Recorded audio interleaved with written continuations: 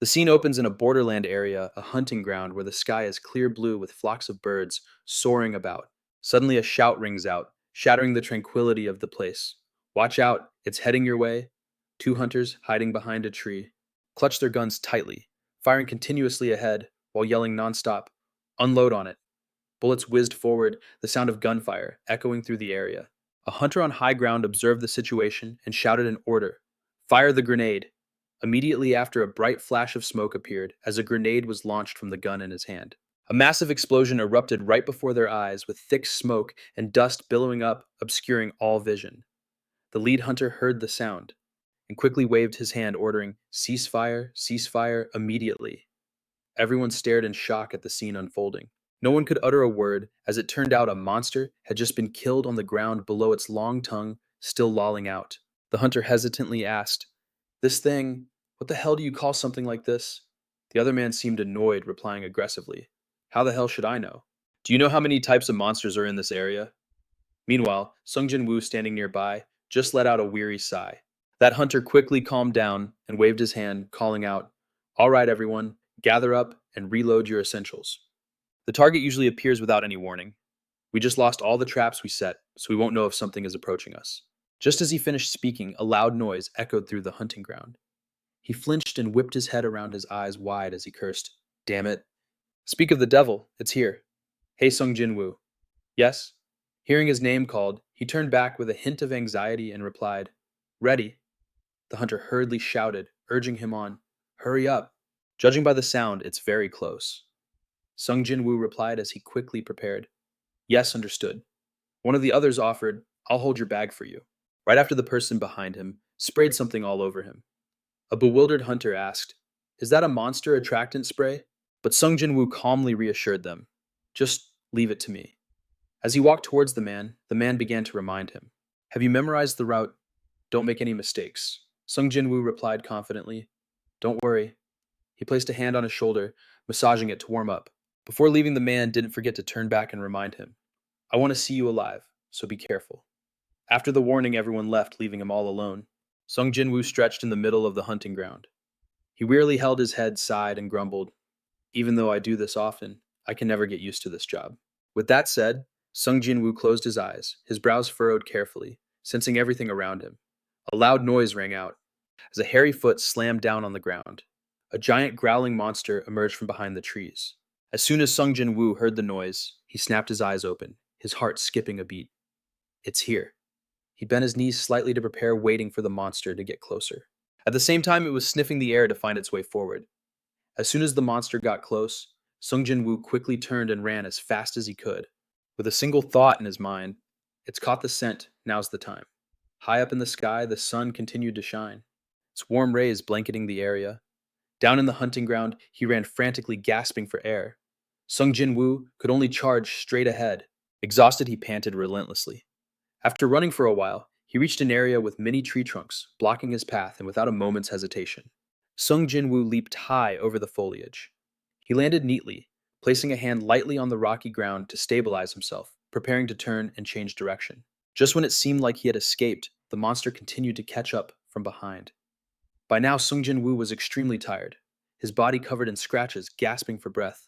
The monster behind him, however, showed no signs of fatigue at all, so he glanced back at it and clicked his tongue in annoyance. And just like that, Sung Jin-Woo put his head down and sprinted forward again. Seeing the traps set up in the distance, he felt a surge of excitement, almost there. However, due to that moment of carelessness, Sung Jin-Woo tripped on a large tree root, immediately losing his balance and tumbling forward. Sung Jin-Woo couldn't help but curse inwardly. Damn it. He slammed onto the ground and rolled forward a few times from the momentum, then painfully pushed himself up. Clicking his tongue, his brows furrowed in frustration. Just then, the monster mercilessly caught up from behind, and his eyes widened in disbelief. He clenched his teeth in helplessness, watching the monster charge straight towards him as Sung Jin-Woo began to feel despair. So today is the day my death knell sounds. However, things weren't that simple as a gunshot rang out in the quiet space, the bullet whizzing past the side of Sung Jin-Woo's face. Just as he was gritting his teeth in acceptance, the bullet, without the slightest deviation, lodged itself straight into the monster and took it down directly. Dust and smoke billowed up, and everything returned to its initial silence.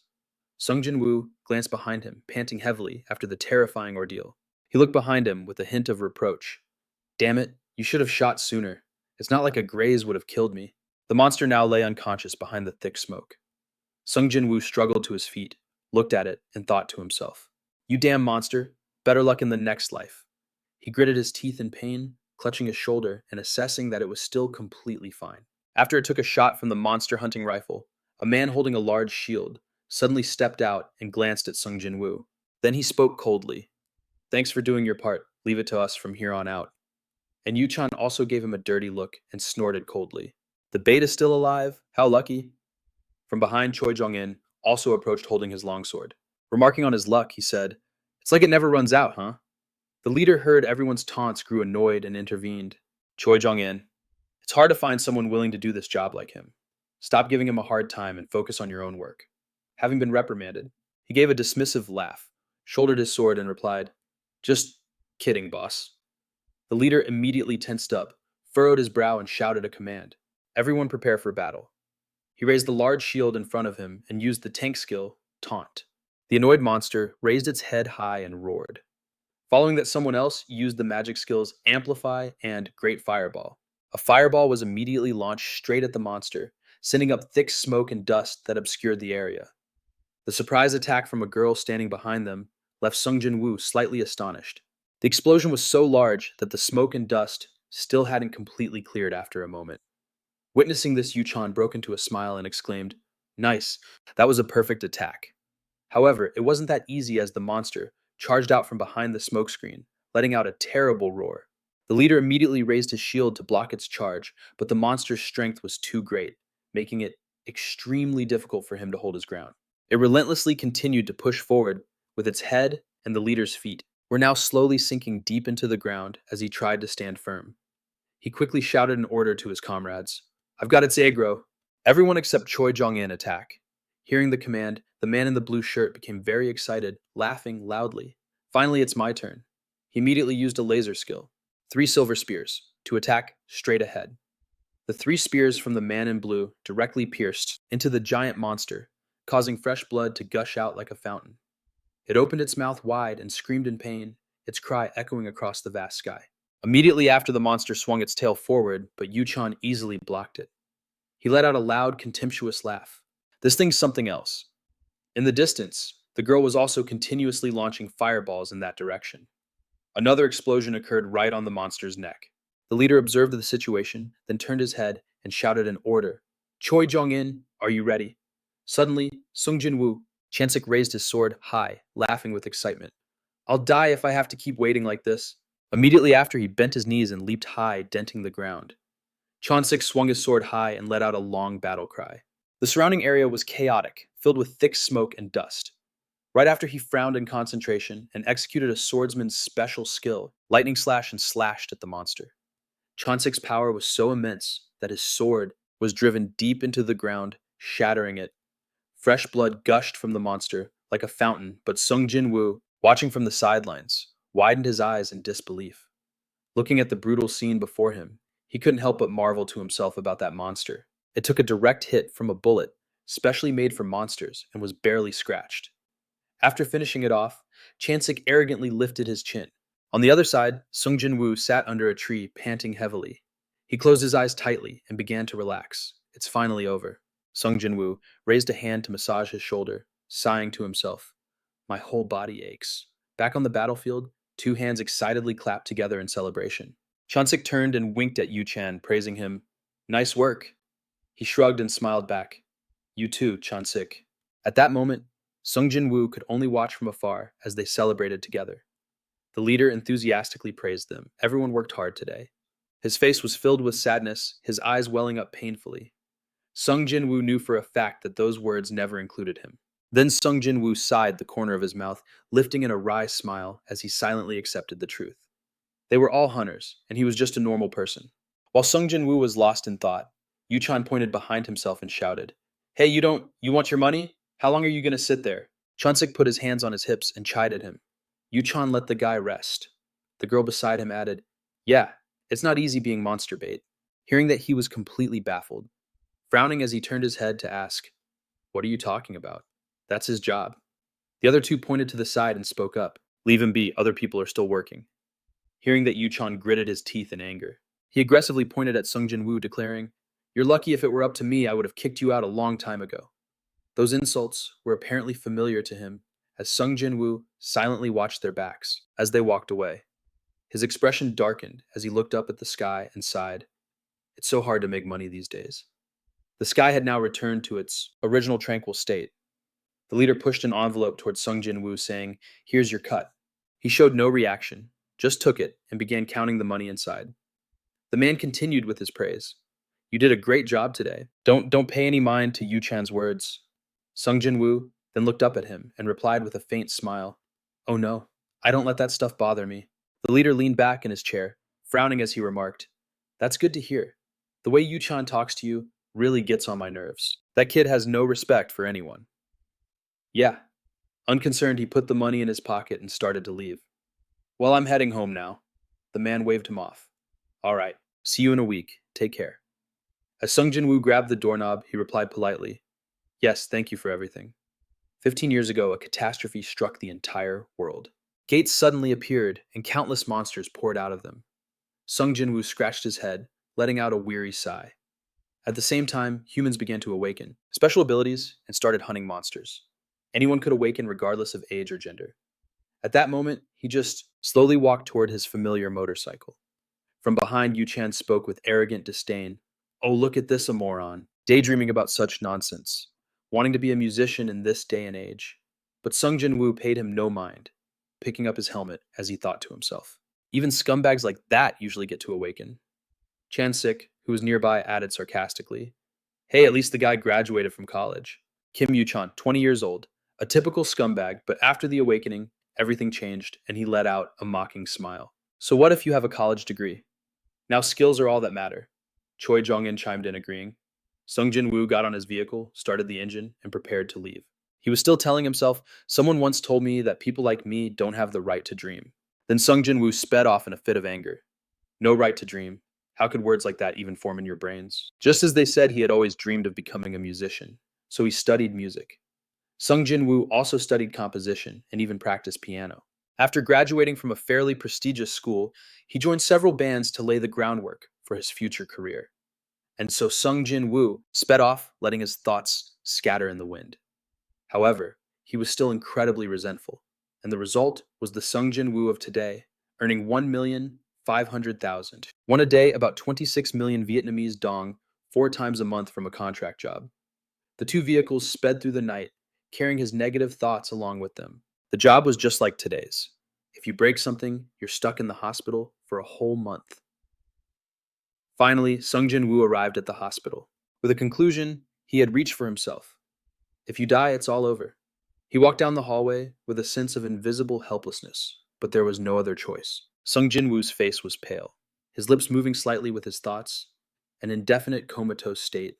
Then he went and pushed open the door to a room with no lights on, one of the diseases that appeared after the gates emerged. Early in the morning, Sung Jin-Woo looked at his mother in bed, his feelings hidden deep inside.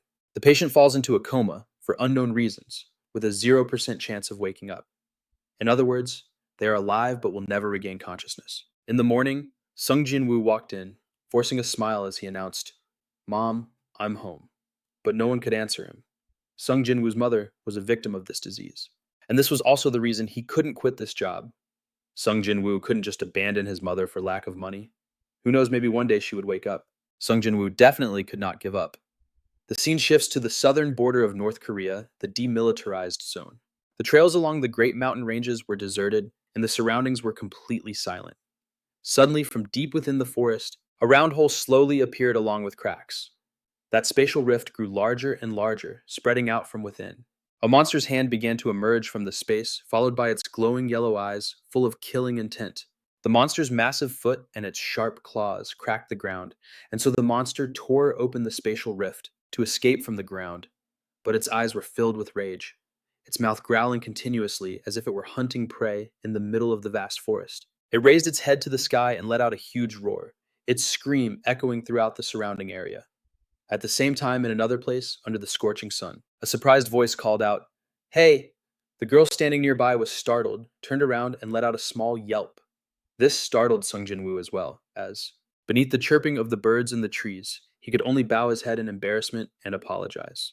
Sung Jin-Woo looked up at the tall canopies filled with sunlight and the chirps of young birds, and couldn't help but exclaim, "So summer is here." He looked up at a notice board hanging on a tall building, intently. Since the spatial rift incident, North Korea had completely vanished in the last 15 years. In the morning, a newscaster was continuously providing necessary information to the public. All humans had left that place, leaving only monsters behind. We can no longer consider that place a part of our country. Sung Jin-Woo gave it a cold glance, put on his helmet, and decided to ride off. In his mind, Sung Jin-Woo could still afford this month's hospital bills. He earned about 6 million won. In the morning, as Sung Jin-Woo sped down the road, he calculated that the hospital bills and living expenses were around 4 million, one allowing him to save 2 million won each month. 0 won at this rate, he looked at the sign in front of him. Sung Jin-Woo couldn't help but feel helpless, unable to do anything. He couldn't keep living like this. He bit his lip hard, preventing his own weakness from taking over. On the long journey, Sung Jin-Woo felt increasingly lost and empty. But what was he supposed to do? A moment later, he stopped to open a water bottle. Sung Jin-Woo sat on his bike, tilted his head back, and took big gulps, his mind wandering wearily. There were so many awakened people, they were everywhere. Even though this area wasn't near a hunting ground, finding ordinary people here wasn't easy. Sung Jin-Woo glanced around and couldn't help but marvel. No one would believe there were 50,000 awakened beings in this country. He looked at the people laughing and joking beside him, scoffing inwardly. The reason was that a monster's entire corpse sold for a price that was absolutely ridiculous. Otherwise, who would even bother fighting monsters? Early in the morning, Sung Jin-Woo's thoughts became a tangled mess. It's been a long time since I've touched anything related to music. My dream, whatever. Let's just focus on the present. He raised his hand to wipe the sweat from his forehead, telling himself to stop overthinking. At least he had a job to make ends meet, even if it meant betting his own life. Sung Jin-Woo's eyes filled with helplessness. His mother's life was depending on him. As if making a resolution, Sung Jin-Woo crushed the water bottle with all his might, so there was no reason to hesitate. He turned to the side and Sung Jin-Woo quickly tossed the empty bottle into a trash can. Then he put his helmet on again and began to psych himself up. All right, let's go. But when he looked down, Sung Jin-Woo's gaze suddenly froze as he realized something. He stared helplessly at the gauge on the dial and let out a weary sigh. When did I run out of gas? Well, so Sung Jin-Woo had to go to a nearby gas station. An attendant quickly welcomed him. He replied politely, yes. Sung Jin-Woo watched the small hands pumping his gas and silently made an assessment. Kids these days are so brave. Or maybe they're just fearless because they're naive. Turns out he was watching the girl working next to him. Monsters could appear in this area, yet this kid still took a job here. Early in the morning, Sung Jin-Woo heard her humming and couldn't help but smile and guess that the pay here must be pretty generous. A moment later, On High placed the pump back. Here she turned to him with a friendly smile and said his total was 20,000 won. After a slight hesitation, Sung Jin-Woo pulled out the money and gave it to her. Here you go. An High replied gently. Thank you, sir. Do you need a receipt? He just gave a short reply. No thanks. An High turned to go back inside saying, see you again. Watching her leave, Sung Jin-Woo's mind began to wander again. That kid is so enthusiastic. A far cry from me when I was her age. If only I could turn back time right. Then he put his helmet back on, telling himself that for now, Sung Jin-Woo's goal was to save 10 billion won to save his mother. He desperately needed that money. Sung Jin-Woo started thinking about his options. The Mandragora, a Ranaka monster, a plant-type beast worth a fortune. Of all its parts, the flower on its head was the panacea for all illnesses. A glimmer of hope sparked within him as that flower was the cure for his mother's illness. Sung Jin-Woo's eyes narrowed in helplessness. A cure worth 10 billion won.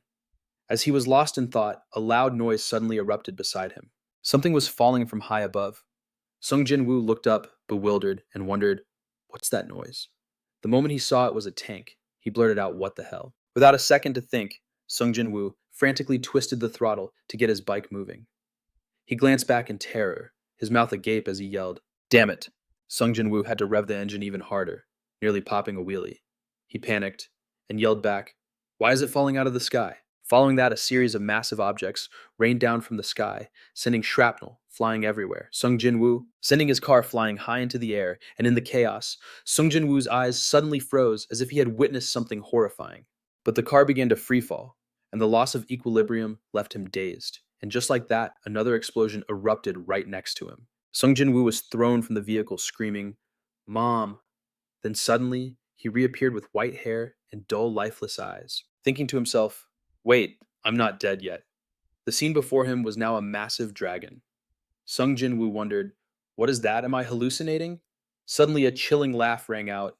How surprising and quite interesting that a human could reach its level. Sung Jin-Woo began to feel doubtful. Am I dreaming? Wait! Sung Jin-Woo knew this creature. The creature before him was the Black Dragon, Akalumen, a draconic entity with power that surpassed even a demigod's. Akalumen looked at Sung Jin-Woo and couldn't help but marvel. Of course, any race has potential, but for a human to be able to wound it to this degree. Its eyes blazed with red fire. This world is still full of surprises. How interesting. Sung Jin-Woo felt like an incorporeal being floating in space, not understanding what was happening and wondering what was going on. That dragon is wounded, but how? While Sung Jin-Woo was still having an existential crisis, another voice rang out, catching his attention. To his surprise, Kuratoris appeared with only the upper half of his body, speaking with a laugh. Unfortunately, it seems we can't play together anymore. It's a bit disappointing, but it can't be helped. Sung Jin-Woo grew confused again. Who is this? He feels so familiar. Do I know? Kuratoris. But Akaluman on the other side calmly replied, "A pity. I truly wanted more entertainment, but you're right, it can't be helped. No matter how strong one is, death is inevitable." At that moment, Kuratoris coughed up blood, yet he still optimistically reassured the dragon, "It's all right, Akaluman. I still have one last trump card I haven't used." Akaluman immediately understood and let out a few laughs. "You mean the reincarnation spell you created? But do you really think it can save you now?" "Yes." Sung Jin-Woo, like an invisible observer, watched as Kuratoris made a promise, "Stay healthy. One day I will seek you out again." The dragon replied, "Akaluman will wait for that day." Standing to the side and listening, he was completely bewildered, wondering about this reincarnation spell. Just then, the dragon opened its mouth wide and let out a deafening roar. The great wizard, Kuratoris, Akaluman unleashed a blast of pure black energy forward, which shot straight into Kuratoris' body, and his figure slowly faded away. Sung Jin-Woo, standing behind Kuratoris, hesitantly raised his hand. Um, uh, Immediately after, a massive explosion erupted, sending debris flying everywhere. At that moment, it seemed as if Kuratoris and Sung Jin-Woo had merged into one. He stood bewildered in an endless void, thinking, this doesn't feel like being dead at all. Suddenly, a sharp pain shot through his head, causing Sung Jin-Woo to clutch it in agony. In his mind, a faint light flashed before his eyes, while the surrounding space was still being filled with thick white smoke and dust. Sung Jin-Woo's raised hand was covered in blood, and he wearily let both arms fall to his sides, looking up at the sky. He let out a few anguished laughs. Sung Jin-Woo really wasted this life. Blood began to trickle from the corner of his mouth as his vision started to fade. He mocked himself. To be reincarnated after all that trouble, only to end up living like this. Under the vast clear blue sky, Sung Jin-Woo's eyes sluggishly opened. A massive explosion echoed as smoke and flames billowed into the air. He slowly recalled dying in a battle to the death with the Black Dragon. Akaluman and Sung Jin-Woo grew increasingly astonished. He couldn't believe his past life was the great wizard Kuratoris. It was a strange sensation as the memories of his past life began to mix with his present ones. At that moment, Sung Jin-Woo was clutching a helmet, staring blankly at the thick black smoke rising into the air. Then he began to flex his hand, testing its movement. Sung Jin-Woo was relieved, exclaiming, "Let's see, it seems like I didn't break a single bone." He looked down at this pool of his blood on the ground and remarked, "It's amazing that I'm not seriously injured, despite all these wounds." Then Sung Jin-Woo clutched his head, feeling a sense of helplessness, lamenting, but to be reincarnated, only to live such a pathetic life. It's truly... Then he pushed himself to his feet. He let out a sigh and made up his mind, deciding to just head back for now. Sung Jin-Woo in his tattered clothes, splattered with bloodstains, still stood tall, confidently, to check the flow of mana in his body. First, he slightly bowed his head and closed his eyes to feel his power, and everything gradually became relaxed. Sung Jin-Woo slowly immersed himself in his own flow of emotions. Thankfully, there was nothing wrong with his mana flow. Right after that, Sung Jin-Woo's eyes snapped open as he exclaimed with resilience, "Great!" Suddenly, a dazzling light emanated from beneath his feet, slowly pulling Sung Jin-Woo's body into the strange current of energy. A moment later, a notification rang out from nowhere. Connection to the Akasa system complete.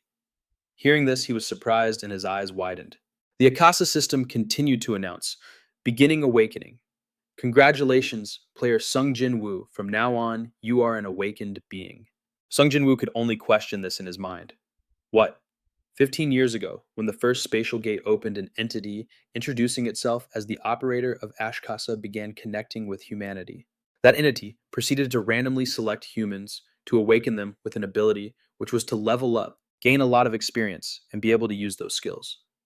It was similar to a true game system, displaying status windows, skills, and professions.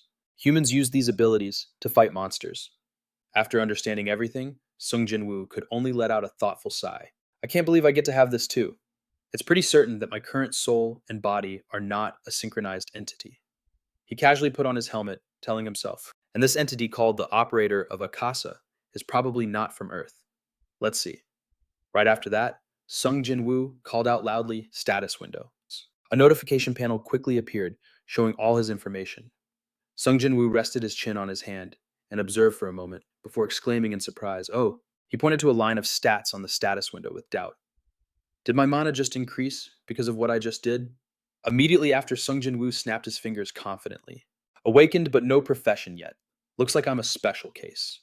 He turned to look at his fallen motorcycle, telling himself, it's not that important anyway. Then Sung Jin-Woo gazed into the distance and began to calculate. I should start accumulating mana soon, because you never know what might happen next. Suddenly, an unusual stream of light gradually appeared from his body.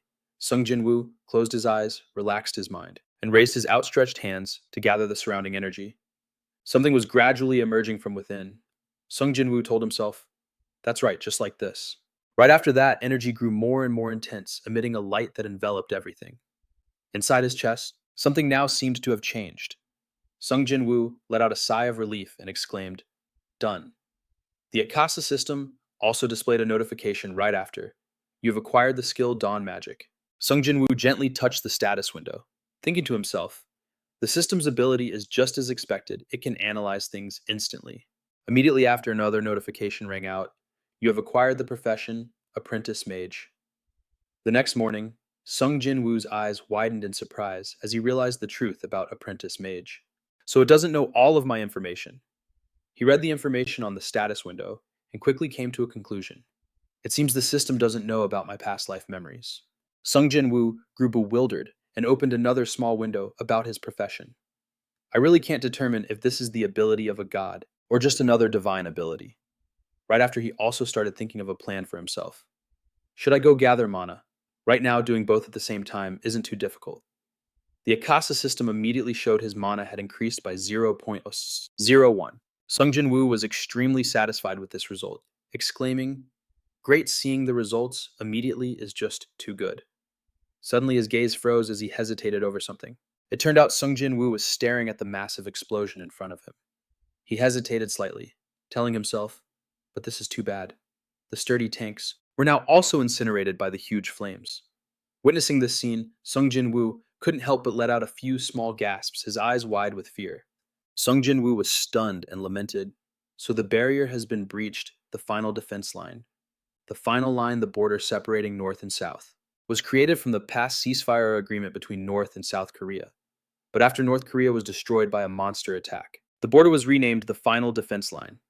Currently, forces consisting of awakened beings and the military are defending the line to prevent monsters from pouring in from the north. To combat monsters with resistance to physical damage, the line was reinforced with heavy weaponry, along with a large amount of explosives. Sung Jin-Woo was utterly shocked watching everything unfold, but the defense formation had just been annihilated. He looked down helplessly at the bloody corpses at his feet. If the final defense line had been breached, it meant a monster strong enough to break through. It had appeared. Sung Jin-Woo approached step by step, and now before him was the corpse of a girl with disheveled hair, with blood flowing endlessly from her mouth. Sung Jin-Woo gently approached, using his hand to close the girl's eyes in a state of helplessness. Right now, there was nothing he could do. Sung Jin-Woo's eyes filled with unspeakable compassion. He couldn't resurrect the dead. After a moment, Sung Jin-Woo composed himself, looking up and thinking to himself, Well, I guess I'll head back. Just as he looked up, Sung Jin-Woo's eyes caught sight of something, causing him to freeze and mutter, "Ah!" In the midst of the chaos, a glowing box caught Sung Jin-Woo's attention. Could it be? He tried to get a closer look and realized they were cores, and there were quite a lot of them. Sung Jin-Woo bent down, picked one up to examine it, and concluded, "The size is just right. It should sell for a good price." He satisfyingly clutched it and continued to scan the area. I'm guessing these are the cores from the nearby vehicles, scattered by the aftershock of the explosion. With that, Sung Jin-Woo placed a core in his palm and said, "Let's see." The brilliant red core in his hand slowly began to emit a strange light. Sung Jin-Woo held it up to eye level, observing it as he recalled his past life. This was called a magic stone core, a source of mana in a crystal form. This was extremely useful for someone who didn't have much mana, like Sung Jin-Woo. He remarked, "The purity is quite high." Immediately after, Sung Jin-Woo gathered all the remaining cores and put them in his bag with high hopes, certain they could be put to good use.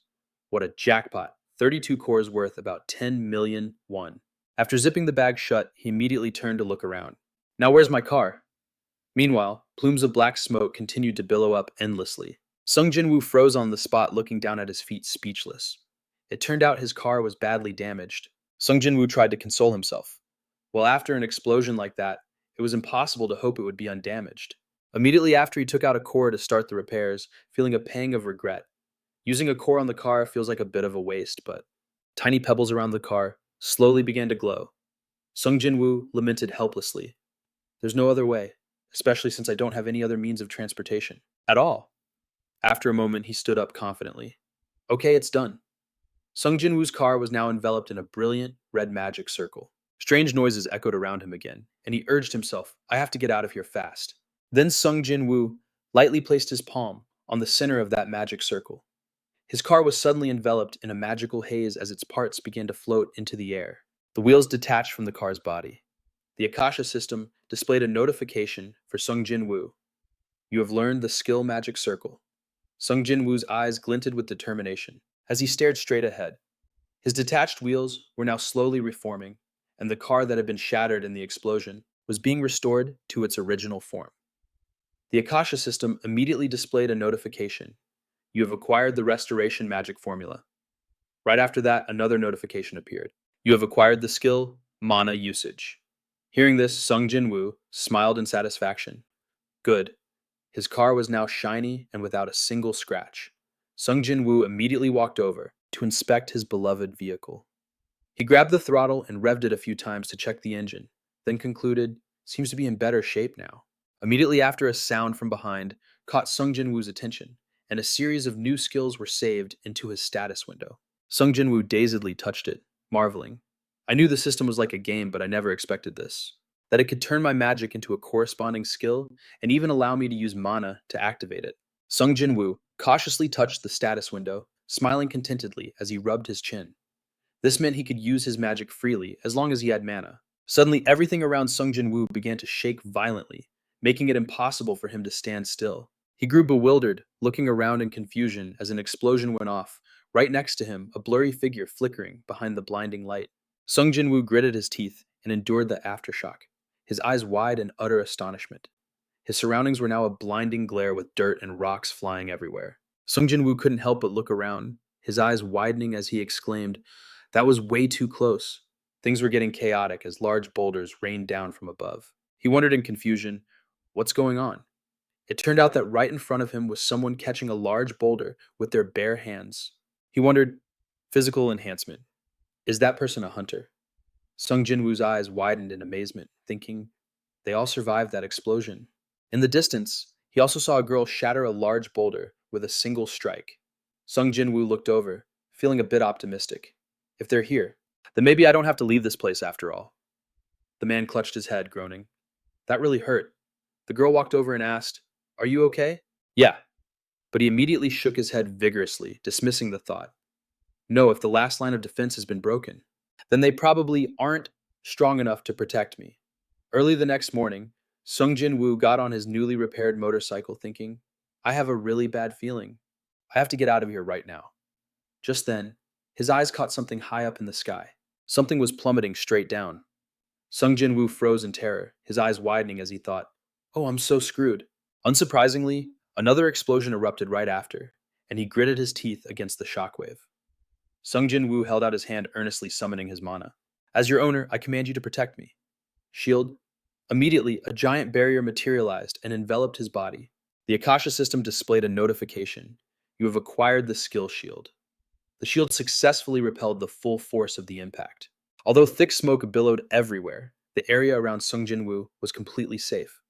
A moment later, as the smoke and dust cleared, his gaze froze. He witnessed the scene before him, the silhouette of a giant beast lurking behind the white smoke. People screamed, "It's a monster!" Everyone panicking and shrieking in terror. Get in position, prepare for battle. Sung Jin-Woo quickly identified the creature. An ogre. No, is it a mutant? Immediately after, the ogre raised its head and spread its arms. It let out a roar that shook the entire area. Standing nearby, Sung Jin-Woo struggled to brace himself, gritting his teeth and remarking, "Whoa, that's intense." Sung Jin-Woo observed the scene and quickly assessed the situation. This is way out of my league, at least for now. Without hesitation, Sung Jin-Woo turned his bike around thinking, time to get the hell out of here. Suddenly a voice cried out, "Help!"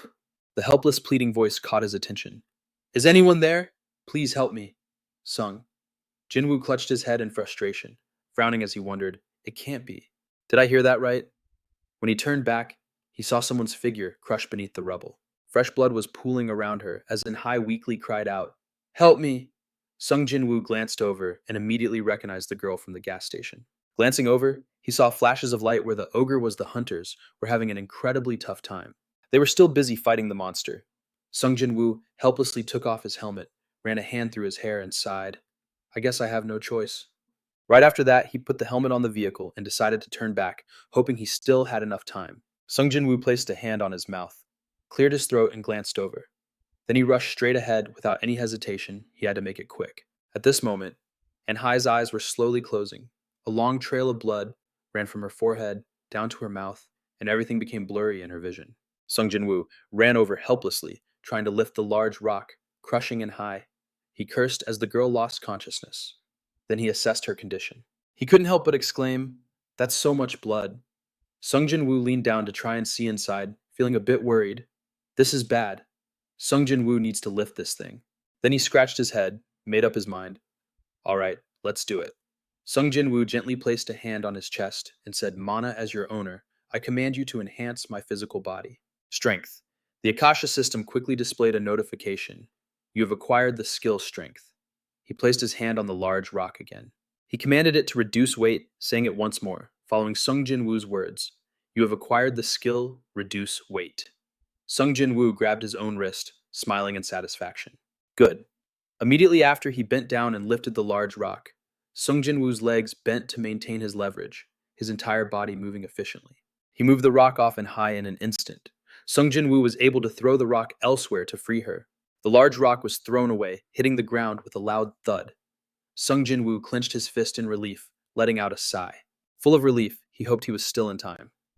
With that, he bent down to lay In-Hai on her back, constantly muttering to himself, "Careful now, careful now." The next morning, Sung Jin-Woo closed his eyes and continued to chant, "Mana, as your owner, heal the wounds." Right after that, the skill was applied to In-Hai. Heal. The Akasha system quickly obeyed, "You have acquired the skill Heal," and she began to gradually recover. He exclaimed in satisfaction, "Great, her breathing has stabilized." Immediately after, Sung Jin-Woo bent down and held In-Hai in his arms. "I can't heal this girl completely because this is just low-level magic, but this is the best I can do." Then he turned his head and began to observe his surroundings. What's the status of the battle? Standing amidst a pile of ruins, Sung Jin-Woo checked the Akasha system. In a state of confusion, his eyes widened as if he saw something terrifying. Something fell right where Sung Jin-Woo had just been standing. Luckily, he managed to jump aside in time to avoid the explosion. Large plumes of smoke billowed up, and the ground once again shattered and flew everywhere. Sung Jin-Woo knelt on one knee, gently supporting In-Hai. He gritted his teeth, looking towards the smoke and sighed. That was too close. A large crater had formed right next to them, white smoke obscuring all vision. Sung Jin-Woo couldn't help but remark, "Good thing I just moved from that spot." Sitting amidst the rubble and chaos, he wondered doubtfully what just fell from the sky. Suddenly, from within the white smoke, the figure of someone appeared, slowly emerging with a long cough. Sung Jin-Woo's eyes widened in surprise. He exclaimed in confusion and doubt, "A girl? The girl from inside the white smoke kept coughing nonstop. A mouthful of fresh blood splattered on the ground next to her hand. A tired face with deep red hair was revealed. Her mouth was now also filled with blood, and right after that, the girl collapsed, right in front of Sung Jin-Woo, her body almost completely exhausted. Her eyes were shut tight, oblivious to everything happening around her. Suddenly, Sung Jin-Woo's eyes widened in shock. It seemed he knew this girl lying on the ground. Sung Jin-Woo stared at her stunned and wondered, isn't she Sung Jarim? Sung Jarim is one of the highest level awakened beings in the country, known for possessing two skills, physical enhancement and fire magic. He dazedly wondered, her title is the Fire Monarch, right? Sung Jin-Woo also remembered that she was a celebrity as well. Looking down at Jarim's abdomen, Sung Jin-Woo assessed with some worry. That wound, even for an awakened being, it's pretty big. After saying that, he closed his eyes to think about something. Sung Jin-Woo groggily opened his eyes, let out a sigh, and made up his mind. I guess I should help her out too, huh? Then he looked over at the brutal battle nearby and remarked, if it weren't for Sung Jarim, this battle would be a complete disaster. I'd feel a little guilty if I didn't help her out a bit. Right after that, he tightly gripped a mana stone in his hand. Sung Jin-Woo gently placed it on Jarim's stomach and commanded, as the wielder of this magic, I command this wound to close. Then his skill heal was once again applied to her. Suddenly, a series of notifications from the Akasha system rang out, leaving Sung Jin-Woo a bit bewildered. You have used the skill heal without the system's assistance. Your skill proficiency has increased. The skill level of heal has increased by 1. Sung Jin-Woo leaned down to look at the wound on Jarim and thought to himself, maybe I should try healing her, using the skill through the system. No sooner said than done, he immediately reached out his hand to use his skill. Watching it all happen, Sung Jin-Woo was a bit surprised, his eyes widening in amazement. Whoa, it's faster than magic, which needs time to convert from mana, but the system activates it instantly when I use it. Sung Jin-Woo looked down at his hand in utter surprise and exclaimed, this is really convenient. Suddenly something made him suspicious. It turned out the gash on Jarim's stomach was closing on its own. Sung Jin-Woo, a bit bewildered, noticed her wound is regenerating bit by bit. Right after that, he continuously used the skill on her. Heal, heal, heal. In just a moment, Jarim's wound had completely closed her skin, becoming fair and smooth again. Sung Jin-Woo couldn't help but remark, this system's skill is more useful than I thought. However, he suddenly became thoughtful, covering his face. But then Sung Jin-Woo looked down at Jarim, lying unconscious on the ground, and deduced, I think this girl has a self-healing skill too. His face suddenly turned mischievous as he smiled. It's not every day you get to meet a celebrity. This close, and she's pretty stacked too. Just as Sung Jin-Woo leaned down to look at her, Jarim's eyes shot open, and she let out a cry. He jumped back in surprise, and she immediately shot up, completely startled. Jarim quickly turned to look at Sung Jin-Woo and asked loudly, what's the situation with that monster? He was flustered by her voice, thinking to himself, she's kind of scaring me. Why does a celebrity have the voice of a military officer? But right after that, Jarim's eyes also widened in confusion, and she stared blankly at Sung Jin-Woo and asked cautiously, who are you? Now Jarim blushed, beet red in embarrassment, repeatedly shaking her head and telling herself, wait, I must be dreaming right. Sung Jin-Woo witnessed this scene and could only praise her silently in his heart. She's actually pretty darn cute.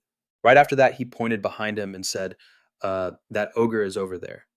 I saw you were badly injured, so I healed you. I'm an awakened with healing abilities, but I only awakened recently. Sung Jin-Woo's words helped Jarim calm down, and her eyes gradually regained their focus. She started to remember everything lightly touching her stomach and remarked, that's right, its attack pierced through my defenses. Immediately after, Jarim stood up decisively and said thank you.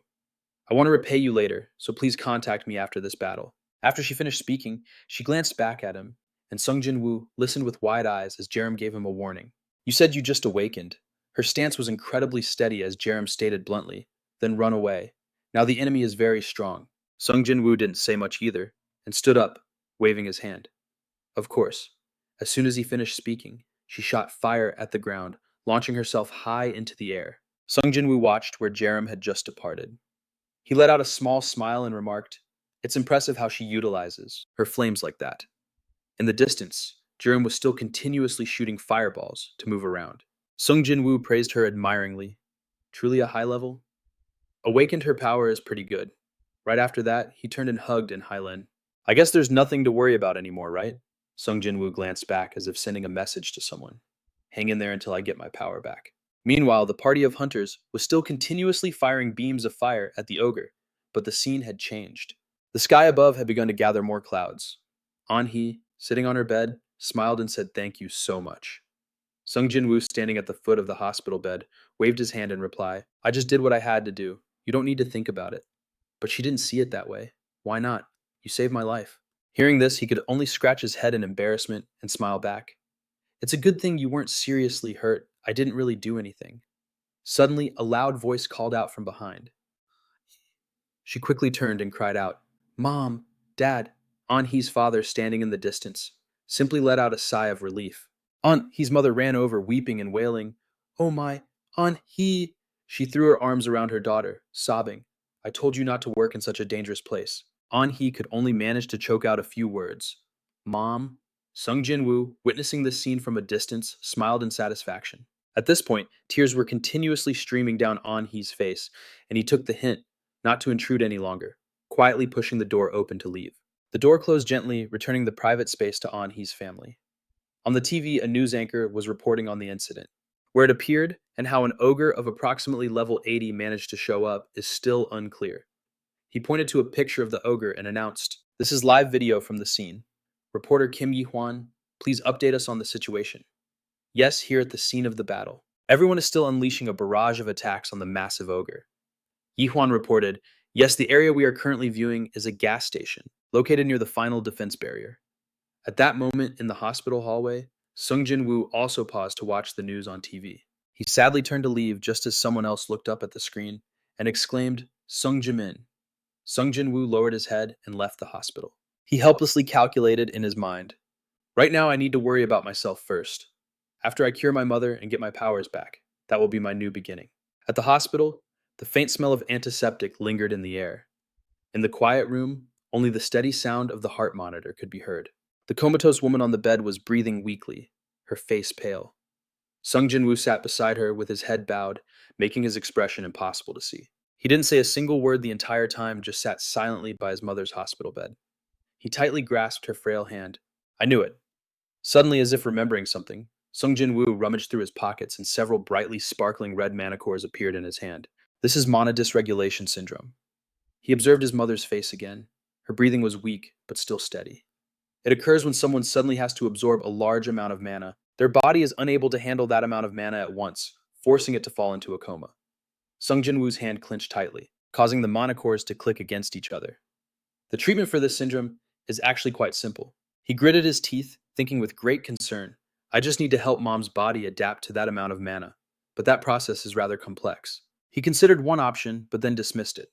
A mandragora is certainly the most reliable method, but there are other ways too. A mandragora costs 1 billion won, but it's not like there aren't other solutions. The easiest way is to have a high-level mage absorb all the overloaded mana from the patient's body. However, that method isn't feasible. Sung Jin-Woo lowered his head slightly. A mana absorption spell is impossible for me at my current level. His teeth ground together with a grating sound, his expression one of extreme anguish and torment. It would require at least a third-tier mage. Immediately after, Sung Jin-Woo let out a weary sigh. Then he gently stroked his mother's hand and whispered, Mom. Seeing her in this state, he felt an immense pain in his heart as her son. He vowed to himself, I will definitely help you wake up for sure within this week. Sung Jin-Woo sorrowfully kissed the back of her hand, his heart constricting as he choked out a whisper. So please just wait for me. Then he suddenly raised his head. Determination was clear in his eyes. I can definitely do this. Shortly after, in a small deserted alley that people rarely visited, a monocore in Sung Jin-Woo's hand sparked with electricity as he sat on his bed, smiling while watching the system continuously announce that his monostat had increased by 0.1. The next morning, Sung Jin-Woo sat alone in his room, very satisfied with this result, and exclaimed, I knew it would work. Suddenly, the monocore shattered and vanished into thin air. Unconcerned, he took out another one. I can absorb mana from a low-grade monocore 3 times before it breaks. So that's 0.3 mana points per core. Early in the morning, Sung Jin-Woo smirked faintly. He was willing to trade everything to save his mother. It feels quite wasteful, but right now, this is the most effective method. The mechanical sound of the system continued to echo. His mana points continued to rise every second as each mana core shattered in Sung Jin-Woo's palm, until the very last one. The system suddenly paused for a moment, then an information panel appeared before him. The other stats were unchanged, only mana had increased. Sung Jin-Woo nodded in satisfaction, smiling as he exclaimed, Luckily, I had enough mana cores, I finally reached 15. He decisively closed the system window and stood up, thinking to himself, all right, next step. After that, Sung Jin-Woo took out several large sheets of paper and spread them on the floor, where they stood out against the cold tiles. Then Sung Jin-Woo took out 3 mana cores and tossed them into the center. He pulled out a box cutter, the kind you could buy anywhere, and with determination thought, let's begin. The ordinary steel blade suddenly glowed faintly under Sung Jin-Woo's enchantment. As the owner of this magic, I command sharpen. As the owner of this magic, I command reinforce. The sound of the system rang out again, signaling the successful upgrade of the sharpen and reinforce skills. His eyes glinted with calculation. Another part is complete good. And so Sung Jin-Woo began to carve the mana core with the knife, telling himself, I have to be very careful. This knife is no longer ordinary. It's much sharper now, even sharp enough to carve a mana core, as hard as this. He silently reminded himself, I'll lose a finger if I slip with this enchanted knife. With every scrape of the knife against the mana core, a few fragments fell away. As time passed, the pile of fragments grew larger and larger. Sung Jin-Woo worked meticulously, unaware that night had fallen outside. After who knows how long, he finally let out a sigh of relief and shouted, finished. The knife was tossed aside, lying next to the pile of mana cores. Sung Jin-Woo let out a tired sigh of relief and collapsed onto the floor. He hadn't even eaten anything. This kind of meticulous work really isn't for me. So tired. Sung Jin-Woo's eyes now had dark circles like a panda's as his gaze shifted to the side. It was already almost 2 o'clock. He couldn't help but remark, time really flies. And so Sung Jin-Woo jumped back up to keep trying. Let's get this done. Tomorrow I need to go re-register as an awakened being. Sung Jin-Woo continued to work diligently, his long shadow cast under the light. Before long, he had carved the mana core into a cube which began to emit a powerful light like a flame. Sung Jin-Woo gazed at the energy radiating from the mana core cube and remarked, good, this looks good. Right after that, he used the knife to carve onto the cube. As he worked, Sung Jin-Woo scratched his head in a state of extreme focus. It turned out he was carving mathematical formulas onto it. Sung Jin-Woo wondered, this looks about right, doesn't it? Then he set it down. Everything was ready for the most important step, so it's time for the next phase. Sung Jin-Woo began to chant, and a stream of light emanated from his palm. As the owner of this magic, I command mana energy. The system appeared, confirming the request was successful, and then he continued. Each time he chanted, the cube flashed with light. As the owner of this magic, I command amplify. The system confirmed he had acquired the amplify skill. With his magic equipment crafting skill, Sung Jin-Woo picked it up to admire it, a satisfied smirk on his face, the mana cube. He now had a trump card in his hands, the most basic weapon for a mage, but also the most effective of all. The next morning, Sung Jin-Woo was at the Awakened Registration Center, where he asked a question. He did being a former porter count as battlefield experience. The receptionist was very enthusiastic in her advice. Yes, it does, because being a porter is also a job on the battlefield. The receptionist at the counter helped Sung Jin-Woo complete the paperwork. Support-type awakened beings were treated very well. Congratulations, you've completed the registration process very quickly. She pushed a hard card towards him, announcing, this is your hunter's license. He replied politely, thank you. Sung Jin-Woo left the place, his expression a mix of satisfaction and relief. So I've officially become one of the awakened. Suddenly, Sung Jin-Woo realized a rather important problem. But if he didn't have any equipment made from monster parts, who would believe he was an awakened being? With that thought, Sung Jin-Woo's steps led him to a nearby shopping center. He had to buy at least some basic gear if he hoped to find a party. Afterwards, Sung Jin-Woo walked leisurely with his hands in his pockets, but no party would ever accept someone without any equipment, even though he was strong enough to hunt monsters with just the mana cube. Inside there were many different types of stores, and Sung Jin-Woo couldn't help but exclaim, it's early in the morning, but it's pretty crowded. This is a shopping center for hunters. I never thought I'd come here one day. He glanced around and then smirked to himself. All right, I just need to buy the cheapest equipment. With that, Sung Jin-Woo casually pushed open the door and entered a shop. Seeing a customer arrive, the clerk greeted him enthusiastically. Welcome to Bradley's weapon shop. He scanned the items, his eyes widening in silent shock at their prices. This looks pretty expensive. Seeing Sung Jin-Woo's hesitation, she offered more advice. Please don't worry about the prices here. Our store has a wide range of products at various price points to fit your budget. Hearing that, Sung Jin-Woo broke into a sweat. This place felt a bit uncomfortable. He felt like he didn't belong here. Noticing his pale face, she asked again, Sir? Sung Jin-Woo waved his hand in embarrassment and asked, Oh, it's nothing. Could you show me a set for a support class? Of course. The store employee then led him to the equipment counter. Yes, this way. He scratched his head sheepishly. I'm looking for something on the cheaper side. Sung Jin-Woo was shown a combat suit hanging nearby. She kindly introduced it. This is a set for classes that aren't suited for direct combat. Its quality is extremely good for the price. Sung Jin-Woo found it appealing at first glance, his eyes widening as he thought, oh, this looks pretty interesting. He touched the fabric of the suit and assessed it. There's an enchantment on this, but it's the kind of enchantment from the Stone Age. Meanwhile, the clerk was still making her pitch. This suit has a mana recovery enchantment. So many supporters favor this product.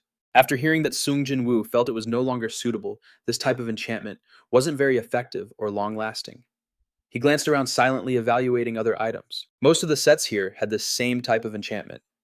But I don't think I'm capable of re-enchanting a suit at my current level. The equipment on the shelves looked pretty good, and their designs were cool, but they weren't what Sung Jin-Woo needed. Then he pondered thoughtfully. Is this an effect of the Akashic system? The clerk raised an eyebrow, asking for his opinion. Sir. Yes. Sung Jin-Woo stated his request. Could you recommend some equipment in the 7 million won price range? She immediately asked back, This is your first time hunting, isn't it? He didn't hesitate to confirm, yes, yes. After that, she started talking a mile a minute. In that case, I'd like to recommend the essentials for a hunt. If this is your first time, you need to be fully equipped. It's basic courtesy because you don't know other people's stats. He was completely drawn in. Is that so? And just like that, the salesperson had successfully hooked her customer. What a terrifying salesperson. She could easily empty his wallet without him even realizing it. Anyway, what's done is done. So Sung Jin-Woo reluctantly left. He tried to reassure himself, but at least it was good that he had a full set of equipment. It was still late morning, and the sunlight was gentle, not yet harsh. An armored hand reached out in front of Sung Jin-Woo. Nice to meet you. The tall man introduced himself with a hearty smile. I'm Park In-soo, the leader of this party. He silently sized up the other man. He's a tank who protects allies and defends against enemies. That's the usual reason. The party leader is a tank. Right after Sung Jin-Woo also smiled politely and shook In-soo's hand, likewise. Then he pointed to a blonde girl sitting nearby and introduced her. If you get injured during the hunt, don't worry, we have a healer in the group. The girl over there is the healer. She didn't even look up and kept listening to her music, only replying indifferently. If it's not important, please don't bother me. Sung Jin-Woo didn't mind. He just glanced at her, sizing her up. So this is the noble healer class everyone talks about, huh? His lips curved into an unreadable smile. To recruit a noble healer into a small hunting party like this, the party leader must be quite something. Insu's voice was full of confidence. I think this hunt will be easy because we have both a healer and a supporter. The young man nearby also introduced himself in a friendly manner. I'm Kim Han-gu, please take care of me. Yes, he was trying to connect with everyone. Sung Jin-Woo is a level 1 supporter, but has great skills. The two greeted each other. This was his first hunt. Sung Jin-Woo also replied politely, Yes, me too. A moment later, Insu called the team together to discuss the plan. All right, everyone, gather around today's target is... After some discussion, he nodded and concluded. That's all. If you have any questions or requests, please let me know. No, then let's go. His voice boomed with the qualities of a leader calling everyone to set off. Nearby, 2 large trucks were already waiting their engines, still humming with heat. Insu's command also rang out, Get in. The whole team got into the truck. No one said a word to each other. Sung Jin-Woo was the last one to climb aboard. The female healer nearby had already settled in her seat. Then Insu signaled the driver. It was time to depart. Let's go. The heavy truck's engine started roaring loudly before the journey. Looking ahead, Sung Jin-Woo couldn't help but feel a bit nervous. So it begins. The truck carrying the entire team sped down the highway. The scenery outside blurred past like streaks of blended colors. The healer was still lost in her own world. As for Sung Jin-Woo, he was focused on looking outside. Up ahead, a sign appeared marking the final defense barrier. He thought to himself, we've just passed the final defense line. Suddenly, Sung Jin-Woo seemed to hear something and looked over. It turned out the healer had fallen asleep at some point. She was even snoring softly. He thought to himself, even though a healer is a type of supporter, she seems pretty relaxed, huh? Sung Jin-Woo was both speechless and somewhat impressed. How should I put it? Quite carefree. Then he secretly took out the cube and told himself, oh well, I should get started. Then Sung Jin-Woo also silently assessed that he was actually strong enough to solo the mana cube. Sung Jin-Woo's mouth muttered an incantation. As a wielder of magic, I request an enhancement of physical strength. He shouldn't put too much pressure on his body before regaining his original power. The Akasha system, immediately announced that Sung Jin-Woo had received the dexterity and stamina skills. Suddenly, the healer woke up, startling him. She seemed to have felt something. The others also noticed the commotion and looked over curiously, asking, "Was that you, Sung Jin-Woo? Did you just use a support skill?" Hangu asked, seemingly impressed. 4 types of buffs at once. Yes, Sung Jin-Woo explained awkwardly, his voice stuttering a bit. Yes, exactly 4 times. Because we just entered the hunting zone, I wanted to prepare in advance. They were astonished. You're even more amazing than a typical level 1 4 types. The damage dealer friend heard this and exclaimed in admiration, "I'm so jealous of you. You'd be welcomed with open arms anywhere you go." She also spoke indifferently, just for the sake of it. Hangu said dejectedly, "Yeah, I want a support skill too. No, a healing skill is still better." However, Sung Jin-Woo somewhat understood how they were feeling right now. A damage dealer is treated pretty poorly. A support is always treated better, but a support is not as good as a healer.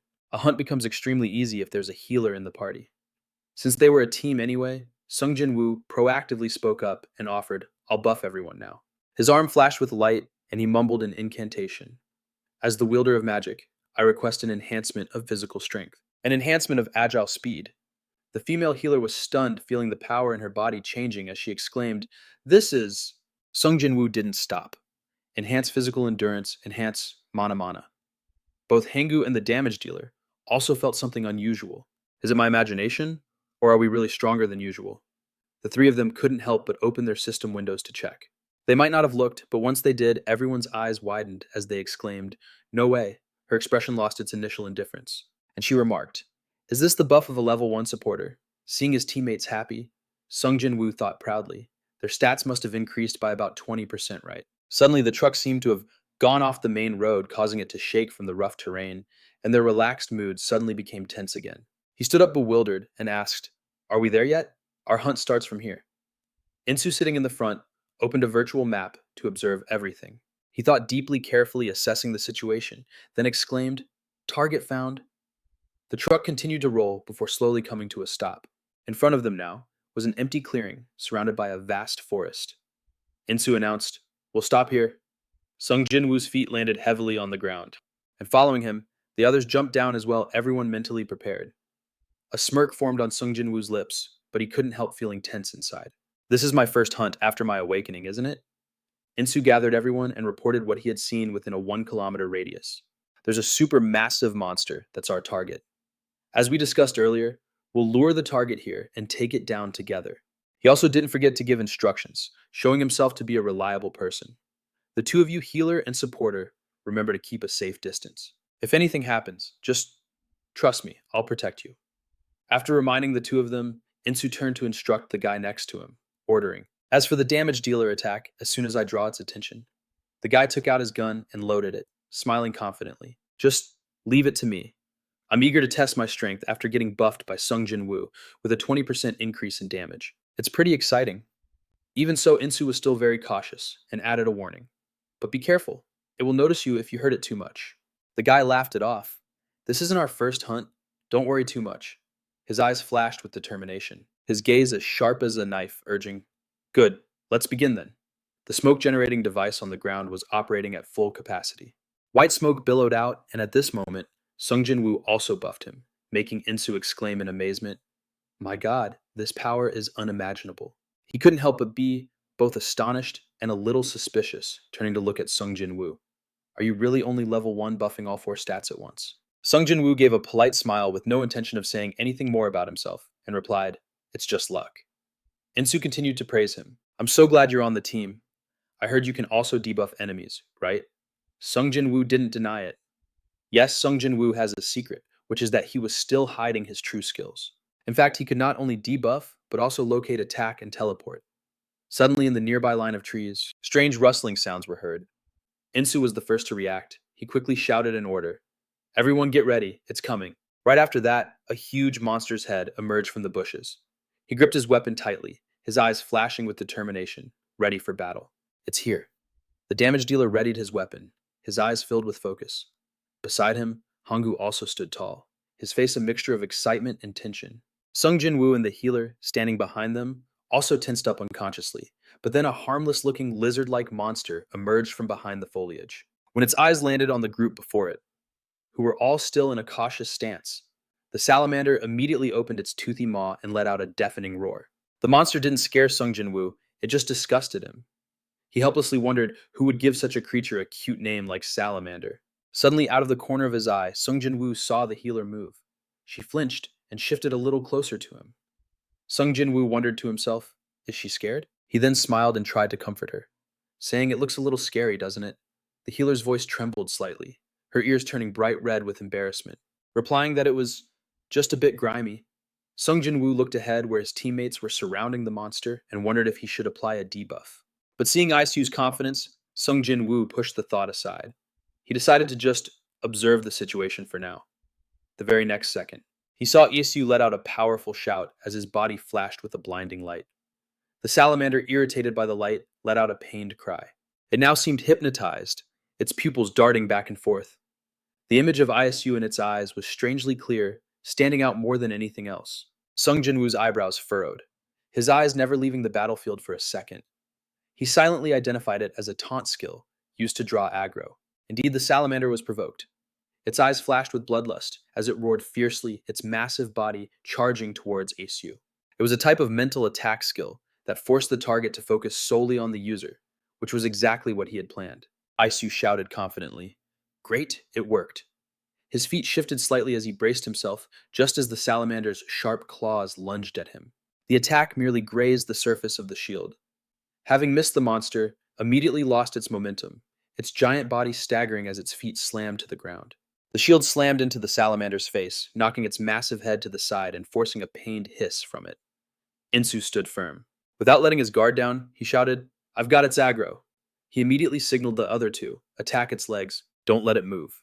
The damage dealer and Hengu, who were waiting at a safe distance, immediately replied. Roger that Sung Jin-Woo stood calmly to the side. He silently marveled at the scene. Wow, they're pretty good. Meanwhile, the other two continuously unleashed their attacks on the salamander.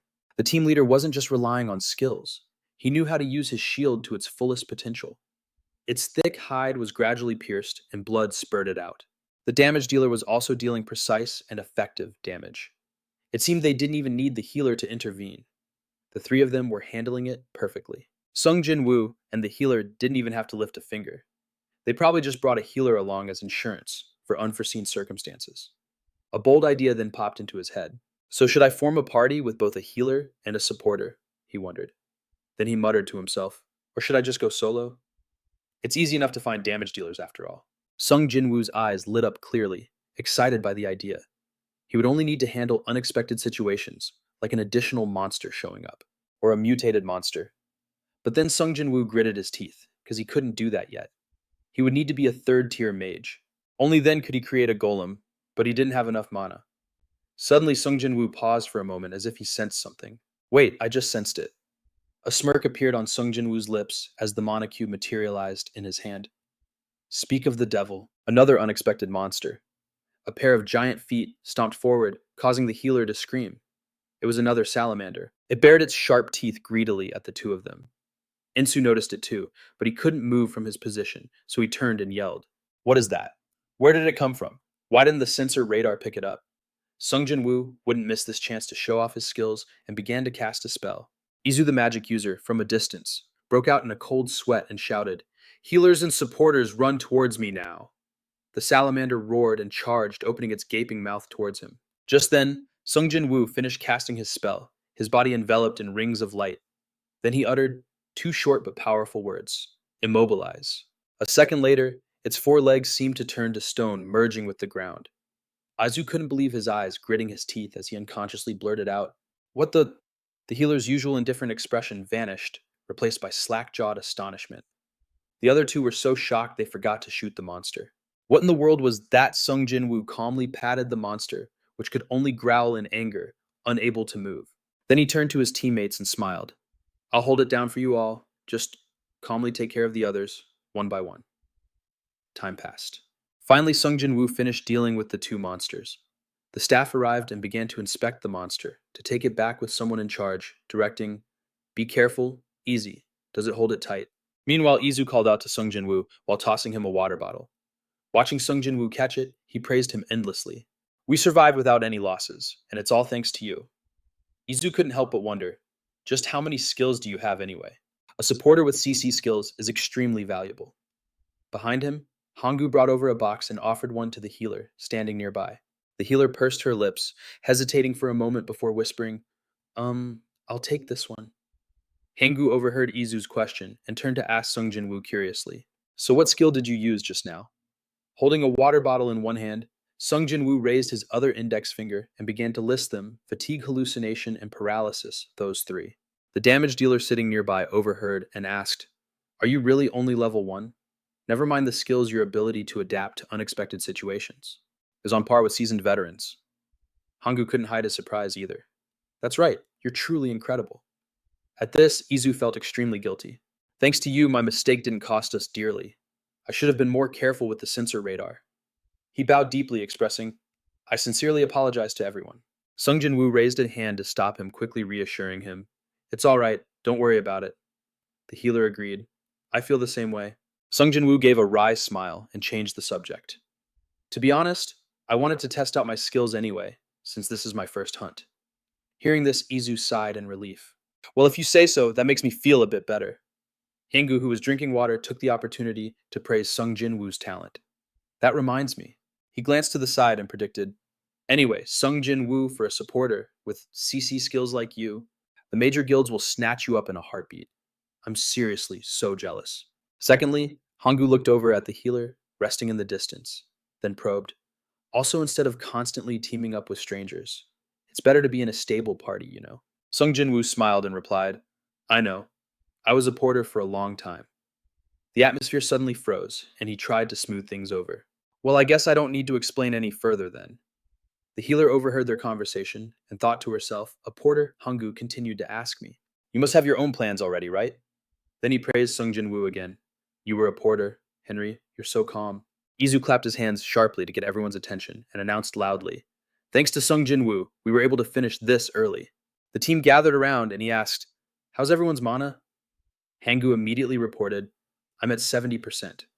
The damage dealer replied, I'm at 80%. Izu nodded and turned to him, calling on Sung Jin-Woo. Sung Jin-Woo smiled and said, I have plenty left. Hearing this, Hangu couldn't help but think, Dude, if you're that overpowered, how can anyone keep up? Standing nearby, Izu also thought to himself, he buffed the entire party and used a CC skill, yet he still has plenty of mana. I heard that CC skills consume a ton of mana.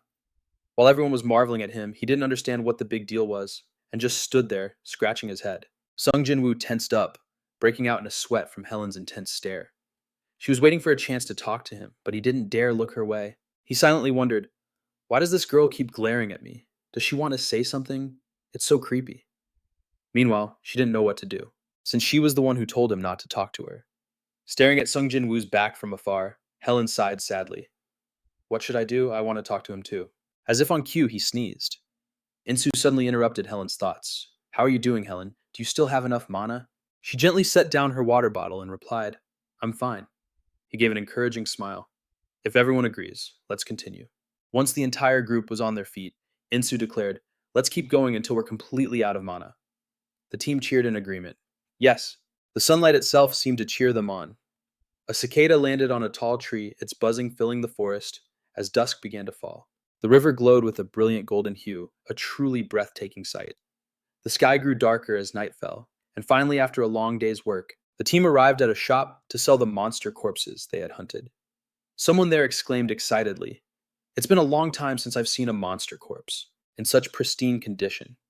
Receiving the corpse, the shop owner inspected it and remarked, There's only a single wound on its head. Huh, the man was puzzled. Did you guys use some kind of trick? Insu crossed his arms and chimed in his tone, half joking.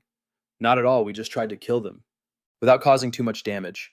Make sure you pay us extra for it. The shop owner promised, Of course. After a careful inspection, he made an offer. Let's see.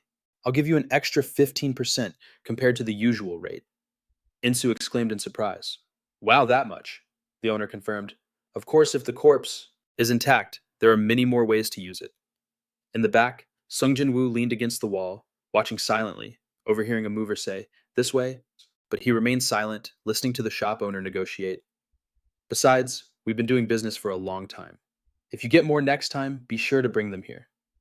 Insu promised. You can definitely count on it.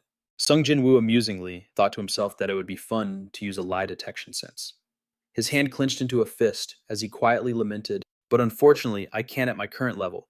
How inconvenient." Sung Jin-Woo was fired up silently, vowing to get stronger, faster, and become a second-tier mage. After the negotiations, Insu waved goodbye to the owner. "We'll be going now." The owner waved back. "All right, see you next time." As the group stood outside the shop, someone suddenly teased, "Our team leader seems nice. I'm sure he won't skim anything off the top, right?" Just as they stepped outside, Insu cheerfully announced, "All right, it's time to divide today's hunting money." He opened his calculator, mumbling to himself as he did the math. "Let's see now." Sung Jin-Woo and Helen waited silently with their arms crossed. Hearing Insu say that today's payout was much higher than usual, Han-gu and the damage dealer waited in eager anticipation. After finishing the calculations, he announced loudly, "Each salamander corpse sold for 15 million won. 10 salamanders makes a total of 150 million won." This amount was way higher than normal, so Han-gu let out a joyful shout. But the damage dealer was still in disbelief, approaching Insu to ask, "This doesn't seem right, does it?" Insu showed him the calculator, patiently explaining, "The price went up a bit because the monster corpses were in perfect condition." Looking at the bonus, Insu didn't forget to give credit. "Thanks to Sung Jin-Woo, we earned 4 times what we did last time." Helen was too stunned to speak, while Sung Jin-Woo grinned from ear to ear, nodding in satisfaction. Insu waited a moment before concluding, "Looks like we can all go home happy today." Then Insu began to divide the money. First, 40% for Helen. "That's the standard rate, right?" Han-gu was impressed when he heard her cut. He whistled, "That's right." He then whispered wistfully, "I wish I were Helen." The damage dealer standing next to him patted his shoulder in encouragement. Insu looked at the two of them and announced, 20% for the 2 damage dealers. He then turned to Sung Jin-Woo with a smile and said, "Normally, I would take 30%, but this time I'm only taking 20%. Insu explained, "I'm giving the other 10% to Sung Jin-Woo, so he gets a total of 20%. This left Sung Jin-Woo completely stunned. "Yeah, Han-gu agrees, I think so too. Thanks to you, our hunt today was so successful. I'll give him an extra 2% the damage." Dealer chimed in, "Me too." The healer pouted while watching Sung Jin-Woo chat. "Thank you, everyone." He immediately replied, "No need to thank me. Just hunt with us again next time." She put on her headphones and announced loudly, "I'll take 10%, even though I didn't do anything. But I think I deserve that much, because I'm a healer." Everyone was stunned and immediately turned to look at her. Suddenly, Sung Jin-Woo seemed to realize something. He looked at the healer's blushing ears and thought, "So, she's playing hard to get because she's a high-class healer." He smiled, emphasizing to himself, "A classic tsundere." Everyone was surprised by her statement, and one person asked, "So we'll split your 30% 4 ways." The healer snapped back, "Do whatever you want." As soon as she finished, she was praised. "Our healer is so cool." When the sky cleared up again, 15 days had passed. Sung Jin-Woo was eating an ice cream bar and still complaining, "Even though I made 500 million baws. 1 in 2 weeks. It was all gone in a flash. Buying a plot of land and building a house. Used up all the money I just earned." He looked at the goal written on his phone and told himself, "Now I just have to wait until the house is finished." Sung Jin-Woo stuck his tongue out from the heat he discovered. That electrical energy and mana were compatible. Sung Jin-Woo could easily increase his mana by converting electricity into mana with magic. The electricity bill would definitely go up, but that problem would soon be solved by his upcoming house that could generate its own electricity. In Sung Jin-Woo's past life, this was impossible. Hooray for science. He looked at his mana attribute of 4116 plus 25, wondering why his mana points were split into 2 parts. However, Sung Jin-Woo didn't worry about it much. Smiling as he guessed, "It seems like 16 is my own mana, and 25 is the mana provided by the system. I wonder if Akasha is a god. Oh well, it doesn't matter." He quietly looked out the window, silently calculating, "The house will take 2 months to complete. Then it'll take 20 days to become a third circle mage. If everything goes according to Sung Jin-Woo's calculations, he could heal his mother himself within 3 months." The next morning, Sung Jin-Woo looked at the pile of business cards and wondered, or maybe even sooner. A moment later, the clock showed it was past 3 o'clock. His shout echoed from inside the apartment. "It's 3 o'clock already. I'm going to be late." At the famous Noah Cafe in the city, a cold coffee was served, and the person sitting across from him introduced himself. "It's a pleasure to meet you, Sung Jin-Woo. I'm Jisoo, the assistant manager of the HD Group's raid division." Sung Jin-Woo picked up the business card and began to study it. silently evaluating the hunter companies. They're quite similar to idle agencies, though. Of course, their goals and activities are different. These companies recruit and support awakened individuals with potential or who have already made a name for themselves in the country. Then Sung Jin-Woo's eyes widened as he stared at him. Then he continued to think.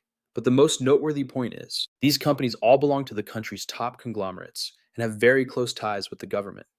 Meanwhile, Jisoo noticed Sung Jin-Woo wasn't saying anything, so he continued to explain.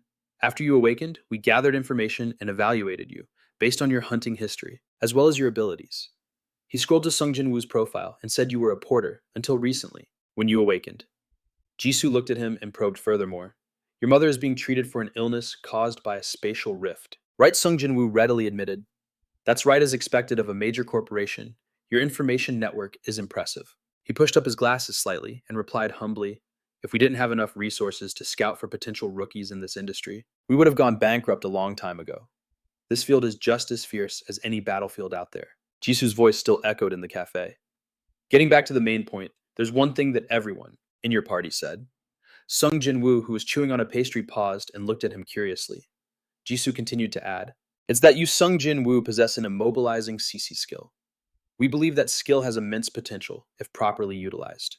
But he didn't hold back his praise, saying it was a very useful skill. Hearing this, Sung Jin-Woo gave a sly smile and stopped eating. He calmly analyzed that. With immobilization, it's very easy to hunt monsters with minimal losses and with a quality party. You could easily capture monsters alive. Right, Jisoo picked up his coffee cup, thinking to himself that he seemed like a smart guy. But on the outside, he replied casually, exactly. A dead monster compared to a live one. He sipped his coffee and estimated the price difference can be as much as 10 times. With that said, Jisoo put his coffee cup down, then handed his tablet to Sung Jin-Woo, declaring, this is our offer. Please take a look. He took the tablet and carefully read the contract on the screen. A moment later, Sung Jin-Woo's eyes widened in astonishment, exclaiming, 1,000,000,000 won. You seem to rate me quite highly, huh? Seeing his expression, Jisoo flattered him. A tiger cub is still a tiger. He clasped his hands together and affirmed with a serious face, for someone with your potential, we have to offer a worthy price. Jisoo began to celebrate inwardly. I've got him hooked. He added, for a healer or supporter with a CC skill like immobilization, this amount might not even be enough. After hearing this, Sung Jin-Woo couldn't help but fall into deep thought. A moment later, he placed the tablet on the table and asked, can you give me some time to think? When Sung Jin-Woo didn't agree immediately, he looked dumbfounded and asked, what? Jisoo scratched his head, confused. I don't understand. I'm pretty sure our offer is very reasonable. Sung Jin-Woo agreed. Yes, it's very attractive. But then he smiled, took out several other business cards, and explained. But these other offers are just as attractive as yours. Looking at the pile of business cards, his jaw dropped. Oh, there are even foreign companies. Jisoo scratched his head and lamented. Other well-known companies have jumped in too.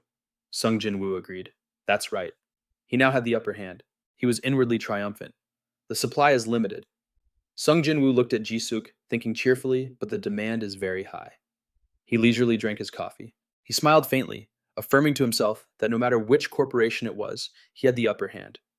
Early in the morning, Sung Jin-Woo looked at the blue sky and thought, they'll have to come up with a better price. Just then a questioning voice rang out. Congratulations, but how did you get the Mandragora? Sung Jin-Woo didn't hesitate to admit, I signed a contract with a hunter company. It was part of the terms. The man was also very surprised by his change. I heard you awakened recently. Your future is very promising. Even with a special ability, it's hard to get an offer this good.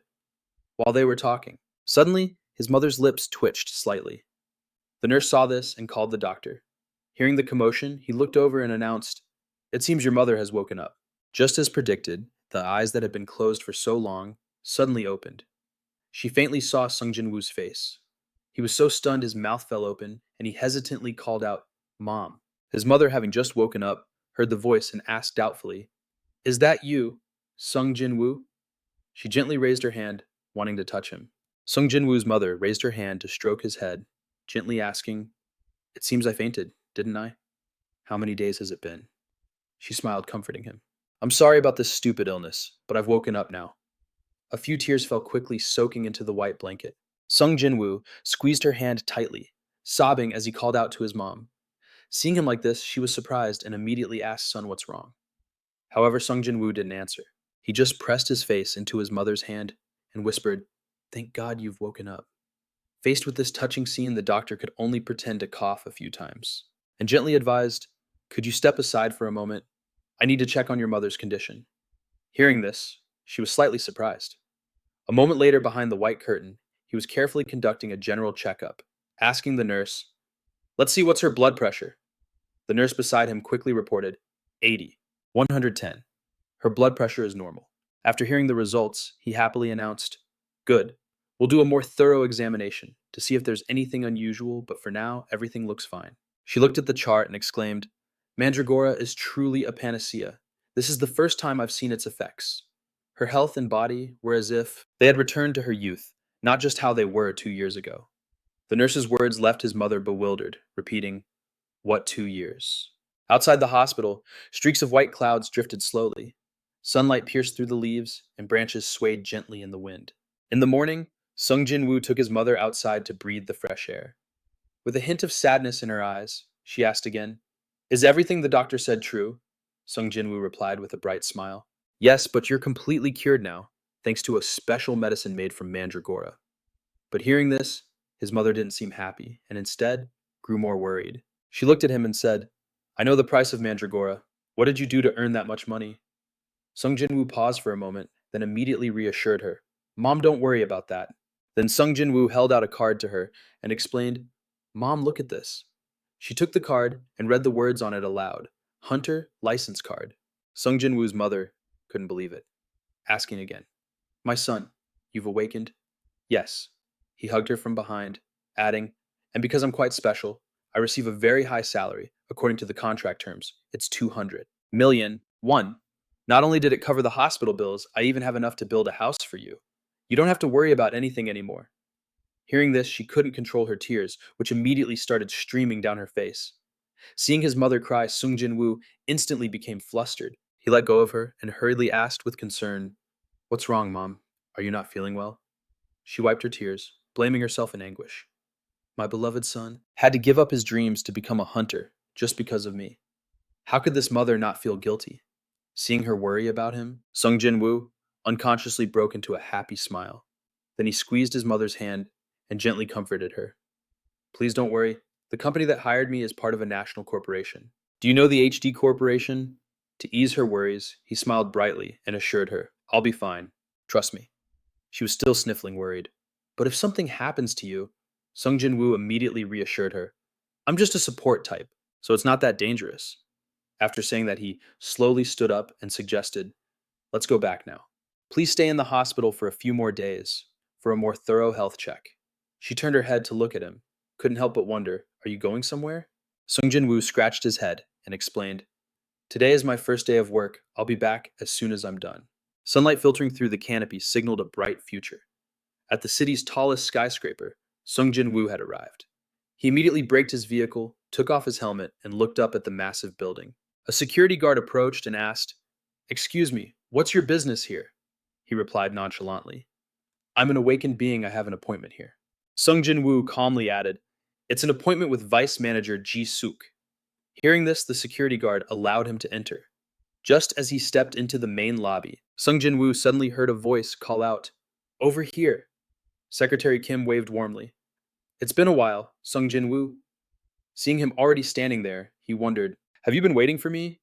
Secretary Kim held out a card and denied it. "No security informed me. I'm a busy man, you know." "This is your card." Sung Jin-Woo took the card and asked doubtfully, "Are you planning to send me straight to the battlefield? My level is still a bit low, so I'm afraid I won't be of much help." Secretary Kim turned his head, smiled, and replied, "Not exactly. Our company has a project. That's quite interesting for people like you." He walked through the gate, not forgetting to explain, "We formed a team composed of elite rookies, and you're one of them." Sung Jin-Woo followed, listening as Secretary Kim explained, "The purpose is to train and help everyone continue to develop in the fastest and best way possible." Sung Jin-Woo glanced at him and agreed. "That sounds like a good idea, but is it feasible?"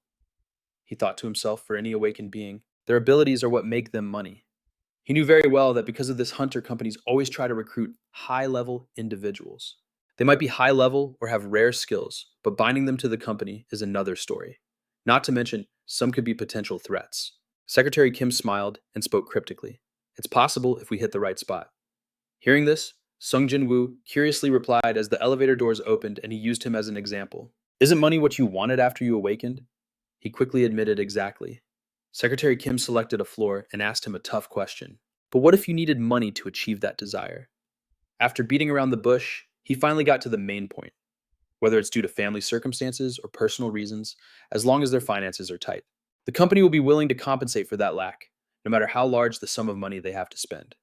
Sung Jin-Woo crossed his arms and thought deeply, so they just need to meet those requirements. Regardless of whether their abilities are useful or not, Secretary Kim imagined a powerful army and continued to explain, if we build a team like that, we can create a huge influence right from their development stage, thereby creating a strong bond between them and the company. Not to mention we can easily manage their activities even better. Sung Jin-Woo saw through it all. It was about binding them with money. He rubbed his chin, intrigued and probing. That's actually not a bad idea at all. And I'm on that team too. Secretary Kim glanced over and confirmed, that's right, because you also need to level up just like them. I believe you will be a decisive factor on that team. Sung Jin-Woo rested his chin on his hand, pondering for a long while, then he sighed in resignation. All right, it sounds beneficial for me. Anyway, I'm really looking forward to it. While waiting for the elevator to go up, Sung Jin-Woo started asking for more information about the job. So how many teams like this are there? The elevator stopped, and he replied, currently there are 3 Alpha, Beta, and Omega. Hearing that, he chimed in, I want to meet my teammates now. Elsewhere, Sung Jin-Woo's future teammates were buzzing with discussion, so the rumored super rookie is joining our team. Then Jisuk placed her hand on a tablet and confirmed that's right. As soon as she said that, the others in the room fell silent. Sangjin is a supporter, a curse caster. He crossed his arms and complained, do we really need another supporter on this team? Now seeing Sangjin's scowl, Jisuk introduced him. He's not an ordinary supporter. A multi-class person like him can fill the positions the team is lacking. One person raised her hand. I have a question. She handed out his profile, suggesting she see for herself. This is all the information on the team members. Cha Hae-in read it while exclaiming in amazement, constantly praising how cool it was. Dujin, a berserker, was the calmest one. He got straight to the point today. Is his debut right? Hearing the sound of approaching footsteps, Dujin mumbled, speak of the devil, and he shall appear. Sung Jin-Woo confidently walked in with a new set of clothes, not forgetting to praise. This is a major corporation after all top-notch equipment. It's a pleasure to meet you all. I'm Sung Jin-Woo. Sung Jin-Woo flashed a radiant smile and continued his greeting. I heard our team is very strong in teamwork since I'm just a newbie. I hope everyone can help me out. Hearing this, Cha Hae-in whipped her head around to look at him. She spoke with excitement. Speak of the devil, and he appears. Dujin gave a friendly smirk in response. Hello, I'm Dujin, the team's berserker. Cha Hae-in's eyes crinkled into a smile, her excited voice ringing out. I'm Cha Hae-in, the team's healer. Your timing is perfect. We were just talking about you. Sung Jin-Woo froze for a moment, slightly surprised and not understanding what was happening. No before he could figure out why Cha Hae-in approached him. She suggested, can I call you Appa Cha Hae-in? Stood in front of Sung Jin-Woo, praising him nonstop. I've never seen a multi-class person before. You're really amazing. I hope we can work well together. Jin-Suk also just stepped out, wondering, are we late? Meanwhile, Jin-Soo was in the back, waving and starting a conversation. Hi Nuna, I'm Jin-Suk. The friendly magic spear wielder extended his hand to welcome Sung Jin-Woo, a new face. You're the rookie everyone's been talking about, right? I'm the damage dealer, Jin-Suk. It's a pleasure to meet you. He shook his hand, expressing me too. I'm Sung Jin-Woo. Cha Hae-in walked around behind them, placed a hand on Jisoo's shoulder, the Storm Hunter damage dealer, and introduced, this is the youngest on the team, Jisoo. He scratched his head shyly and added hello. Sung Jin-Woo also replied enthusiastically, hello, in contrast to everyone's excitement. Sangjin just stood to the side observing. He stayed in place, staring at him for a long time before slowly introducing himself, Sangjin. The supporter Sangjun frowned slightly. Sung Jin-Woo thought for a moment and silently concluded that it was probably because he was also a supporter. He's afraid he'll lose his position. Yeah, he casually sat down thinking to himself, he really doesn't need to be like that. I'm not just a supporter, yeah. Jisoo clasped his hands and solemnly announced, since everyone is here, let's begin. Secretary Kim, please start. Secretary Kim stood up, pointing to the presentation screen, and began the report. Yes, today's hunting ground is... He held the documents in his hand, enthusiastically presenting the plan. Sung Jin-Woo listened with his chin in his hand, silently marveling. As expected of a reputable company, everything was clearly organized from tactics and geographical analysis to monster analysis. He watched Secretary Kim's presentation intently, constantly nodding in approval in his mind and coming up with plans for every scenario, which was completely different from other parties. With a system like this, any rookie could develop their skills. Sung Jin-Woo then turned to look at Cha Hae-in, thinking to himself, and the communication between the members is beyond excellent.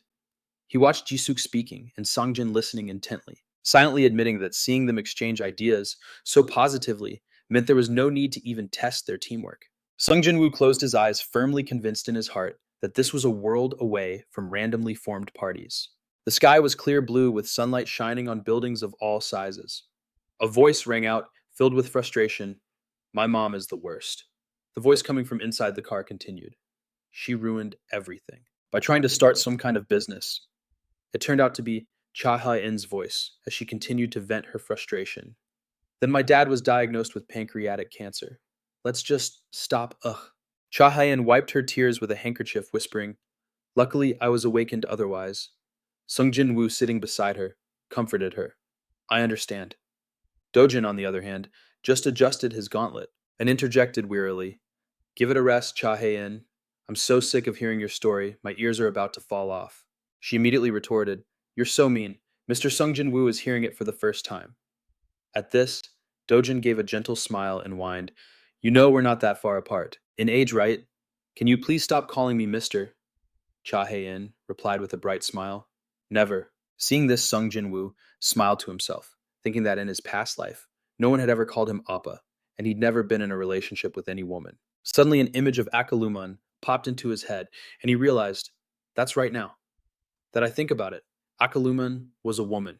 The only woman I knew in my past life was a dragon. As soon as he had this thought, Sung Jin-Woo opened his eyes in dismay. Jisuk noticed his unusual behavior and asked curiously, You seem quite humble for someone with the title of Super Rookie, don't you? Sung Jin-Woo simply smiled and explained, Please don't say that I was just a porter before this, so Super Rookie is a bit of an exaggeration. The man exclaimed in admiration, No wonder you're so humble. Suddenly, Sung Jin-Woo looked at Cha Hae-in and Dojin and asked, What about you two? I mean your previous jobs. He immediately shared, I was also a porter for about 4 years. The car kept moving. Sung Jin-Woo commented in admiration, That's a pretty long time. Dojin replied humbly, Thanks to that, I have a pretty strong body now. What about you? Sung Jin-Woo also shared, I did it for 2 years before I awakened. I honestly think doing that work might have helped me awaken. Suddenly the wheels hit something, and Jisuk was the first one to notice something was wrong. Then Sung Jin-Woo also immediately sensed the danger, and while the other man shouted anxiously, Dojin, something's coming. Sung Jin-Woo calmly glanced at Jisuk, wondering to himself, Do rangers have sensory abilities? Dojin yelled, Stop! The vehicle slammed on its brakes, skidding for a moment before coming to a complete halt. Then Jisuk looked out the window, unable to believe what he was seeing. He wondered, a blind bull. How did one appear in this area? Dojin tensely analyzed the situation. If that thing hits the car, it'll be bad, we have to stop it. Upon hearing this, Sung Jin-Woo immediately stood up and declared firmly, Leave it to me. A cube appeared in his hand. Emitting a blinding light, Sung Jin-Woo began casting the spell to halt its movement. Sung Jin-Woo looked out the window with a confident smile as a blue aura flew from the car toward the blind bull. He completed the immobilization chant, and the blue aura wrapped around its horns. The magic began to take effect, and soon the blind bull crashed heavily to the ground. Jisoo watched from the car, completely stunned by his talent. No way. He looked at the immobilized black bull with admiration. Is that an immobilization CC skill? The monster is completely under control. Seeing it with his own eyes was truly amazing. Dojin approached the black bull, probably to check on the situation. He couldn't believe his eyes and asked, Is this for real? Jinsuk stood beside him, staring intently at the immobilized creature at their feet. Then he replied, Yes, it is. Sung Jin-Woo got out of the car and explained, The effect only lasts for 5 minutes. As soon as he finished speaking, Jinsuk turned to argue. There's no need to be so modest.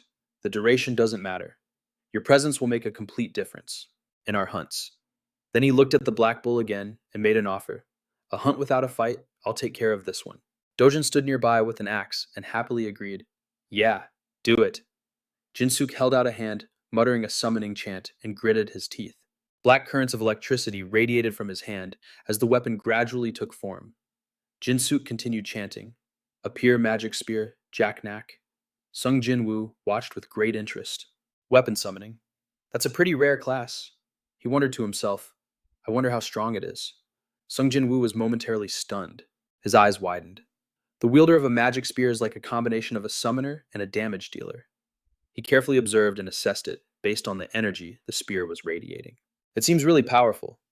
Jisoo watched with admiration, always seeing it, but still feeling a bit envious. How can he just summon that spear whenever he wants? Yujong agreed. I feel the same way. Sung Jin-Woo was a bit confused and asked, Is it that strong? Jisoo then made a blunt comment. It's not that it's strong, it's because it's a free weapon, and weapons cost a fortune. Meanwhile, Jinsuk's face was full of confidence as he exclaimed, When it comes to piercing through thick armor, a spear is number one, right? As he finished speaking, he thrust the sharp spearhead into the monster. The tip was as sharp as a draftsman's pen. Jinsuk declared again, I'll kill you in a single blow. Rip! His eyes darkened, leaving only a tiny spark of light. Spear of death. The attack was so fast it couldn't be seen with the naked eye as the spear pierced through the monster, sending blood splattering everywhere. Standing behind them, Sung Jin-Woo smiled with interest and thought, he can pierce that monster's defense in a single blow. I've heard about armor-piercing skills, and it seems Spear of Death is one of them. The monster's body slid across the ground, creating a long trench. He was secretly impressed. It seemed that not only was the spear powerful, but its wielder was just as strong, which put his mind at ease. With a team like this, Sung Jin-Woo could level up quickly. Dojin walked over and praised him. That's just what I'd expect from Jinsuk. He replied modestly, I just killed a monster that was already restrained. Anyone could do that. Then Yu Jiang winked playfully and asked, So what do you think of our team? Sung Jin-Woo answered frankly, Honestly, it's even better than I expected. She laughed delightedly. That's right, if we keep this up, we could even compete with the top teams in the near future. Suddenly, a few drones appeared hovering in the sky. Back when he used to work with low-ranked teams, they often used porters as bait. Looking at the drones, Sung Jin-Woo couldn't help but feel a pang of sadness because the value of one monster was worth so much more than an ordinary person's life. He snapped back to the present from his thoughts. But with a team sponsored by a major corporation, they had their own scouting team and even drones for bait. It was true that no matter how strong the monsters were, technology always played a huge role. In the observation room, the supervisors were constantly monitoring the situation. This is the drone's camera feed. The camera angles were switched continuously to get the most comprehensive view, which was now being displayed on the main screen. A pincher bug was being tracked on the scope. Just then, Dujin pushed the door open and walked in, asking, What's going on? He looked at the screen in confusion and asked, A pincher bug? A 5-second explanation. Pincher bugs are insect-type monsters with a short lifespan that are dependent on a queen.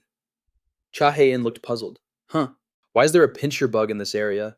Dujin looked at her and speculated, It seems like it wants to expand its territory. It looks like just a scout. Hearing that Cha Hae-in's expression soured as she exclaimed, I don't like bugs. Secretary Kim's reaction was the opposite. He smiled and asserted their nest might be nearby. Although it's very dangerous, it's also a huge payday. The professional female supervisor analyzed, Based on our information, they've only appeared recently. I'm requesting access to the Hunter Association's information. Yes.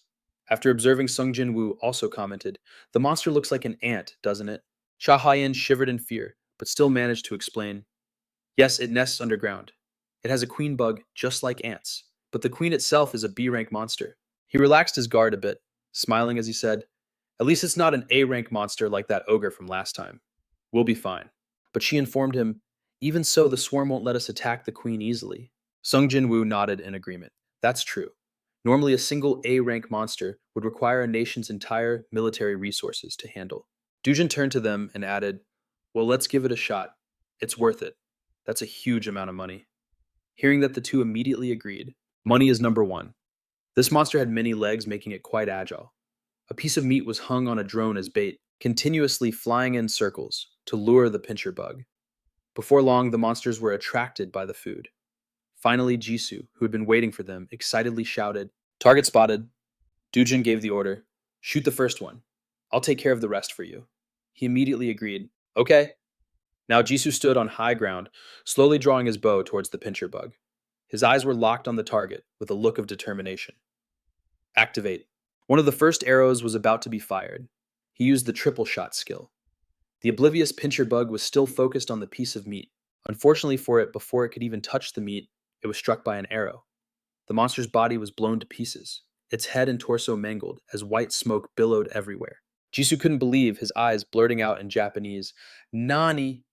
His two seniors, Dujin and Sungjin, were also completely astonished.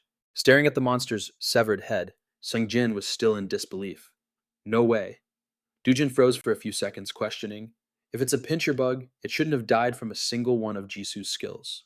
He turned to the others, puzzled. With their defensive shell, did Jisoo just get stronger? A spear suddenly grazed past Dujin, piercing straight through.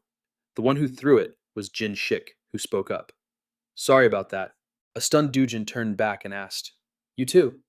Jin Shik put on a cool expression and said with a smile, I guess I need to get my power under control. It seemed Jin Shik had figured it out. He turned to him and remarked, This is truly amazing.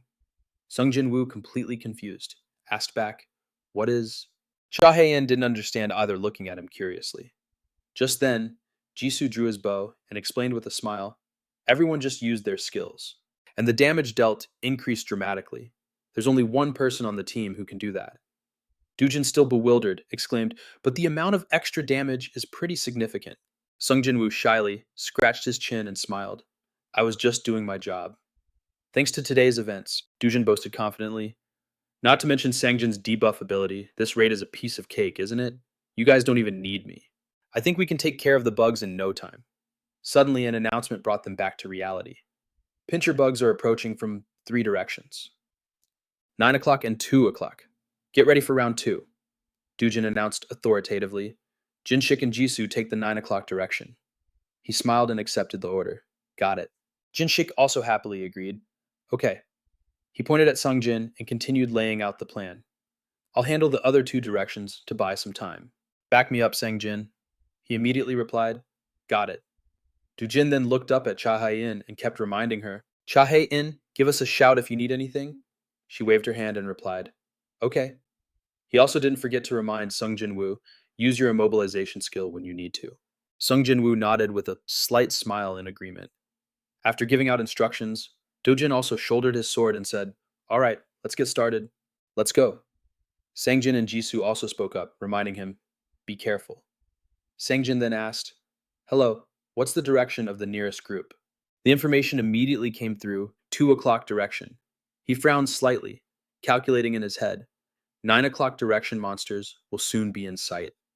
Looking in the 9 o'clock direction at that moment, all he could see were trees. Suddenly, a swarm of pincher bugs rushed in, and Jisoo quickly announced, Target acquired. Please be ready. The monsters flew towards their group, but before they could even get there, one of them exploded while another was impaled straight through the gut by a pure white sword. Another pincher bug, trying for a sneak attack from behind, was also pierced through. Seeing that the situation was now under control, Jisoo quickly reported, The 9 o'clock direction is clear. Through the drone's camera, the supervisor could also see the corpses of the pincher bugs scattered on the ground. Quickly announced, Area confirmed, clear. The scene shifts to another location, where the map was now covered with countless tiny red dots. The supervisor watching widened her eyes, in astonishment exclaiming, What? Her mind was racing. Impossible. There aren't just 3 of them. Secretary Kim immediately spoke over the comms. This is a dangerous situation. Please evacuate immediately. 6 supervisors frowned as they warned, with a grave voice, 789, the number of pincher bugs is still increasing. Seeing that the situation was not good, he gritted his teeth and couldn't help but curse. Damn it.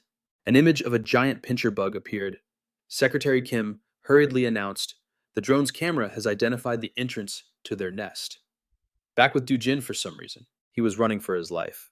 Seeing this, Sung Jin-Woo worriedly turned and asked, Is there a problem? Jin-Suk beside him reassured him. If there was a problem, they would have told us. Suddenly an announcement came through. Dojin's team has found their nest. They are being pursued by a swarm of pincher bugs.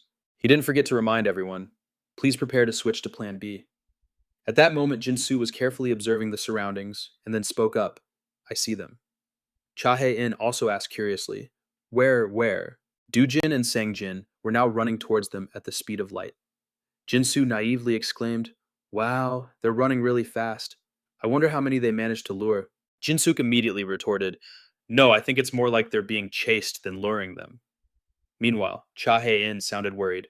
Why are there so many? Isn't this too dangerous? All right. Sung Jin-Woo then offered his opinion. Let's thin their numbers first. Jin-suk agreed with this plan. Okay, a few of the pincher. Bugs chasing them started to explode, and one was even pierced straight through by Jin-suk's black lightning. A big question now formed in Sung Jin-Woo's mind. How did they find their lair so quickly? Did we get lucky?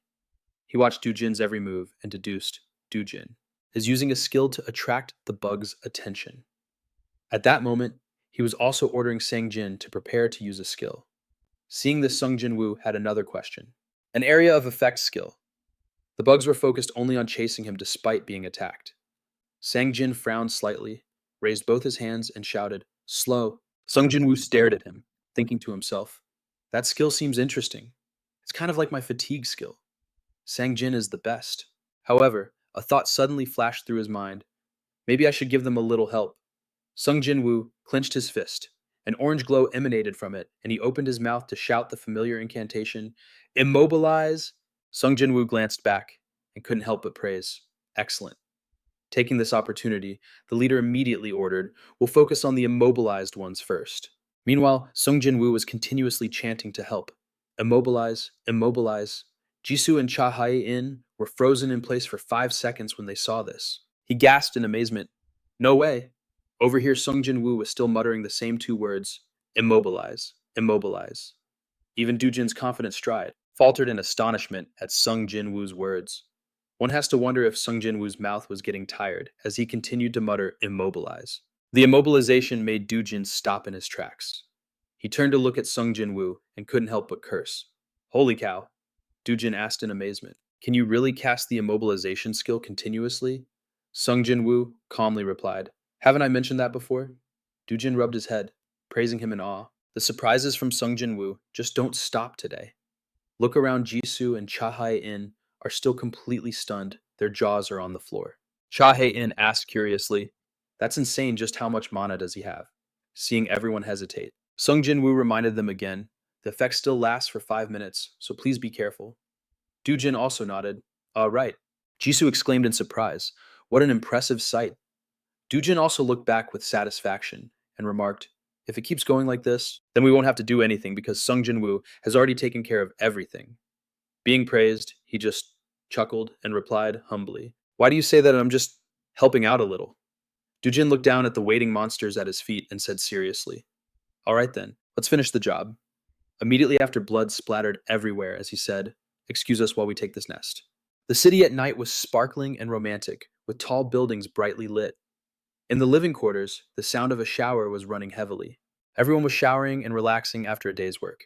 Today was amazing. We earned 10 times more than usual. Sung Jin-Woo spoke up. Not only that, but we also leveled up quite a bit. Jisoo from the next room also joined the conversation. I wish it could be like this every time. Sung Jin-Woo thoughtfully recalled today's haul. Today he received 1,700,000 won and gained 7 more levels. 2 notification windows for lesser mana usage and lesser mana regeneration appeared one after another. The next morning, Sung Jin-Woo was overjoyed after reading them. His mana stat had increased by 50 points, and he even got a new skill. But he also had some doubts. What is the purpose of the Akasha system?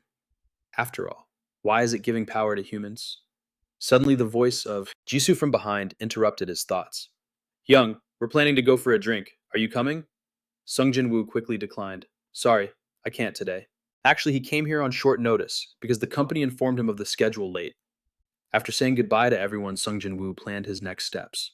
First, he had to get his mom discharged from the hospital, then find a temporary place for her to stay until his house was finished. The next morning, while he was on his way, Sung Jin-Woo's phone rang like a military march. He stepped to a corner to answer the phone. Sung Jin-Woo, it's me, Deputy Manager Ji-Suk, here. The house you requested has been completed. With the house finished, the sky seemed clearer and more peaceful than usual, compared to the first day when he rode a scooter. Today, he had switched to a fancy car. Ji-Suk got out of the car and politely introduced this way. Just as you requested, there's a glass wall on one side from the first to the 3rd floor.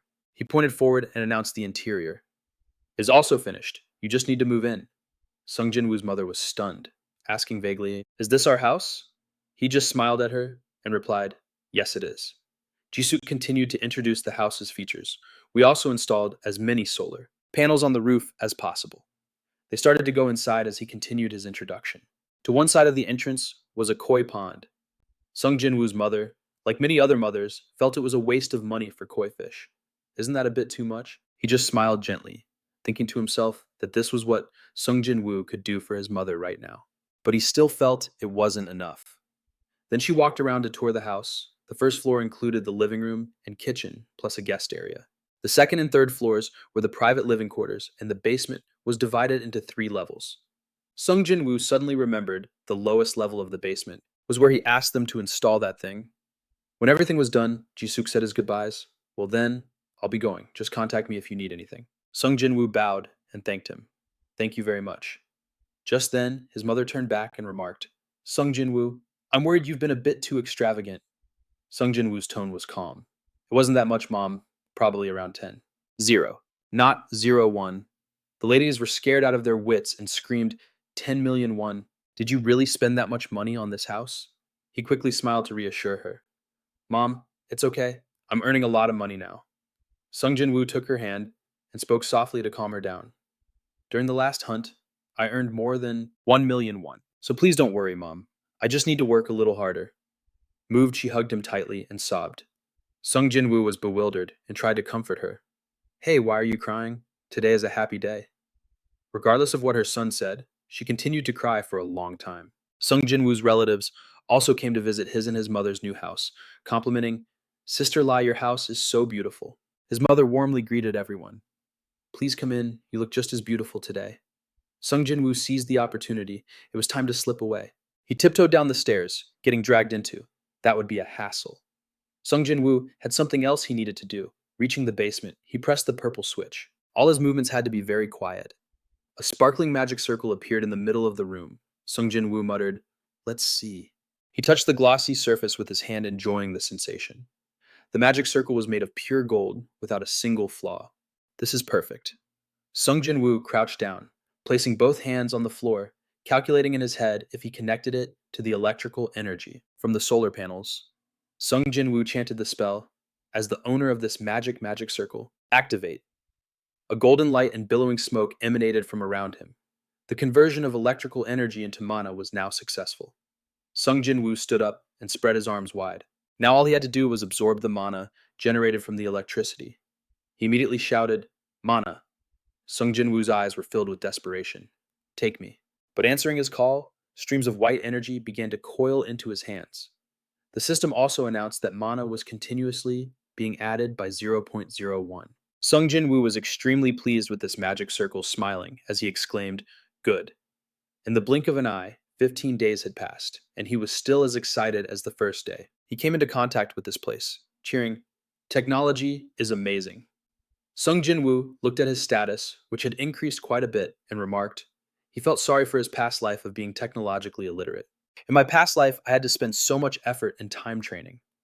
He continuously calculated in his head his current mana stat is 160 kila, an increase of 32 points in 15 days. Calculating this, Sung Jin-Woo was filled with a sense of accomplishment. This is the power of knowledge. For the next step, he continued to meditate and train. He began to feel it in his mind. This much mana should be enough. Sung Jin-Woo's eyes were shut tight. He forced himself to concentrate intensely. The energy now flowed deep inside his body, moving around his beating heart. Mana energy, a pure source of power, now existed within his body, exploding. Sung Jin-Woo slightly opened his mouth, inhaling the drifting white smoke. Just then, the system announced again. Another magic circle has been activated. You can now use 2 magic circles. He rubbed his hand over his heart, feeling it. So I've reached the level of a second circle mage. Now I can cast 2 skills at the same time. 6 Sung Jin-Woo didn't forget to calculate for the future if he continued to use electricity without paying for it. Then reaching the 3rd circle would only take 1 month. At the 3rd circle, I can create a familiar and will be able to solo comfortably. According to the contract, I have 2 hunts, mandatory per month, which means 24 hunts a year, and the contract is valid for 2 years. Thinking about this, he helplessly clicked his tongue and scratched his head, telling himself, Okay, stop, old habits really do die hard. Yes, Sung Jin-Woo stretched his body to relax. I've already decided to live a more peaceful life this time around. I need to enjoy other pleasures. Suddenly his phone rang. He quickly picked it up and answered. Yes, hello? The person on the other end of the line spoke. This is Assistant Kim. Your next hunt has been scheduled. Sung Jin-Woo asked without hesitation. When? He replied immediately, in 5 days. So he happily agreed. All right, see you in 5 days. After hanging up, Sung Jin-Woo fell back into his busy routine, which meant he needed to absorb as much mana as possible within those 5 days. Yes, 5 days later, Sung Jin-Woo arrived right on schedule. Hey Doojin, you're here early. He also replied in a friendly tone, Hello. Doojin keenly noticed. Did you level up again? You feel stronger than the last time we met. He gave a vague reply. Just some personal training. Doojin was curious. Personal training? Did you go hunting? Sung Jin-Woo shook his head. No, it's just a personal training method. In fact, Sung Jin-Woo had a question of his own. But how could you tell I haven't even revealed my power? Doojin took the opportunity to flex. It's a skill of mine, beastly instinct. It can assess the strength of others, he thought to himself, judging it to be a pretty useful skill. Sung Jin-Woo then thought of his own power, the Akasa system. It was surely the power of a god, as no other entity could grant power to others in such a way. But how is it possible gods are beings of infinite power, but they aren't supposed to be able to directly interfere with a world like this?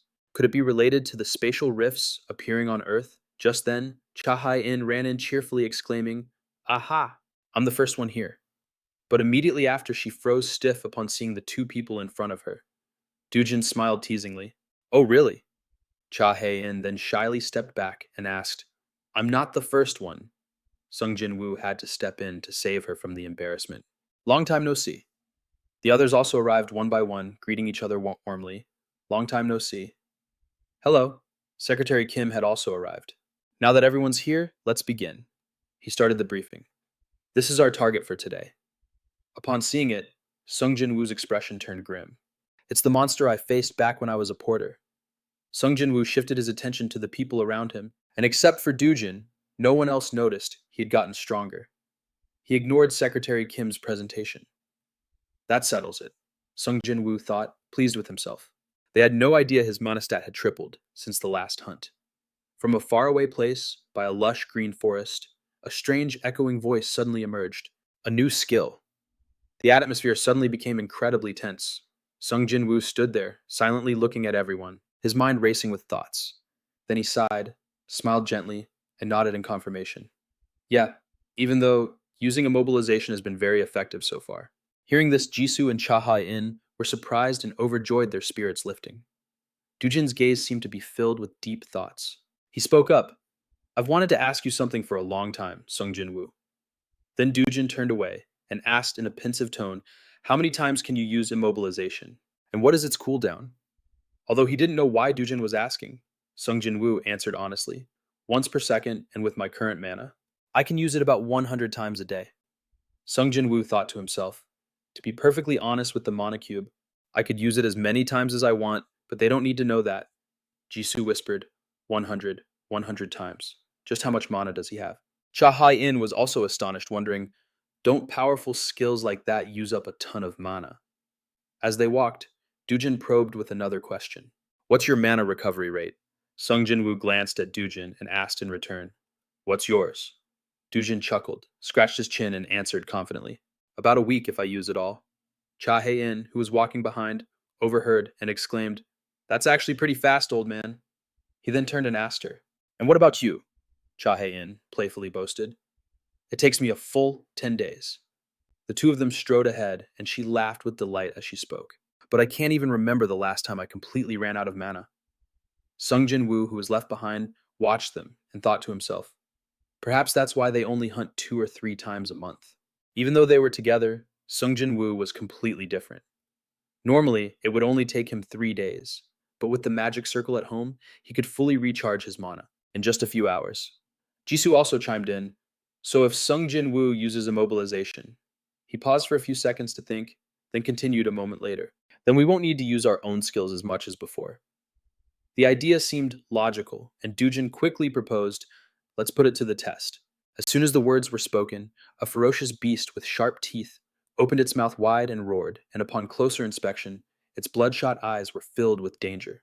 The giant beast stood right in front of Doojin, its bizarre shape and sharp curved claws looking truly formidable. Sung Jin-Woo took the opportunity to test his immobilization skill, confidently, shouting, "My turn, immobilize."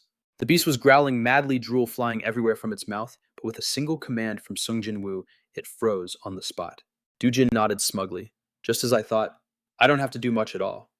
Jinsu breathed a sigh of relief, but was a bit curious. What do you mean? Don't we have a mission to protect Sung Jin-Woo? Suddenly, Jinsu dashed forward with lightning speed and leaped up. He charged straight at the restrained beast, landing firmly on its back. Jinsu stared for a moment, seemingly calculating something in his head.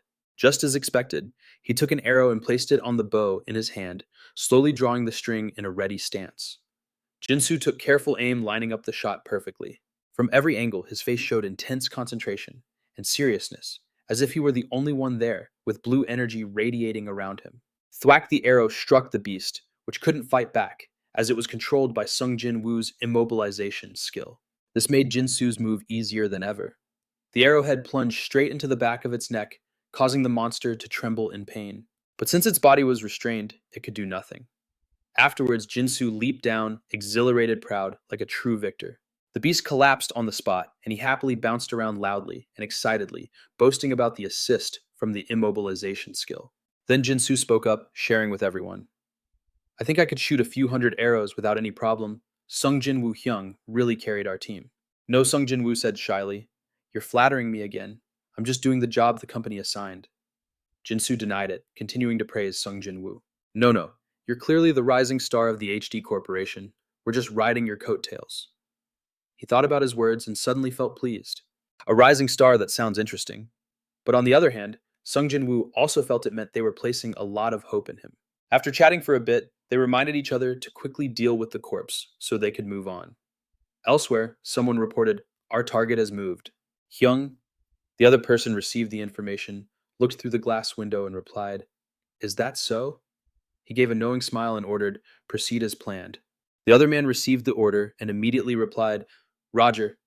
The driver stepped out, looking quite tired, and reported, Team leader Dujin, the container is full. He shielded his eyes from the sun, squinted as he looked up, and then spoke. That fast. Under the scorching midday sun, with light filtering through the leaves, Dujin announced their results. We've finished our hunt. Even before lunchtime. Hyojong, full of energy, raised his hand and called out excitedly, Hey mister, you up for more? Dujin checked on everyone's status. How's everyone's mana? Sung Jin-Woo casually replied, Still plenty. He shouted with joy. Then let's continue after we dispose of these monster corpses. All 5 of them raised their clasped hands in determination and shouted in unison. Agreed. In the morning, Sung Jin-Woo sat alone, closing his eyes to relax for a bit. For him, the more money the better. But leveling up was just as important. NDT 0. Suddenly the driver ran into a problem and reported to Dujin. Team leader, Dujin, there's something wrong with the communication system. He asked anxiously, Is it broken? The driver called out, Yes, this is a first.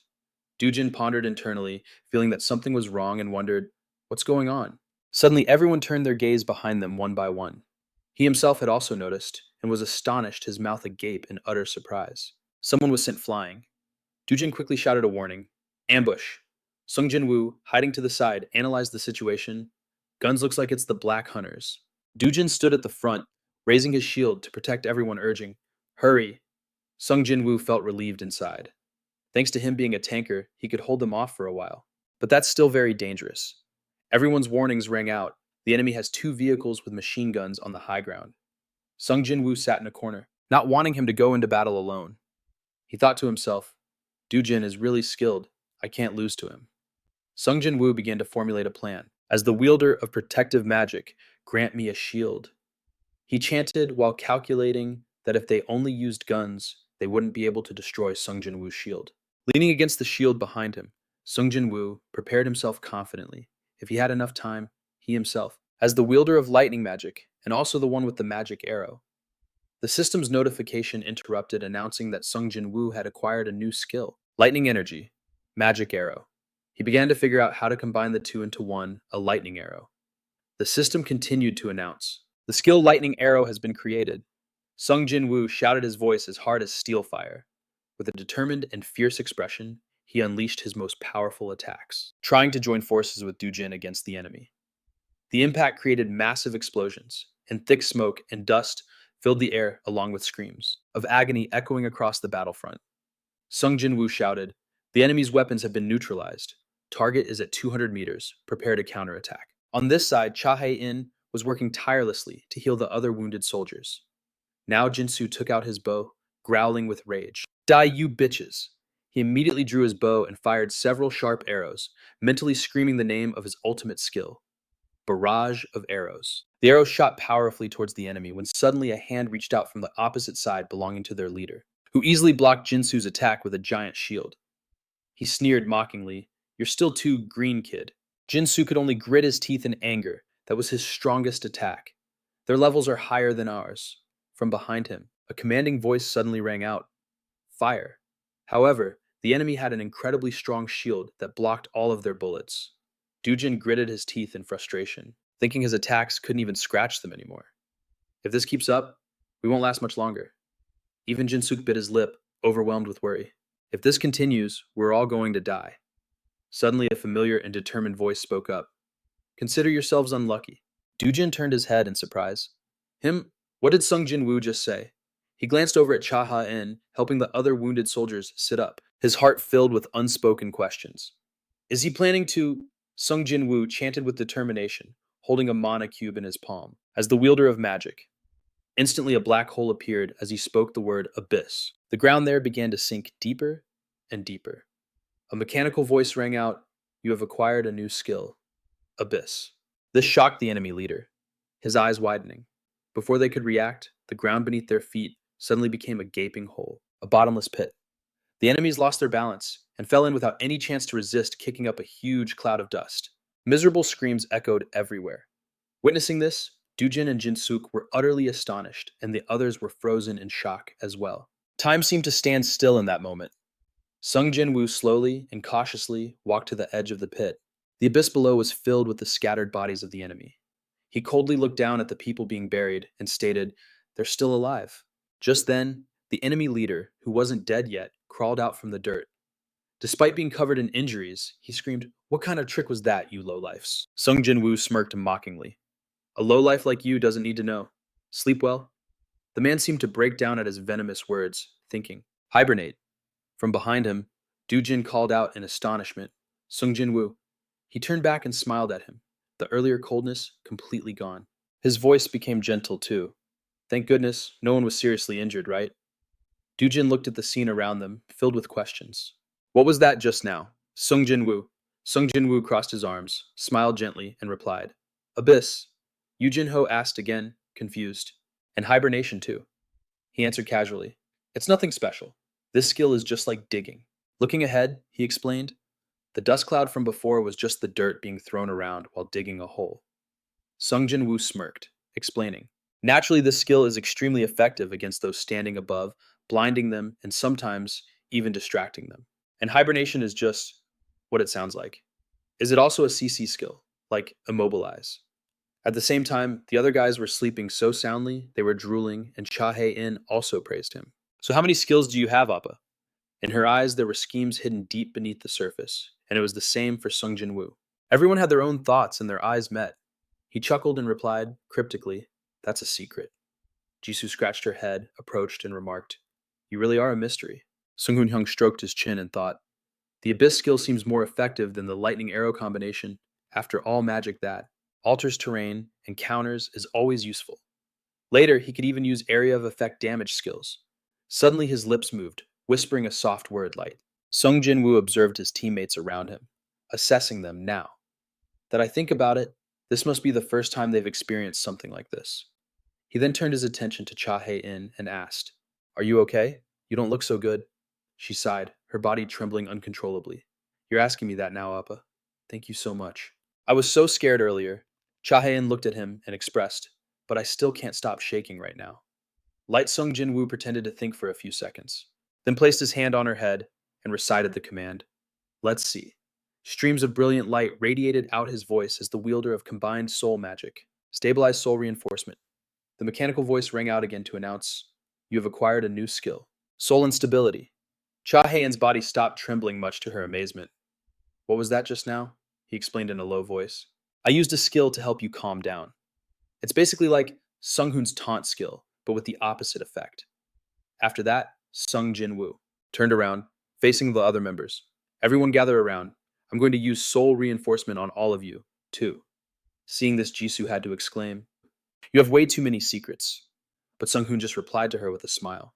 Cha Hae-in asked jealously, "Is there anything you can't do?" Sung Hoon's complaining voice was heard. In the end, nowhere is safe to think I'd be threatened by my own kind like this. But the car had already started moving. Sitting inside, Sung Jin-Woo was deep in thought. Dealing with monsters wasn't enough. Now there are dark hunters supported by the system too. Is there any society that's completely free of crime? Sung Jin-Woo rested his head on his hand, gazing into the distance, pensively. If this were my past life, I wouldn't have spared the lives of those who dared to attack me. Just then, his phone started ringing. A clear ringtone echoed, and Sung Jin-Woo quickly answered it, saying cheerfully, "Hello." On the other end of the line, the person said, "It's been a while, hasn't it? This is Director Lee Suk."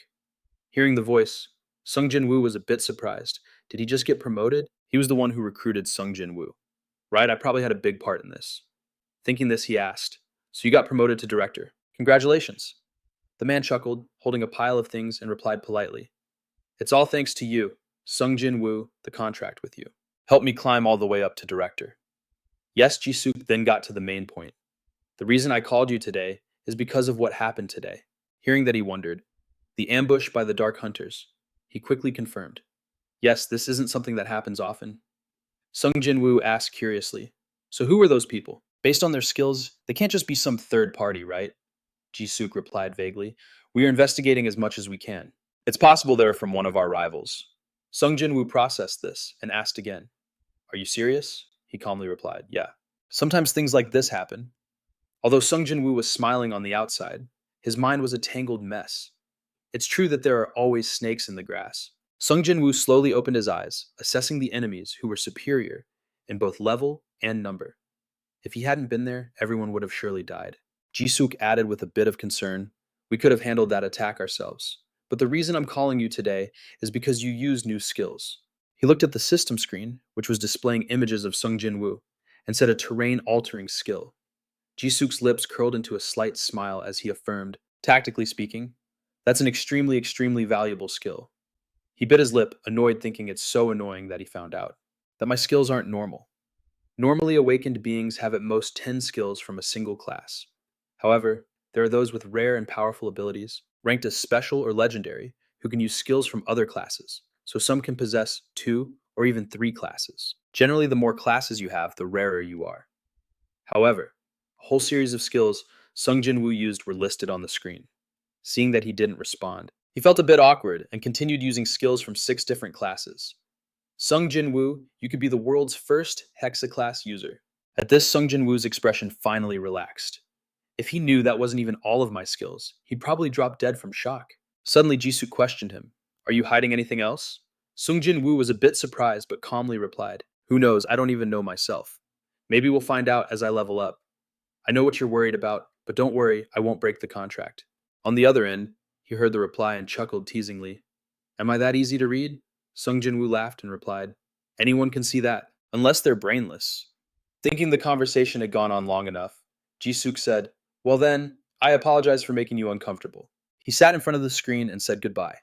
"I'll come see you soon, and we can talk more about this then." He smiled and replied perfunctorily, "All right." After hanging up, Sung Jin-Woo exclaimed excitedly, "Things are getting interesting, aren't they?"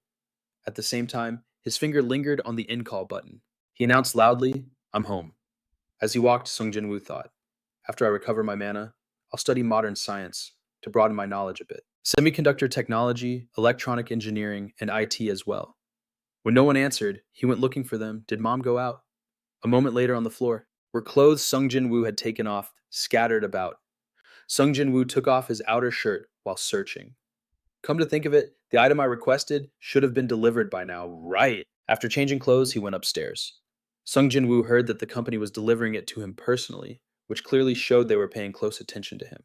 When he reached his room, he cheered happily. "Great, it's here." In front of Sung Jin-Woo was a sealed box. He opened it and couldn't help but exclaim in admiration. Even though these are just monocores, to be able to get ones this big, the HD Group clearly has very strong financial resources. Then Sung Jin-Woo tossed one up and caught it. Happily assessing it, it's pretty heavy. Perfect. Immediately after, he sat inside a mana circle. All right, let's begin. The system also quickly added an announcement: a magic circle has been activated. You can use 3 magic circles at the same time. Sung Jin-Woo's mana also increased considerably. Meanwhile, Sung Jin-Woo was quite surprised after receiving the information, so I've reached the 3rd circle of magic that's much faster than in my previous life. He stretched, walked over to the box beside him, and calculated next is to create equipment from this pile of mana cores. Then Sung Jin-Woo took out a small knife and chanted, "Sharpen Reinforce." He closed his eyes and sincerely commanded as the wielder of magic that alters and unifies bonds. Sung Jin-Woo's hand was still holding the mana cube. He shouted, "Combine Object Fusion." The system continued to announce, "You have acquired the skill, Bond Alteration and Fusion." A stream of light erupted, and the mana cube was slowly completed. He satisfyingly felt the results of his work, gazing at the system notifications about his achievement. After reading, Sung Jin-Woo was slightly surprised they combined into one. 2 consecutive skill information windows appeared before his eyes. Sung Jin-Woo held 2 mana cubes in his hands, thinking, should I try out the new skill right away? Let's try fusing the mana cube from before with another mana core. Let's see what this new cube can do. Immediately after, he gave the command to craft a magic item, and the 2 red cubes merged together. It flashed with a bright light and combined into a shimmering golden mana cube. He read the system window with interest, and his next action was to fuse the staff with the mana cube. Placing the 2 items together, he commanded the system to craft the magic item. At that moment, a flash of light blurred his vision. Meanwhile, at the HD building, the 2 leading companies of the HD group were HD Electronics and HD Monster Industries. HD Electronics was the leader in the electronics market segment, while HD Monster Industries handled the processing of monster corpses and crafting gear for hunters. The parent company of the HD group was called HD Holdings, and at the HD Holdings headquarters today, the director of HD Monster Industries, Jae-suk, was summoned to a meeting. The chairman of HD Holdings, Park Ji-suk, who was 52 years old this year, rested his chin on his hand and asked authoritatively, "Are the 6 cores real?" Jae-suk smiled and replied softly, "Yes, Mr. Chairman. We have checked it very thoroughly." Jae-suk immediately turned to Secretary General Kim and asked, "What do you think?" Hearing this, he quickly flipped through the documents in his hand and replied, "In terms of power, it's comparable to a nuclear warhead." At this point, Secretary General Kim pushed up his glasses and said in a low voice, "He has great potential to be among the top 5 awakened in the world in the future, but it can't be just because of his skills. How could they possibly become top-tier fighting monsters? Requires exceptional physical abilities. So many of them drop out halfway. However, the data in this report is crystal clear, and numbers never lie." The chairman slightly raised an eyebrow, smirked, and asked, "Are you saying he's worth investing in?" The man agreed. "Yes, he could very well be our gold mine." After hearing this, the chairman looked over at Ji-suk again and asked, "Good, and what about you?" Director Ji-suk, hearing the chairman mention his name, immediately nodded slightly. "I completely agree with the general director's opinion." After that, Ji-suk lowered his head, began operating something, and continued. "Furthermore, I didn't include this in the report, but I believe that at this point, an image of Sung Jin-Woo appeared on the large screen, along with a series of charts. Ji-suk stated clearly, there's a high probability he's a production-class hunter. Secretary General Kim frowned slightly, looking utterly astonished by this information. Only the chairman seemed intrigued and asked, "And the reason is?" Ji-suk quickly began his analysis. "Yes, according to our investigation, he possesses a piece of equipment that doesn't exist on the market." As he spoke, he projected an image of the item onto the screen. "He calls this the Mana Cube," Ji-suk explained, gesturing towards the large screen. "At present, we have yet to determine its function, but we can speculate that he also has crafting abilities." After hearing this, the chairman asked pensively, "That's not all, is it?" After bowing his head, Ji-suk added, "We also found 2 other suspicious points. Those are his requests for an unusual quantity of gemstones, rare metals, and mana cores, as well as the custom-built room in the basement." As soon as he finished speaking, the chairman suddenly pushed himself up from the table, standing abruptly. He tilted his head, looking to Secretary General Kim for his opinion. "This young man has done some excellent work, hasn't he?" The stern Secretary General, Kim, nodded. "I agree, he has proven his capabilities." The chairman then turned to Ji-suk with praise. "Good. Your name is Ji-suk, correct. From now on, you are the new General Director." Although somewhat surprised, Ji-suk still nodded. "Yes, thank you, Mr. Chairman." The chairman smirked and commanded, As for Sung Jin-Woo, I'm leaving him to you. You have full authority.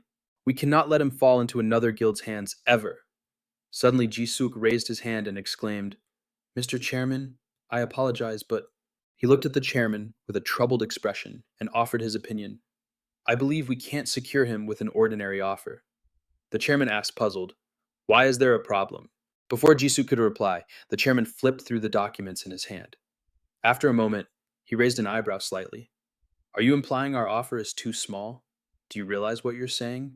Jisoo nodded earnestly. Yes, sir. This is just my assessment, but I believe he's hiding much more. He paused for a moment, a thoughtful look in his eyes. Frankly, I'm still suspicious about his true objective. He might just be buying time to level up faster. The chairman didn't answer right away, simply tossing the documents onto the table. In response to Jisuk's opinion, he just shrugged nonchalantly. Whatever. But then the chairman's tone turned serious, his gaze sharp. I don't care what you have to do or what it costs. If your assessment is correct, then we must secure him regardless of the cost.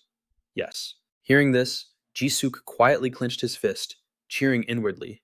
Excellent. He bowed deeply and replied, Yes, I understand. The chairman waved his hand, giving another order. You may leave now. And drop a list of everything we can leverage from Sung Jin-Woo. Jisuk immediately responded, Yes, Mr. Chairman. All right. The chairman said nothing more and turned to leave. As they walked, he suddenly asked Secretary General Kim, What do you think of General Director Lee Ji-Suk's assessment? The man replied calmly, He's looking at the bigger picture. As I said, he has proven his capabilities. I trust him. Let him do his work. Hearing that the chairman chuckled in agreement, If you say so, then I have nothing to worry about. The chairman then looked at Secretary General Kim and slowly brought up the next matter. Now, about my father's upcoming birthday party. At that same moment, the roar of an engine echoed amidst the cotton-white, cloud-covered mountain peaks. On the rugged mountain road, the sound of tires crunching over dirt and rock grew louder. Sung Jin-Woo's foot rested on the brake, tapping rhythmically as he squinted his eyes and smiled in satisfaction. Even though it's used, it's still in good shape, a 10-ton dump truck. He bought this truck for soloing, but it's hard to find a driver right now. And Sung Jin-Woo thought to himself, it would be a huge hassle if his secret got out to others. Early in the morning, Sung Jin-Woo looked out into the distance, judging that this place should be fine. Before him was a deserted grassland. Sung Jin-Woo slowly stepped out of the truck with a satisfied look, a perfect flat area. He stood there holding a bucket, his gaze fixed on the horizon, lost in thought. Then Sung Jin-Woo poured all the fresh blood out of the bucket. He smiled, saying with a confident expression, when it comes to a lure, nothing beats the smell of blood. The preparations are complete. Under the bright sun and white clouds, the preparations were complete. Sung Jin-Woo then muttered to activate the Akasha system, which immediately responded, you can detect any enemy within a 1-kilometer radius. He closed his eyes and continued to call out bullet resistance, magic armor, physical enhancement. As he finished, the emotionless, mechanical voice of the Akasha system announced that he had successfully enhanced his physique. Sung Jin-Woo stood silently on the roof of the truck, waiting for the buffing process to complete. When everything was done, he slowly opened his eyes. Sung Jin-Woo clenched his fist, a satisfied look on his face, all right. He squinted into the distance, thinking this should be enough to protect me from any unexpected situations. Not far away, a black bull was watching his every move. A glint of interest appeared in Sung Jin-Woo's eyes. The first target is a black bull. Perfect time to use it.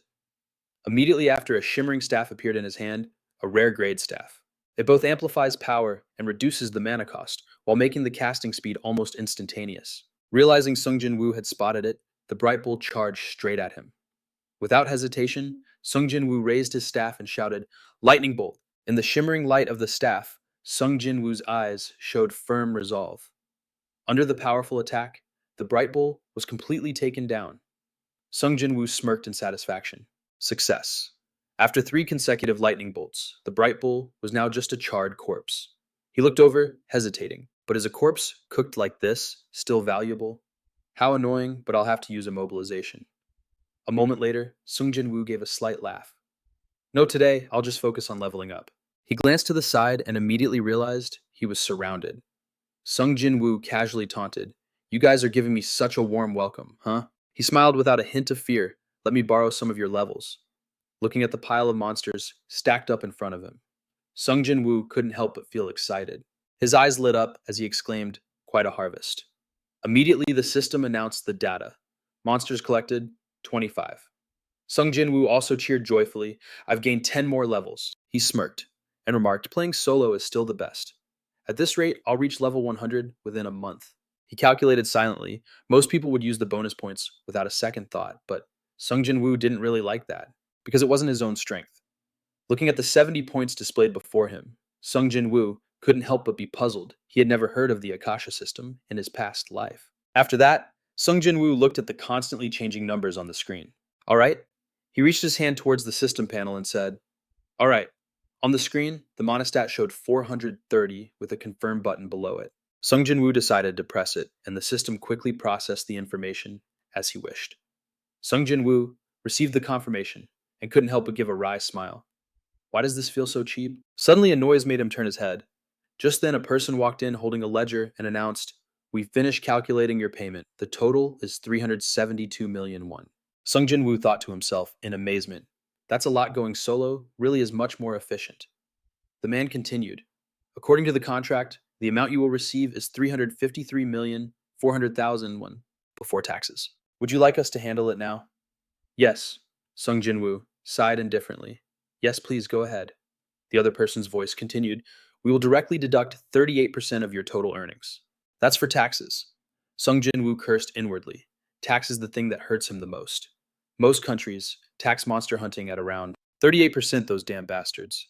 Maybe Sung Jin-Woo should move to a country with lower taxes. He thought, but still politely thanked the other person. Thank you. After receiving the money, Sung Jin-Woo went outside thinking as he walked, it's a shame I couldn't hunt more, because the car ran out of space. He kept staring at his phone, calculating, not even factoring in the travel time. I need to keep leveling up so I can use Fifth Circle Magic. Fifth Circle Magic is the result of combining 5 different spells.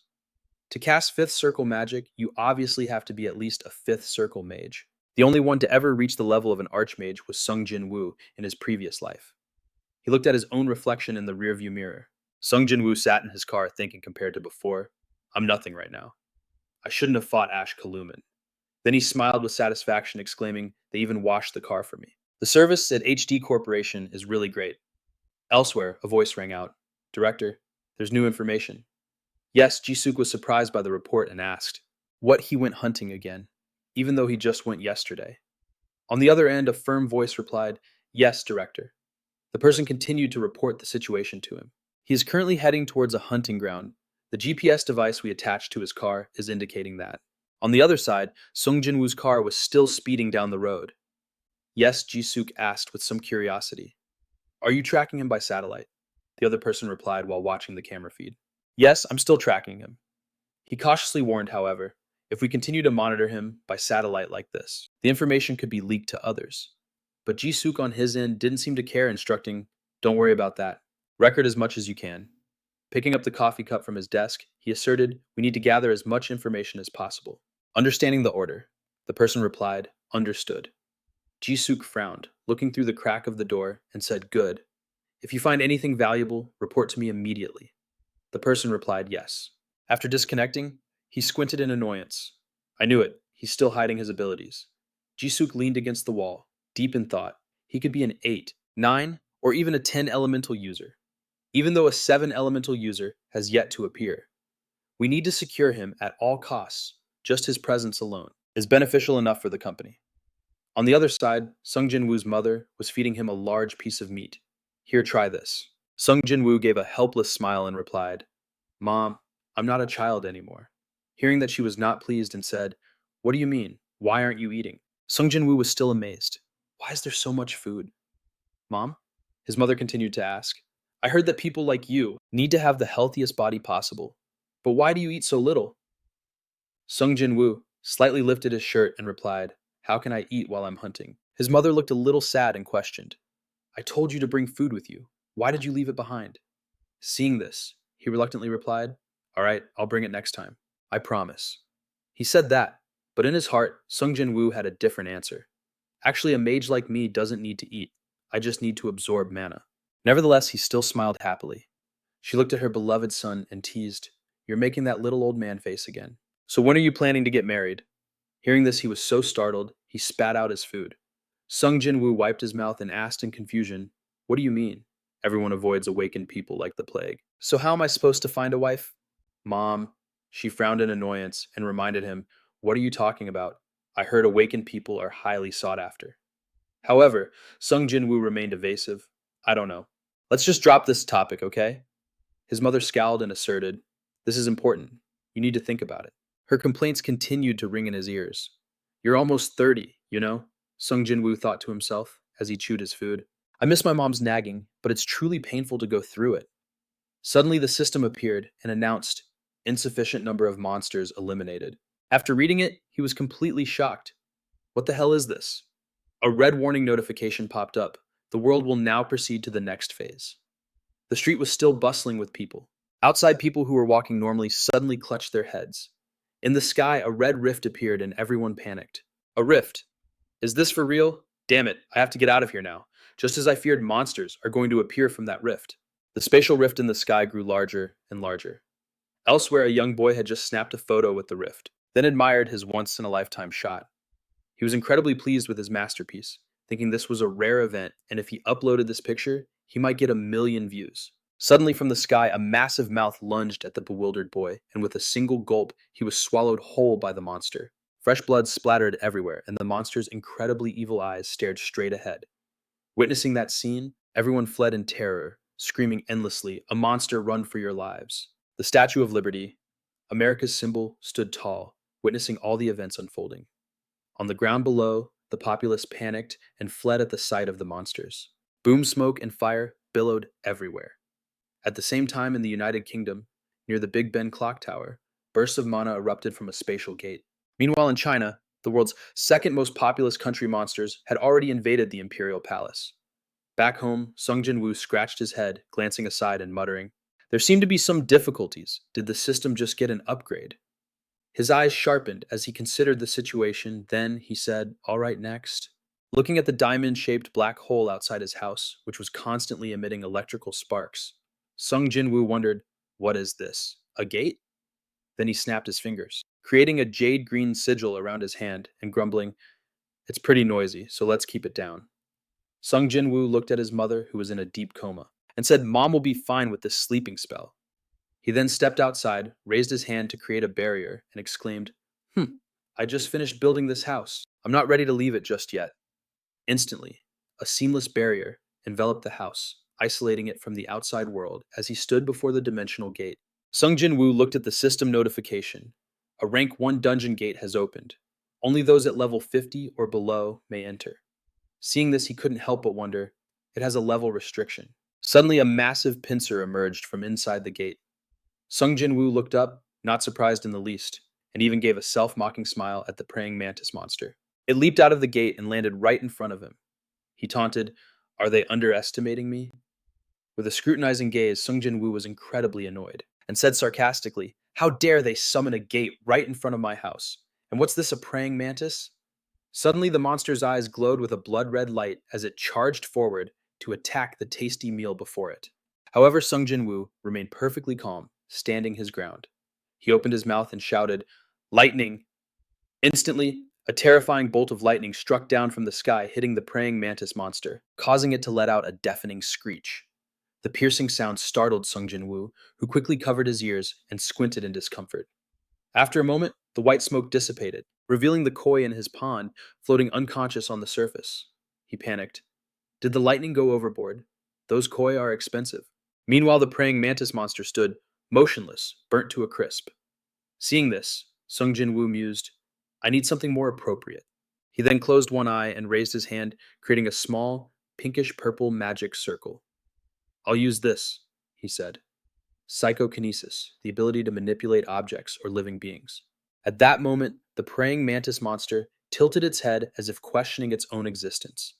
Sung Jin-Woo slightly twisted his hand, confidently asserting, "I can kill it cleanly with this ability." Simultaneously, the praying mantis monster's head was ripped from its neck, spraying blood and gore like rain, while his hand remained in a grasping motion. Sung Jin-Woo muttered with a cold gaze, "If I had just snapped its neck, it would have retained its value."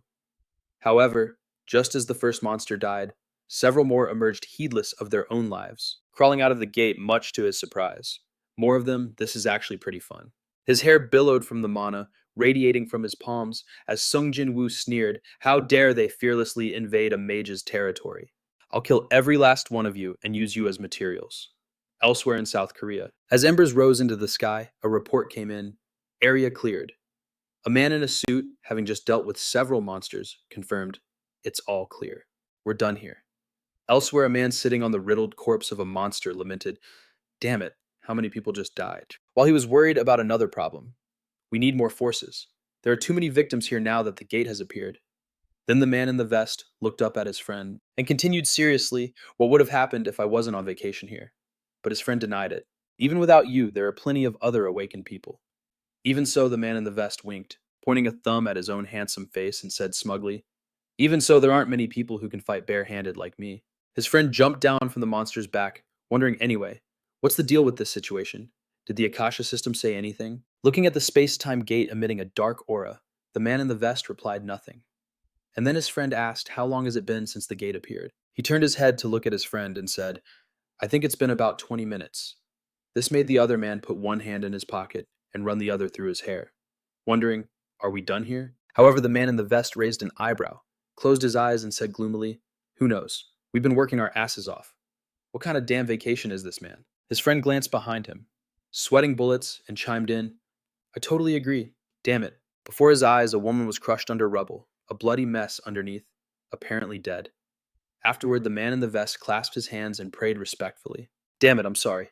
I hope you can rest in peace." Meanwhile, at Sung Jin-Woo's house, he was still fighting the mantis monsters, using his hands and the ruler's authority skill to rip its head off. Sung Jin-Woo let out a breath and said, "This is the last one." Then he glanced around, assessing the situation. They stopped pouring out after an hour. After observing the pile of monsters in front of him, Sung Jin-Woo wondered, "Can I close this thing? It's worth a try, though." Then he rested his chin on his hand, closing his eyes to weigh the pros and cons. "No, this is my mother's home and my own." Finally, Sung Jin-Woo waved his hand, conjuring a pinkish-purple magic, and decided, "I can't just leave a danger like this in front of my house, because I'm not strong enough to deal with it otherwise." After streams of energy coiled around his hand, the system announced, "You have learned the skill, spatial interference." A second later, as Sung Jin-Woo's spiritual energy enveloped the spatial gate, the system reported, "You have learned the skill, time interference, ancient wisdom, ancient integration." After a moment with beads of sweat on his face, he smirked and taunted, "You're going to close whether you like it or not." Squinting one eye, Sung Jin-Woo was determined to send it off. "The next time you show up here, the first thing you'll get is a beating." Then he shot his spiritual energy and the pinkish-purple spell towards the spatial gate. As a brilliant light radiated in all directions, the system announced, "You have forcibly closed a gate. You have earned an achievement." First person to close a gate. All stats plus 10 inventory slots, plus 10. You have earned the achievement. Impossible action. All stats plus 20. Full mana recovery once per day. However, the system's next message was completely unexpected due to your impossible action. The system is now monitoring you. This made Sung Jin-Woo's eyes widen in startled suspicion. The system is monitoring me. He closed his eyes, spread his arms in a casual gesture, and replied, "Are you saying you didn't care before?" Then Sung Jin-Woo raised his index finger, conjuring a ribbon of spiritual energy and runes, taunting the Akasha system. "Not as great as I thought, huh? Open subspace." At the same time, the system displayed a message you have learned, the skill subspace failure. The subspace skill is now included under the inventory function failure. But angered by Sung Jin-Woo's actions, it issued a red warning, the system is now monitoring you.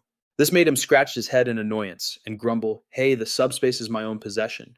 It's not something you should be concerned with." Even so, the system stubbornly repeated its warning, leaving him to just helplessly put his hands on his hips and mutter, "The inventory function is your system's ability, but the subspace is my own. Don't just lump it in with that for no reason." And according to the system, you have received a gold reward box for learning the skill. Sung Jin-Woo asked it doubtfully, and immediately a circular magic circle appeared in midair before him, with a hexagon in the center, emitting a white light as if opening some kind of door. Sung Jin-Woo suggested, "Let's finish this first." When he shouted, "Restoration," a brilliant light shot out, illuminating even the wind turbine on the roof. After a moment, seeing the garden was no longer littered with monster corpses, and everything was back to normal. Sung Jin-Woo put his hands in his pockets and remarked, "It looks clean now. I'll put some fish in the pond later." After finishing the cleanup, he observed and muttered to himself, "Well, it seems I found something unexpected along the way. All right, the gold reward box. I wonder what's inside and what's with this reaction from the system. Ignoring its warning, Sung Jin-Woo fanned himself with his hand and complained, I don't know what you want. It's pretty hot here, but go ahead and watch all you want. As he turned to go inside, his profile revealed his cold demeanor. The day Sung Jin-Woo fully recovers his power god or not, he will track you to the ends of the earth. The news broadcast showed an image of a gate opening and the anchor's voice rang out. The world has changed. Experts sat around a conference table for an urgent discussion. The gates will no longer open in remote areas. There are reports of changes in the gates occurring whenever an awakened appears. Yes. As Sung Jin-Woo walked into the living room with a cup of coffee, he saw their discussion on TV. Are you talking about a dungeon? Yes, a dungeon. We don't know what's inside, but other countries have already started sending in attack forces. An elderly expert, upon hearing someone say, it's a matter of life and death for those living near the gates. We can't just abandon them. As the TV displayed the question, should we solve this problem? He chimed in. That's right. Many gates are appearing in residential areas. Meanwhile, Sung Jin-Woo took a sip of his fragrant coffee and muttered, this is pretty fun.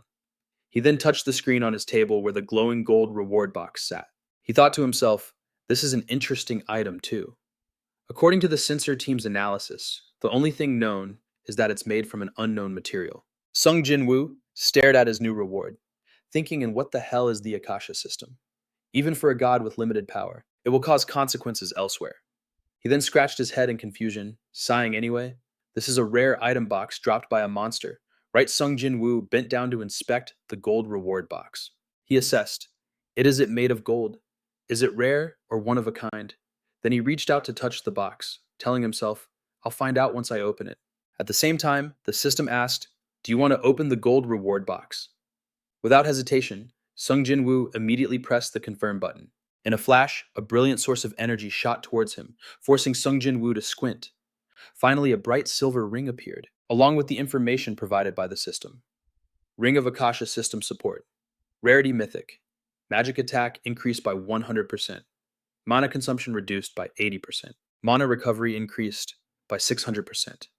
Sung Jin-Woo's eyes widened and his jaw dropped in amazement as he observed the ring and listened to the system continue. Special effect.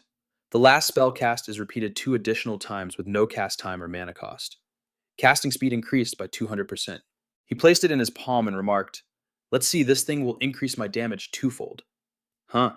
Sung Jin-Woo tapped the system screen to check the information. I won't have to worry about 3rd tier or lower magic from my staff and the stacking mana from it anymore. After processing the stats and reviewing the skills the ring provided, he exclaimed, happily, nice. Sung Jin-Woo slipped the ring onto the middle finger of his left hand, saying, I'm very happy to have gotten this. A moment later, he interacted with the screen and saw the system ask, this item will become bound. Do you wish to equip it? It then quickly confirmed Sung Jin-Woo's command. The item has been bound. He raised his ringed hand in front of his face, his eyes narrowing in delight. Thinking I'd be able to hunt more with this, the phone on the table suddenly rang with a call from Lee Ji-suk. As soon as Sung Jin-Woo picked up and said hello, the other person immediately introduced himself as Lee Ji-suk, hearing that he offered some polite pleasantries. I heard from General Manager Kim that you've been promoted to Director. Congratulations. On the other end at his desk, Ji-suk looked at his computer and chuckled, thanking him. That's not important. I'm calling you about something urgent. He clicked his mouse as he asked, have you read the news? A gate appeared in the middle of the city a few hours ago, and there were many casualties. On his end, Sung Jin-Woo narrowed his eyes, glancing at the news on TV as he replied, yes, I've read it. A gate also appeared right in front of my house. And hearing the worry in Ji-suk's voice, he quickly reassured him, don't worry, I've already taken care of it. This only made him more anxious, and he stammered, what? You took care of it. What did you do? Sung Jin-Woo stepped onto the thick fur rug and explained, I closed the gate. Hearing that Ji-suk shot up from his chair, planting his hands on the desk in alarm. Are you serious? And after that, did you go inside the gate? He looked at his reflection in the window and replied, I didn't go inside the dungeon, I just have the ability to close it. Hearing that Ji-suk breathed a sigh of relief, more at ease, and said, there's really no end to the surprises you bring. Then he got serious again, his eyes still fixed on the monitor, asking, may I ask, is that even possible? Sung Jin-Woo leaned against the window, looking outside, and affirmed, it's one of my unique skills. However, it's only possible in the area around my house. As he finished, he heard Ji-suk sigh. Ah, so then, the other gates? Knowing what he was going to say next, Sung Jin-Woo smiled and shook his head. I can't close them. On the other end, Jisuk rested his chin on his hand, his gaze distant as he continued to probe. So could it be possible in the future at your level? Sung Jin-Woo saw no reason to hide his potential and confirmed, I suppose it's possible. This made Jisuk take off his glasses and pinch the bridge of his nose in disbelief, emphasizing, this is one of the reasons we've been supporting you as much as possible. Then he sat back down, and when Sung Jin-Woo asked, but what was the urgent matter? He replied, for now I want to ask you a few things. Looking at Sung Jin-Woo's information on the computer screen, Jisuk started, what is your current level? Sometime later, the car came to a stop, and the driver announced, we're here, sir. Sung Jin-Woo, already in his combat gear, got out of the back seat and said politely, thanks for the ride. He took in the ruined landscape with toppled trees and several buildings on either side that were no longer recognizable. He muttered, quite a mess, as he observed the corpses of magic beasts scattered on the ground. Sung Jin-Woo wondered, and these monsters came out of the gate. Meanwhile, some rescue workers were busy nearby, raising a signal light and shouting, we've got another one over here. Sung Jin-Woo, however, was focused on the magic beasts that had emerged, silently analyzing. A few hundred carnivorous, bird-like monsters appeared. I wonder if other places are this chaotic. Suddenly, an arm shot up in the air along with a loud shout. Sung Jin-Woo over here? It was Jisuk, standing with a group that included Yujung Dojin and other hunters, waving energetically to get his attention. Yujung, who was in the middle of a conversation, saw Sung Jin-Woo and greeted him. Oppa, we've been waiting for a bit. He walked over, gave her a wave, and replied with a smile, it's good to see you again, Yujung. I've told you can just speak casually with me. Anyway, has everyone here been briefed on the situation? Hearing that Jisuk, who was taking a report from one of his men, turned and said, I'll explain the details during the briefing. First, let's go. Everyone then followed him toward a location within the emergency camp. Once they were all seated at a long table inside the temporary command tent, Jisuk tapped a pointer on the screen, stating, we are now officially calling them dungeon gates. He then began to seriously present the information he had gathered. That intelligence comes from the notification message the awakened receive when they appear. Currently, not a single Korean hunter has risked entering the gate, but quite a few people from other nations have gone inside. On the screen, an image of the globe is displayed with several notes on it. Jisuk continued saying that as many as 3 nations have sent their forces into the dungeons. Holding a file, he looked at everyone and added, our country hasn't sent anyone in yet. We have confirmed information that 3 countries, the United States, China, and the United Kingdom, have sent their forces in. Suddenly, Cha Hae-in and Dooji sat up straight, listening intently to the information. Then Cha Hae-in placed her hands on her lap, her eyes widening as she expressed her doubt. This is some great intel gathering, but how? Jisuk waved the file in his hand, smiling smugly. We're an international corporation, and other countries aren't keeping their information secret. Then he adjusted, his glasses squinted, and changed the subject. But we have another problem. The government has issued an order. Hearing this, the ever-silent Dojin suddenly spoke up. Is it mandatory? Yes on the side. Sung Jin-Woo was also startled and narrowed his eyes with suspicion. Jisuk didn't hide anything and frankly confirmed their speculation. Yes, that's right. Under the late afternoon sky, Jisuk narrowed his eyes and said, as you all know, the awakened. He looked at the elite hunter team. Sung Jin-Woo continued, we'll receive a mobilization order from the government in an emergency, and this monster disaster is just like that. Then Jisuk leaned on the table, frowning as he reminded them in a serious tone. But since we can't just send anyone in there, they've implemented a quota system. Hearing this, Sang-jin crossed his arms and looked up, asking, for each team? Jisuk adjusted his glasses habitually. As he answered the important question, that's right, we the HD team also need to close 12 gates. Now the problem here is... Suddenly, Sung Jin-Woo cut him off and added, the level restriction. His words made Cha Hae-in and Jisoo whip their heads around to look at him chin in hand, as he casually narrowed his eyes and nodded.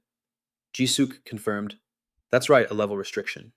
As you all know, monsters spawn every 3 hours.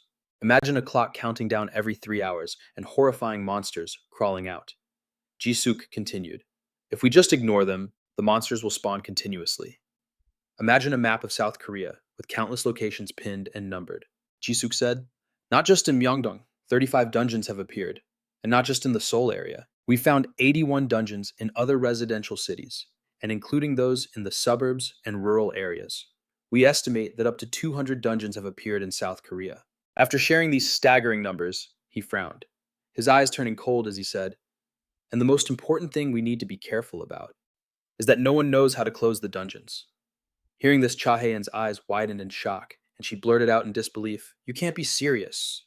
On one side, Dojin and Jinsak glanced silently toward Jisuk, while Sung Jin-Woo and Sang-Jin didn't seem very surprised, just waiting nonchalantly to hear what he would say next. After a moment, letting them process the information, Jisuk slowly announced the crucial detail, and not a single person has returned after entering a dungeon. The moment he finished speaking, Jisoo shot to his feet, completely shocked, and yelled, "That's reckless! You want us to go into such a dangerous place without any information at all? Does the government even care what we think?" Then Cha Hae-in also raised a fist and yelled angrily, "That's right. It's the same as telling us to go and die." This made Jisuk scratch his head and break into a cold sweat. Suddenly, Sung Jin-Woo raised his hand, cutting through their commotion. "Excuse me." His next words made the nearby Dojin's jaw drop in astonishment. "I have a question. What's the reward?" As if granted a pardon from everyone's grievances, Jisuk replied gleefully, "Of course there is." Then he pointed to the charts and figures on the screen, saying, "The government isn't so thoughtless as to ask everyone to take on a mission without a proper reward. First, those who participate in this mission will be exempt from taxes for 5 years. Then Jisuk showed a slide displaying the number 38%, continuing that the tax exemption is quite significant. Then Sung Jin-Woo rested his chin on his hand with an indifferent expression, but inwardly, he was already calculating all the tax money he would save in the coming years, and asked, "Is there anything else?" Then Sung Jin-Woo silently awaited Jisuk's answer. "One more thing, the government will provide you with all the special equipment." Only then did his gaze waver, as he thought to himself that something interesting had finally come up. Sung Jin-Woo smiled, his eyes filled with intrigued curiosity. "I assume they'll be giving me full ownership of that equipment, right?" As expected, Jisuk nodded, confirming his speculation was correct.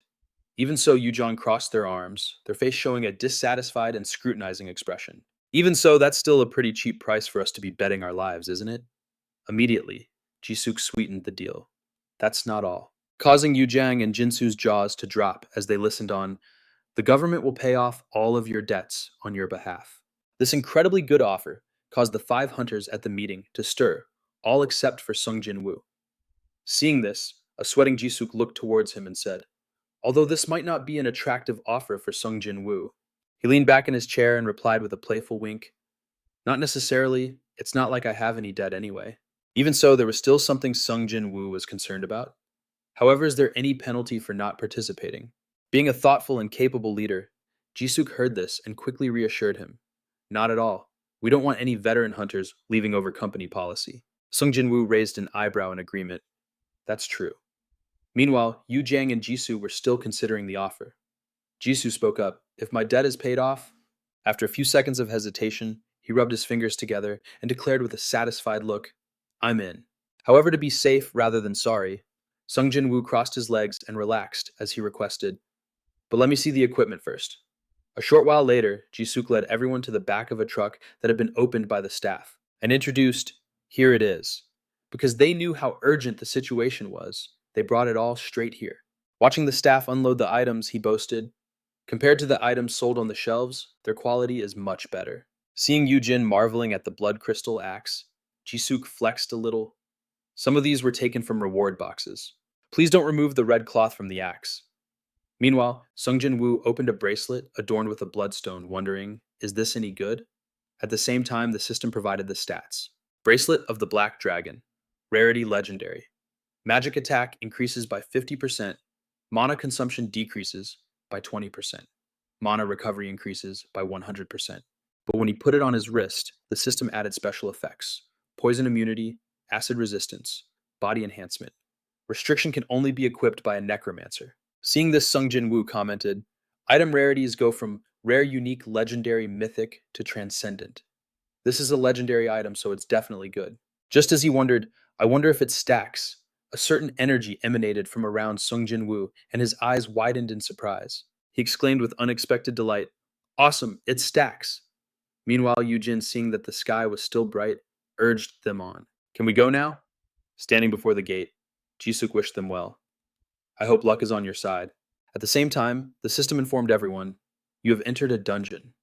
In the blink of an eye, all 6 of them were transported to a damp, dense forest.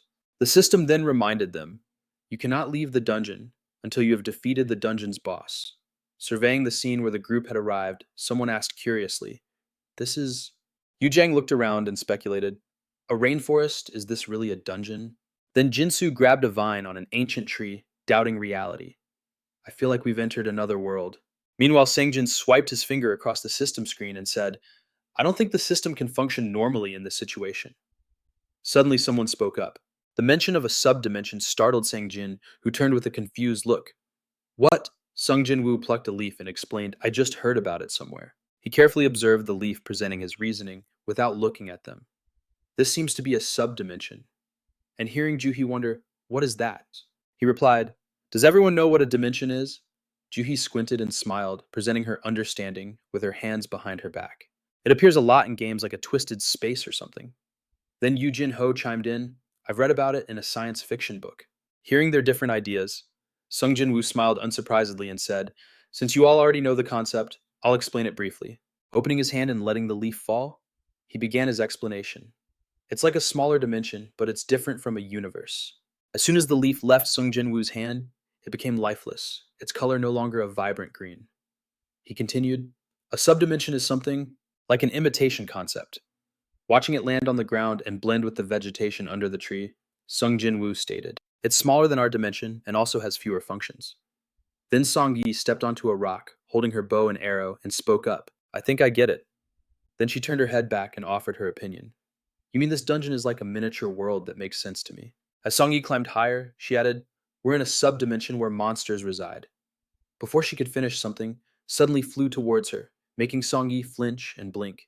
After a gasp and a sharp scream, brown blood splattered in mid-air. Song Yi touched an invisible barrier and wondered, a shield. Then suddenly, a voice shouted a warning to her. It's a monster. Hearing this, Yu Jin Ho and Sang Jin were both startled and turned to look. At the same time, a blood-red spear shot out from nowhere, piercing straight through the chest of a monkey-like monster high up on a tree branch. Sung Jin Woo's group stood inside a protective sphere, watching the monster fall to the ground.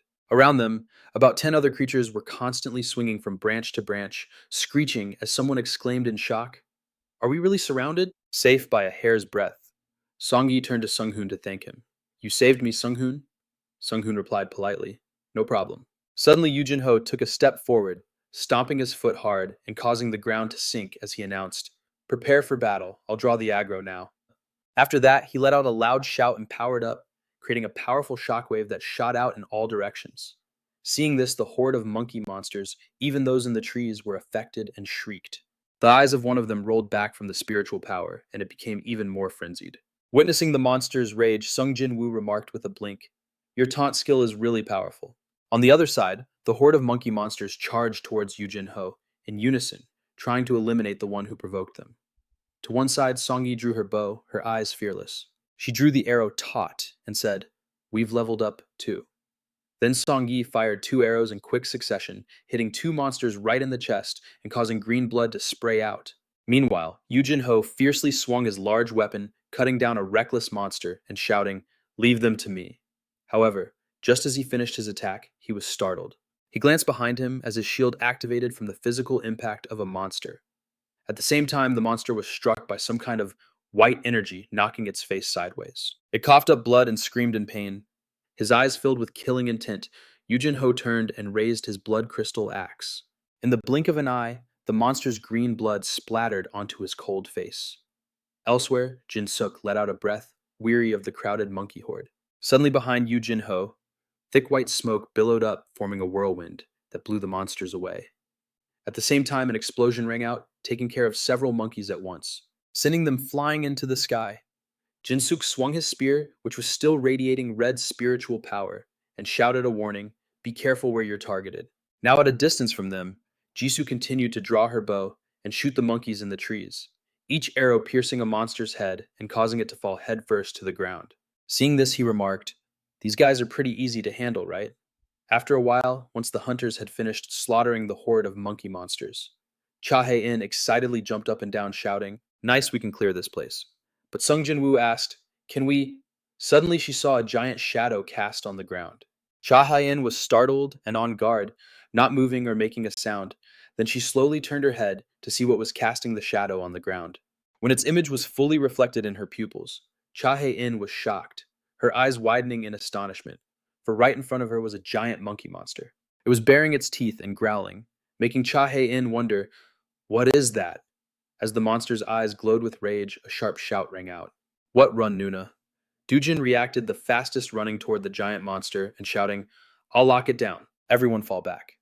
As soon as he finished speaking, Dujin glared and let out a roar with all his might, and unleashed his spiritual power.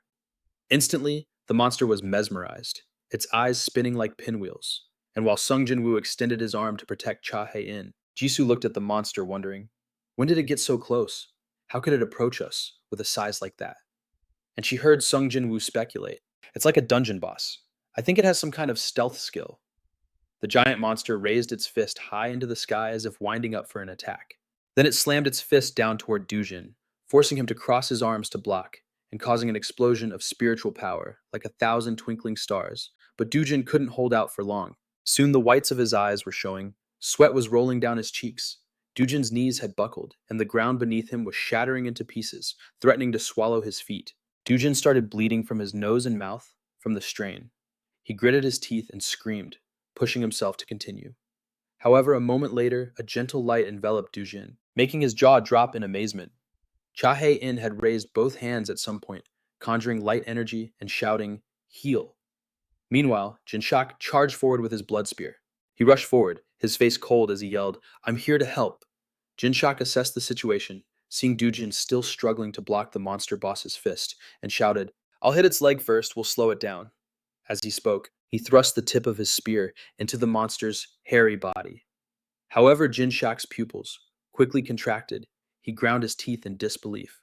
At the same time, off to the side, Sangjin frantically screamed a warning, "Watch out!" The boss's hand was swatting toward Jinshak as if he were a tiny ball. Seeing this, Sung Jin-Woo created bright white threads of spiritual power, shouting, "Over there." The boss's swat made the ground explode, filling the air with white smoke. Meanwhile, Jinshak's protective orb also shattered into pieces, and he was sent flying backward. Sung Jin-Woo turned his head to one side, glaring, silently stunned. The shield was destroyed in a single hit. This isn't as easy as I thought. Cha Hae-in, some distance away, was continuously using her healing skill, her eyes glancing in the direction where Jin Shak had fallen. It looked like he had been thrown into a tree trunk. He was now sitting on the ground, holding his head and groaning. Suddenly, Dujin stomped his foot hard on the ground, shouting angrily, "Hey, you damn ape, look over here!" He stood in front of the monster boss, constantly stomping to make noise, trying to draw its attention to himself. This enraged it. It stood upright, raised both arms to the sky, and let out an earth-shattering roar, using just the sound. It was able to directly attack Dujin. Then he was hit by a blast of spiritual light. Watching Dujin cough up blood, Sung Jin-Woo thought, "I'm mitigating the impact." But suddenly Cha Hae-in broke out in a cold sweat, turning to shout, "My healing can't keep up. What should I do?" Hearing this, Sung Jin-Woo frowned. Even though he was fully buffed, he was still having trouble with this ape. It's no wonder no one ever came back. Sung Jin closed his eyes, raising his hand as if holding an invisible weapon, and said, "I hope this works." Then he opened his eyes wide, his pupils focusing on a single point before Sung Jin aimed the weapon forward, aimed and shot out gold and pink spiritual power, shouting, "Weaken." Instantly, a pink smoke-like energy enveloped the boss monster, making it dazed. Seeing it clutch its head in a daze, Sangjin turned and shouted, "I did it. The defense reduction debuff is working." Then Jisoo quickly raised an arrow imbued with jade green spiritual power, shouting, "Blow away." At the same time, he shot the arrow at the monster, causing a terrifying storm-like explosion. The arrow shot forward like a rocket tearing through the wind. It flew straight at the boss monster, causing it to frantically lean back to dodge, but brown blood still splattered down, splashing onto tree trunks and grass like rain. Seeing that they could hit the monster, Sung Jin yelled, "Great, don't stop attacking." However, Sung Jin-Woo, standing behind Jisoo, saw him panting and narrowed his eyes with concern. "No, it looks like this is tough for him. It seems like each shot consumes a lot of mana." Meanwhile, the boss monster's blood flowed continuously down its arm, dripping from its fingers onto the ground. Seeing the monster's bloodshot eyes and its mouth open in a furious roar, Sung Jin-Woo assessed. But the attack didn't cause much damage, and I actually think attacking it more will just make it angrier. Suddenly, the monster pushed over an ancient tree with its bare hands. Then it lifted the entire massive trunk. Seeing this, Dujin, who was in front, broke out in a cold sweat, gritting his teeth and cursing, "Come on, can't you give me a break?" Just as he spoke, a loud crash echoed as the tree hit the ground, sending up a thick cloud of white smoke. Unable to see her comrade in the chaos, Cha-hae-in screamed in panic. "Dujin, Oppa!" Sung Jin-Woo let out a sigh, as if he knew defeating the boss monster wouldn't be easy. Meanwhile, the monster furiously hurled an entire large tree at them. It was aimed directly at Jisoo, the one who had injured the boss monster with an arrow. Seeing the massive tree hurtling toward him, he just stood there, stunned, thinking it's too late to escape. The terrifying sight made Cha-hae-in unable to watch. She covered her face, turned away, and squeezed her eyes shut. Then an earth-shattering explosion resounded through the forest. Sangjin's jaw dropped completely stunned into silence. Jinsu's eyes widened in disbelief at the scene unfolding. As for Jisoo, sweat trickled down his cheek as he stared wide-eyed at the sharp end of the tree trunk that had stopped just inches from his nose. He had collapsed onto the ground. He stared frozen at the tree trunk, which was enveloped in a purple-pink energy and hovering in midair. Even the boss monster was in disbelief, unable to understand why the tree had stopped. Cha-hae-in, suddenly curious, slowly opened her eyes when she heard Sung Jin-Woo speak. "It's heavier than I thought." She was stunned to see him floating in midair and asked Sung Jin-Woo Oppa. His hand was outstretched, emitting a film of purple-pink spiritual power, and the tree trunk that was aimed at Jisoo flew back towards the boss monster. The blow sent the giant monster flying into the air, astonished that it could be so easily overpowered by a mere human, while screaming in pain. Then the monster crashed down behind it, causing an impact that shook the entire ground. Jinsu's jaw dropped in disbelief, blurting out, "Sung Jin-Woo." Sangjin stammered in a daze. "Sung Jin-Woo, what was that?" He glanced back at his teammates and casually explained. "It's a skill called psychokinesis." At that moment, Sung Jin-Woo was still hovering in midair, his entire body radiating purple-pink spiritual power as he waved his hand to lift a giant tree trunk. He continued, "Anyone can do it with enough talent and practice. Now save Dujin." As the tree trunk was lifted away, Dujin's terrible condition was revealed. Immediately, he ordered Cha-hae-in, "Hurry up and heal him." Seeing this, Cha-hae-in gasped in shock, then quickly ran over to Dujin, who was crushed on the ground, shouting, "I'm coming. Mr. Dujin." The impact had slammed Dujin's body into the ground, creating a deep crater. Bleeding, he squinted up at Cha-hae-in and whispered, "I'm sure I heard it just now," which made her ask doubtfully, "Heard what?" as he received Cha-hae-in's healing energy. Dujin spoke up, "You just called me Appa." The two bantered back and forth. "Huh? You know you were about to die. You're not being very honest, mister." "You're really going to die, you toothy monster. Why does your healing hurt so much?" Seeing them bickering like that, Sung Jin-Woo thought with a smile. It seems the shield blocked that attack, just in time. What a relief. He looked off into the distance, where the angry roar had just echoed, muttering, "Now what should I do with this guy?" It started acting strangely after taking some damage. On the other side, the boss monster had recovered from the blow. It clumsily got up from the pile of rubble, looking at the person floating some distance away. As it watched, the boss monster's eyes flashed with a blood-red light. Sung Jin-Woo assessed. "Look at its red eyes. It seems to have entered a rage state." Suddenly, the monster shot up into the sky, leaving only an afterimage and dust where it had been. It leapt towards Sung Jin-Woo, who looked up in amazement. Sung Jin-Woo immediately became vigilant, remarking, "That's definitely a rage state. It's faster than before." But, looking at the boss monster's eyes, which were filled with killing intent, he sneered, "Your movements are too simple." After that, Sung Jin-Woo crossed his arms, spinning them like a propeller to generate a powerful spiritual force, then flung the boss monster aside like a sandbag, leaving it utterly confused, with no idea what had just happened. Once again, the boss monster crashed to the ground, creating a thick cloud of white smoke while Sung Jin-Woo calmly stated, "Psychokinesis can easily change your trajectory while you're in the air." Watching the boss monster crash headfirst into the ground, creating a crater beneath it, he added, "I just had to change its direction a little." On the other side, Dojin Cha-hae-in and Sang-jin were left speechless and dumbfounded. Cha-hae-in squinted and asked doubtfully, "Hey, Dojin, what do you think his real class is?" Dojin glanced at her and calmly replied, "I have no idea. It's definitely something we've never seen before." Meanwhile, with cold, murderous eyes, Sung Jin-Woo looked down at the boss monster and shouted, "Holy lightning!" As he spoke, lightning crashed down on the giant ape, emitting a blinding light and a deafening explosion. The boss monster, engulfed in lightning, let out terrifying roars of pain and anger. Sung Jin-Woo watched it carefully, wondering, is magic effective against it? Suddenly, the boss monster burst out from the thick white smoke, charging frantically toward him. It swung its staff at Sung Jin-Woo, but he dodged it by tilting his head. It has pretty high magic resistance, and its recovery ability is impressive too. This was Sung Jin-Woo's brief analysis.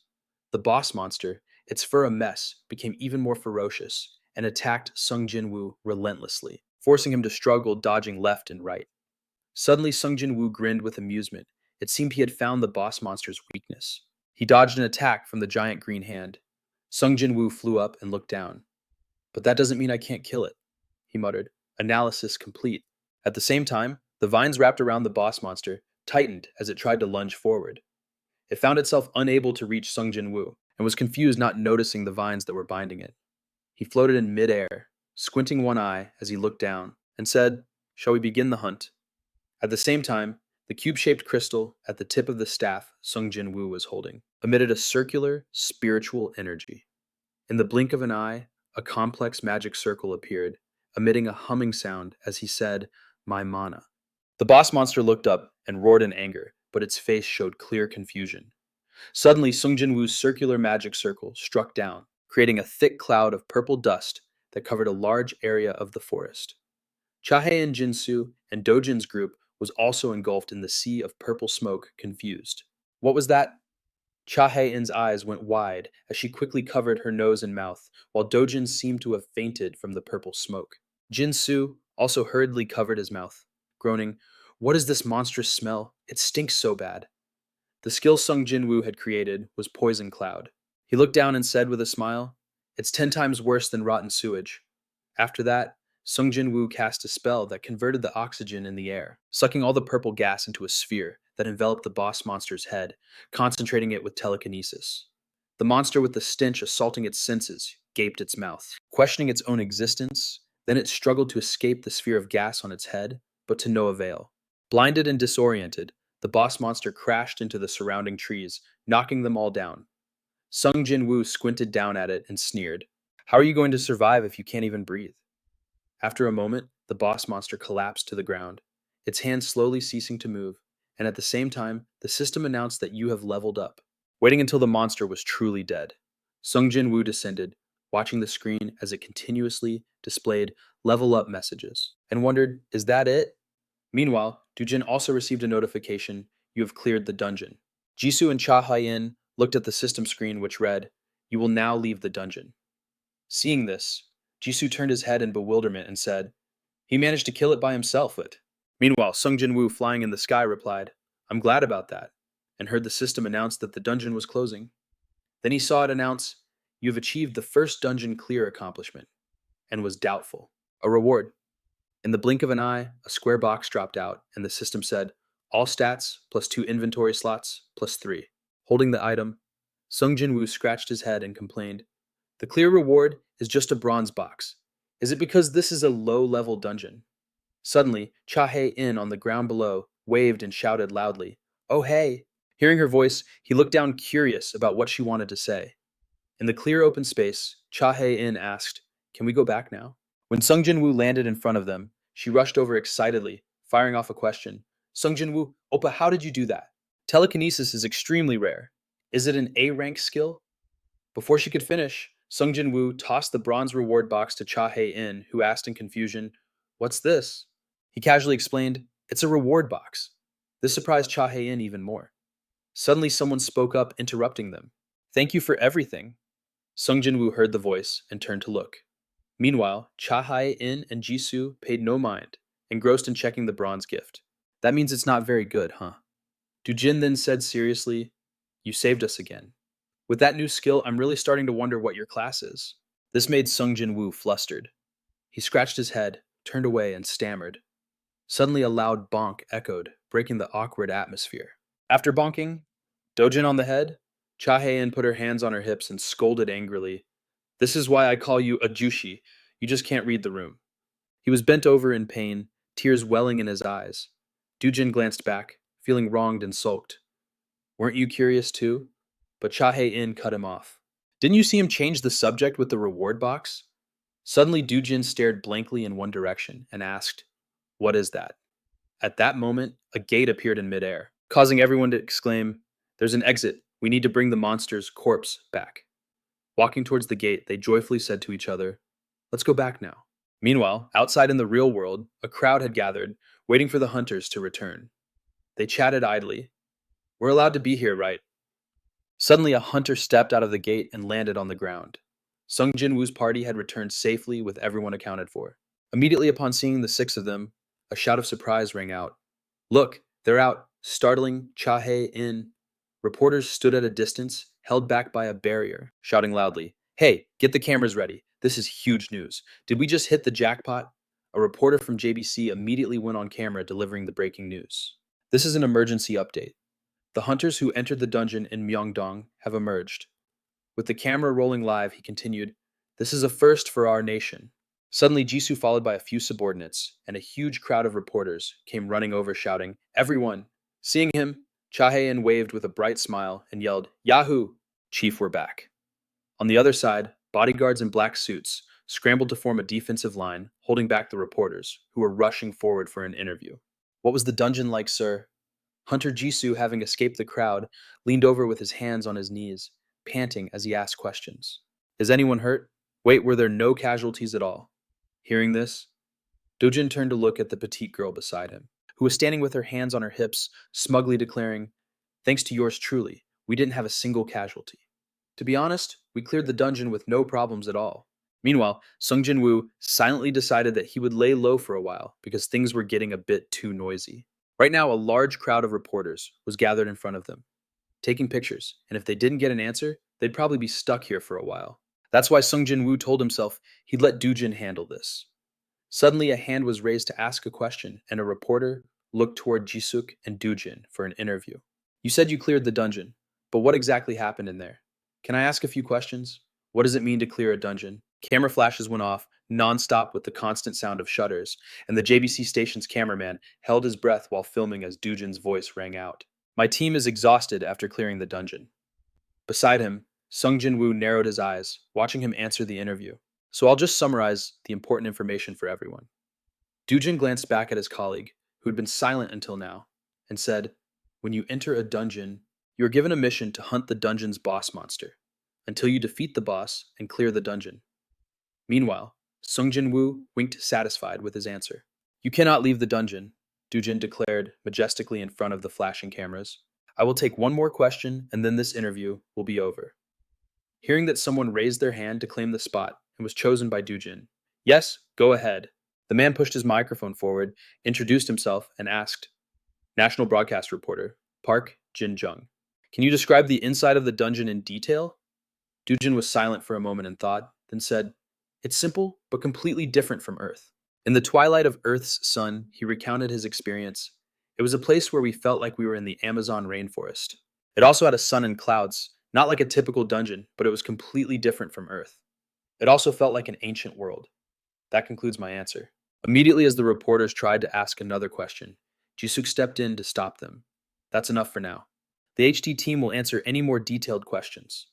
Suddenly a reporter rushed forward and shouted, "Wait, what kind of boss monster was it?"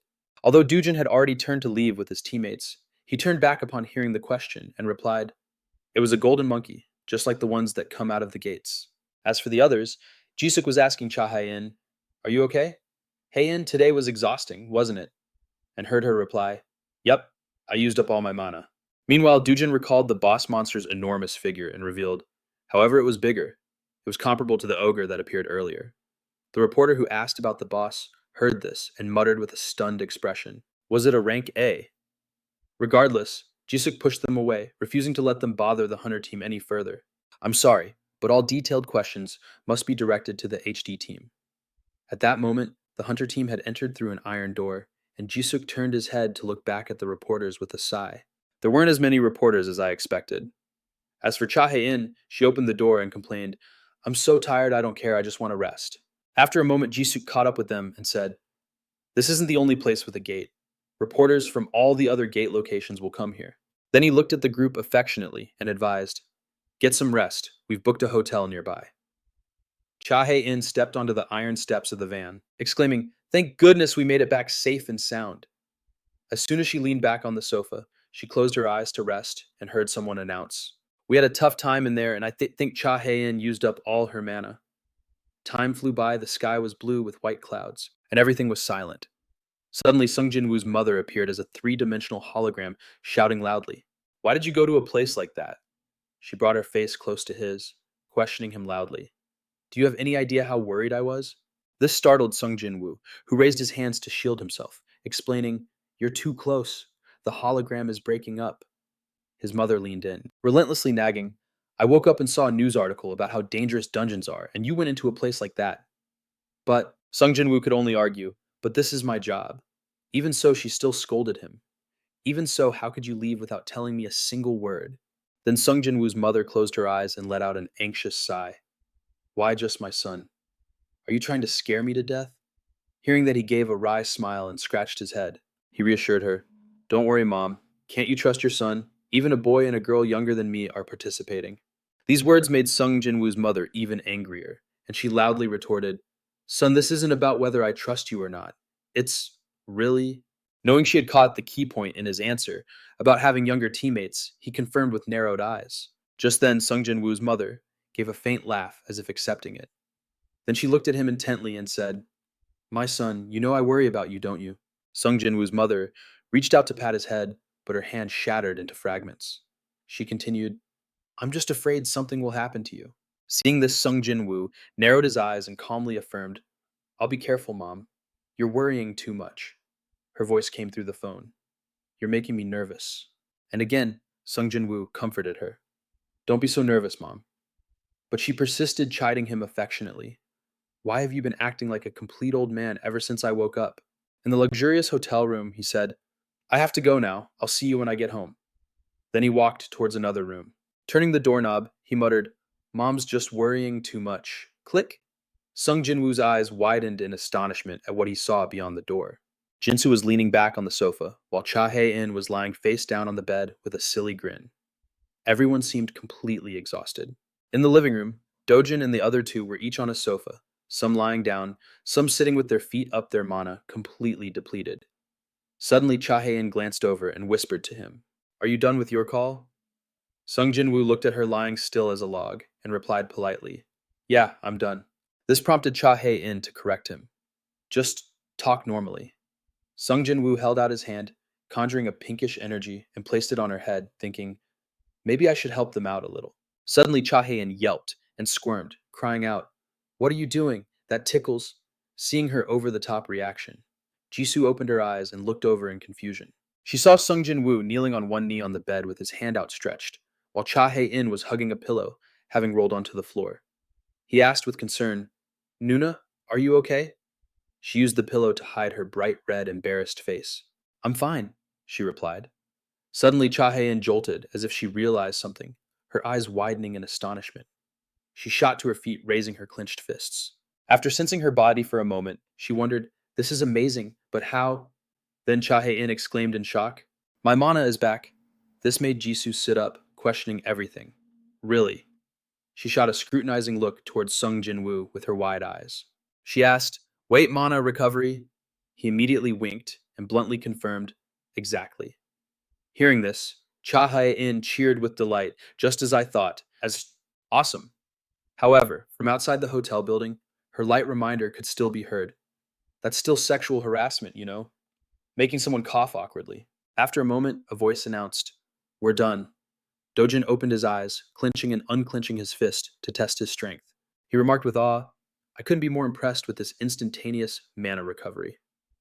Meanwhile, Jisoo grabbed the remote, turning on the TV as she added, We're so lucky to have Sung Jin-Woo on our team. The news was on TV. We are now connecting live to reporter Park Jin-jung. It was recently reported that this is the first gate to be cleared in the world. What is the scene actually like? The reporter stood on site, pointing into the distance as she reported, This is in Myeongdong. After the hunters exited the gate, it completely vanished without a trace. The military and the Hunters Association had publicly stated that the Myeongdong dungeon was a threat not long ago. 6. Sung Jin-Woo raised an eyebrow, watching the news silently concerned.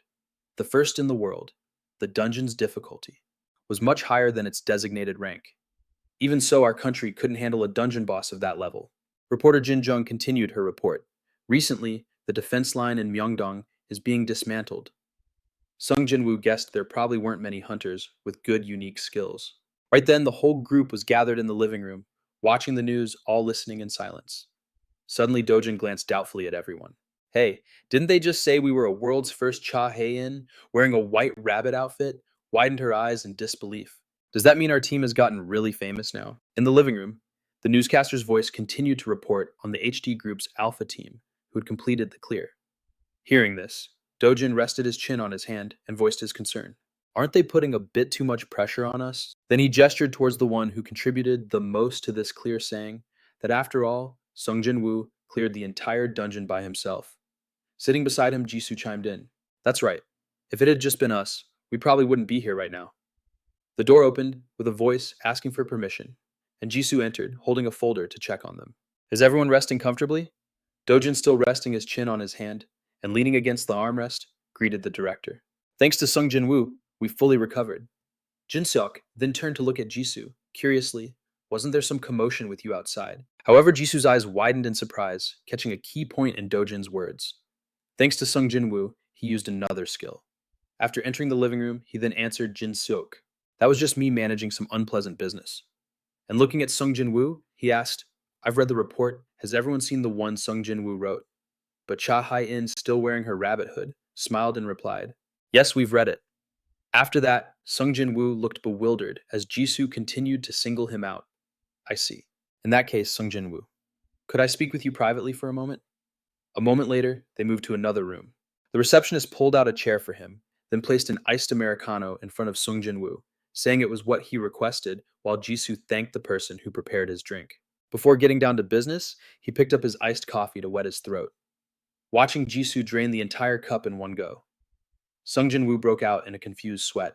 And as he set the cup, now containing only ice, back on the table, Jisoo finally spoke. I'll be direct. Then he stared straight ahead and asked seriously, How many abilities do you have? This made Sung Jin-Woo think to himself, straight to the point, as he closed his eyes and replied, Well, if I count them all, it's quite a lot. Recalling the image of himself in a steamy mirror, he reflected magic can do many things. Distort space, shatter time, and destroy life.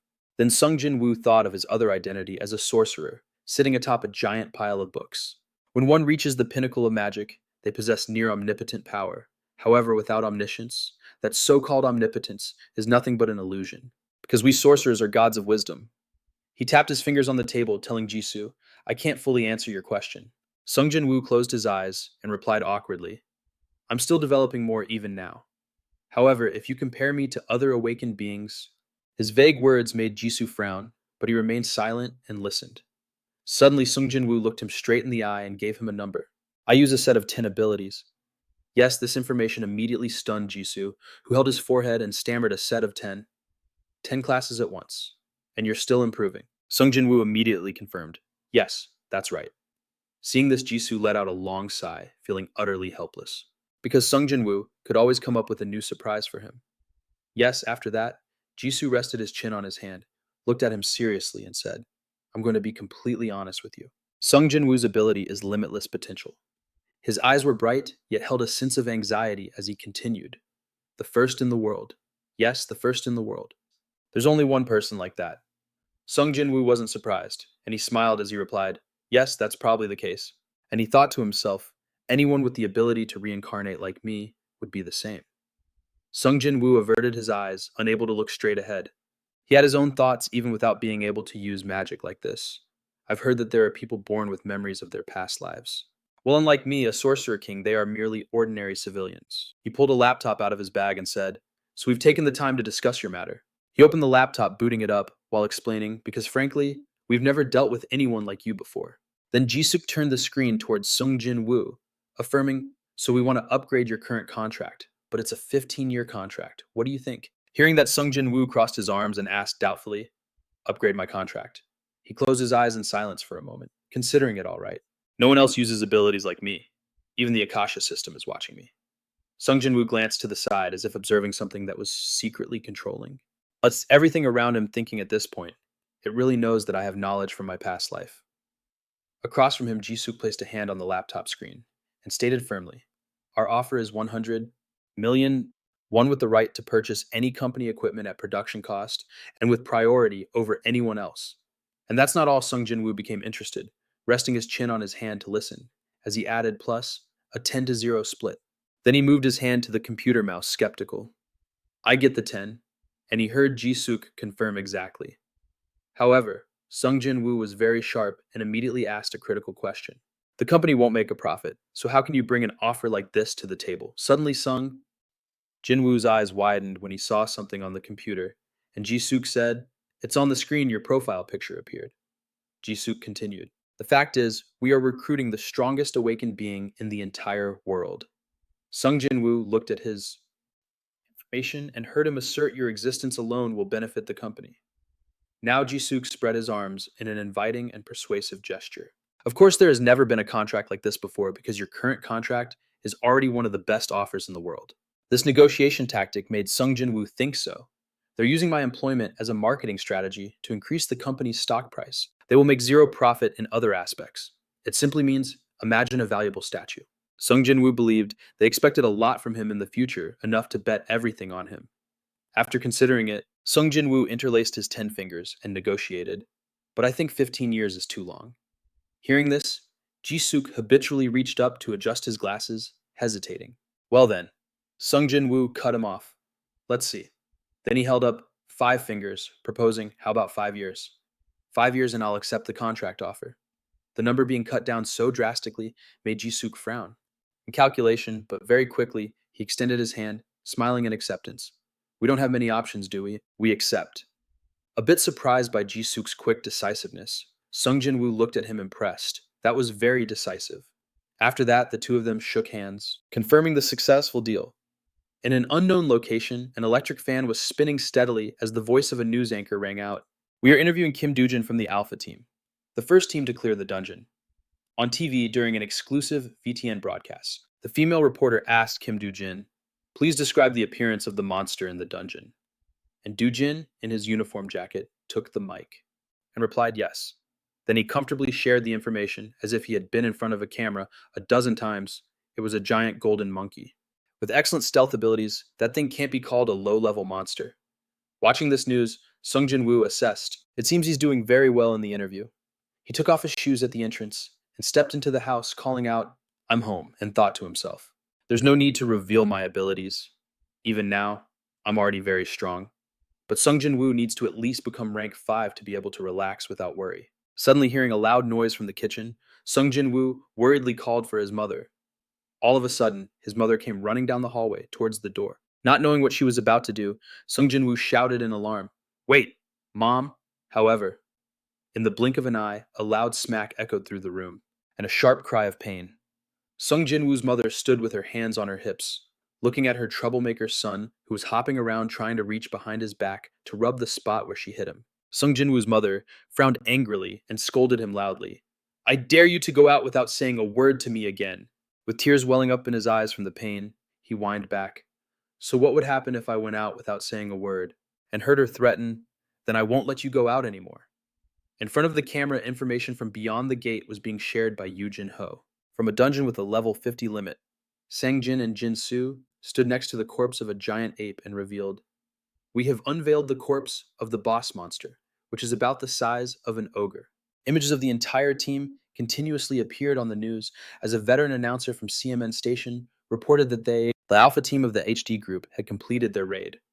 And after some time, news about other hunter teams also began to surface.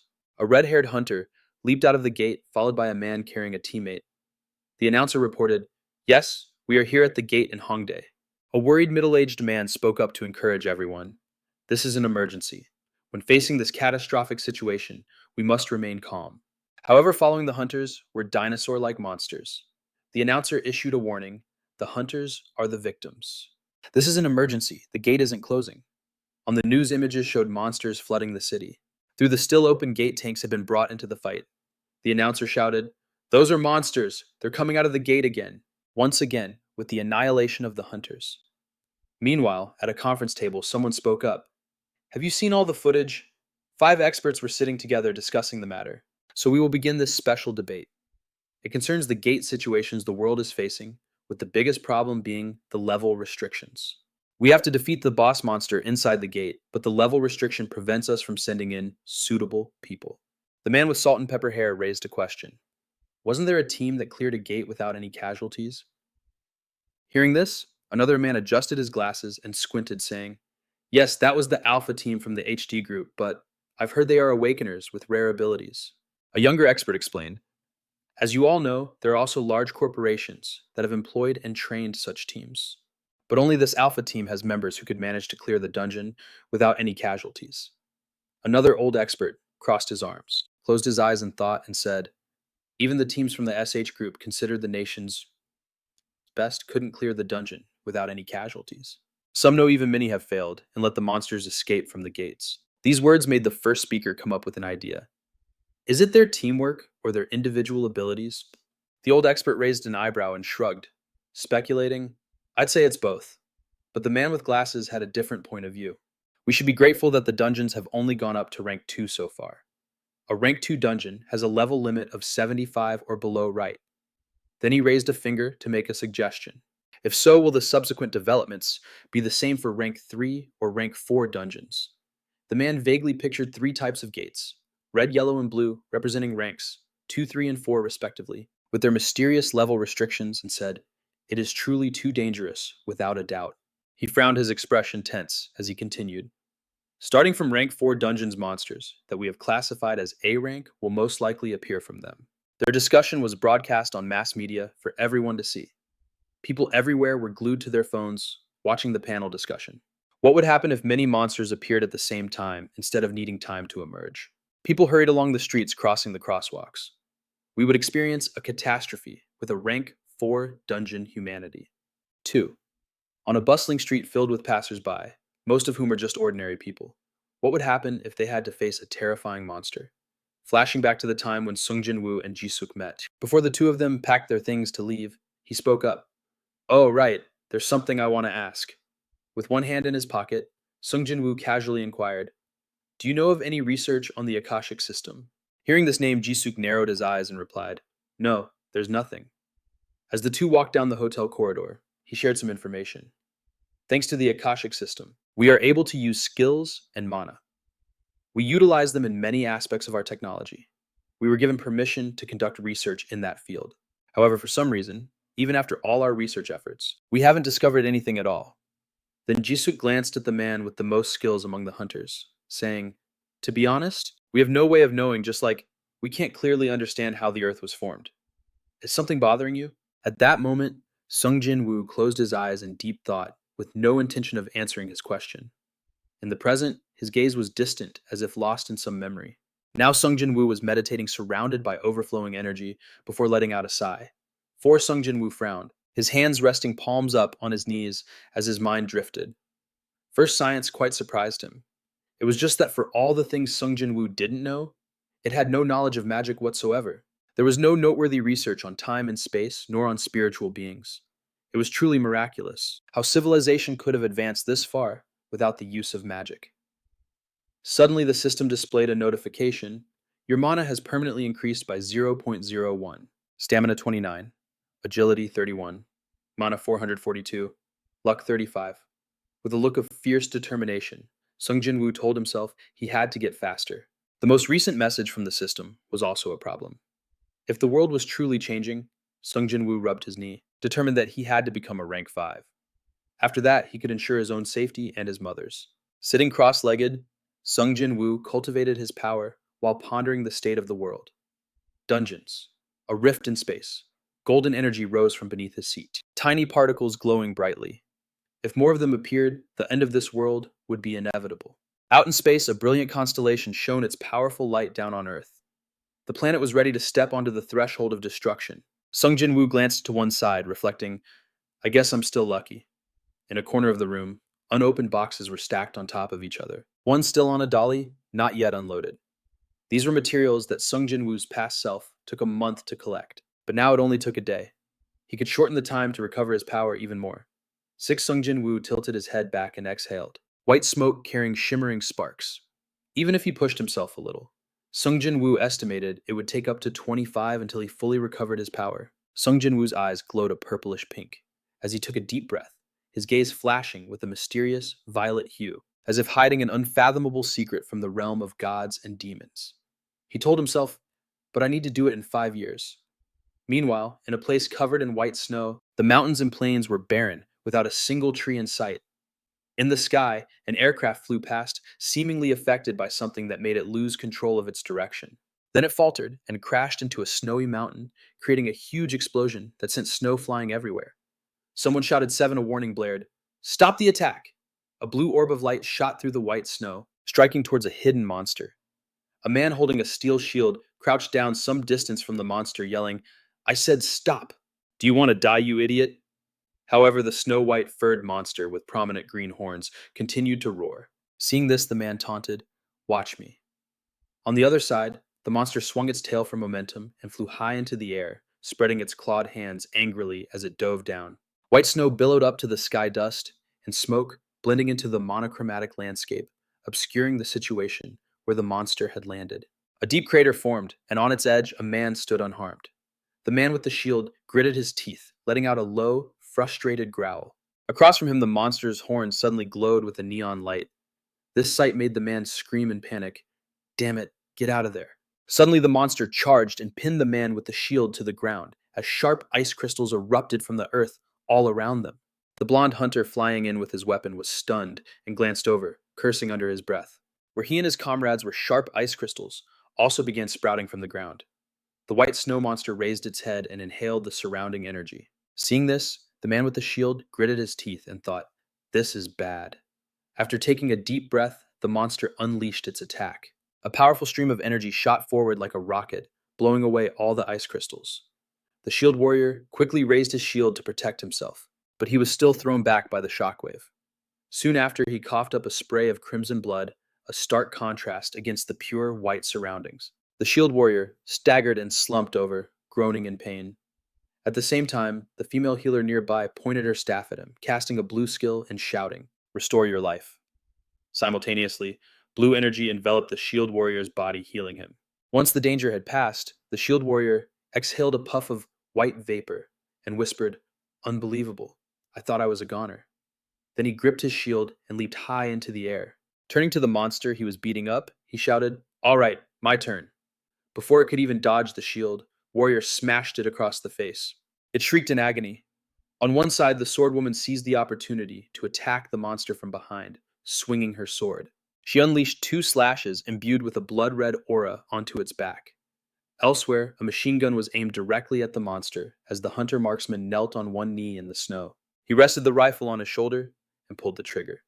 However, his bullet only hit the monster's outer protective barrier, and even worse, it revealed his hiding spot. Seeing this, the marksman gritted his teeth and exclaimed in shock, "What kind of ridiculous defense is that?"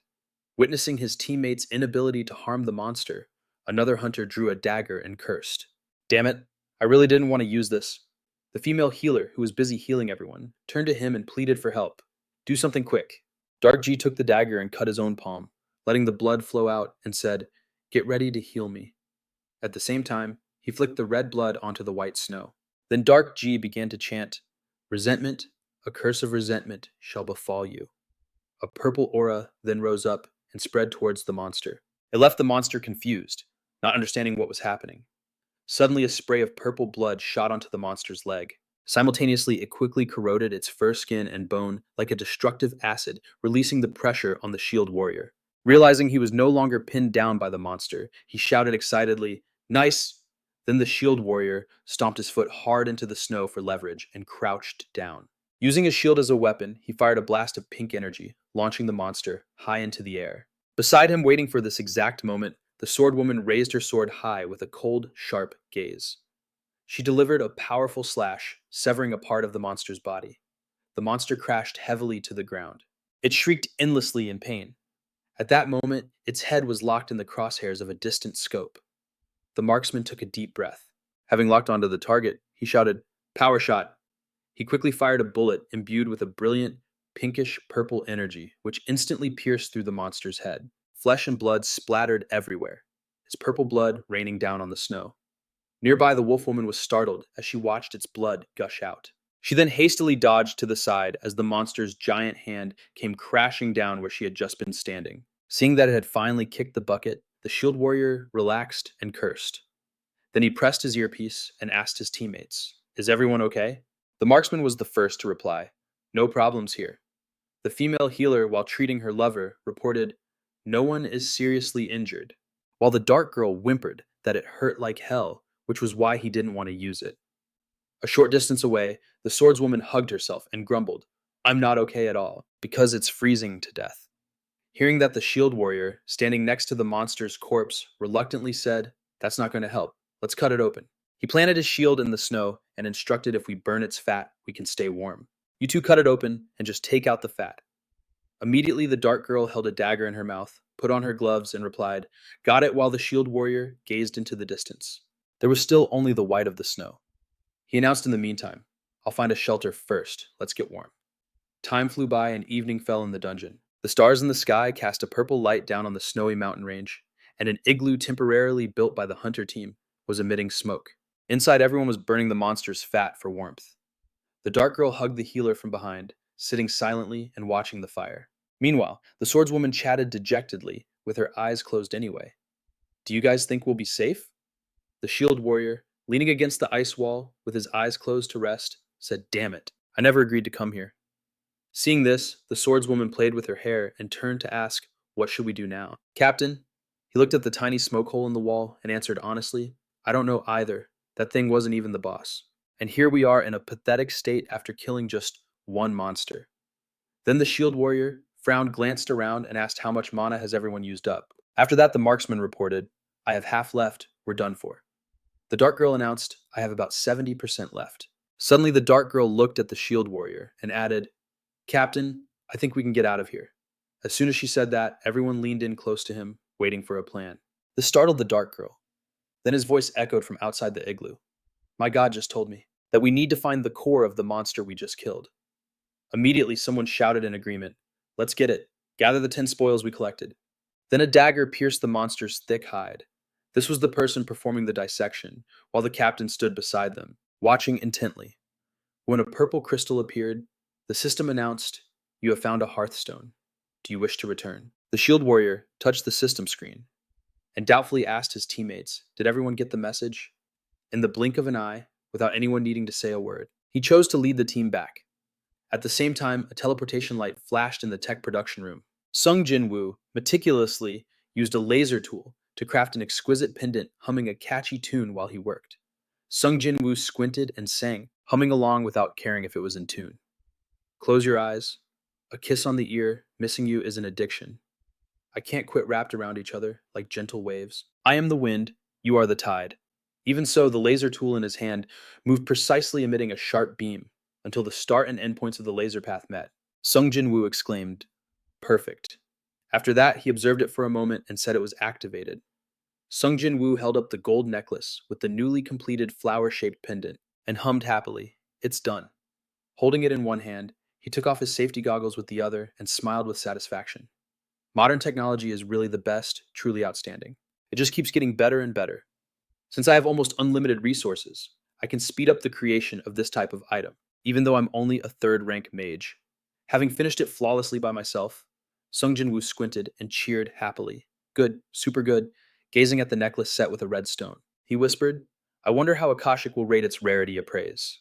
As soon as he finished speaking, the system scanned the item and reported, "Sung Jin-Woo's Mana Cube Pendant. Rarity rare. Abilities creates a shield, an illusion, and a barrier when the wearer is in danger. Unique magic item of the mage Sung Jin-Woo. Because it was processed with a magic core, this finished product requires mana to activate its abilities. A special magic item created from forbidden knowledge. It is not allowed to exist in this world." After reading, Sung Jin-Woo poked at the stats and remarked, "Nice and accurate appraisal. Where is it?" He grabbed the necklace. "In the palm of my hand, and it even records its own formula, then I'll take it." After that, Sung Jin-Woo happily went upstairs, muttering, "It's been a while. Why don't I go out and get some sun?" A moment later in the living room, his mother was sitting and eating oranges, with the peels scattered all over the table. Sung Jin-Woo approached her from behind and called out, "Mom." However, she didn't turn around, replying while still eating sun. He leaned his hands on the back of the sofa. Leaning forward, he handed her the necklace and said, "This is a gift, you should try it on." This made her ask doubtfully, "What is it?" Sung Jin-Woo's mother took the flower-shaped necklace, admiring it. Oh my, it's so beautiful. Where did you get it? He turned to leave, replying, I made it myself, with my own abilities. Hearing that she said seriously, then I'll have to be more careful with it. I've never seen a gem like this before. After that, Sung Jin-Woo's mother put the necklace on and closed her eyes, wondering, does this thing have some kind of power? Like those things they advertise on TV. As he opened the fridge to look for a drink, he confirmed, You're right, Mom. This made her extremely surprised. Really, Sung Jin-Woo took out a cold can, affirming, of course, Mom. Popping the tab with a hiss, he turned his head and added, The world is a very dangerous place these days. I made it for you just in case. So please always wear it, okay, Mom? These words moved her. With tears welling up in her eyes, she exclaimed, My son? This reaction, however, made Sung Jin-Woo's face pale, and he awkwardly advised, Mom, don't cry over something like this. However, she couldn't stop sniffling, saying, But I haven't done anything for you. Sung Jin-Woo worried, Are you this moved just because of this? Is it because you've gotten younger? Then suddenly the doorbell rang, catching his attention. Sung Jin-Woo asked doubtfully, Did you order a delivery? But she denied it. I didn't order anything. Hearing that, he wondered to himself, who could it be? At least I'm out of this awkward situation. Sung Jin-Woo pressed the intercom screen and asked, Who is it? The reliable manager was standing outside and said with a smile, It's me, Lee Ji-suk. A moment later, he was holding a cup of tea that Sung Jin-Woo's mother had brought out. She smiled hospitably and said, Please stay as long as you'd like. This made Ji-suk smile warmly, replying, It's my pleasure. Thank you. Watching Sung Jin-Woo's mother leave with the tray, he remarked she's gotten much healthier. Sung Jin-Woo sat across from Ji-suk, took a sip from his can and said, It's all thanks to the Mandragora. I'm still grateful for it, although she's also become younger mentally. Hearing this, Ji-suk waved his hand dismissively. Not at all. It was part of our deal after all. Sung Jin-Woo put his can down on the table, saying politely, Even so from a son's perspective, I'm still very grateful. Anyway, did something happen? It's been a week since I entered that dungeon, right? Immediately. Ji-suk didn't beat around the bush and placed a file on the table, pushing it towards him and suggesting, Take a look at this. Sung Jin-Woo opened it, read the contents, and then asked doubtfully, Is this a request to close a rank, one dungeon gate? Yes. Ji-suk let him continue reading the information and terms, confirming. That's right. We believe you haven't reached level 50 yet. Sung Jin-Woo flipped through the pages, examining them carefully, and said, That's right. I reached level 35 after clearing that dungeon. Ji-suk picked up his hot tea, but instead of drinking, he pressed. But aren't you much stronger than others at the same level? As soon as he said this, Sung Jin-Woo looked up from the file, looked at him, and guessed, So the government is asking me to close dungeons. Then Ji-suk placed his teacup on its saucer and confirmed you can read the details in the document. Even among rank 1 dungeons, there's a huge gap in their difficulty levels. His next words made him stop reading the document to listen. If it weren't for Sung Jin-Woo, even the Alpha team would. Ji-suk didn't need to finish. Sung Jin-Woo understood perfectly everyone on the Alpha team would be wiped out in the dungeon. Then he continued, We've tried many ways to close that dungeon. Take a look at this last page. When Sung Jin-Woo turned to the indicated page, Ji-suk explained that many other companies and even the military had tried their best. As a result, we managed to gather some information. Looking at the pink magic stone on the page, he asked doubtfully, What is this? A hearthstone. Well, Ji-suk answered Sung-hoon's question, explaining that it's an item used to escape a dungeon when you can't clear it. Hearing that, he looked up and asked how to find it, and he heard the reply that it can be found inside dungeons. But it's obviously very difficult to obtain when the team doesn't have someone with a sensor-type ability. Sung Jin-Woo touched the photo in the file, thinking to himself, I see. This is an item from a dungeon. He fell silent for a long time, his eyes fixed on the page, thinking of the Earth as seen from outer space. Sung Jin-Woo thought that, of course, the system seemed to be merciful to humanity. It didn't want people to die. Suddenly, Ji-suk crossed his legs and shared some information. The existence of the Hearthstone was reported 3 days ago, and since then, every party that enters a dungeon must have at least one hunter with a detection skill. Hearing this, Sung Jin-Woo was confused to escape in an emergency, and he heard Ji-suk confirm it. Looking at the news on TV, he added that the information has been circulating very quickly lately. Ji-suk thought of the familiar United Nations emblem and explained that because of the dungeon situation, a world summit has been organized, an emergency meeting. Sung Jin-Woo looked at Ji-suk, who was watching the news on TV, saying that the presidents of every nation will be invited to participate in this meeting. Although it's just a video conference, Ji-suk adjusted, his glasses glanced at him, and revealed, Anyway, the main point is that if the dungeons are closed, then the sacrifices will not have been in vain, especially since problems have occurred in populated areas in the middle of cities. Imagining a gate opening somewhere, he emphasized that not only does the economy of that region fall into chaos, but it also affects the entire national economy. Sung Jin-Woo narrowed his eyes, raised the file over his head, exhaled, and speculated. So the government's desperation led them to seek out our team. Right? Jisuk bluntly pointed out their reason. That's right. There's only one team that clears dungeons without any casualties. Sung Jin-Woo threw the file on the table and asked, and so the HD Corporation wants me to take this request. At this point, Jisuk, having explained everything, thoroughly confirmed, that's exactly right. Early in the morning, Sung Jin-Woo ran his fingers through his bangs and closed his eyes to think, good, this is an opportunity. I can get what I need and maybe even create my own team in the process. However, when he bargained for 500 million, Jisuk's jaw dropped in astonishment, asking what Sung Jin-Woo held up 5 fingers, propped a leg on his chair, and repeated, give me magic cores worth 500 million won. From the government, and in return, I'll clear 5 dungeons. In the dead of night, a luxury car glided through the dim streetlights. It crossed the streets, heading for an overpass, the flashing lights streaking past. Now Jisuk sat in the car, resting his elbow on the window, gazing outside and muttering that the crafting ability is definitely a rare one. With a thoughtful expression, he recalled Sung Jin-Woo's words, as you know, I can use many skills and crafting is one of them. He pictured a diligent blacksmith sitting by a forge with a blazing red fire. Jisuk analyzed that the crafting ability involves embedding mana into objects, or enchanting them to enhance the user's skills or stats. Crafters are rarer than awakened beings who only fight and without their existence. Humanity would have a very difficult time combining the power from the system with science. When the crafter picks up the newly forged sword, it glows brilliantly, carrying the hopes of its creator. Therefore, their value is naturally incredibly high. Jisuk sat comfortably in the back seat, his eyes darting around as he thought.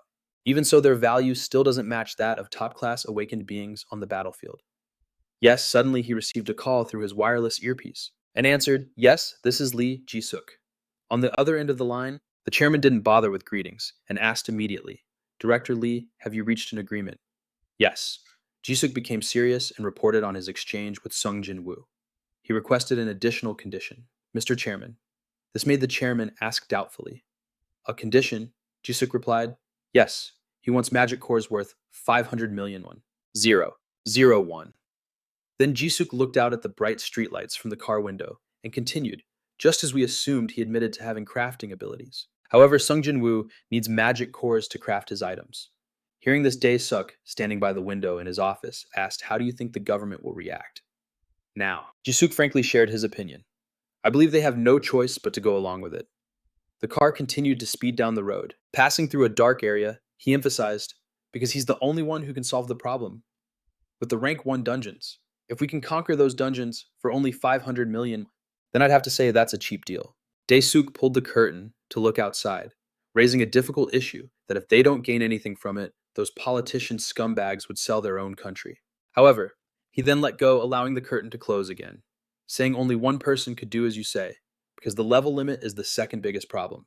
Jisuk, understanding Dae-suk's concern, added not only that, but the council's opinion will only make matters worse as time goes on. Glancing at a sign showing the dungeon's status, he asserted if they can use 500 million won to eliminate the dungeons, they would welcome it with open arms. Looking at the word dungeon on the sign, which had been slashed through by someone, Jisuk reassured him. If that's the case, we'll follow him and take as much profit as we can. I've already succeeded. Then he heard Dae-suk give an order. Continue your good work with that awakened one.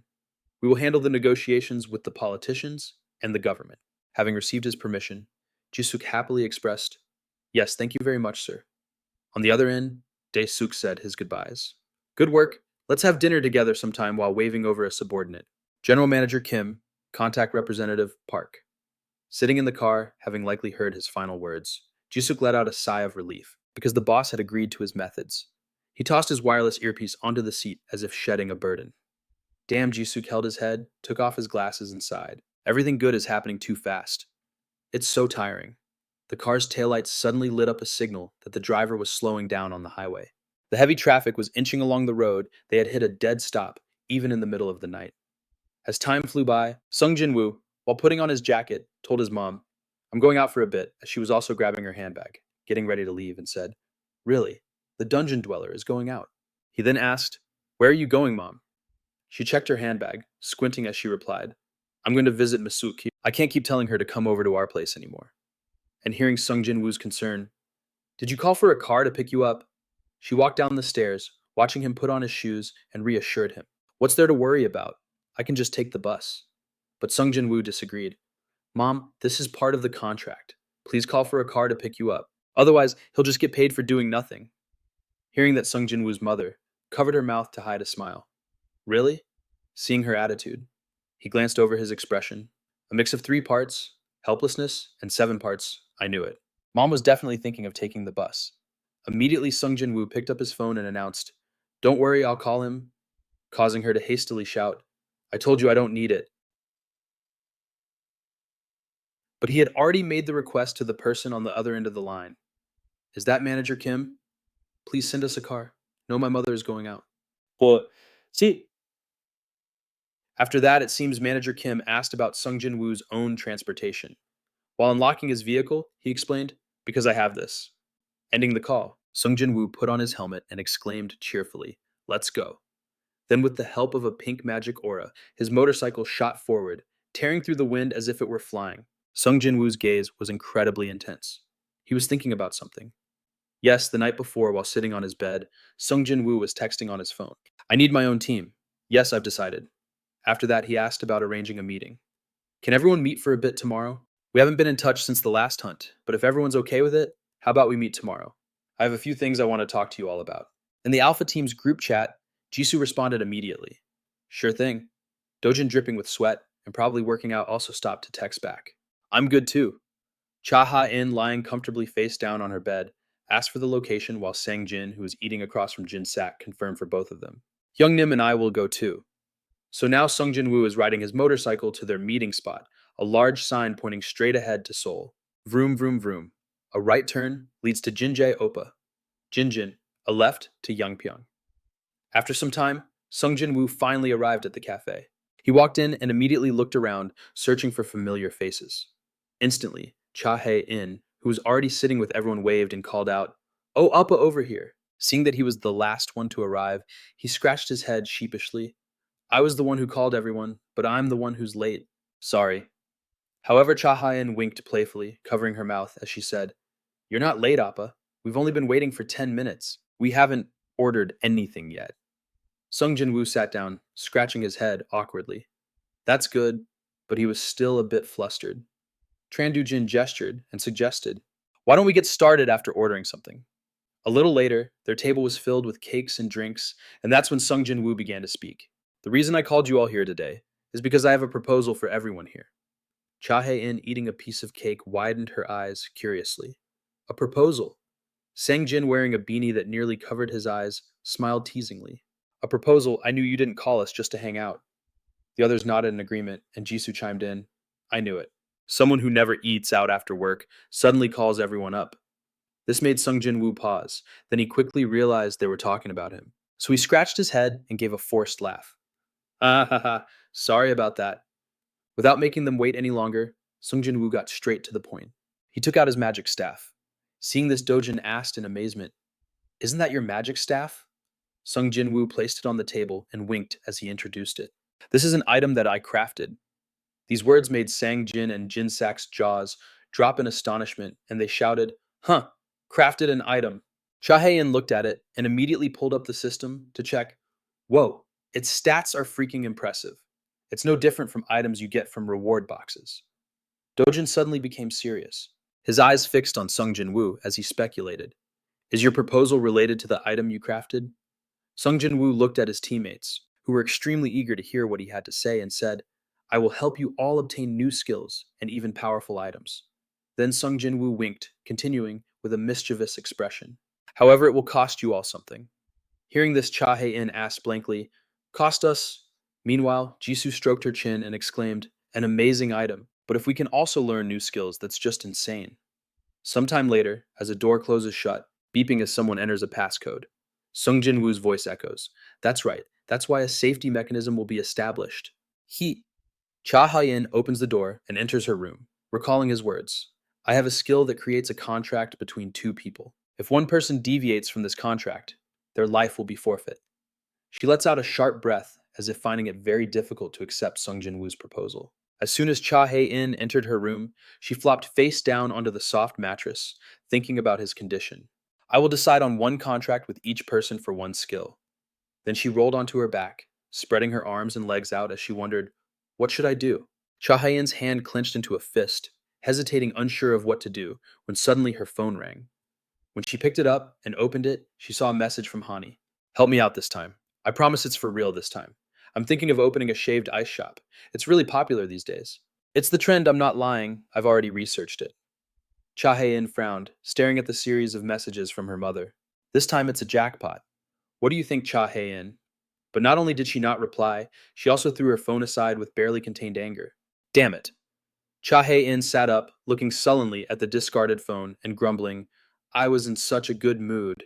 Then she scowled, extremely annoyed, told her mother she was the one ruining it. She Cha Hae-in silently and sadly recalled what Sung Jin-Woo had said before. Think about this very carefully and make a decision, then contact me. Then she clenched her fist, showing her determination, and blurted out, all right, I'll do it. After that, a scolding voice echoed from the apartment. I need to tell you to stop this foolishness. Stop being delusional. This is business. Take a look, Mom. Meanwhile, somewhere else, a crescent moon hung in the sky. A pinkish-purple spiritual energy radiated, dyeing the entire space. Sung Jin-Woo was shirtless, his body drenched in sweat, letting out a refreshing sigh as a great deal of spiritual energy emanated from around him. Shimmering particles surrounded Sung Jin-Woo as the center forming a sphere. At the same time, the system announced, you have learned the skill, Permanent 9 Enhancement. Sung Jin-Woo closed his eyes, raising his empty hand in front of him. Listening to the system report, aura points have been created. Permanent 9 Enhancement. Passive and active conversion level 1. A skill that allows you to manipulate energy from another world aura. By its very nature, it is forbidden in this world. After a moment, he opened his eyes intently, reading the content provided by the system. The energy originates from your life force. It can grant a temporary long-term enhancement effect. However, after reading for a while, he still found it confusing. Sung Jin-Woo swiped the screen doubtfully. What? Why is the explanation so short? He observed the flow of spiritual energy from the mana coiling around his arm. He mused, it doesn't say what aura can actually do. Aura, which is considered a reflection of one's own pure life force. Therefore, the power within the body can greatly affect physical abilities. Sung Jin-Woo clenched his fingers into a fist, crushing the mana into fine dust, calculating. There are many advanced training methods that allow one to create this power, and he was one of those who could. Imagining himself as if under an X-ray, he could clearly see his blood vessels and heart, with spiritual energy flowing into his body like a current. Sung Jin-Woo thought in my previous life this was called the Dragon's Heart. By creating a mana foundation in his own heart, Sung Jin-Woo circulated mana through his blood vessels to create aura. Recalling his image as a mage in his past life, Sung Jin-Woo continued to analyze. At the same time, throughout the process of creating aura, his body underwent a refinement. The heart was enveloped by countless circular lines of spiritual energy. There was a reason to learn this Permanent 9. Enhancement mages create a mana ring around their hearts. It is the source of a mage's mana and power. Back then, Sung Jin-Woo had diligently researched and read books in his study to figure out the problem. Every time they ranked up, their mana density would increase. Therefore, the moment you rank up from the 8th to the 9th rank, your heart would shatter into pieces. Writing notes on a blank page, Sung Jin-Woo reflected, he had studied tirelessly to prevent this problem. Sung Jin-Woo had strengthened his body through magic, evolving it by mastering aura. The candle on the table had burned down halfway. He was still diligently reasoning, searching for an answer, or becoming a divine being by abandoning his mortal body. The mage Sung Jin-Woo finally succeeded, but he wanted to complete a certain achievement before becoming a 10th rank divine being. The mage's bangs covered the mood in his eyes. The reason why he practiced using Permanent 9 enhancement in his past life was to reach the 10th rank. To train his body enough to withstand the enhancement of mana, Sung Jin-Woo had researched enough to become a master of aura, and later became proficient in aura. Now Sung Jin-Woo stared into the distance, and told himself, therefore, I'm doing it again. Sung Jin-Woo sat at the desk in his study. Fiddling with a few books, he sighed to himself. I didn't think I'd need to learn these things from the beginning of a new life, but there's still so much to learn. As if suddenly thinking of something, he opened his mouth and said, well then. In the morning, Sung Jin-Woo stood up, with his arms crossed, standing in front of a board, deciding it was time to plan for the future. Right? He picked up a pen and doodled on the paper, with an amused look, muttering, "This is the 21st century, a democratic society that basically upholds human rights." A plan on how to become a major power, writing the word obstacles on the board. Sung Jin-Woo continued, and the obstacles. Following that, he stroked his chin, listing things out for a moment with his eyes closed, and said honestly, "There are a lot of obstacles." Sung Jin-Woo circled a few names on the board, considering the nation, the government businesses, and even other hunters. With a thoughtful look, he scratched his chin, assessing the situation. But the biggest problem is how we can secure our own interests. At least I think the world will be a better place. Standing silently and looking at the board, filled with writing, Sung Jin-Woo concluded that, in the end, the best way to protect himself, imagining many people surrounding him, he realized, is to create a group under my leadership. Thinking of Yujin Ho Cha-ha-in and his teammates in the Alpha Team, Sung Jin-Woo said that's why I suggested the Alpha Team take action. But it's not enough, and also because I can't keep using the HD group as a shield forever. Standing perfectly still, he thought silently. In the end, I want to establish a commercial business that I own and gather trustworthy hunters. This is definitely not easy. Recalling that he was a mage in his past life with countless monsters of all shapes and species behind him, Sung Jin-Woo mused. That's why in his previous life, Sung Jin-Woo created a shadow army.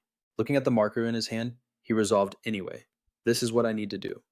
Sung Jin-Woo continued to write on the board, listing everything he had to implement. Secure a power generation facility, find staff, find a manager, an artifact, crafting team, an automated production system, and a place to sell the artifacts. After a moment, he scratched his head and sighed. There's so much to do. I just want to leisurely farm my mana. Even so deep down, Sung Jin-Woo knew full well, but I can't keep doing that. Gather members for the team, do something for the future.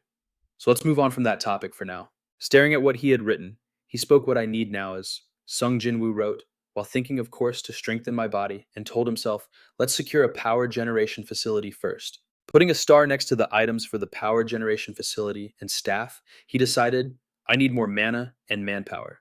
Placing the marker down on the board's tray, Sung Jin-Woo wondered, and what should I do about the land? Now suddenly his phone rang, leaving him puzzled. Yes?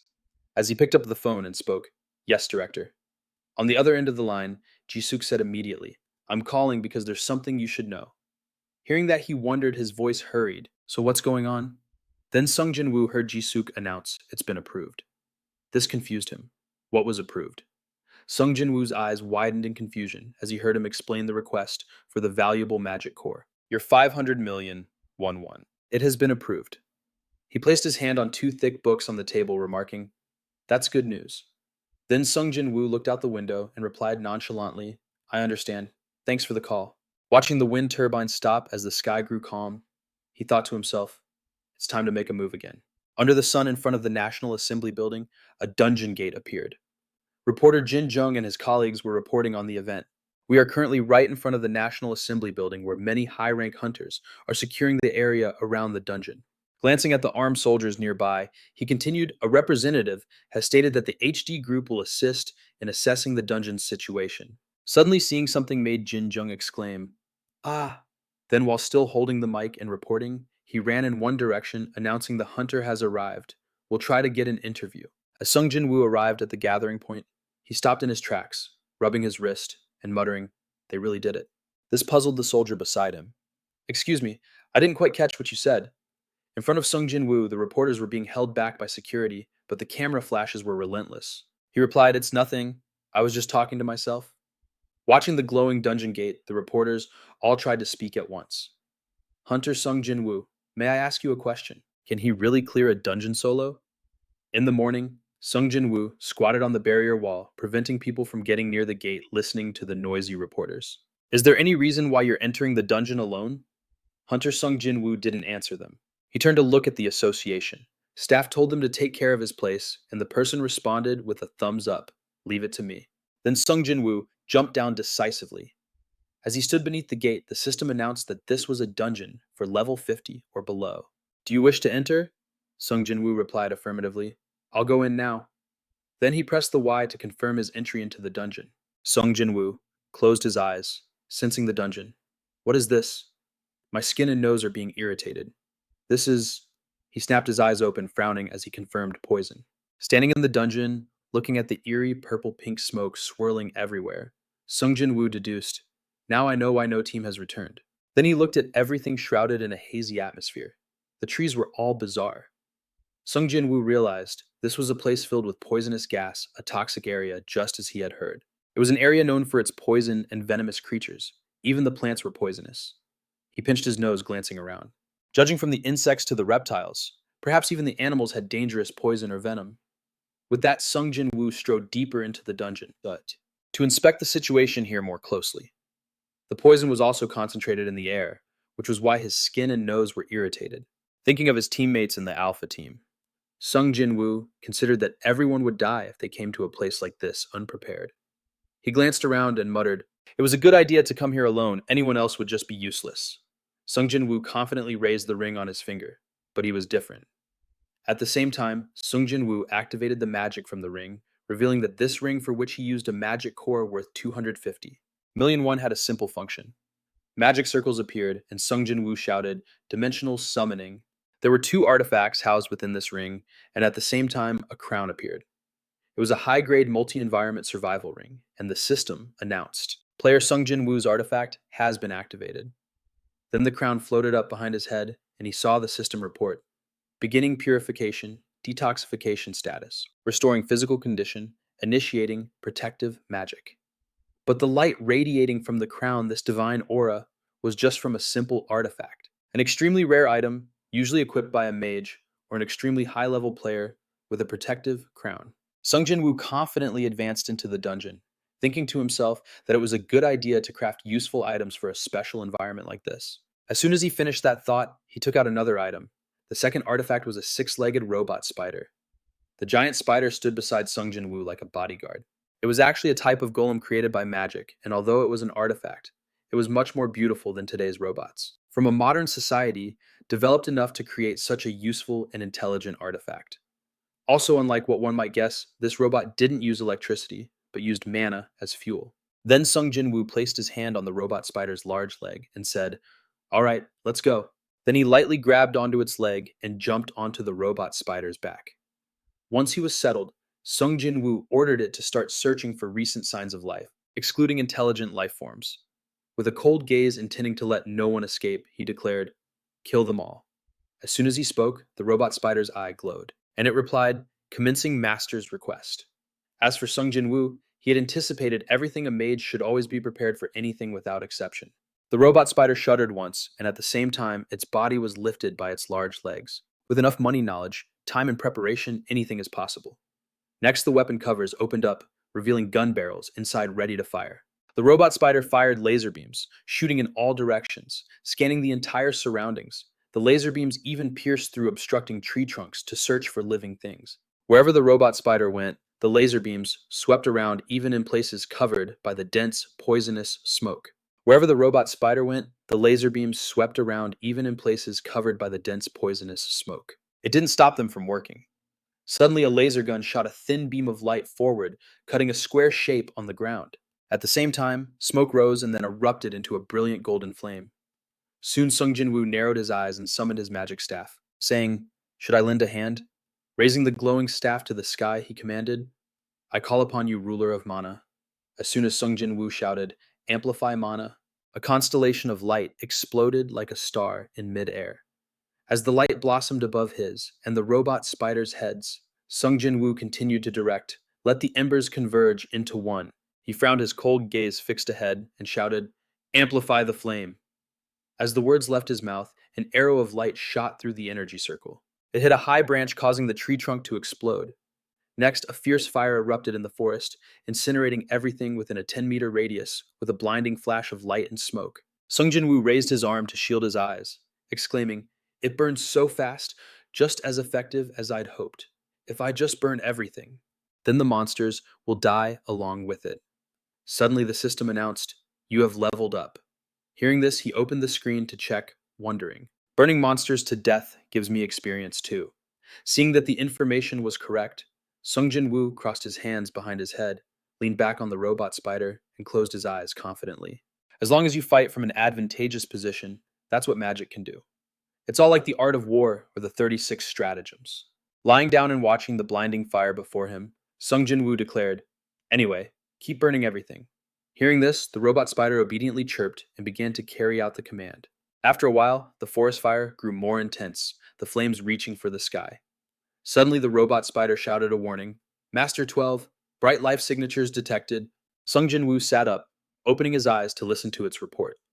Approaching at high speed, estimated time of arrival, 1 minute and 12 seconds. And he remarked, "Finally, some monsters worthy of my attention." Hearing the robot spider's warning, Sung Jin-Woo ordered, "Assume defensive mode immediately." It announced, "Defensive mode engaged."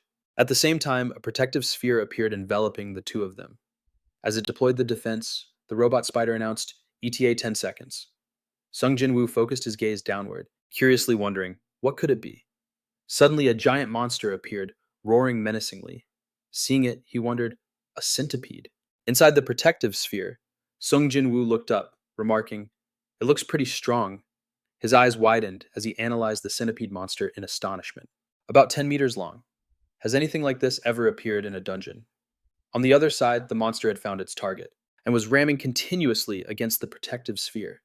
Seeing this, Sung Jin-Woo smirked. "Nice try, but not good enough." The centipede monster also saw that its ramming didn't even scratch the defensive barrier, so it stopped and stared intently. As for him, he taunted it. "You can't destroy this mana shield unless your attack power is strong enough to nullify the golem's mana." Then the robot spider acted on its own initiative, informing Sung Jin-Woo of its action. Enemy attack confirmed, retaliating with spider silk. At the same time, its arm transformed into a cannon and aimed forward. Next strands of spider silk shot out towards the opponent. The centipede monster was startled as they wrapped around its body. In the blink of an eye, the silk strands pulled taut, immobilizing the monster. Only then did Sung Jin-Woo look at it coldly, ordering the robot spider cut it to pieces. As he finished speaking, the high-grade spider silk did its job, finishing off the monster, shattering its hard skin and splattering blood everywhere. Its head was cleanly severed and sent flying. In an instant, the monster's body was diced into many small pieces. However, Sung Jin-Woo suddenly became suspicious, turning his head to one side, silently wondering, "This is..." In the fire, several more centipede monsters appeared simultaneously, fearlessly charging towards their enemy. But before they could get close, they were struck by the robot's spider silk. The sharp strands annihilated all the centipede monsters that entered their attack range. Their heads were cleanly sliced off one after another. The flesh and blood of the centipede monsters scattered everywhere, staining the ground a dark color. Before long, monster corpses were scattered all over the place, making the other ones afraid to approach. Seeing this, Sung Jin-Woo curled his lip in contempt and taunted, "Is that all you've got?" Observing the centipede monsters that had retreated in fear, he assessed, "You're all weaker than you look."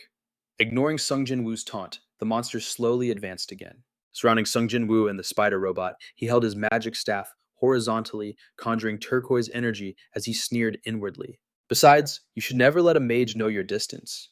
He thought, then shouted, "Chain lightning, become one." As he finished speaking, crackling bolts of lightning shot out from Sung Jin-Woo's fingers. Then he spread his hand forward, forming a pink magic circle, and shouting, "Chain lightning."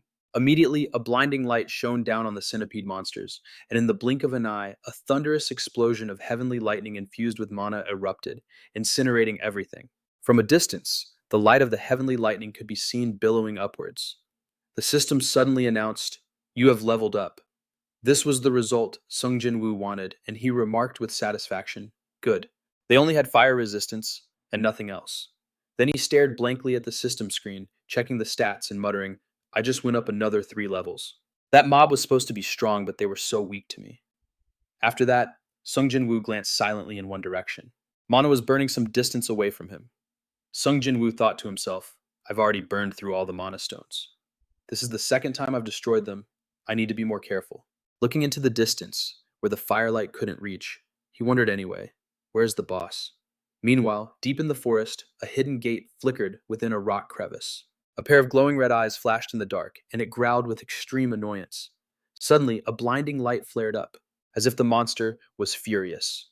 The centipede lord suddenly burst out, stretching its gigantic body towards the sky, and roaring angrily in one direction. Over here, the spider robot sensed something strange and reported to Sung Jin-Woo large, mana signature detected. At the same time, the roar of the centipede lord echoed. He turned his head to look in that direction and exclaimed, I can see you now. Then the spider robot reported again, approaching at high speed. Sung Jin-Woo was no longer calm and composed. He stood up on the robot's back and said, something this big isn't suitable for a golem to fight. Sung Jin-Woo jumped off the spider robot, conjured a magenta magic circle, and shouted, recall. Just as his feet touched the ground, the centipede boss appeared. Its gigantic body towered over the forest fire, its mouth snarling and baring sharp teeth. Its red eyes looked down on Sung Jin-Woo as if he were an insect. Seeing the one who had slaughtered its offspring, the monster opened its maw and shrieked with rage. Sung Jin-Woo saw its frenzy and quickly decided to teleport. Just as he activated the skill, the boss monster's head slammed down. When Sung Jin-Woo appeared on a distant mountaintop, the boss monster raised its head, looking around for its enemy. Seeing this, he remarked, it's clearly stronger than the monkeys from this morning. Sung Jin-Woo observed the boss monster intently calculating. This dungeon might be the nation's most difficult, low-rank dungeon. Seeing its furious red eyes, he analyzed. The boss isn't just physically strong, but also in telekinesis magic and incantations, and several other aspects, are just as powerful. Sung Jin-Woo could even see a thin layer of purple energy outside its hard shell. Suddenly his eyes widened as he realized something astonishing. Sung Jin-Woo thought I could be wrong, but it's clearly stronger than that thing. At this moment, the boss monster's entire body looked like a 2D drawing. Mana energy radiated from its center, forming a dense sphere. The resulting shockwave shot out white smoke that flew all the way to where Sung Jin-Woo was standing. The centipede's blue energy spread to the fire and gradually extinguished the flames. Soon the entire blazing red fire had turned into white-purple mana energy. Sung Jin-Woo raised his arm to shield himself from the shockwave and white smoke, his knees slightly bent to keep from being blown away, thinking to himself, it won't work on me. Sung Jin-Woo's entire body suddenly became weightless and flew up as he shouted, flight, as if his feet were equipped with jet engines. Sung Jin-Woo shot up into the sky, hovering as he looked at his opponent. He was now looking down from above at the giant centipede boss, which stood amidst the thick, white smoke. With a probing gaze, Sung Jin-Woo silently considered his options. If he hesitated to kill, it would have caused more problems. What would happen if Sung Jin-Woo reached a level beyond the limit after killing the boss? The centipede lord tilted its head back and growled at him. Sung Jin-Woo narrowed his eyes and said with a grim expression, I don't know what the Akasha system wants anymore. If a low-level dungeon has this kind of difficulty, how could anyone else possibly clear it? Then arrow-like streaks of mana began to appear in midair, and they transformed into purple-pink crystal shards that shot up into the sky in a barrage. Seeing this, Sung Jin-Woo's eyes widened in astonishment as he muttered, that's the boss monster. It raised its head high, opening its mouth to direct the crystals to focus their attack on him. Immediately, Sung Jin-Woo raised his hand, conjuring a dazzling spell and shouting, Wind Barrier, creating a windshield to block the crystal arrows. Standing within the protective vortex of the windshield, he grunted in annoyance. However, upon seeing his defense system turn the arrows to dust, Sung Jin-Woo smirked and said, what an interesting skill. But his joy was short-lived when suddenly a giant mouth appeared out of nowhere, opening wide to snap at Sung Jin-Woo. Caught by the surprise attack, his mouth fell open in shock as he cried out, what? In the blink of an eye, the giant mouth snapped its jaws shut, but Sung Jin-Woo had already dodged gracefully, lowering his altitude. Watching from a distance as the centipede monster stretched out in midair, his eyes filled with excitement at facing a strong opponent. Sung Jin-Woo remarked, you're full of surprises. He observed its small legs thrashing continuously in the air like propellers and realized it could not only perform long-range attacks, but could even fly. Before he could finish his thought, the monster shot towards Sung Jin-Woo, again continuing its assault, which left Sung Jin-Woo impressed. And for its size, it's incredibly fast. Despite that, he wasn't afraid at all, but instead smirked contemptuously and shouted, teleport. He then dissolved into digital particles and vanished on the spot. When the monster struck it, only hit empty air, unable to even touch him. But very quickly the centipede lord turned around towards the spot where he had just reappeared. This time, Sung Jin-Woo didn't evade. He shouted, all right, I've analyzed enough. I'll fight you. At the same time, a circular energy magic circle emanated from Sung Jin-Woo's staff, accompanied by his summons, mana. Then Sung Jin-Woo loudly cast an anti-magic curse skill, as spiritual energy shot out from his magic staff, striking directly into the wide-open mouth of the boss monster. Instantly, the giant centipede's entire body was enveloped in purple-pink spiritual energy. Its body became unstable, and it staggered, roaring loudly. Seeing the monster was physically unharmed, but clearly affected. Sung Jin-Woo commented with delight, "Good. The debuff is working." As soon as he finished speaking, he was startled and whipped his head around to look behind him. What met his eyes was the monster's tail, whipping towards him. Then Sung Jin-Woo calmly taunted, "How foolish, fighting is useless." Once again he vanished on the spot after shouting, "Teleport!" just as it struck.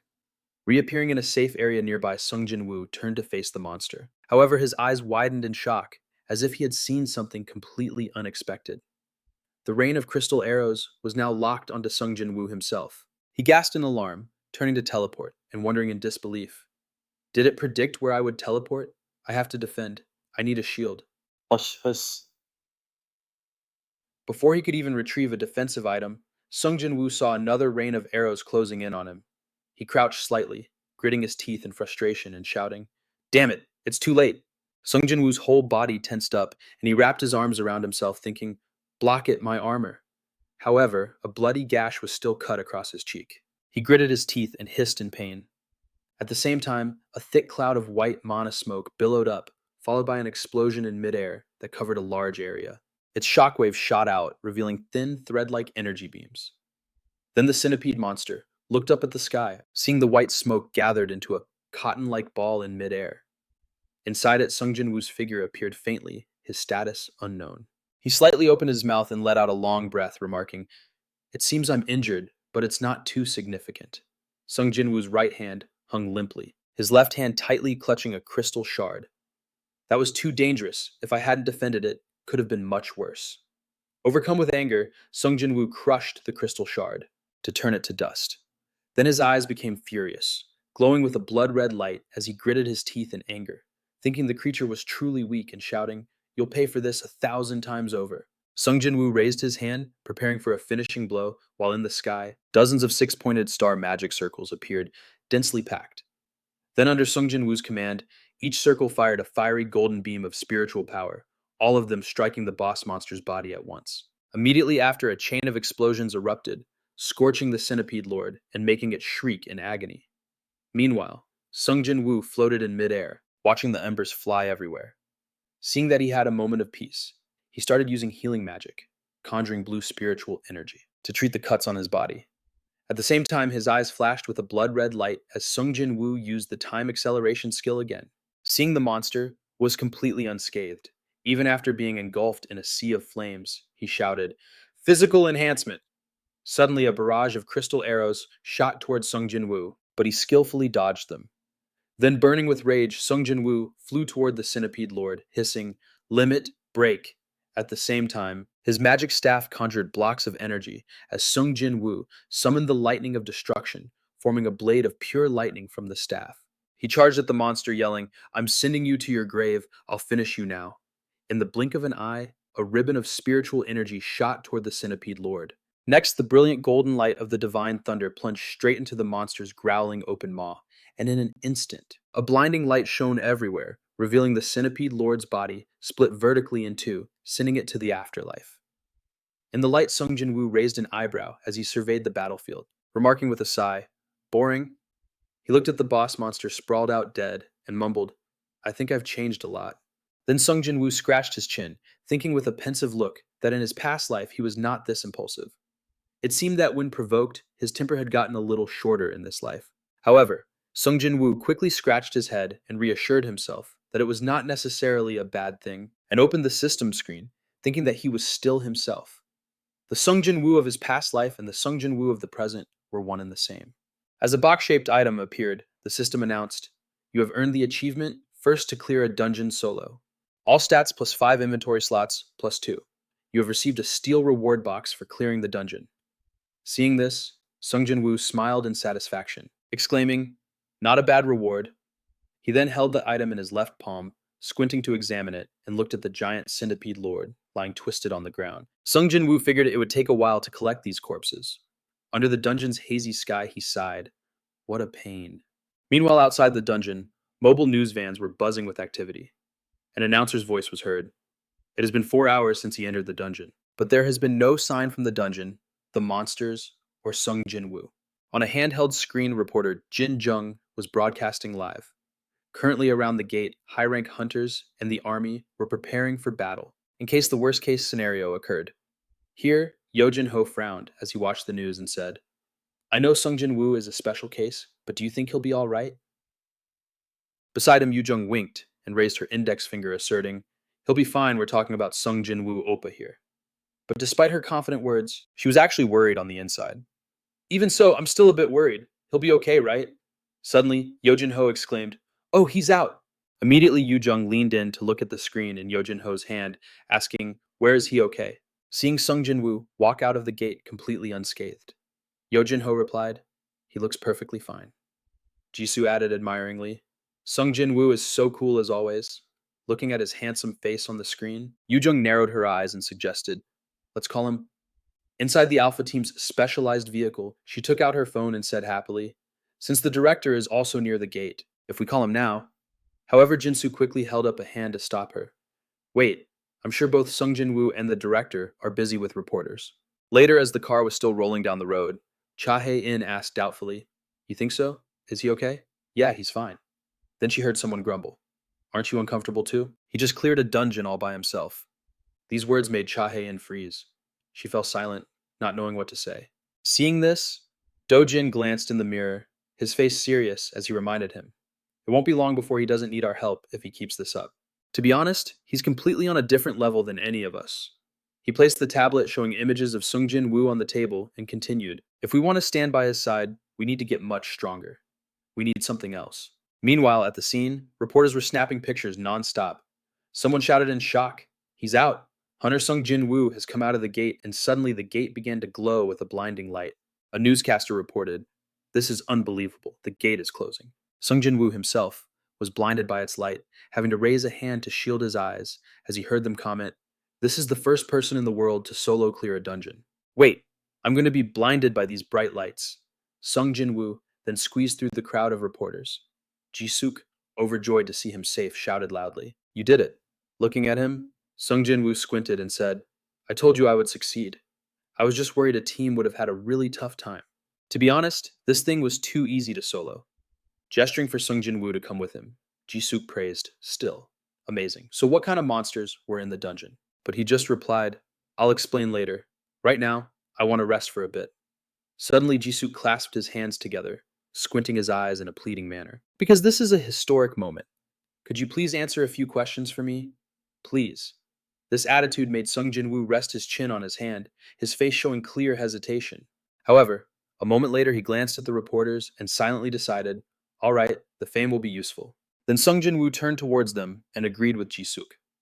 Okay, I'll answer. Afterwards, Sung Jin-Woo sat at the press conference table listening as Ji-suk looked at the reporters below and announced, Hunter Sung Jin-Woo is currently exhausted from the battle, so we will only accept one question from each group. If anyone asks a controversial question, we will be forced to remove that person from the interview. So please ask your questions peacefully. Now the person in the front, yes, please step forward. Immediately, a reporter stood up and began, I am reporter Odeji from CA Press. First and foremost, I want to thank you as a citizen of this nation. Sung Jin-Woo listened as he posed his question. What I want to ask is, did you find any survivors inside the dungeon? And can you please share that information frankly? Unfortunately, I did not find any survivors. However, I did find their belongings. Suddenly, Ji-suk, standing behind him, spoke up regarding that. We, the HD team, will deliver them to the victims' families. Sung Jin-Woo was like a decorative vase, sitting quietly and following his arrangements. Next question. Another reporter raised their hand and asked loudly what kind of dungeon was it. Sung Jin-Woo closed his eyes as if recalling what he had witnessed, wondering how to describe it. How should I put this? Thinking of the dungeon, covered in poisonous mist, he recounted a jungle and a land filled entirely with toxic gas. I had to hold my breath for a while, shortly after I entered the dungeon. If the previous teams had no way to deal with the poison, they would have been killed instantly. Suddenly, a reporter who didn't follow the rules stood up and asked, how did you manage to survive? And was scolded by Ji-suk. Stop. You just asked without waiting for your turn. Next reporter, please, ask your question. However, he was startled and confused when he heard Sung Jin-Woo's voice ring out, I want to say something about this. He leaned close to the microphone, continuing from his own experience. The biggest difficulty in the dungeon wasn't killing the monsters. Sung Jin-Woo propped his elbows on the table, interlacing his 10 fingers to cover the lower half of his face. He added, it was the dungeon's environment that I just entered a place filled with poison. But it's also possible that other places have special environments like this. He remembered the towering mountain where the sky and the ground were both a toxic purple-pink color. He described a vast mountain range, imagining a place that was completely red. Sung Jin-Woo listed a land of molten lava and then a dungeon submerged in seawater. He speculated that it could be entirely water, with no land whatsoever. If there is no information about the inside of the dungeon, the teams will have to prepare for everything to ensure their survival. I advise everyone to go in with at least an astronaut suit, he said, his gaze intense, allowing no room for argument. Sung Jin-Woo warned, if you don't want to die, do it. Then he slowly stood up and declared, I will end this interview here. But someone shouted to stop him. Wait, Hunter Sung Jin-Woo!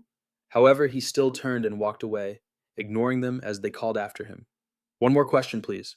Meanwhile, Jisoo took the microphone and announced, yes, this concludes the press conference. A moment later, Sung Jin-Woo calmly walked towards the waiting car. Seeing him settled in the back seat, Jisoo gave him a thumbs up and said, thanks for staying for so long, Sung Jin-Woo. That was an excellent press conference. Hearing that, he closed his eyes, looking tired. He said sarcastically, you're flattering me again. Isn't this just a formality? Then Sung Jin-Woo smiled and glanced at him. Don't be so formal, it was nothing. Although I was serious at the end. Then he rolled down the window and said to Jisoo outside, well then, I'll leave the rest to you. I'm really tired. So I just want to rest. Yes, before the car started moving, he replied, yes, please get some rest. We'll take care of the rest here. Sung Jin-Woo leaned back against the seat, closed his eyes and muttered, I'm so exhausted. But he had gained a lot by coming back, so it was fine. At the same time, in a private office, 3 men watched the broadcast of Sung Jin-Woo's press conference and asked each other, the environment. Is that even possible? According to the research facility, Bill glanced at the person who asked and stated, if we're talking about that awakened being Sung Jin-Woo is a user of 6 abilities, then it's possible. The man who seemed to be in charge here shot a disdainful elderly glance, scoffing, a user of 6 abilities. Even we Americans only have 2.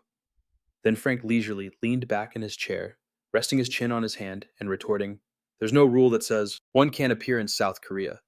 He then opened his eyes, frowning as he offered his own speculation. And it's possible. He might even be a user of 7 abilities. Watching the monitor, which showed Jisoo blocking the camera, as Sung-hoon left, Frank proposed, we need to find a way to bring him over to our side. Just then, Bill swiped his hand across the screen where the live stream had ended, sharing his analysis of Sung Jin-Woo. From what I've gathered, he must possess an environmental adaptation skill, because he managed to survive on that battlefield filled with poison. Something like air purification, poison immunity, or detoxification. And he has enough combat prowess to have made it back alive. Considering all these factors, we can conclude that he possesses as many as 6 ability sets. Hearing this, the middle-aged man glanced over with his shrewd, calculating eyes and said, so a rookie with monstrous potential has just appeared in South Korea. Bill opened a few windows on the crystal display and countered, it's not just that. He'll soon become ineligible to enter first-grade gates anymore. The middle-aged man interlaced his 10 fingers and chimed in, that's right. If his level continues to rise, he'll no longer be able to enter first-grade gates. He then glanced at the person beside him and asked Frank, how are the immigration preparations coming along? While monitoring the information on the screen, chin in hand, Frank reported, it's ready. Should we proceed? And hearing the man's response, he said, all right. I'll put pressure on South Korea using the foreign channels we've established. Where's the most urgent? As soon as he finished speaking, Frank reported New York. Yes. The middle-aged man monitored the data for a moment, then gave the order. The code name will be First. To acquire First, do whatever it takes and submit the dispatch request for him to New York, to the company he belongs to. Frank looked at the man and immediately responded without hesitation. Yes, sir. Bill at his side also obeyed the order. Yes, sir.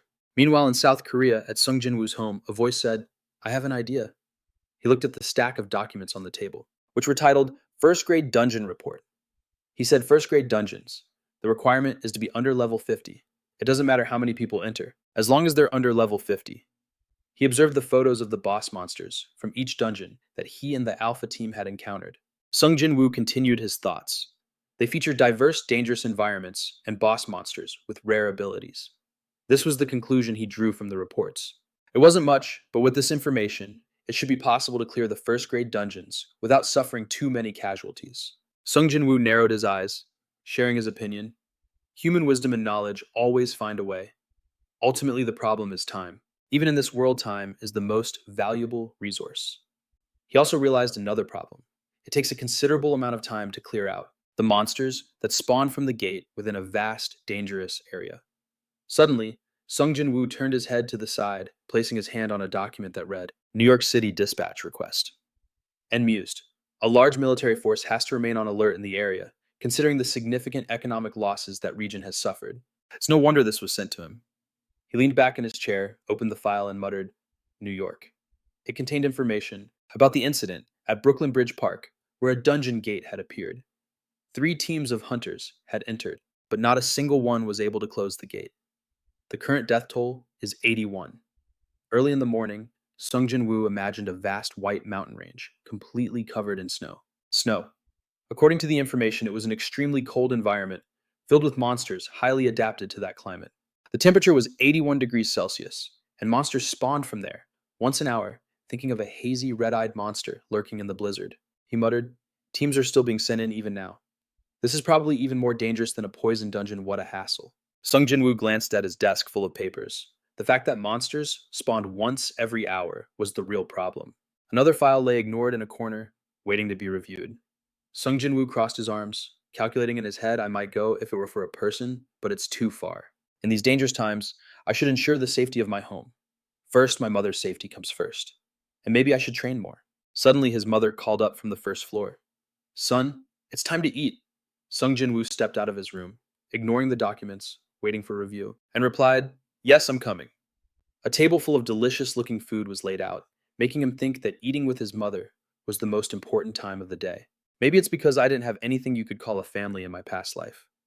Sung Jin-Woo put a piece of food in his mouth, squinting his eyes in pleasure as he thought to himself, My past self and my current self are different in personality and mentality, but since I retain the memories of both lives, 2 conflicting opinions often appear. He reached for the fish dish with his chopsticks, reflecting my past self exuded a pride born from extreme power. Therefore, I believe my current self is being overwhelmed by the personality of my past self. But that doesn't completely prove it's true.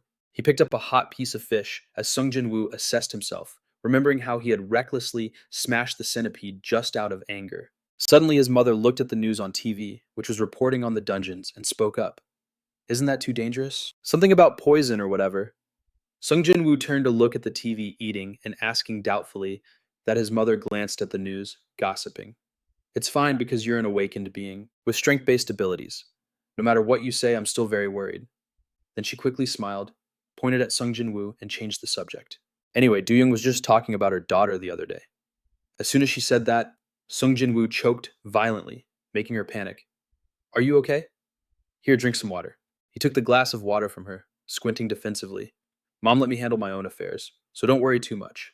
I'll date before I get married. Hearing that she was very unhappy, frowning sarcastically, you dating. Then Sung Jin-Woo's mother dropped a bombshell. You haven't had a single girlfriend in 8 years. This caused him to spit out his food once again. Someone stood before a magical contract, their eyes wide with amazement.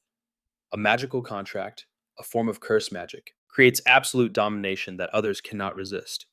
A seemingly ordinary piece of paper that holds unparalleled power. It operates like a modified demonic contract, and whoever breaks it will lose their life. Therefore, this contract must be absolutely obeyed. Sung Jin-Woo stared seriously at Yojong, reminding her, I'll ask you one more time. Now that you've read the contract carefully, do you still want to do it? She was also extremely confident in her decision, and immediately affirmed I do. This made him sense her clear determination.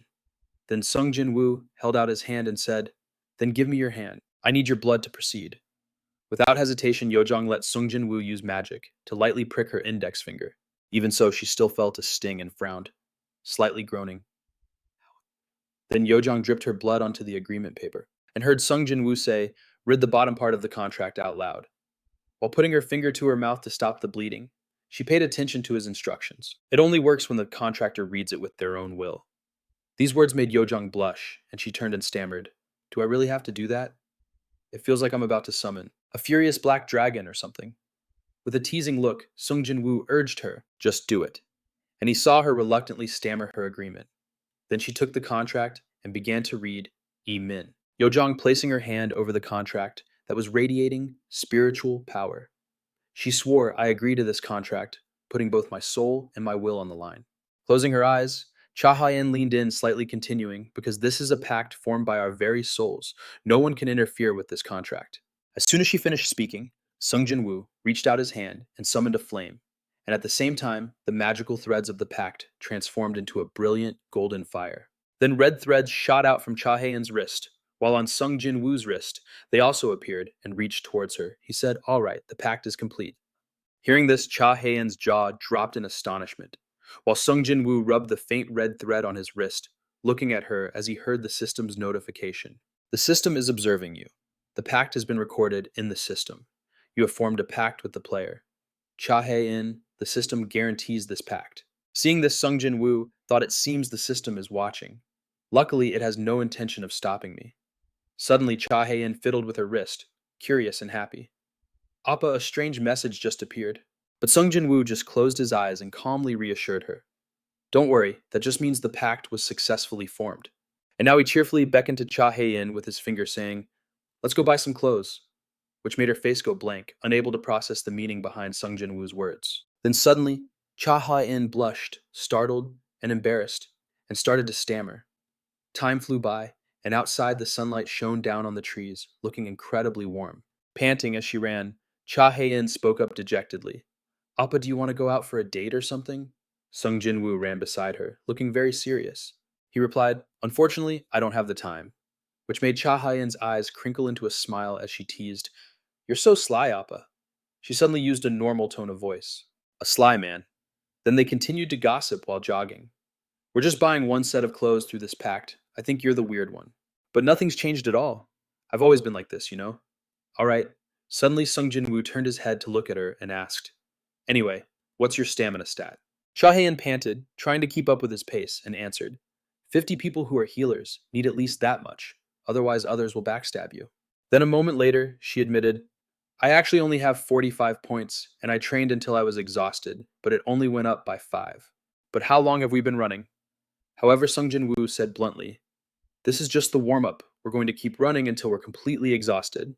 This made Cha Hae-in look dazed, as if thinking, "Who am I? Where am I?" waiting for Sung Jin-Woo to turn and make an offer.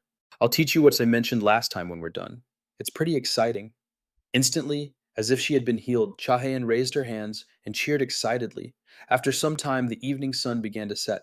In a room brightly lit by neon lights, Cha Hae-in was wearing a tank top and lying sprawled on the floor, drenched in sweat, whispering through her tears.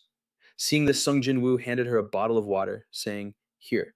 Quick as a flash, Cha Hae-in shot up, snatched the water bottle, and yelled, "Water," making him have to remind her, "Drink slowly. If you choke, I can't heal you. We'll rest for a bit, and then move straight to learning the skill." Cha Hae-in didn't hear a word, she just hurriedly chugged the water bottle. After that, she let out a blissful sigh of relief, her eyes crinkling into a smile for having survived. Sung Jin-Woo, being very considerate, offered her a towel and said, "I'm going to teach you a skill. It's called permanent reinforcement. Use the towel." Cha Hae-in sat beside him, wiping her sweat while asking doubtfully, "Permanent reinforcement." And she listened to his explanation. Awakened beings use mana to function right, but at a certain moment, when mana is forced into the body, it will transform into a form of energy called life force. Imagine someone sitting cross-legged, a green light of life radiating from their dantian and then spreading throughout the body via the blood vessels. Sung Jin-Woo explained, "Life force is often called aura, and this energy can enhance your physical condition. How much power you gain depends on your own training. Your defense will become sturdier than a tanker's, and your attack power will be stronger than those from a damage-dealing class." As he spoke, Cha Hae-in held the towel and stared blankly at him, listening intently to his lesson. "In your case, because you're a healer when you learn permanent reinforcement, you'll be able to go solo hunting." Then Sung Jin-Woo stood up, dusted off his pants, and continued, "And after a fight, you can heal yourself. Just like healing someone from a damage-dealing class. Even so, you still can't become a tanker," which made her even more confused. "Why can't I become a tank? I thought my defense had already increased." However, he walked past Cha Hae-in explaining, "Just increasing your defense doesn't mean you'll become a tank. You also need a mental skill." His words made her curious about this mental skill. Then Cha Hae-in clapped her hands together, looking up and sighing, "What a pain." Sung Jin-Woo, standing behind her and looking down, said, "All right, given the situation, you can provide support as a tank." He placed his hand on top of Cha Hae-in's head and said, "Anyway, let's begin." Sung Jin-Woo's action left her completely confused. She was about to turn her head when his hand manifested a reddish gold energy and he shouted, "Knowledge, let's transfer." At the same time, Chahayan's pupils glowed like a computer's, scrolling through data at rocket speed. The more knowledge was transferred, the more her jaw dropped in amazement. After a moment, Cha Hai-in suddenly fell backward and was caught by Sung Jin-Woo's hand. Squatting behind her, he comforted her. "I've got you." After a short while, Cha Hai-in's eyes slowly opened, then she jolted awake from the daze of receiving so much data. Cha Hai-in whipped her head around and asked in terror, "Sung Jin-Woo, Uppa, what was that? It felt like something was being shot into my head." And she heard him reassure her. "It's okay, calm down. That's just one of my skills." Sung Jin-Woo raised one finger and casually explained, "It's like transferring my knowledge into an AI." Hearing this, Cha Hae-in's eyes widened in surprise, exclaiming, "That would be so useful for college entrance exams." However, Sung Jin-Woo disagreed. "It wouldn't work. The knowledge is quite volatile, so it needs to be used continuously. And if you don't actually learn anything, you'll really forget it." Then he stood up, crossed his arms, and instructed her. "So let's start right now. I guess you know exactly what you need to do now, right?" And he heard her confirm, "All right." Sung Jin-Woo's eyes carefully watched Cha Hae-in's every move as he instructed. Your talent for learning about aura and how to use your aura are two different things. He wondered what Cha Hae-in would. Threads of spiritual power flew out of Cha Hae-in's head in a stream of white mana. After a moment, her eyes widened and her jaw dropped in astonishment as she heard the system report. "You have learned the skill Permanent Enhancement." A new status window opened. New status: Aura points have been created. This welcome news made Cha Hae-in exclaim with joy. "It worked. It's real." "Yes." Sung Jin-Woo, standing to the side holding a water bottle, chimed in. "Of course it is. Have you checked your system window yet?" When she confirmed, "So does this mean I'm an all-rounder now?" He immediately replied, "That's right, but you need to train continuously to see the effects." After that, Sung Jin-Woo meticulously instructed, "It will be more effective if you train in this room, so train hard until you see a change." Looking at the room with its brightly lit ceiling and fiery orange-red floor, Cha Hai-in asked doubtfully, "Just this room?" Now that I think about it, "Appa, what did you do to this basement?" "I saw so many rooms on my way down." Sung Jin-Woo closed his eyes, not answering her question, and simply requested she intensify her training. "If your aura stat exceeds 100, you can really accomplish something."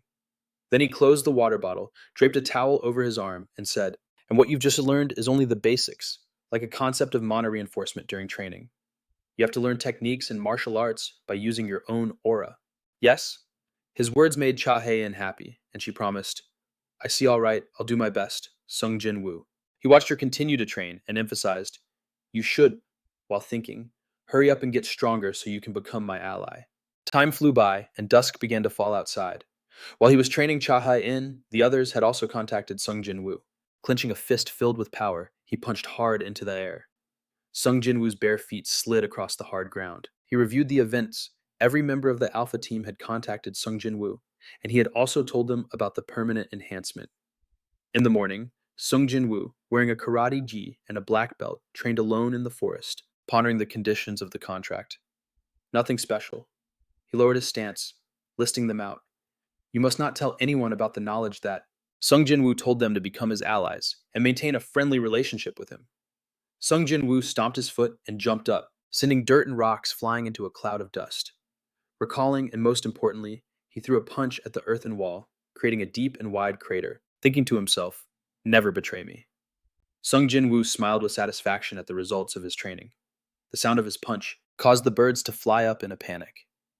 In the morning, Sung Jin-Woo turned and left behind the large, shattered boulder. Considering this, he would now teach them the Dragon's Heart physical enhancement skill and a related martial arts technique.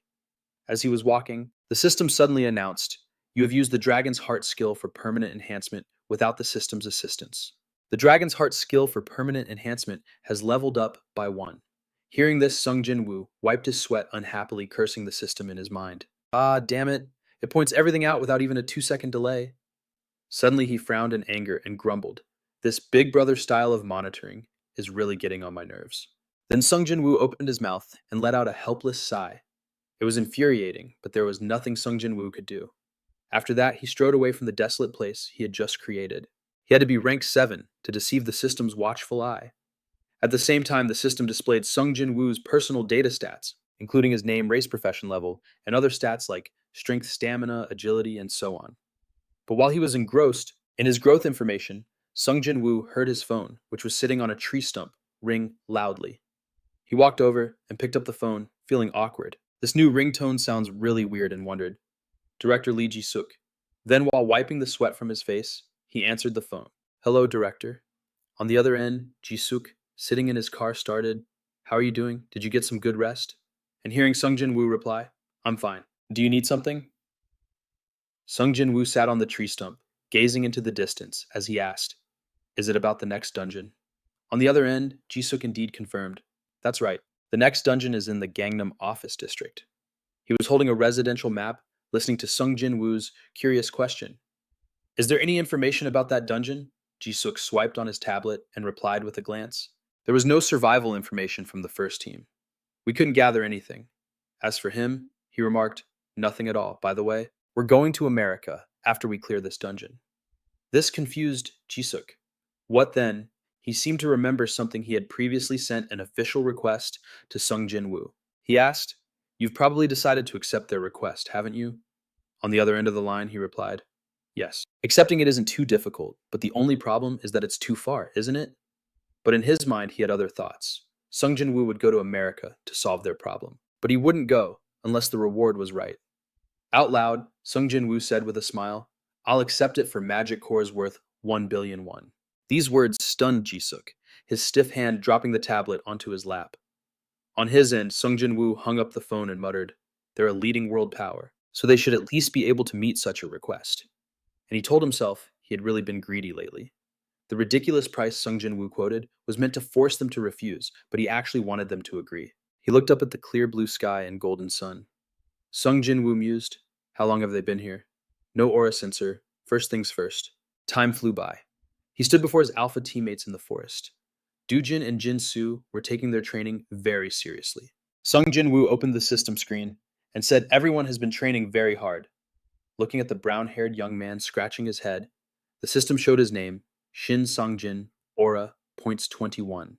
The middle-aged man with glasses was announced as Park Jin-sok, AP 22. When it came to the blonde-haired boy with his arms crossed, the system reported Lee Ji-soo, AP 24. The next person with an AP of 25 was Dojin. He rubbed his fist and spoke up. You told us some unbelievable things, and for me especially, it was a perfect fit. It's truly amazing. Then Cha Hae-in, who had reached an AP of 29, smiled with narrowed eyes, holding up 2 fingers to boast, I was the first one. After reading all their stats, Sung Jin-Woo rested his chin on his hand and calculated. Everyone's aura has surpassed 20. He pictured the scene of Dojin holding the blood crystal axe in a ready stance. He basically gets a permanent enhancement to his body, making him tough like a tank and an attack boost to fight against damage dealers.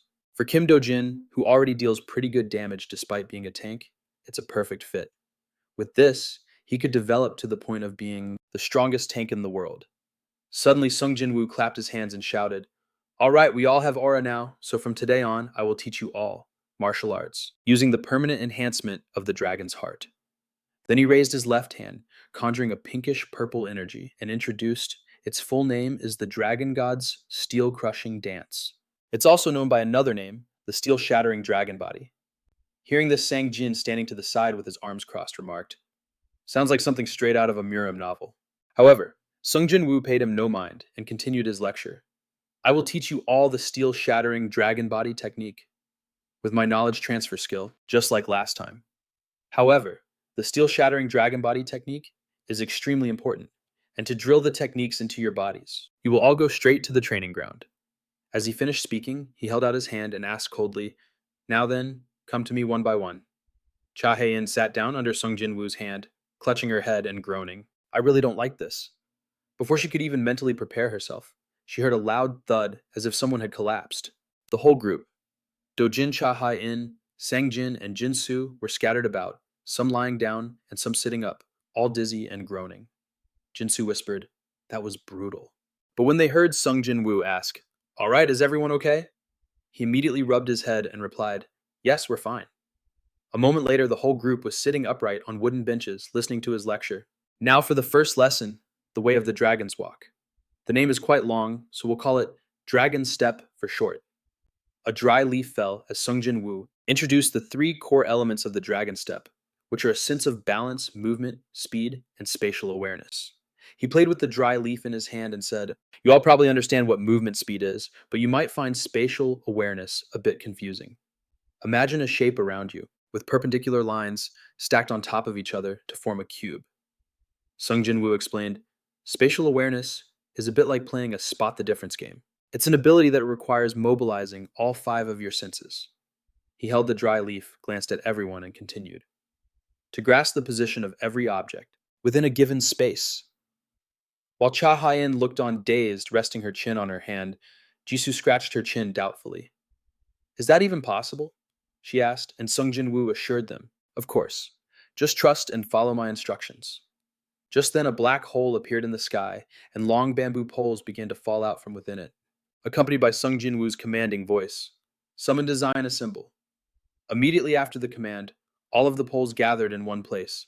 Then the bamboo poles powerfully drove themselves into the ground with a loud thud. Next, they began to automatically weave themselves together. Jisoo and Cha Hae-in watched this scene somewhat surprised and speechless. And then seeing the finished product before them, one of them asked in astonishment, hesitantly asking, "Is this something made to look just like it's from a martial arts movie?" Hearing that, he smiled and replied, "That's right. You will all train by moving across these bamboo poles as quickly as possible." Next, Sung Jin-Woo reminded them in a serious tone, "You are not allowed to touch the ground, no matter what happens." At the same time, she looked doubtful and asked, "Is that even possible?" He was seen rolling his shoulders and saying with a smirk, "I'll prove it by doing it once." Next, Sung Jin-Woo took off his sandals and said, "My current AP is 223, but I can limit it." Then he placed one foot on a bamboo pole and turned to say, "I'll do this with only 20 AP. Watch closely." His eyes shone with confidence. Sung Jin-Woo smirked slightly and said in a low voice, "Here I go." At that moment, the other two looked surprised as he immediately shot forward like an arrow, confidently. The others watching couldn't help but stare in amazement while Sung Jin-Woo continued his demonstration. When he was done, he landed firmly on the ground. The others still wore expressions of disbelief at what had just unfolded before them. Sung Jin-Woo then smiled and said casually, "See, it's easy, right?" And after hearing that, Cha Hae-in narrowed her eyes, frowned, and said, "Isn't he talking just like Bob Ross?" At the same time, she thought to herself, "Old men love simple phrases, right?" Jisoo, who was next to her, hesitantly agreed, "That's right." It would be very difficult to train without a stable footing, so he created this method.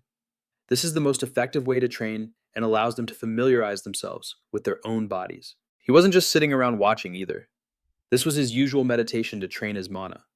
He had connected this bench to his magic circle, so the effectiveness didn't decrease too much. The magic circle would operate at full capacity even now as Sung Jin-Woo sat there training. The system then announced that his mana stat had permanently increased by 1 point. At the same time, the sound of someone's high heels clicked against the ground, making a noise. Jinsa looked up in confusion, wondering what is this? Then she raised her voice and asked, "Appa, is this your skill?" He looked at the two of them and said, "This thing is just to block others from watching us train. Just keep practicing. I'm going to meet a guest." And then Sung Jin-Woo glanced over, a smirk forming on his lips as he said, "Well, then we need to welcome this guest, don't we?" In another location, Misen was shown sitting on a rock, tapping on her phone and letting out a sigh. But the screen was just blue. Seeing this, she broke into a sweat, frowning as she wondered, "This is bad. I really can't leave this place." Is this his ability too? Suddenly he appeared out of nowhere in front of Misen and cheerfully said, "Hello. Your outfit isn't quite appropriate for this place, is it?" Startled, she looked up at him, drenched in sweat and forced a smile, saying, "It's a pleasure to meet you, Mr. Lee Sung Jin-Woo." Isn't that illegal and a dirty move? At the same time, Sung Jin-Woo felt a little guilty and glanced away. Next, the two of them moved to another location. She was seen sitting on a chair, calmly speaking. That's possible because the nations have unanimously agreed to certain international laws. China and Russia in particular can do similar things without breaking the law. But regarding this, only two people receive special treatment in the United States. And then Meeson stated firmly, the Titanium Giant and the Lightning Runner, only those two. Both of them are above level 260, corresponding to the roles of a tank and a damage dealer. A formidable attack, power, and impenetrable defense that is the Titanium Giant, and a power that can completely nullify the surrounding environment, the Lightning Runner. Are they willing to allow you to be treated like the two of them? Afterwards, Sung Jin-Woo pretended to ponder and mumbled, "That's a very good offer." At the same time, he thought to himself, However, you can't sway me with just that. Then Sung Jin-Woo smirked and said smugly, "But don't you think that's a bit cheap? What do you think my value is?" He continued his train of thought, trying to negotiate. Hearing this, Misen narrowed her eyes and questioned, What do you mean?" Sung Jin-Woo didn't hesitate and immediately retorted, "I'll be blunt. I will not accept that offer." Hearing this, she frowned, breaking into a sweat as she spoke. "That's quite surprising. I assumed you would have considered my offer to be the best possible one. You're making this more difficult." At that moment, a voice came through Mycen's earpiece. Determine his motivation first. He could hear it. It would be very difficult even for veteran awakened beings to hear, but for a mage like him, he could hear it even from a mile away. At the same time, he shrugged nonchalantly and said, "Did you give me the best possible offer, but you have misjudged my true value?" After hearing that, she raised an eyebrow in confusion, wondering true value. Sung Jin-Woo then pointed at Misen, with his eyes closed, and said, "What do you think about clearing a dungeon all by myself?" Putting the golden ape from the first dungeon aside, he continued clearing a dungeon, filled entirely with poison. Her face still showed a pensive expression, and then Sung Jin-Woo immediately questioned, "How do you think I cleared it?" Meeson's expression still showed confusion. Seeing this, he waved his hand dismissively and suggested, "You don't know anything. I had an offer of 1,000,000,000,000 just for clearing a single dungeon." Then Sung Jin-Woo frowned slightly and said that was still extremely generous for that service. After hearing that, she let out a sigh, remarking that he just said some scary things, but it seemed like this was only the beginning, right? She appeared to be very well trained, as she was able to see his point immediately. After speaking, Meeson sat there with her eyes closed and arms crossed, while he calmly said with a smirk, "And I will refuse to immigrate to the United States. However, I will still accept the request as long as the reward is sufficient."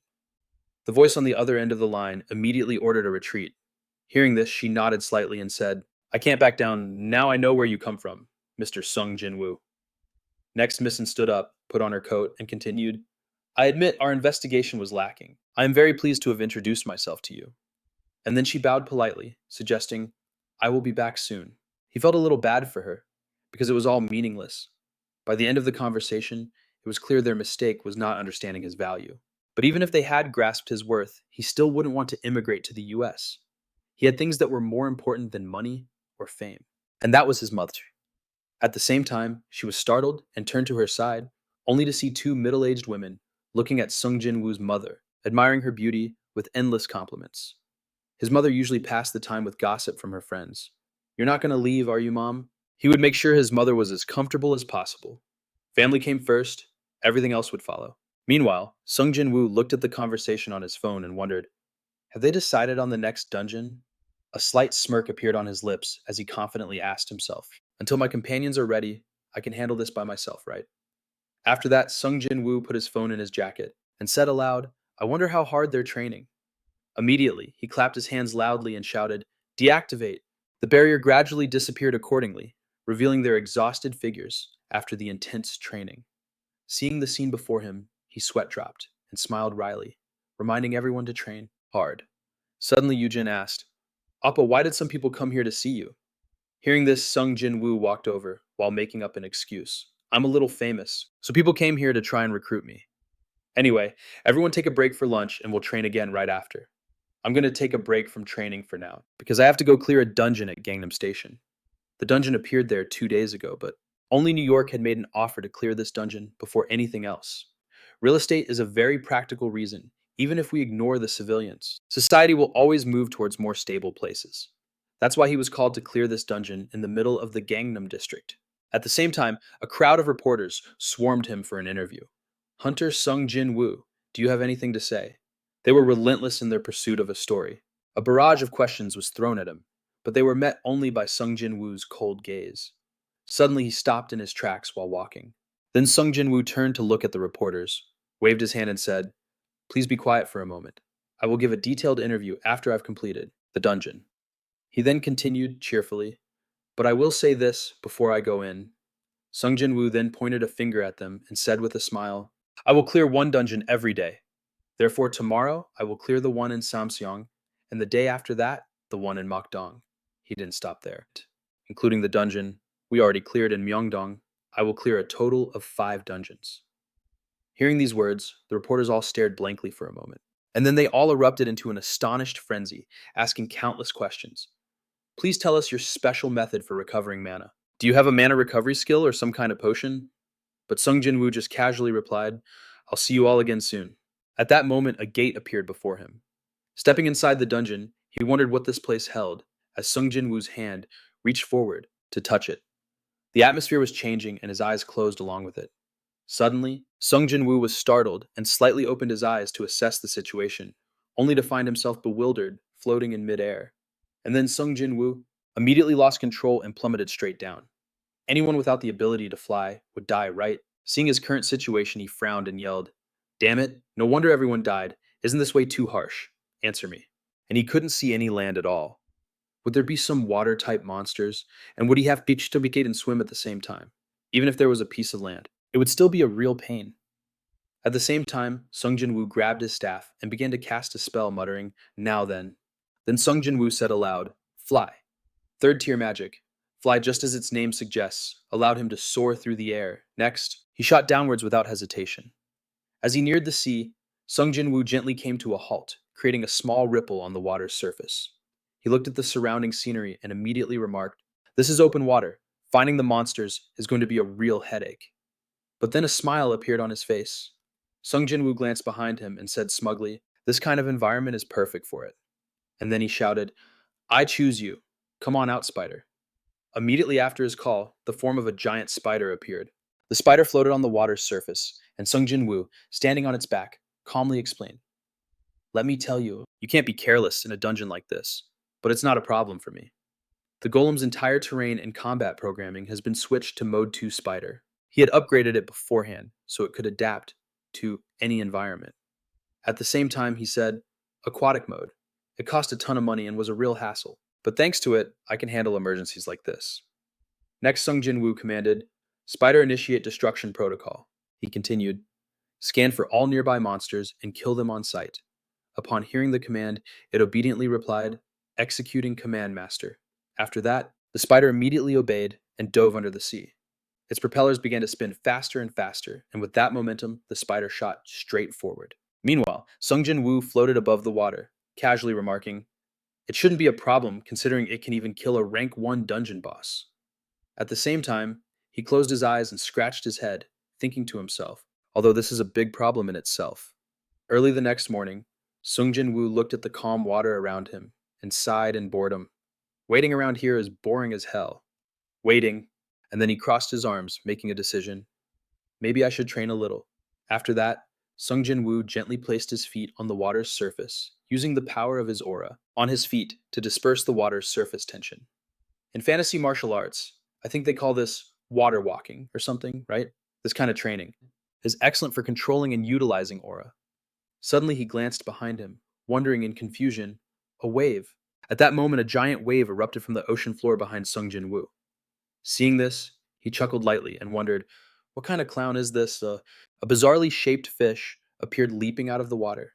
Sung Jin-Woo looked at it in bewilderment, listing off possibilities. A shark, a stingray, a snake. Suddenly, the strange creature thrashed about angrily, causing the surrounding seawater to splash violently. It was unclear what was wrong with it, but it kept struggling in the deep blue water. The fish continued to let out loud cries as water sprayed endlessly from around it. At the same time, the spider shot up from below, breaching the surface. Next, the spider decisively fired a powerful shot at the fish. It didn't stop there, continuing to fire another shot at a different spot. Hit by the attack, the fish cried out in pain and began to sink into the sea. Seeing this, the spider prepared to strike, announcing, reacting to large life form. Electric shock prepared. Hold position. Then without any hesitation, it quickly landed on the strange creature's back. Seeing this, the fish rolled its eyes back as the spider successfully latched its body onto the creature. Immediately, it unleashed a powerful electric current. After taking the full brunt of the attack, white smoke billowed from the fish's mouth. Sparks of electricity also erupted from its entire body. It fights pretty well, huh? The spider is more effective than I expected. The system then announced that he had leveled up. After hearing this, the corners of Sung Jin-Woo's mouth curled up slightly as he looked at the scene before him. Excitedly praised, Good, I did it. At the same time, the Akashic system displayed his stats. Sung Jin-Woo happily said, while walking on water, My level has gone up again. It'll be a problem if I level up too fast. Next, he wondered to himself, Should I bring something back to share the experience with everyone? No. Let's think of something else. At the same time, Sung Jin-Woo stepped onto the fish's back. Should I rent this thing out to someone? The spider remained in its position with this spider. Other people could clear dungeons easily. Maybe if I mass produced this, it would be a real game changer. At the same time, he put the thought aside, telling himself he would think more about it after reaching level 50. The current rank 1 dungeon was relatively easy. A dangerous environment or a large monster, neither posed a threat to him. And so he resolved to himself. Now on to the next dungeon. Sung Jin-Woo and the spider then simultaneously looked into the distance before them. Meanwhile, in the city, a reporter stood in front of the camera, reporting on the situation. Everyone can witness it right now. The Gangnam dungeon is now disappearing. He continued, Hunter Sung Jin-Woo will be leaving the dungeon as soon as possible. It's closing slowly. The reporter cheerfully turned around and continued, just like Myeongdong. The viewers, upon hearing this, couldn't help but be astonished. Countless comments with various meanings appeared all at once. The haters won't stop even as he gets stronger. He might just be trash to others. He's strong as hell. It's just a rumor that he received 500 million. Want to go clear that dungeon? Some viewers started to get jealous and began to make very harsh comments. But there were also those who expressed their admiration for Sung Jin-Woo. By now it was dark, and the streetlights continued to shine. Meanwhile, he sat inside a speeding car, resting his chin on his hand.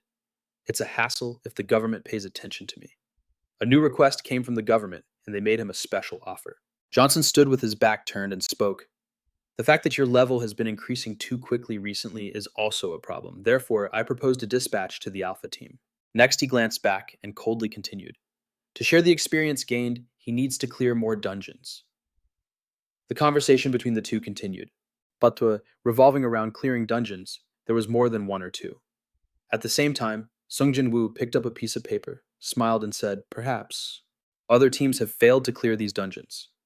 Johnson was seen rubbing his forehead and frowning as he said, this is just a precaution, but there's only a 50% success rate in clearings. The dungeons. He continued, that means it's difficult to adapt and survive in the environments, especially for those below level 50 who have entered the dungeons. That's why I'm warning them even more. But Johnson didn't stop and started to flatter him. The government no longer wants to lose any more potential awakened beings, and the best way to utilize an awakened being, like Sung Jin-Woo, with his amazing abilities, is why I want to pay even 1,000 billion won for you to clear the dungeon. The government seems to be in quite a hurry. Good at my current level, there are no threats to me, but in my previous life. It was a long and difficult struggle, and it was really troublesome. Getting noticed, that's a whole different story. Boom. Because it's knowledge from another world. My knowledge from another world will change the paradigm of this world. Even America has taken an interest in my abilities. I can create up to 8 spells without the system's help. This way, I can handle any consequences that arise. Even when using my knowledge, I have to be faster as a mage. The city at night looked beautiful at this moment. The scene changes to a mountainous area. At the same time, a voice rang out, though a bit embarrassed. It was Sung Jin-Woo. He mumbled while holding a pen and writing, I wish my level was a little lower, huh? I guess I should stop spending time in low-level dungeons like this. Then Sung Jin-Woo flipped through the notebook, frowned slightly and said, so my biggest obstacle is figuring out how to develop myself. Next he squinted and said in a low voice, system status. Akasa immediately obeyed, displaying Sung Jin-Woo's information and status. He just raised an eyebrow and smiled to himself, just as I thought my mana only increased a little. I still have 115 points left to allocate. But Sung Jin-Woo hesitated and muttered, I don't want to add points to mana just yet. Then he clicked on a stat and made a decision. I can increase strength, stamina, and agility as well. Forget it. Next then, Sung Jin-Woo said cheerfully, while spinning a pen, I'll increase my luck stat, which can't be raised through training. The Akasa system suddenly announced that he was being watched and had learned the Lucky Star skill. At the same time, Sung Jin-Woo was surprised and stammered. The information for Lucky Star also appeared with effects that increase item drop rates and partially remove bad luck control. After reading it, he chuckled and said, even with just a small increase, it has a chance to change the control. Just as I thought, it's not an exaggeration to call Akasa a divine creation. At the same time, Sung Jin-Woo earned the title of being the first person to receive this item. Including this achievement, his total luck is 192. Of course, no one else has put points into luck like him, because they don't know if it's effective for hunting. I bet no one thinks luck will be useful in the future. And then he smirked smugly and thought to himself, good. After that, Sung Jin-Woo walked over to where they were training and commented, looks like everything is going well. Everyone can get through the obstacles with ease. And although they can't dodge everything perfectly, it's good enough for them to have progressed this far in such a short time. Suddenly, he clapped his hands loudly and announced, all right, take a break. We'll stop training for now. At this, Yujin sadly held her head and muttered, he calls me out every time I make a mistake.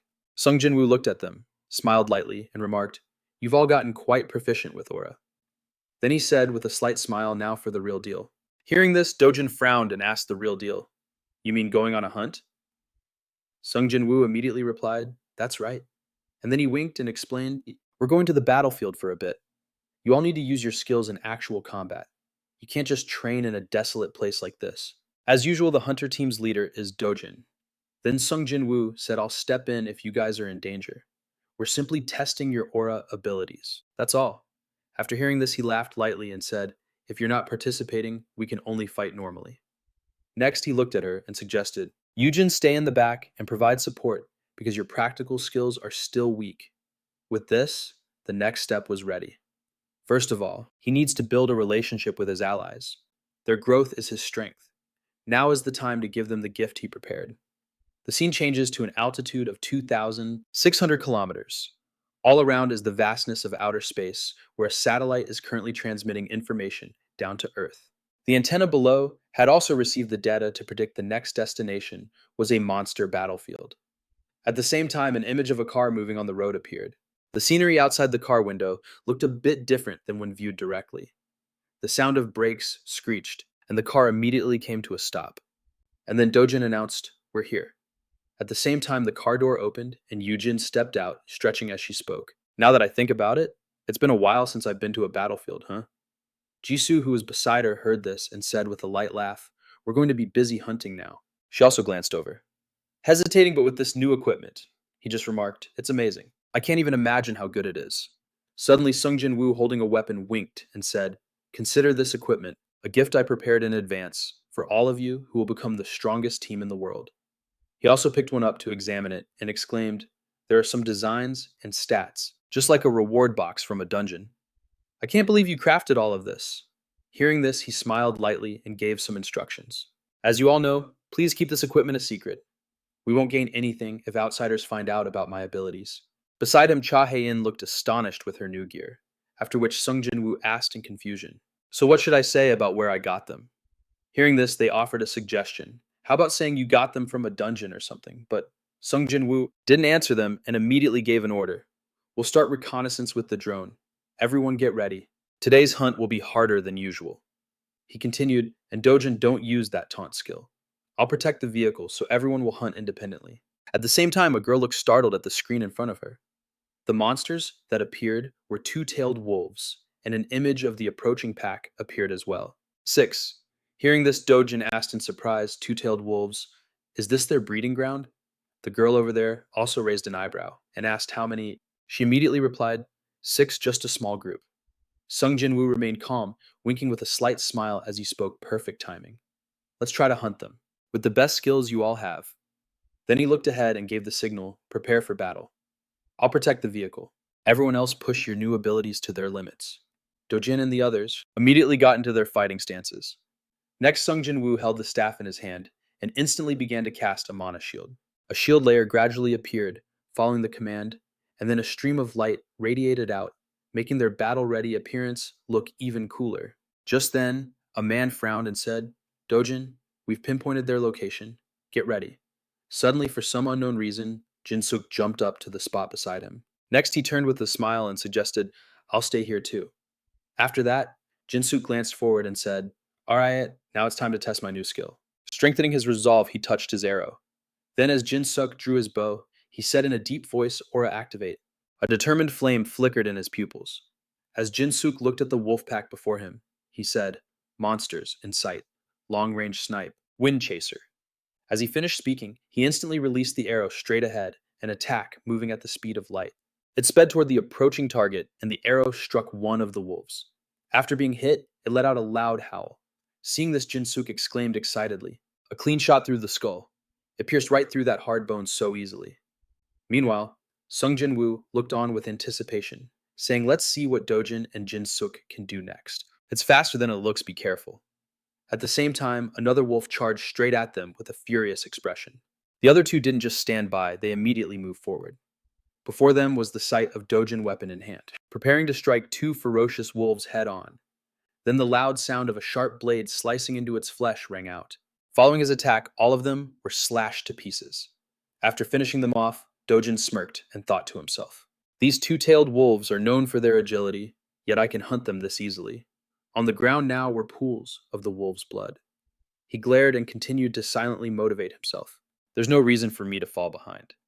While Dojin was over here, Jin-Suk was still fighting another two-tailed wolf. After attacking him, it immediately leaped backward.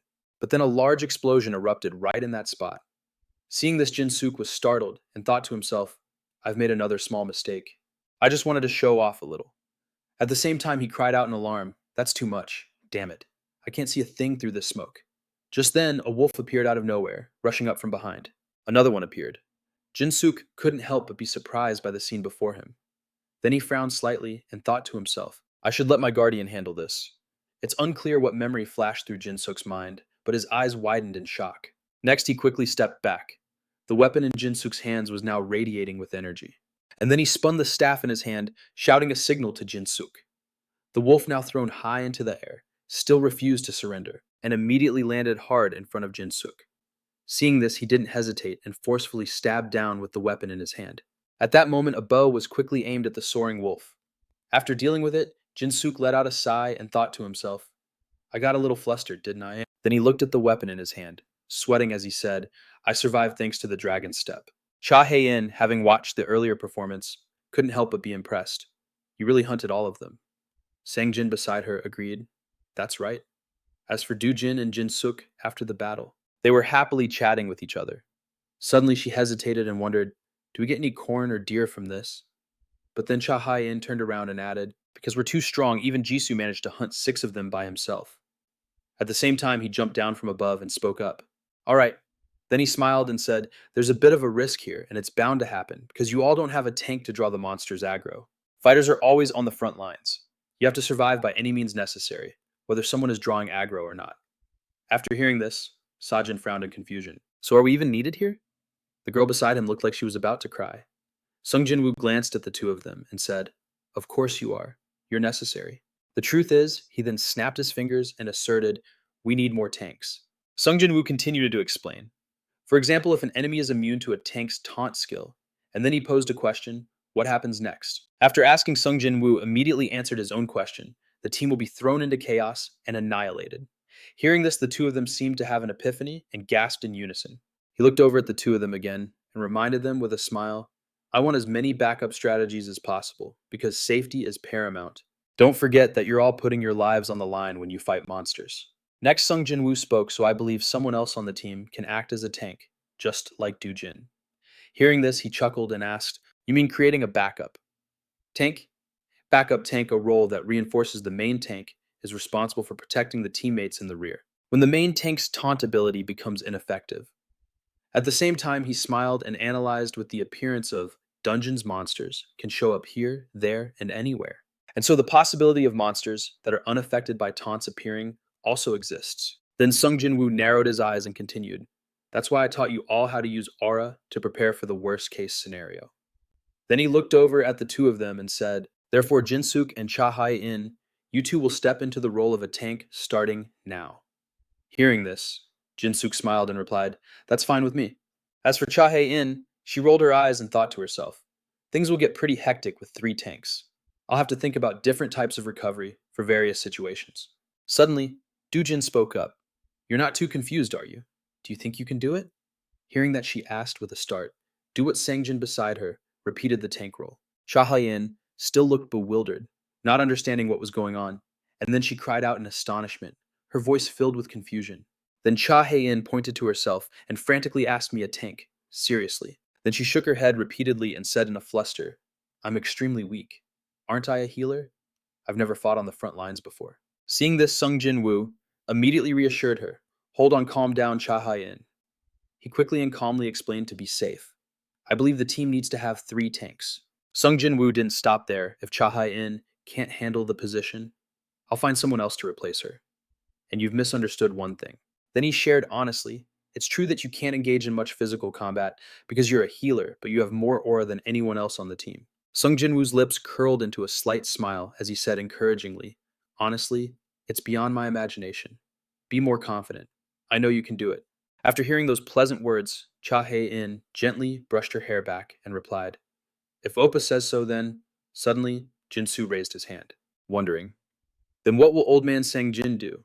He then made a suggestion. It wouldn't be a problem if he was a tank, right? More tanks would be safer. After all, haven't we all learned aura? Hearing this, Sang Jin sighed in dissatisfaction and said, just call me Hyung. What's with this old man crap? Dujin immediately retorted, 4 tanks is a bit much, isn't it? Isn't a backup tank just for emergencies? That's right. Jinsuk also voiced his opinion. But this way, all of our roles are unclear. After he heard that, he agreed. That's right. Sang-jin scratched his head in confusion. As if understanding them, he smirked and said, don't worry about a thing. I have another plan. I'll teach Sang-jin something completely different. Hearing this, Dojin asked curiously, something different. More two-tailed wolves had appeared, and Sung Jin-Woo shouted the signal, I'll explain later. Prepare for battle. At the same time, an angry man's voice rang out. Damn it, when did that thing appear? The person next to him calmly reassured him. Calm down. Director, you know we're really short on manpower, right? He heard this but continued to yell, that's why I'm yelling. To get rid of my anger, explain. And so the man began to explain. The monster called Lizard Man, each individual among them has a different class. That researcher continued, it's a species of monster whose numbers are rapidly increasing throughout the South American region. Then he spoke up. And the reason they are increasing so rapidly is, at the same time, an image of a lizard man preparing to thrust its weapon forward appeared while the researcher continued his analysis. The change in the environment allows them to thrive. The tip of its sword was seen flying straight ahead, but then nothing could be seen. Hearing that, he glanced over and questioned in a low voice. So basically, it's like a dungeon appearing in the real world, right? The man, as he raised his hand to adjust his glasses, frowned and offered his opinion. We believe it's something like a dimensional fusion. Next, the other man asked in confusion, is it assumed that dimensions are folded like paper or something, right? Can they connect like that? The researcher heard this and replied with a faint smile. According to Naka and the Space Observatory, they have a theory that explains our recent evidence. As for him, with an angry expression, he suggested, tell me about it in your internal report later. And then the man, while adjusting his tie, impatiently demanded, summarize it. After that, a conversation between the two took place. One would ask, and the other would quickly answer. After hearing it, he growled angrily. What kind of bullshit is this? There were already a ton of problems with the monsters, appearing from dungeons, and now the environment is another one. Next, the man turned around and questioned, Frank, has there been any initial progress? He just turned, smiled, and replied, apparently he won't even meet with our agent. Of ours. He also told her to contact him through the HD group. After hearing these words, he slightly frowned with a look of annoyance. Suddenly, the angry man slammed his fist on the table while letting out a loud curse. Then he sternly ordered, tell her to contact the members of the Alpha team, along with the representative of the HD group. I don't care what methods you use, do whatever it takes to find out everything you can. Next, the man affirmed through gritted teeth, he is the most promising candidate to solve the problem. Meanwhile, the man next to him smiled faintly and thought to himself, all awakened beings are like that. Suddenly, the door to the room was forcefully slid open by someone. A person entered while reporting, we just received a video recording. Hearing that, he asked in confusion, a video? Bill, while swiping on the screen, suggested, look at the main screen. The man did so only to be astonished by what he saw before him. He wondered, what the hell is that? And the man quickly explained, the man handling the pack of two-tailed wolves by himself, he is the lead tank of Kim Do-jin's team. Then Bill glanced over and said with a smile, according to the information we've gathered, he's only level 38 with the role of a tank. Frank, who was in the back, immediately stood up and questioned in astonishment. He's level 38 and can kill a two-tailed wolf in a single blow. Suddenly the man cut in. Wait a minute. Next he waved his hand and ordered them to rewind it a little more. Stop. And then the man requested to zoom in, use the lip-reading software. The machine was seen trying to read Dojin's lip movements. Immediately one word appeared on the large screen, aura. Seeing this, he wondered in confusion. Aura? What is aura? A skill gnome. At that moment, The researcher glared, gritted his teeth, and shouted, "No, we have information that he learned it. First of all, it's not a skill, but a training technique. I know he doesn't have a new skill, but rather knowledge. He has knowledge from another world, an ability. Does he know something about the system?" After hearing these words, he frowned and let out a sigh, while the other man was grabbing Bill by the collar and causing a scene. At the same time, the man clapped his hands to signal them to stop. Then he gave an order in a stern voice. Frank used all available manpower to search for what remains a mystery. Above all else, him. Contact the Alpha team. First, I said to increase the number of surveillance personnel tenfold. Yes. After hearing this, Frank calmly replied, "Yes, sir." The man once again growled, "I will not accept any mistakes." He still replied cheerfully, then he narrowed his eyes and gave another order. "And Bill deny the reinforcement request from the Amazon region. Postpone it." Bill seemed quite hesitant and asked back, "Will that be all right, sir?" At this moment, Frank was talking to someone on the phone, "All right? Do it." And then the man spoke in a deep voice. "We'll let the Department of Defense handle it." Now you could only see Sung Jin-Woo on the screen with a smug smile while he asserted in a stern voice, "Pour all resources into this first." At the same time, the figure of a woman in high heels appeared a Meeson agent Sia, as well as a psychologist of approximately level 70, and she can gather all information around her within a 150-meter radius. An ability that far surpasses the brain processing of any ordinary person, but her ability wasn't working. Meeson was seen slightly raising an eyebrow while blinking once. Therefore, she would dig up everything around and everything about him. Suddenly, she seemed to sense something and was startled for a moment. Then Meeson glanced down at the child, clinging to her pants, and said, "Where's your mommy?" At the same time, she wondered to herself, "She's not crying." Next, Meeson spoke up, "I see her now. Your mommy is looking for you too. Your name is Julian, isn't it?" Hearing that the little girl looked up and asked curiously, "How do you know my name?" She took Julian's hand and advised, "I don't know. And you shouldn't follow any more strangers. Okay?" Suddenly, a sarcastic voice rang out, reminding her, "Stop doing pointless things." At the same time, Frank's questioning voice was heard. "You can't read his thoughts." After hearing this, Misson calmly replied, "No. Basically, my ability is completely blocked when facing him." And she stood there calmly, continuing to explain with all the remote information I've gathered some intel. He calls himself a mage, and furthermore, he possesses a wide range of knowledge, including the aura we've gathered information on. Yes? After hearing these words, he rested his chin on his hand with a contemplative expression. Next, Frank threw the file on the table and commented, "Good job." And then he spoke with a slight smile. "We will proceed with your hypothesis. I will also forward your report to South Korea, as well as request class classification information." Misson immediately accepted the order. "Yes, sir." Returning to the present, the person on the other end of the line reported the target is at home. The person continued, "We have observed him, and he is currently alone. Go there and meet him." Upon hearing this, she stepped into the elevator and replied, "Coldly understood." Scene change on the table was a cup of instant noodles, still steeping, while Dojin held the remote changing channels and thought to himself, "I seem to have slept a lot during the holidays." Then he picked up his chopsticks to eat the noodles, frowning at the same time. I can't call Cha-hei in when she's calling some old guy right now. Suddenly the doorbell rang. Dujin, who was eating, was startled and wondered who it could be. Next, he went to open the door and asked, "Who is it?" He saw Misson standing at the door with a professional smile introducing herself. "Hello, Mr. Kim Dujin. I'm Misson Hogwarts from Seoul." After hearing this, Dujin couldn't help but look confused. Yes, and then he asked bewilderedly, "What's this about?" At the same time, Dujin thought to himself, a scammer. "She's hot, though," she immediately explained. "Yes, I'm hot, but I'm not a scammer." Hearing that, he immediately broke into a sweat, feeling caught, and wondering to himself, did I say, "Is she a scammer?" out loud in my head? Meeson, however, frowned slightly with a forced smile and suggested, "The US government has taken a great interest in the HD group and especially in the Alpha team. Could we talk for a bit?" Psychological warfare is waged from a position of weakness, erupting amidst panic and confusion. At the same time, in another place, the sound of a message notification was heard. In a room filled with stacks of books, one of Sung Jin-Woo's hands was fumbling around as if trying to find something, and Dujin's text messages appeared at that moment. He was updating him on the current situation. Sung Jin-Woo was lying there reading a book, but when he saw the message, he paid some attention and then texted back, "I've already rejected any recruitment offers." Then Sung Jin-Woo asked about Dujin's situation. "But is everything okay? The US is more resourceful than you think. They even found Aura. I've locked her ability, but they still have satellite spies. They probably don't know that magic can lock bloodline abilities or other unscientific powers. Their actions are futile.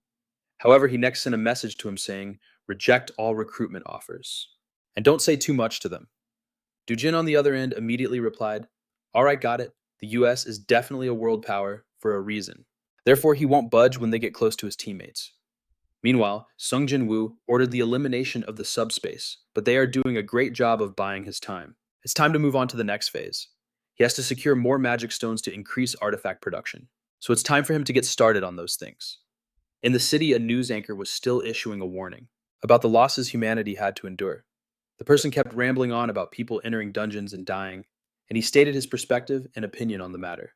This world without magic or the supernatural was certainly very different from his previous life, and society was also much more complex than in his past life. The world of his previous life had a standard of discrimination, not like the racial discrimination on Earth, but rather discrimination based on power. A person born naturally with power would be considered a noble, and the strongest among them would possess the throne, and absolute discrimination was as natural as breathing. But the 21st century on this Earth didn't have that. This digital world in the information age had developed and adjusted a complex hierarchical system, a vast sea of information. An era where people were informed of current events and quickly analyzed them in detail had become extremely important. Thanks to it, it was a pain to keep up. He wanted to take his time to regain his strength, but others had taken notice due to the appearance of dungeons. However, there wouldn't be much of that if he reached rank 5. At that point, not even an awakened being at level 200 could handle him. Just then, Sung Jin-Woo pushed open the door and entered a shop, causing the bell there to ring. He was walking while texting the other person. Can you tell me what's going on? At the same time, Sung Jin-Woo remarked to himself that she replied too quickly. The employee inside bowed politely and said, welcome. He raised his hand to signal her and said, I think I have a guest in room 3. Hearing this, the employee guided Sung Jin-Woo to a room. Next, he pushed the door open and said at the same time, sorry to keep you waiting. Inside was Missin, who was eating heartily as she spoke. Come in. Seeing this, Sung Jin-Woo wondered, has someone been starving you? She immediately took a napkin to wipe her mouth and raised her hand to explain.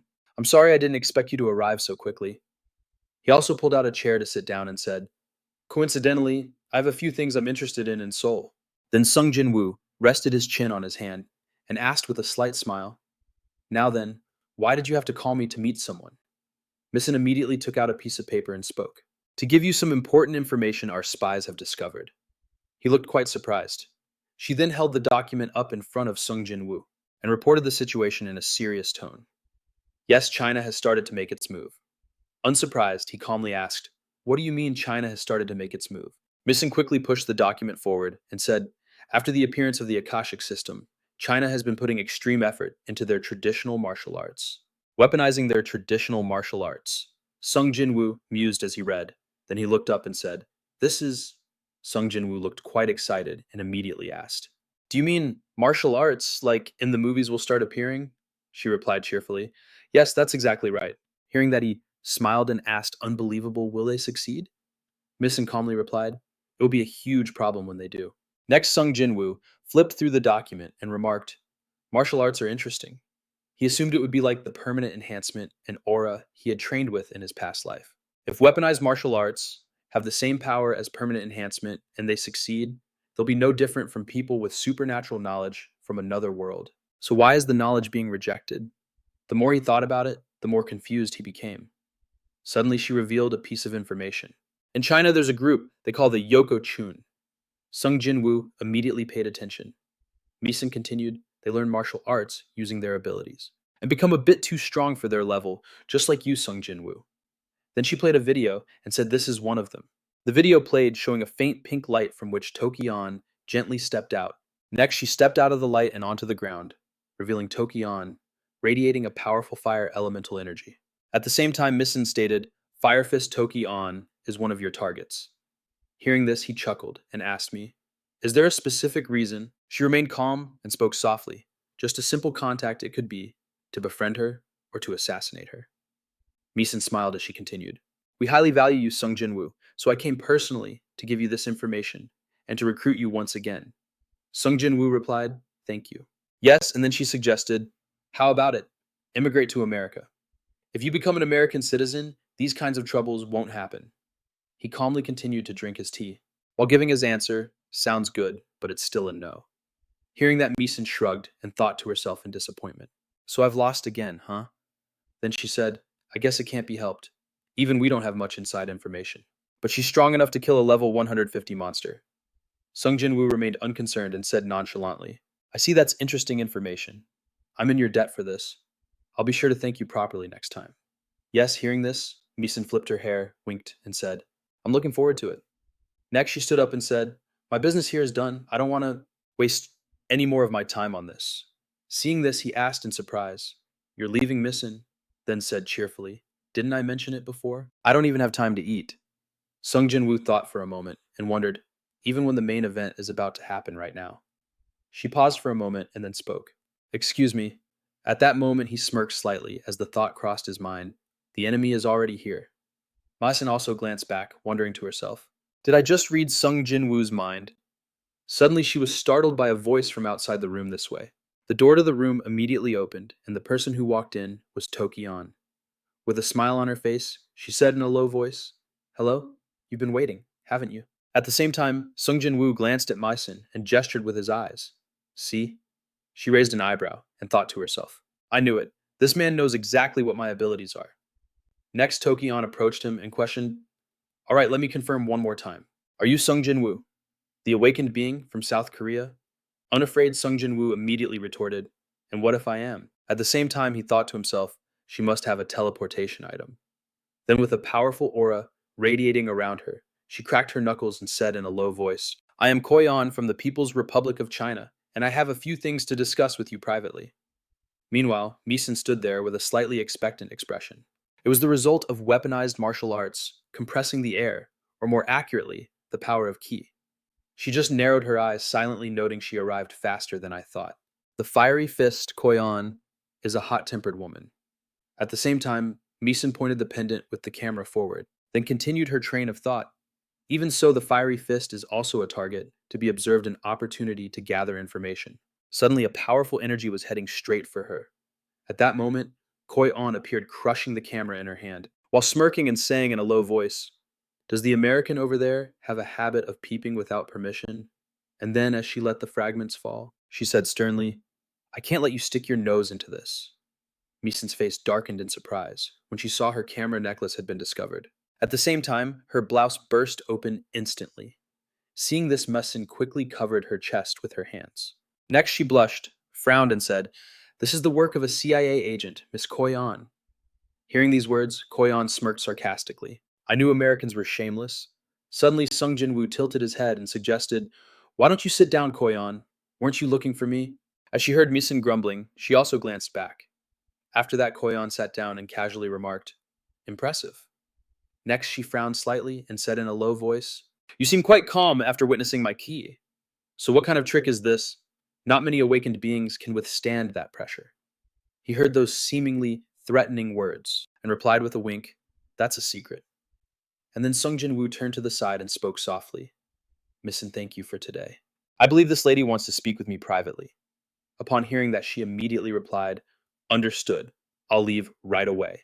Meeson glanced over at Koi-on again and added with annoyance, It's also because I can't stand such a blatant loss. At the same time, she looked at him and said with a slight smile, You owe me for this, right? I look forward to seeing how you'll repay me. Hearing this, Sung Jin-Woo calmly said, It won't be anything too grand, just a few small things. And then Meeson quickly left, leaving the two of them alone. After that, he narrowed his eyes, glanced over, and questioned with a smirk, Now then, let's see what you wanted to say. Koi-on. As for her seeing Sung Jin-Woo's confident expression, she smiled and thought to herself, This boy. He only saw, Koi-on remark, with a slightly excited smile, You're quite a capable person, aren't you?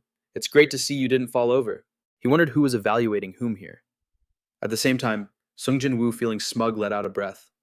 Next, he casually said, As Meeson said, you're quite rude. Let's speak in a normal tone for our first meeting. After hearing these words, she scoffed contemptuously and said with her arms crossed, Why should I so boring? And Koi-on continued, It's the fault of the translation item. We can't speak as formally and normally as in your language. She didn't stop there and started to take on a condescending tone. I could speak formally with you, but is it necessary with someone like you? As he sat listening to Koi-on ramble, he thought to himself, So boring. Then Sung Jin-Woo spoke up. Is that so? Then I'll speak casually with you. And then he smiled and questioned, why would someone like you, who won't even bother being formal with me, come to see me? You've come quite a long way. I'm guessing they want me to join them offering citizenship. Is China the same way? At that moment, Koyon rested her head on her hand and said in a low voice, we can make a better offer than the Americans. Hearing this, Sung Jin-Woo asked curiously, what kind of offer? At the same time, he wondered in confusion, there's a chair, so why is she sitting on the table? Next, she held out her hand and began to speak. 3 offers.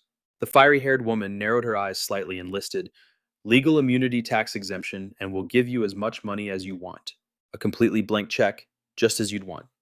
So, this is the power of a major nation. This is definitely an amazing deal. Then Sung Jin Woo chuckled and asked, how far does this legal immunity go? She didn't hide a thing, answering with a sinister smile. We won't punish you even if you kill someone, on the sole condition that it doesn't get leaked to the media.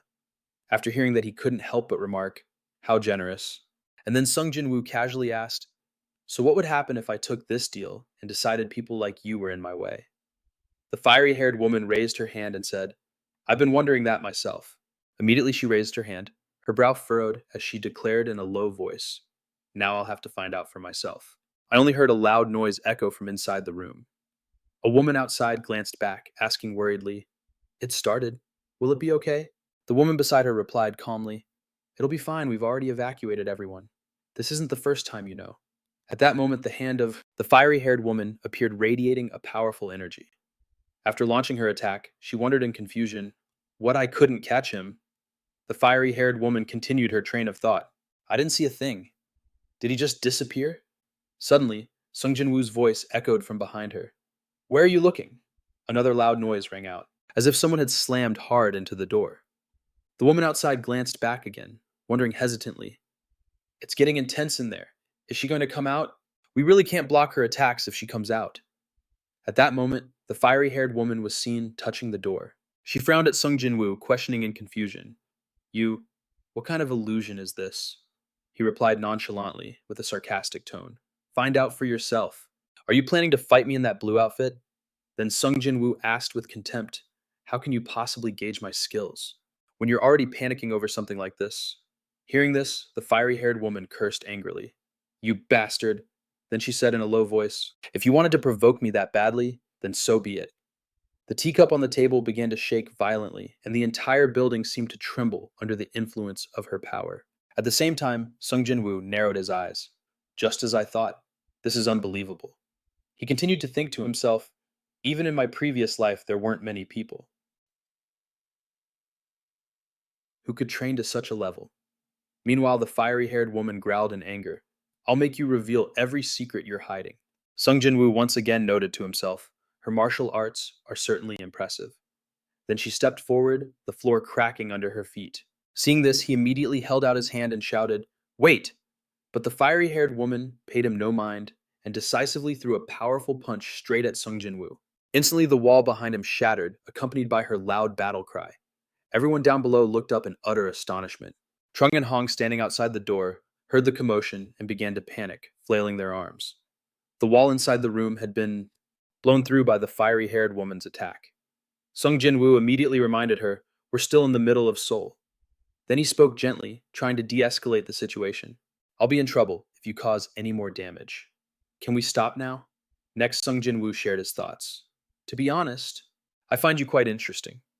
The fiery-haired woman immediately asked back, full of doubt, what? He kept his gaze on her and proposed with a slight smile. Your martial arts have piqued my interest, so let's stop for now. We can have a proper fight later. Hearing this, she questioned him again.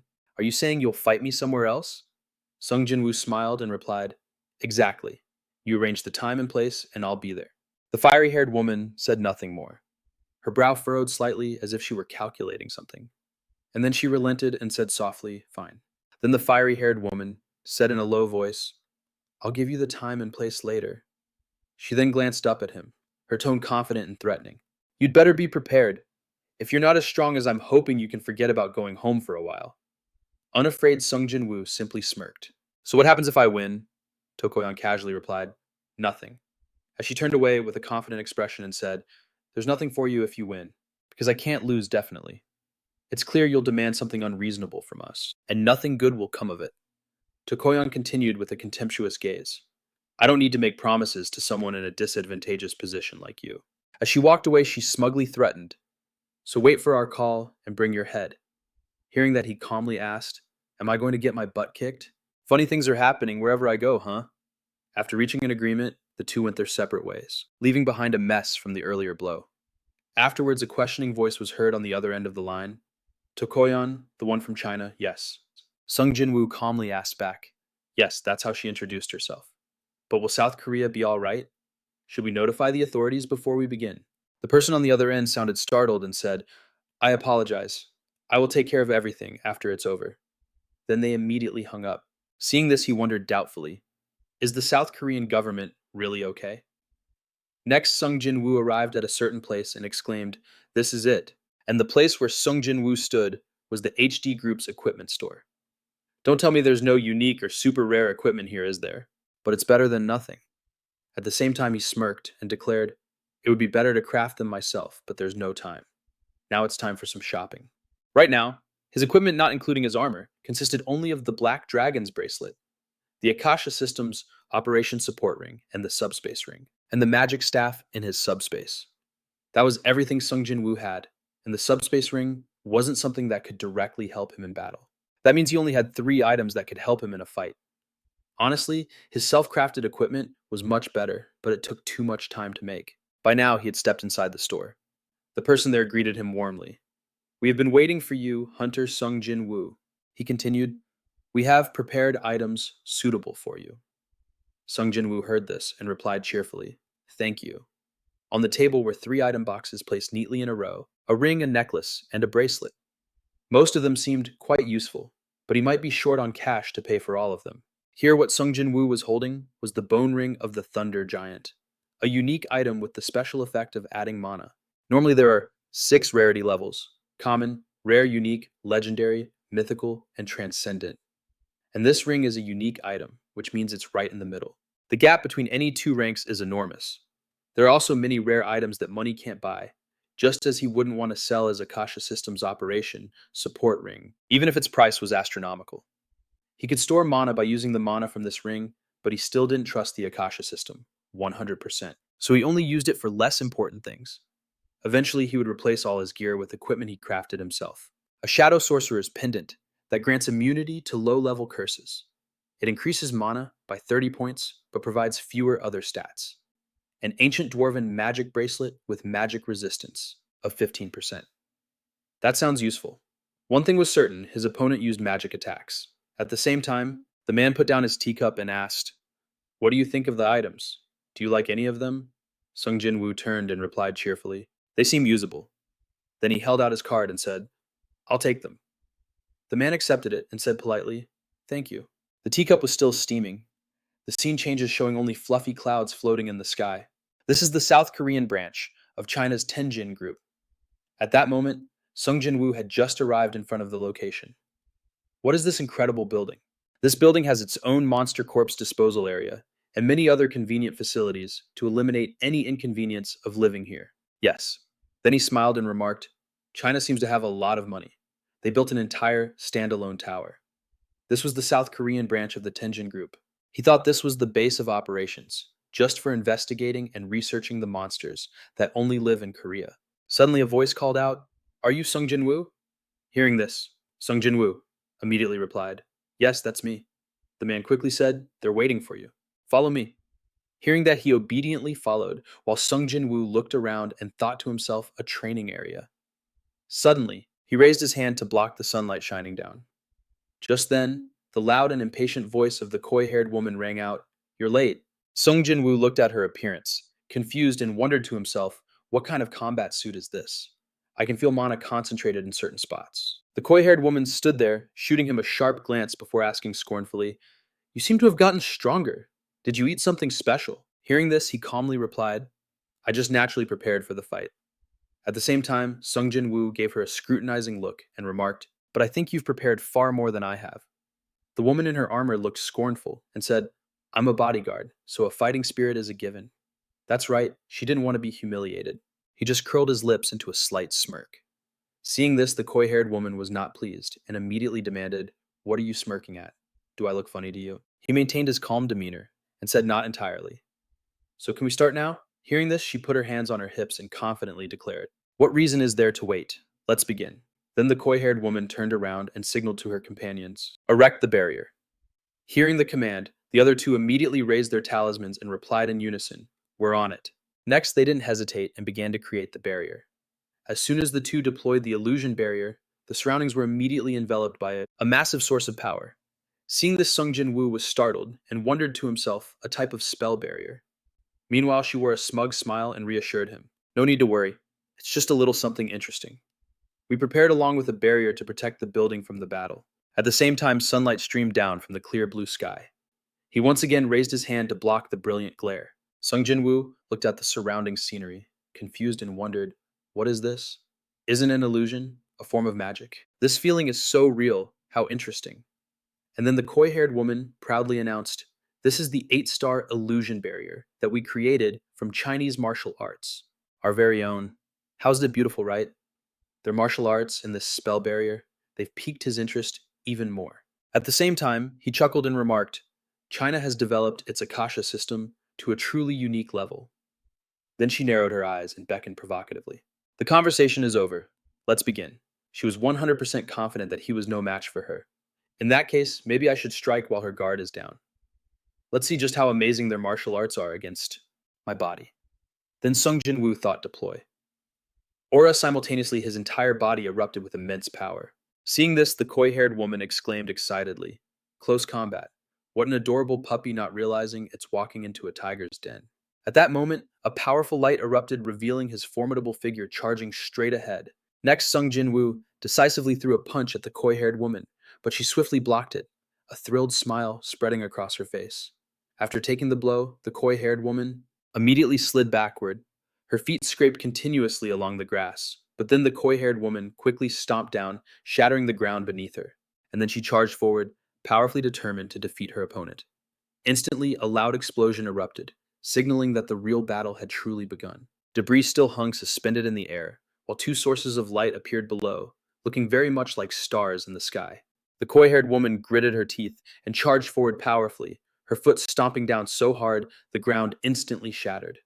After that, the coy-haired woman decisively drove her knee straight into her opponent. Without stopping, she followed up with a roundhouse kick aimed directly at Sung Jin-Woo. Her limbs felt as if pieces of iron were attached to them, and at the same time the woman smirked smugly and taunted, "How does it feel to have trouble with a basic attack? How disappointing." Then she attacked again, her voice full of contempt. "All I see are your pathetic skills." As for him, upon seeing the woman launch her attack, he instinctively jumped back to dodge. Sung Jin-Woo began to unleash his power, thinking, "Focus aura." He then shot towards her like an arrow. Sung Jin-Woo got right in her face, and she countered with her ruler's hand skill to block Sung Jin-Woo's attack. He showed a flicker of surprise as the woman grabbed him and spun him around in the air. Next, she unhesitatingly threw him straight into a large boulder behind him. Taking the hit, Sung Jin-Woo winced in pain and let out a groan, then glanced down and wondered, "Is it because I've been focusing too much on close combat?" Just then, the woman rushed forward, shouting, "Where are you looking?" She smirked arrogantly and declared, "This is the end." Then the woman unleashed a powerful meteor kick, which pierced a hole right through the boulder. Down below, Trung and Hong couldn't help but look worried as they watched the scene unfold. After that powerful attack, the large boulder shattered into countless pieces, and at the same time, her astonished face emerged from the white smoke. The woman stood there thinking in disbelief. "He vanished the moment I launched the kick." Suddenly, Sung Jin-Woo, who had teleported away at some point, spoke up. "What destructive power is this?" Meanwhile, she wondered in confusion, "Did I just hit an after image?" Then the woman smirked and questioned him. "Was that an after image? You used it the very moment I attacked, didn't you?" He wanted to test his physical enhancements against her martial arts, but he figured it wasn't very effective. At the same time, he closed his eyes and said, "Heal. Let's start over. This time I'll be serious." She lowered her head slightly and muttered to herself, "Just as I thought, he's all brawn and no brain, but I can't be bothered with that." The woman then asked in a low voice, "This time?" Meanwhile, Sung Jin-Woo smiled smugly, thinking, "I've been scanning her entire body during this whole fight, and she didn't even notice. I've completely analyzed her mana flow.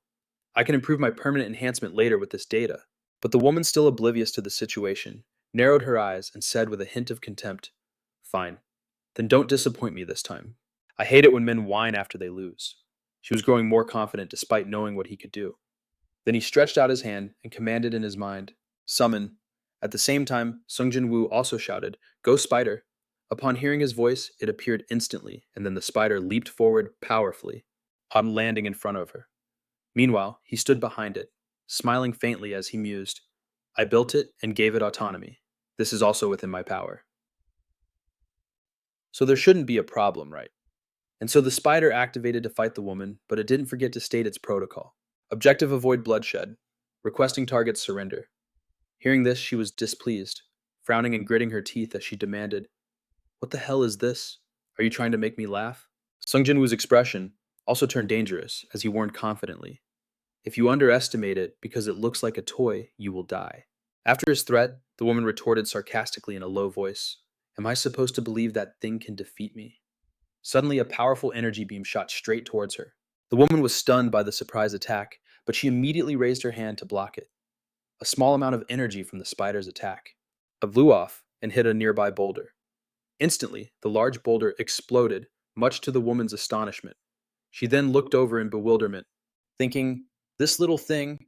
The woman then threw a powerful punch forward, attacking without a moment's hesitation. A lightning fast punch.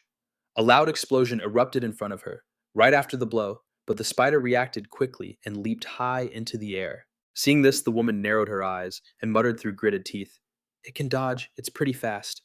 Then it landed on another boulder, and the spider began its counterattack. It decisively shot a laser beam straight ahead, forcing her to lean to one side to dodge.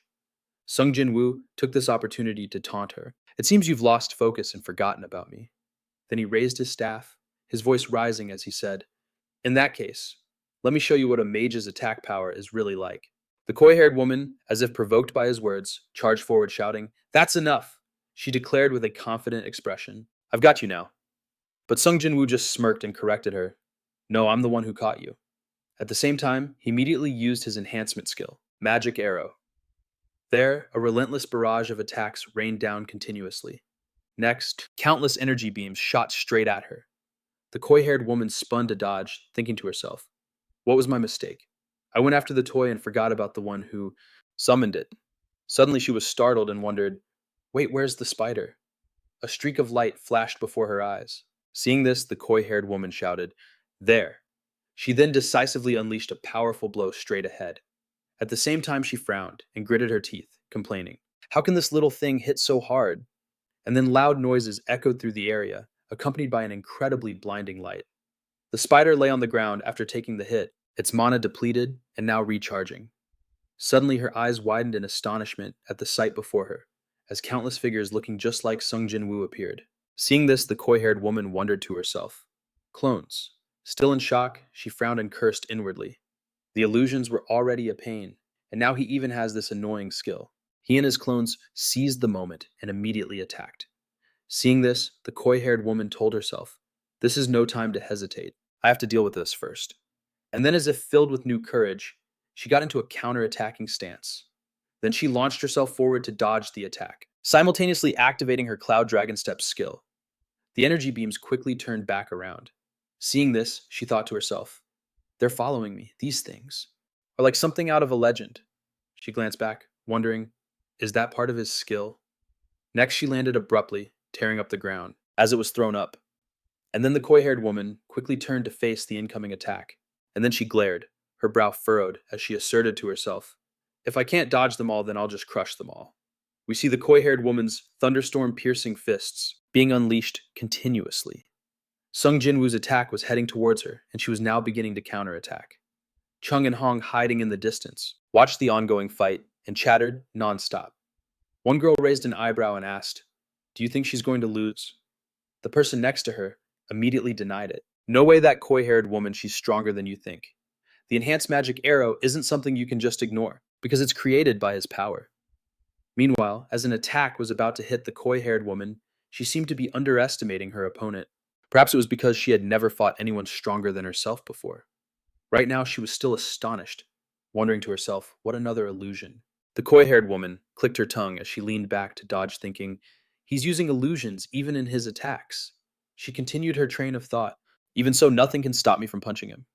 At the same time, the coy haired woman leaped high into the air, then came down hard, creating a long skid mark on the grass. Next, the coy haired woman held out her hands to cast her skill, and we see that around her. An incredibly powerful energy began to radiate. At the same time, she glared and let out a loud, furious shout. Instantly, a massive explosion erupted from where she stood. Luckily for Jin-Woo and Cha-Hai-in, it seemed to be a useful skill. Did she just distort the space around herself? As for the coy-haired woman, despite taking the full force of that explosion, she was still standing firm. At the same time, she was panting heavily, but it seemed she had not yet fallen. Seeing this, Sung Jin-Woo smiled and suggested, "Are you going to continue?" Hearing his seemingly sarcastic words, she gritted her teeth and thought to herself, "At this rate, I'm going to lose. He'll defeat me if I keep defending." But she kept thinking, if I get close to him, there are still the clones. I'll really need time to find the real one. And then she cried out in pain as the spider had somehow recovered. It looked up and advised Tokoyomi to surrender once again. Hearing this, she grew angry and thought to herself, this little toy again. Things are just getting harder. Then Tokoyomi stepped forward, silently encouraging herself, I'll probably lose, but not necessarily because I have no other choice but to use it. It's a gamble, but I'll bet everything on this one chance. Seeing her posture, he spoke with amusement. It seems you don't want to give up, huh? Although she was nearly exhausted, she still managed to muster her strength. Squinting as she declared, I admit, I need more research. I will show you my final technique, as an apology. If you're still standing after this blow, then it will be my defeat. Hearing that, Sung Jin-Woo frowned and smirked, final technique. At the same time, Tokoyomi had already gotten into position to unleash her final blow. Suddenly, she snapped her eyes open, gleaming with determination. Next, Tokoyomi let out a great shout, and the ground beneath her shattered. The spider was startled and cried out, unable to keep its balance. It dodged in a hurry, while she immediately charged straight forward with all her might. He was seen extending his hand to channel more of his power into the magic circles behind him. And then Sung Jin-Woo and his clones chanted in unison, Enhanced Magic Arrow, after which he swung his arm to the side to launch his attack toward Tokoyomi. The energy beams passed right through her, as Tokoyomi had already leaped high into the air. Sung Jin-Woo also looked up thinking to himself, now let's see what her final technique can do. At that moment, she was high above directing her gaze, down at him and his clones below. Seeing this, Tokoyomi quickly glanced behind her with a shocked expression. Sung Jin-Woo's attack was seen hurtling straight toward Tokoyomi, an energy beam about to hit the sole of her foot. Seeing this, Tokoyomi immediately braced herself and launched herself upward, quickly kicking her leg back. Next, Tokoyomi dove down sweating and with veins bulging. If I can't tell who's real and who's fake, then I'll just smash every single one of them. With that, she began to accelerate, diving straight toward the ground. Simultaneously, Tokoyomi used her skill, Void-Shattering Step. She moved at the speed of light, and then Tokoyomi clasped her hands before her chest, extending them again to prepare to unleash her most powerful technique. Instantly, Tokoyomi's eyes widened as she unleashed the heaven-shaking fist of Jin and Yang. Sung Jin-Woo looked at the scene in amazement, thinking, what is this terrifying energy? It's truly worthy of being called a final technique. One of the others saw this and shouted, this is too dangerous. A loud noise erupted, accompanied by a blinding light, while they were still in a state of utter panic. As expected, a massive explosion erupted from the site of the battle. They were now coordinating, one creating a barrier, the other reinforcing it. The blast's destructive power was so immense, it even affected the positions of Trung and Hong at the same time. The observers outside the simulation room also looked extremely worried and anxious. Those watching the entire fight through the glass couldn't help but be in awe of Sung Jin-Woo's power. Suddenly, one person yelled in shock, what's happening? Where's Fire Fist? Inside the simulated martial arts room was a pile of rubble, with a deep crater right in the center. At that moment, an announcement from the Akasha system was heard, confirming that Fire Fist was still alive. Tokoyomi was seen standing amidst the desolate scenery, thinking to herself, the great heaven-shaking fist of Jin and Yang is a series of collisions between Jin and Yang, opposing each other until maximum destructive force is achieved. With a trickle of blood on her lips, she gritted her teeth and continued her thought, but because my internal ki was depleted, my central ki was shattered. Was it because I used too much? No, even so, victory is certain, because there's no room for him to escape. Suddenly, a familiar voice spoke, startling Tokoyomi. What a magnificent finale. Sung Jin-Woo floated above, looking down and remarking with a smile, that's some terrifying destructive power. She's worthy of the title, the final weapon. Seeing this, she was bewildered and exclaimed, "This is unbelievable." Cha Hae-in had an expression as if. Next, Sung Jin-Woo frowned and said sarcastically, "Are you only now curious about my abilities? Even after trying to fight me, you didn't care from the very beginning, did you? You never use your head at all.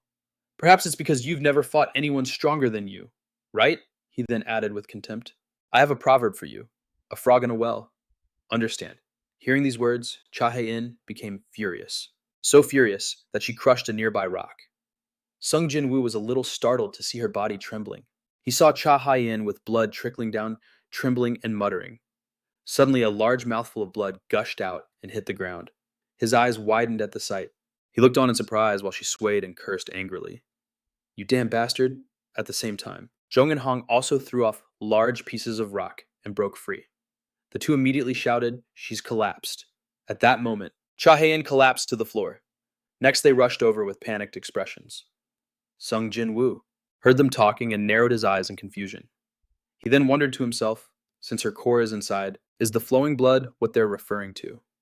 The spectators behind them also approached bewildered by the final result. One of them said in surprise, "Isn't that overkill? I don't think she even used her full power." Meanwhile, Jong and Hong were still continuously shaking Cha Hae-in to wake her up. Meanwhile, Sung Jin-Woo started to fade away sweating as he said, "I feel a little bad about this. This wasn't the result I wanted. I should get out of here before things get crazy." Then he left, but not without adding, "We'll meet again." The scene changes to a place with a gloomy sky and a gentle breeze. The voice of someone making a report is heard. Elder Firefist has been defeated. An old man sitting there lifted the lid from his teacup and asked softly, "She was defeated? Who was her opponent?" The man hesitated before answering. It was someone Firefist couldn't even scratch, and she was even made to look like a fool. Then the old man sipped his tea and asked, "He was toying with Firefist." The other man then placed something on the table and said, "This is the video of the fight." You could say her inexperience contributed to her loss. The black object on the table quickly began to glow, and immediately the video was played for the old man. The elder watched and commented, "He not only has strength, but also vast combat experience. He seems a bit like a mage."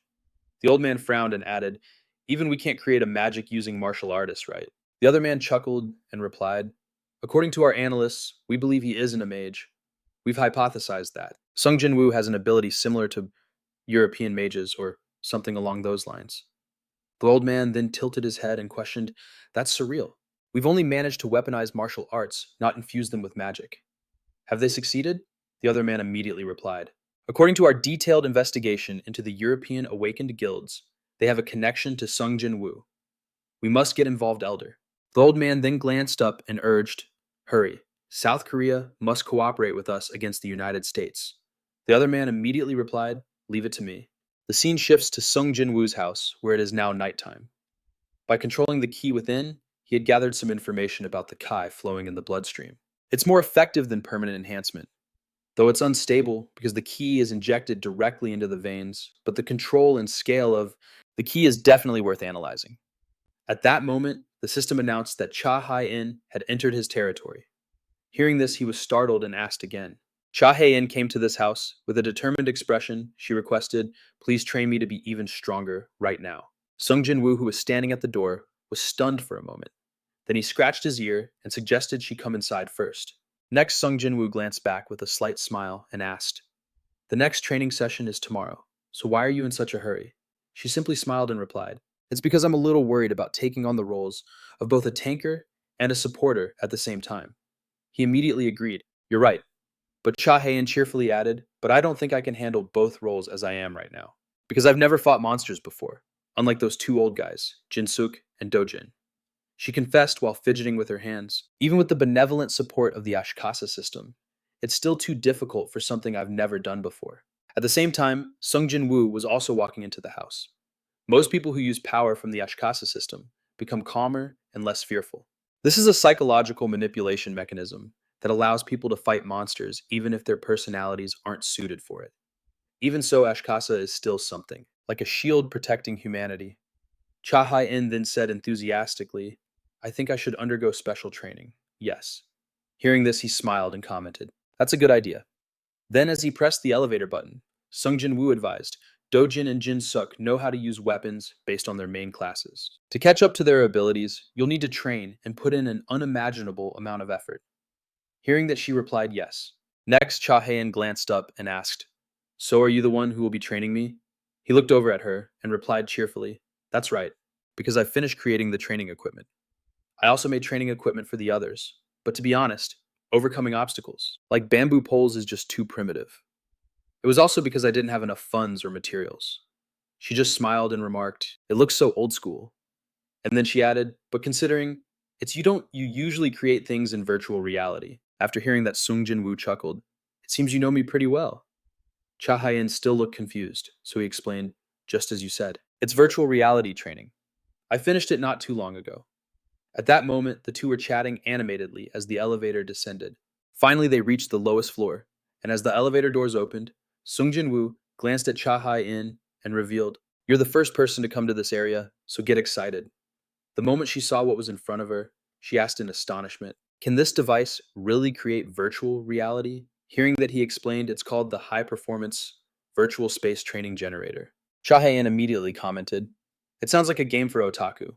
Sung Jin-Woo coughed and suggested you should hurry and get changed. "There's a room with a shower inside, and there's a locker with your name on it. You'll see it when you get there."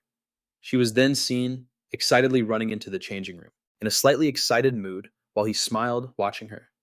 Then Sung Jin-Woo smiled to himself and thought, "I should get ready too, shouldn't I?" Next, he placed his hand on the screen to activate the system, and the Ashkasa system announced, "Current status is optimal." And then Sung Jin-Woo issued a command, "Create a virtual space set the combat scenario to beginner level 1. Upon receiving the command, it immediately initiated the system. At the same time, a platform with a hole in the center appeared on the floor. Suddenly, from that hole, a stream of constantly surging energy emerged. After a moment, the Ashkasa system announced virtual space sphere successfully created. He looked at the finished product before him extremely satisfied. At that moment, Cha Hae-in walked out and asked, "Hey, is this the only outfit I'm supposed to wear?" Sung Jin-Woo turned back with a smile and commented, "It's fine. It suits you well." She still looked doubtful and hesitated. "Is this some kind of defensive armor from an online game? No way, it looks just like a swimsuit." Hearing that, he didn't deny it well. It is a swimsuit he just saw. Cha Hae-in immediately get close and questioned him in a low voice. "What are you talking about? Weren't you thinking of something lewd?" Seeing this, Sung Jin-Woo was sweating profusely and looked bewildered, letting out a yelp. Then he immediately explained, "I'm not doing this for personal reasons. You really need it." Still not believing him, she continued to question him. "Are you sure?" Sung Jin-Woo, flustered, replied, "Of course, the more you're exposed to the device's liquid, the better the synchronization. It increases the effectiveness of the training." After hearing that, Cha Hae-in felt it was reasonable, but she still puffed out her cheeks and asked, "But this suit size is a perfect fit. How did you know my size? Did you scan me?" He quickly cleared his name by saying he saw the team's information in the company's data. Yes, then she looked at the orb before her and curiously asked, "Anyway, is this the thing you call virtual reality?" Sung Jin-Woo said cheerfully, full of pride, "That's right, when you step inside, the system will initialize a pre-installed virtual reality. It'll be 3 days in there, but in reality, it only takes 1 hour." Cha Hae-in couldn't help but be suspicious and spoke up, "Wait, I can breathe, right? It looks like it's all liquid." Next came a series of explanations from him about what the virtual space orb could do. After hearing all this information, she looked flustered and quickly said, "Wait." And then Sung Jin-Woo requested, "You'll understand if you experience it, raise your hand." Although Cha Hae-in didn't understand, she still did as he said. Next, he excitedly shouted, "Move object." And at the same time, the shirt she was wearing was thrown off, revealing the swimsuit underneath. Seeing this, Cha Hae-in immediately hugged her body and confusedly questioned, "What was that?" Oh, suddenly, something pulled her entire body backward, startling her a bit. Cha Hae-in's entire body was now enveloped by that virtual space orb. At the same time, she gently glanced to her side. This is... Meanwhile, Sung Jin-Woo on the outside smiled encouragingly. "Train hard." The virtual orb had now started operating at level 1. Watching this, he mumbled, "Good Cha Hae-in has stepped inside. As for the others, what should I do tomorrow?" At this moment, her consciousness seemed to be gradually entering another dimension. After a while, Cha Hae-in opened her eyes slightly, thinking to herself, "A virtual reality space will be created." She then opened her eyes fully and looked up. Seeing the galaxy before her, Cha Hae-in asked in amazement, "Is this outer space?" Then she smiled faintly and exclaimed, It's so beautiful. Right at that moment, the Akasha system began to analyze Cha Hai-in's aura. At the same time, a circle of light enveloped her. Next, it spoke, User has learned level 9 enhancement. Please select a weapon. After that, a series of different weapons appeared around Cha Hai-in. She was seen reaching out to touch one and muttering to herself, A sword is always the best choice. Suddenly, Cha Hai-in's gaze shifted, as if attracted by something.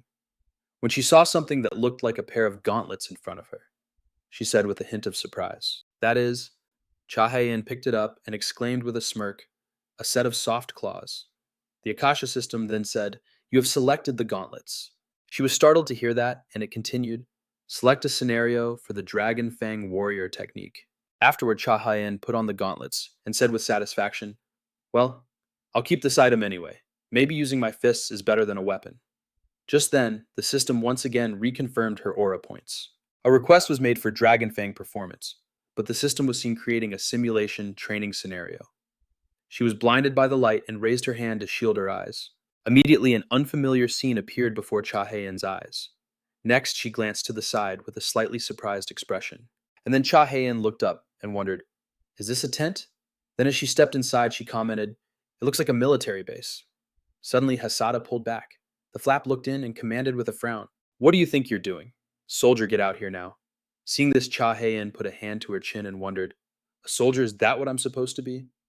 Yes, and Hasada continued to shout, A soldier must move as quickly as they can.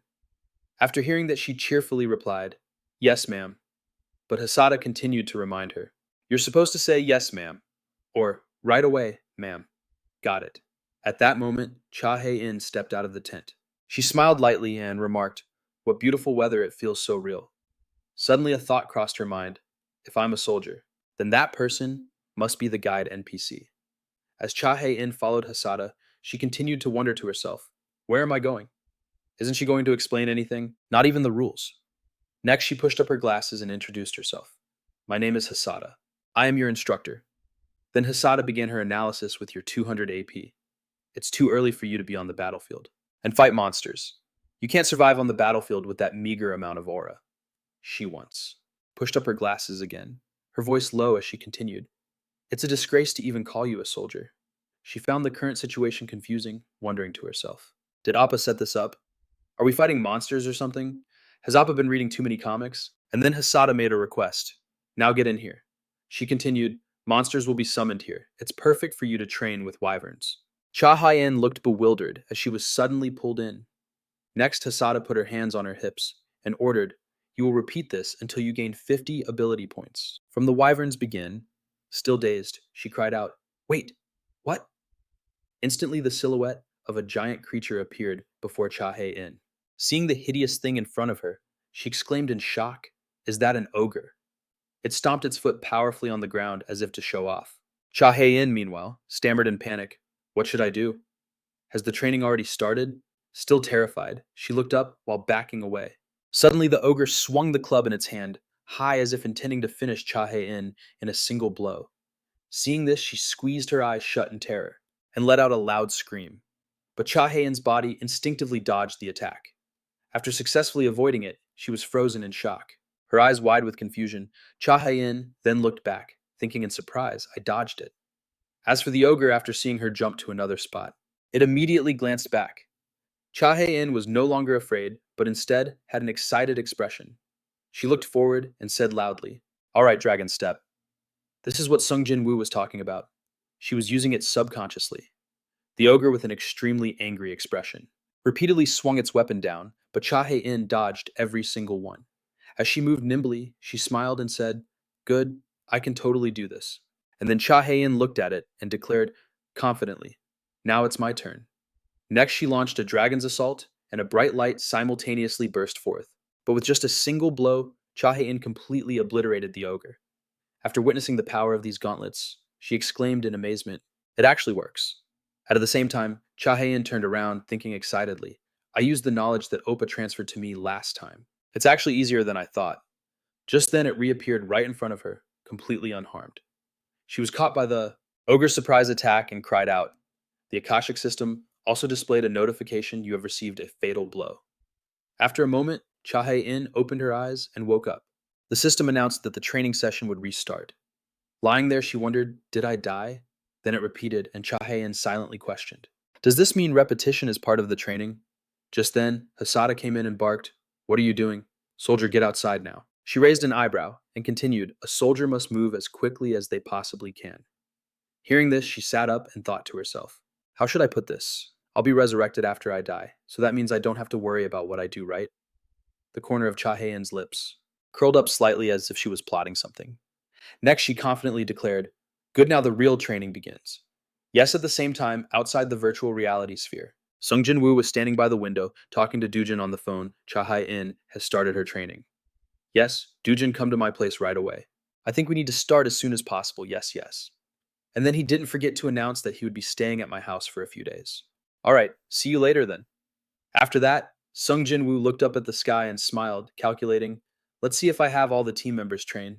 In virtual reality, it would take about 1 week in the real world, which would be about 20 days in the virtual world, and at the same time, he confidently told himself, they could definitely pass the training with ease in that amount of time. Suddenly, the system reported that Meeson had entered the facility. Sung Jin-Woo sighed upon hearing this, frowning, as he muttered, a lot of people want to see me today, huh? Then he placed his glass on the table and asked, what brings you here at this hour? Hearing this, Meeson frowned unhappily and replied, I know I'm at a disadvantage here, but I'm sorry I can't change that. Sung Jin-Woo remained calm and smiled lightly, glancing over to say, you seem to be in quite a hurry. Can you get straight to the point? She fiddled with her glass as she spoke. All right, to be honest, I don't have much time either, so I'll get straight to the point. Next, Meeson looked him straight in the eye and seriously made her offer to be precise. I want you to come to the US immediately. Hearing this, Sung Jin-Woo narrowed his eyes and asked with a slight smile, that's surprising. I thought I heard the US was handling its dungeon situations quite well. Did something happen? Yes, she answered frankly. Yes, some anomalies have occurred in the Brooklyn dungeon. Then Meeson took out her laptop, while saying the monsters have changed. She continued, the CIA has described their evolution, but the real problem is what comes next. Take a look. And as he looked at the monster on the screen, he wondered to himself, an ice buffalo. Then he frowned and asked, so what does this have to do with me? Meeson quickly replied, you can't understand everything just by watching this footage. And then, in a serious tone, she explained, according to the hunters, it wasn't just the monsters, the dungeon itself upgraded to a second-tier dungeon. But Meeson continued, we sent a raid team inside hunters around level 70, and 10 days have passed. Nothing has happened since. Monsters haven't emerged from the dungeon since the hunters entered, so we believe they're still alive. After hearing this, Sung Jin-Woo put a hand to his chin and thought, muttering 10 days. It takes 1 week to clear a mid-level dungeon. That's a rather long time. Then rubbing his chin, he asked, and is that why you're here? Without hiding anything? She closed her laptop and replied bluntly, yes. Then Meeson said, we are officially requesting you to rescue the survivors in the dungeon, and the reward for our offer is a very large sum. At the same time, Sung Jin-Woo smiled and made an inference. I'm guessing there's someone important on that raid team. Next, she smirked and said, since this is an emergency situation, we've already prepared everything. A US jet is ready and waiting for an answer from Mr. Sung Jin-Woo.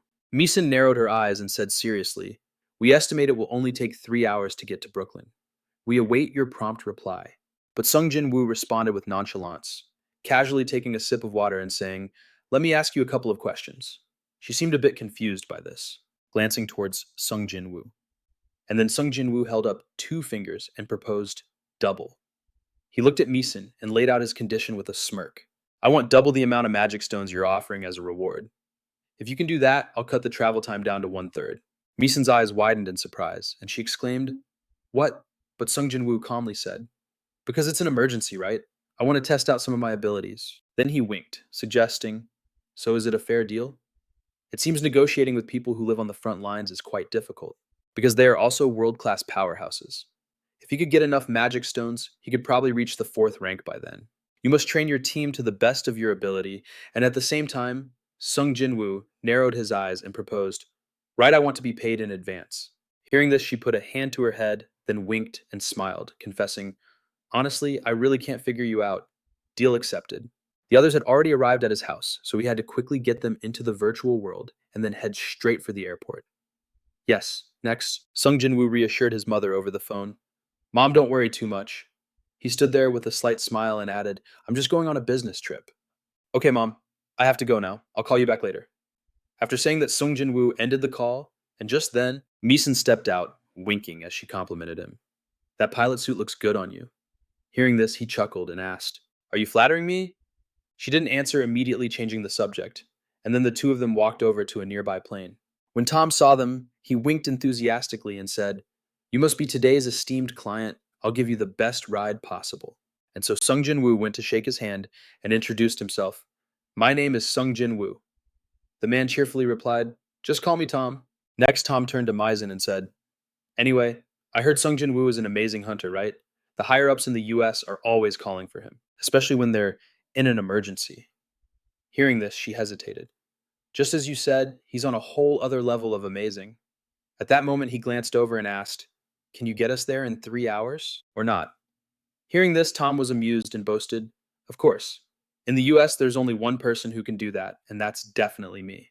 Next, Sung Jin-Woo touched the fuselage of the plane and wondered to himself, Is there a way to speed this up, Mana? I see Tom is an awakened being too. At the same time, Tom looked over, smiled and said, I'll show you some of my abilities once we get going. It's urgent. Let's go. And Tom immediately replied, Ready. The G-force at Mach 4 is pretty intense. I hope you can handle it. Sung Jin-Woo heard this and said cheerfully, No problem. Immediately the plane started up, ready for takeoff. He knew an F-22 could fly as fast as Mach 2.6, but Mach 4. He guessed they must have boosted the engine's thrust using an awakened ability. He figured he had underestimated the ingenuity of this world. The plane was now streaking across the sky with the three of them on board, heading to their next destination. Ahead were fluffy clouds, and they were now flying above them. Seeing this, Tom looked back in anticipation and asked, We've got clear skies, when can we really open it up? Sung Jin-Woo didn't reply, asking a question. Instead, I have to ask before we begin, can this flight suit handle Mach 12? Hearing this, Tom asked in disbelief, Mach 12. Are you kidding me? He replied in a dead serious tone. I'm not kidding. I'm going to enchant this plane with my power, so you don't have to worry about it falling apart.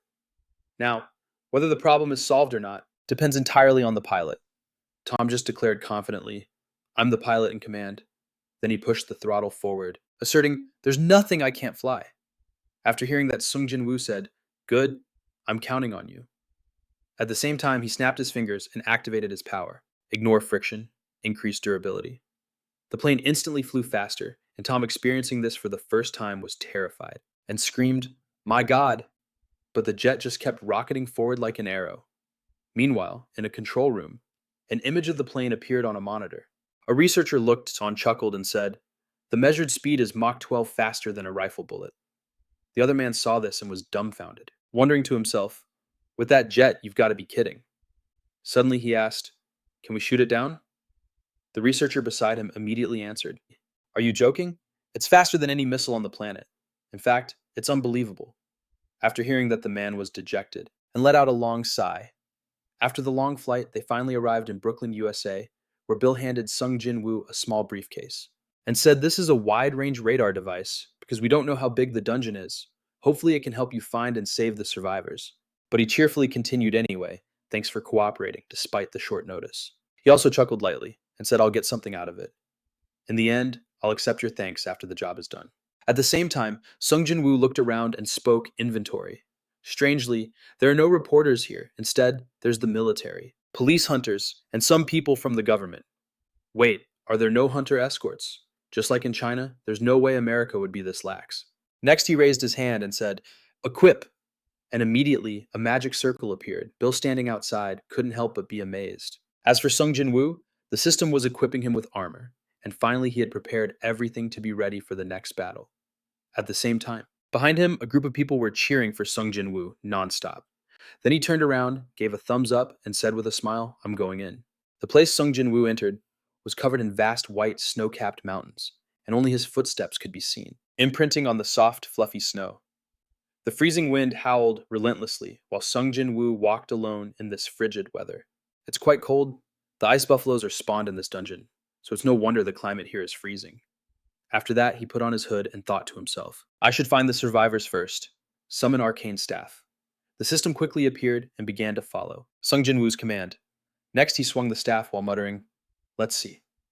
Then Sung Jin-Woo raised it high and shouted, Light of search. A nearby section of snow suddenly broke and fell, and he immediately glanced back, a smile playing on his lips. And then Sung Jin-Woo looked around and said, "There's nothing within a 2-kilometer radius. I can't imagine how vast this place is." He turned back and continued, "If magic doesn't work, then I'll have to use this. Some smart people once said that advanced technology is like magic." Well, he partly agreed with them, and at the same time, Sung Jin-Woo opened the small case. "If this thing doesn't work in the dungeon, I guess I'll have to expand the search range." The screen of the tracking device turned on, and seeing this, he excitedly said, "Good, it's working." After that, Sung Jin-Woo adjusted the knob, and indistinct voices could be heard, hearing that he happily exclaimed, "I found them!" Next, Sung Jin-Woo picked up the communication device and announced, "This is the rescue team. I'm on my way to you. There are a total of 9 people at a considerable distance." At the same time, he looked at the screen and exclaimed in surprise, "It's impressive that they're all alive. That's good news." Suddenly, Sung Jin-Woo's voice deepened, but it's not just the survivors. The radar is also picking up the ice buffaloes. It was a type of ice buffalo he knew, and an image of it appeared in his mind. Dogs and ogres, just 2 ugly-looking monsters, appeared. Each time they evolve, they grow another horn, and in the end, after growing 9 horns, it looks like a crown. Because of that, people believe they have reached the level of a demigod. It's quite weak compared to other buffaloes, but ice buffaloes are a type of stubborn and annoying monster, with the ability to be immune to cold and breathe fire. Did they sense my presence? They're heading towards him. After observing Sung Jin-Woo, wondered what should I do. The buffaloes can smell and detect their prey within a 3-kilometer radius. Their sense of smell is quite good. I should probably take care of them a bit because they're right in my path. If I ignore them, they'll follow me to the others. In front of him were 3 buffaloes moving across the snow, and suddenly one of them let out a loud roar. Seeing this, Sung Jin-Woo smirked and remarked, "Just one of them is that loud." Immediately, a loud explosion erupted right at that spot. At the same time, in a dark place that looked like a cave, a brown-haired girl heard it and worriedly asked, "What was that tremor?" The person next to her calmly replied that the shock was from the fight between the rescue team and those monsters, and that they would surely lose. The blonde girl was extremely dissatisfied, frowning as she said that if the rescue team lost, they would all die too. Hearing that, she became frightened, hugging her knees and leaning back. Jessica was seen sitting with the injured, gently reassuring them, "It'll be okay, I trust the rescue team." Suddenly, a loud noise echoed. The blonde girl, surprised, glanced back. The man also looked up immediately and said cautiously, "There's something right above us." At the same time, Sung Jin-Woo's voice came through the walkie-talkie. "This is the rescue team. I'm coming in." She heard it and wondered in amazement, "Are they really here?" Just then, a thick layer of snow fell into the cave, making a loud sound. Seeing this, she immediately raised her gun and frowned, asking, "Damn it, they didn't bring the monsters with them, did they?" At that moment, Sung Jin-Woo calmly spoke as he walked in. "Because I'm the rescue team, I wouldn't do that." Next, he brushed the snow off his clothes and smiled, introducing himself. "I'm here to get everyone out. I am Hunter Sung Jin-Woo, the one officially requested to rescue you all." The blonde girl looked skeptical, but Sung Jin-Woo paid her no mind and said, "From the information I have, I heard that a Ms. Miller is the team leader here." Suddenly, Jessica stepped forward and said in a low voice, "I am the current leader, Jessica, a supporter. Your last name isn't on the list."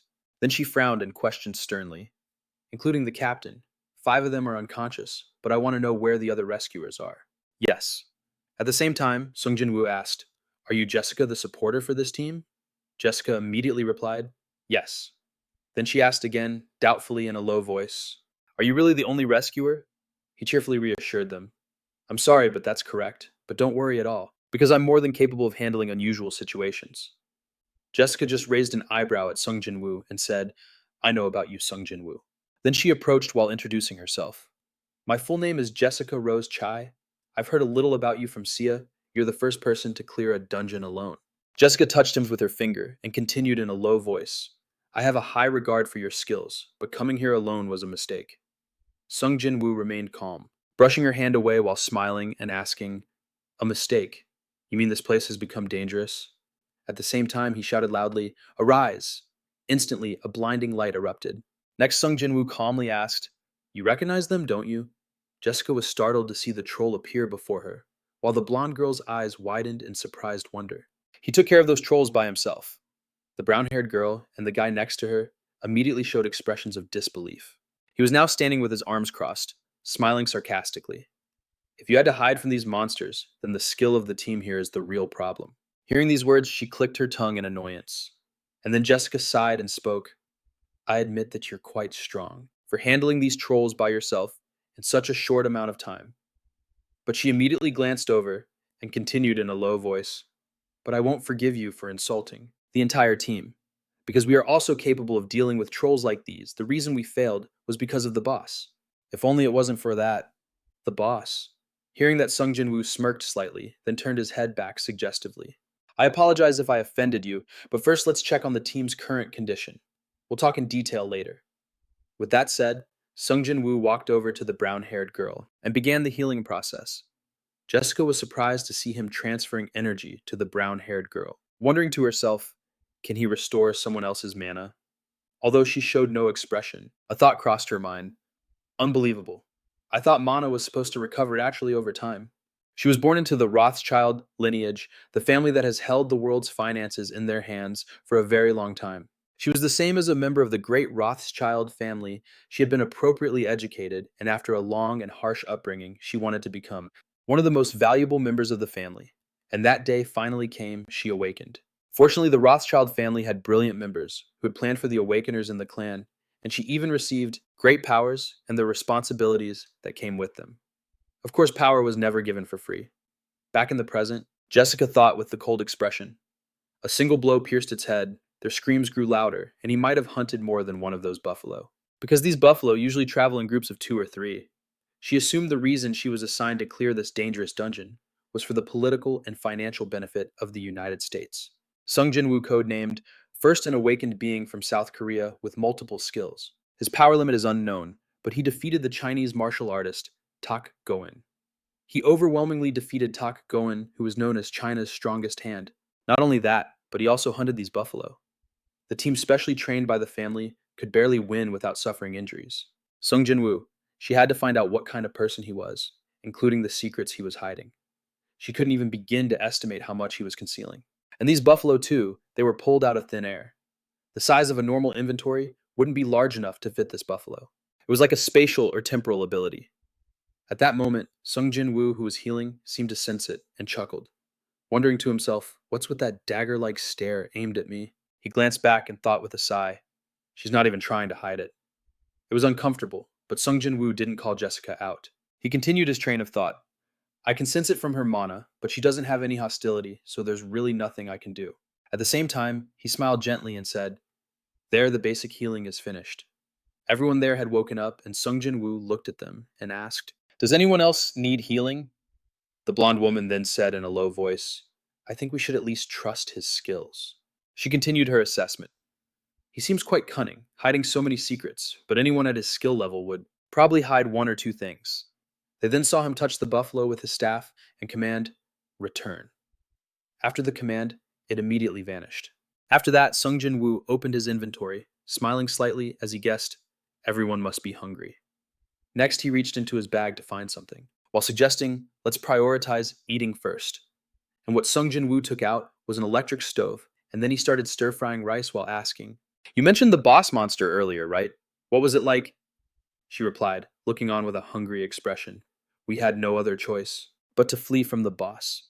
Sung Jin-Woo continued to stir the rice and asked, what kind of monster is it? Suddenly the blonde woman spoke up. Do you know about Nagas? Hearing that he was slightly startled. A thought crossed Sung Jin-Woo's mind. Could it be the kind of Naga I know, Naga half snake and half monster? Nagas are a type of reptilian monster that becomes stronger as they evolve. One with 4 or more arms is classified as a Nagaraja, like the one in the picture above. Their strength is on a different level compared to ordinary ones. At the same time, he wondered, is it the type of Naga with 2 arms? She replied while holding a plate. Yes, it has 2 arms, but it's 20 feet tall. Only 2 arms, but isn't that too big? Sung Jin-Woo continued to ask for more information. Does it have any special abilities? Suddenly, Jessica stepped forward and said in a low voice, let me tell you about it. The other woman turned and walked towards the rest of the group. Next, she began to list them. First, it can scream to create a shockwave. Second, it can shoot a beam of light from its eyes. Jessica continued. Third, I should mention its environment, right? It can create a snowstorm, and that's the biggest problem. After hearing this, he put a hand to his chin, in thought, wondering to himself, the size is different, but the rest is just like what I know, isn't it? Suddenly, Sung Jin-Woo shot to his feet and spoke. All right, I have enough information. Just wait here and get some rest. Seeing this, she immediately questioned. Wait, where are you planning to go alone? You only live once, you know, so there's no need to act so recklessly. Look at how she's worrying and caring for him.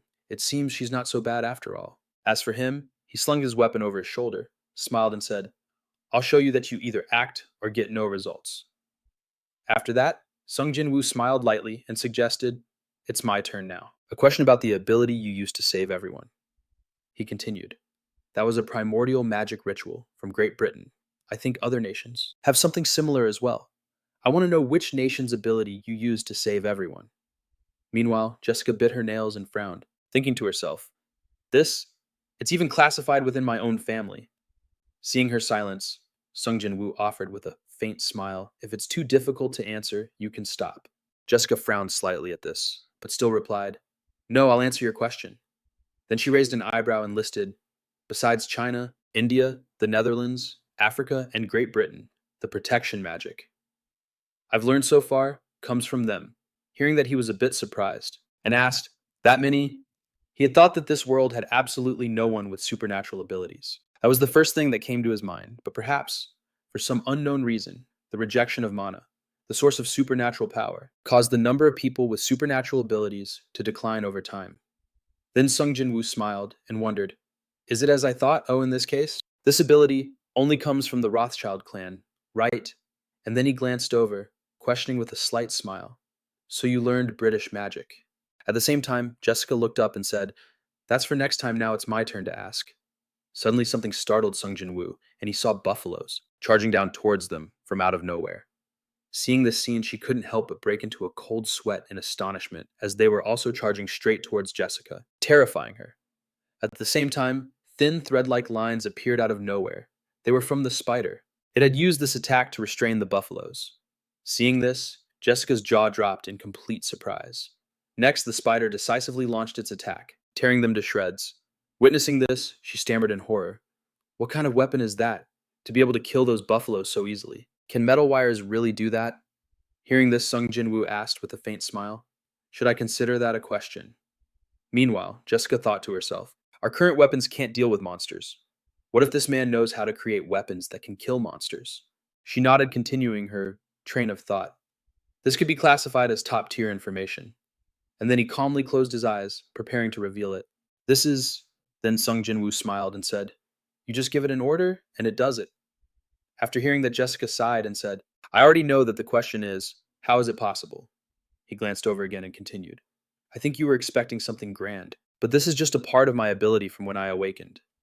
At the same time, Sung Jin-Woo thought to himself, It's not a lie. This is part of the Akasha system's power. If I spread this knowledge, it will surely help humanity, but I'm the one who decides when to spread it. At the same time, she frowned with a pouting expression, while Sung Jin-Woo cheerfully suggested, Let's stop exchanging information here, we've arrived. Before the two of them was a cave entrance. Sung Jin-Woo then spoke up. I can feel a source of power emanating from the cave.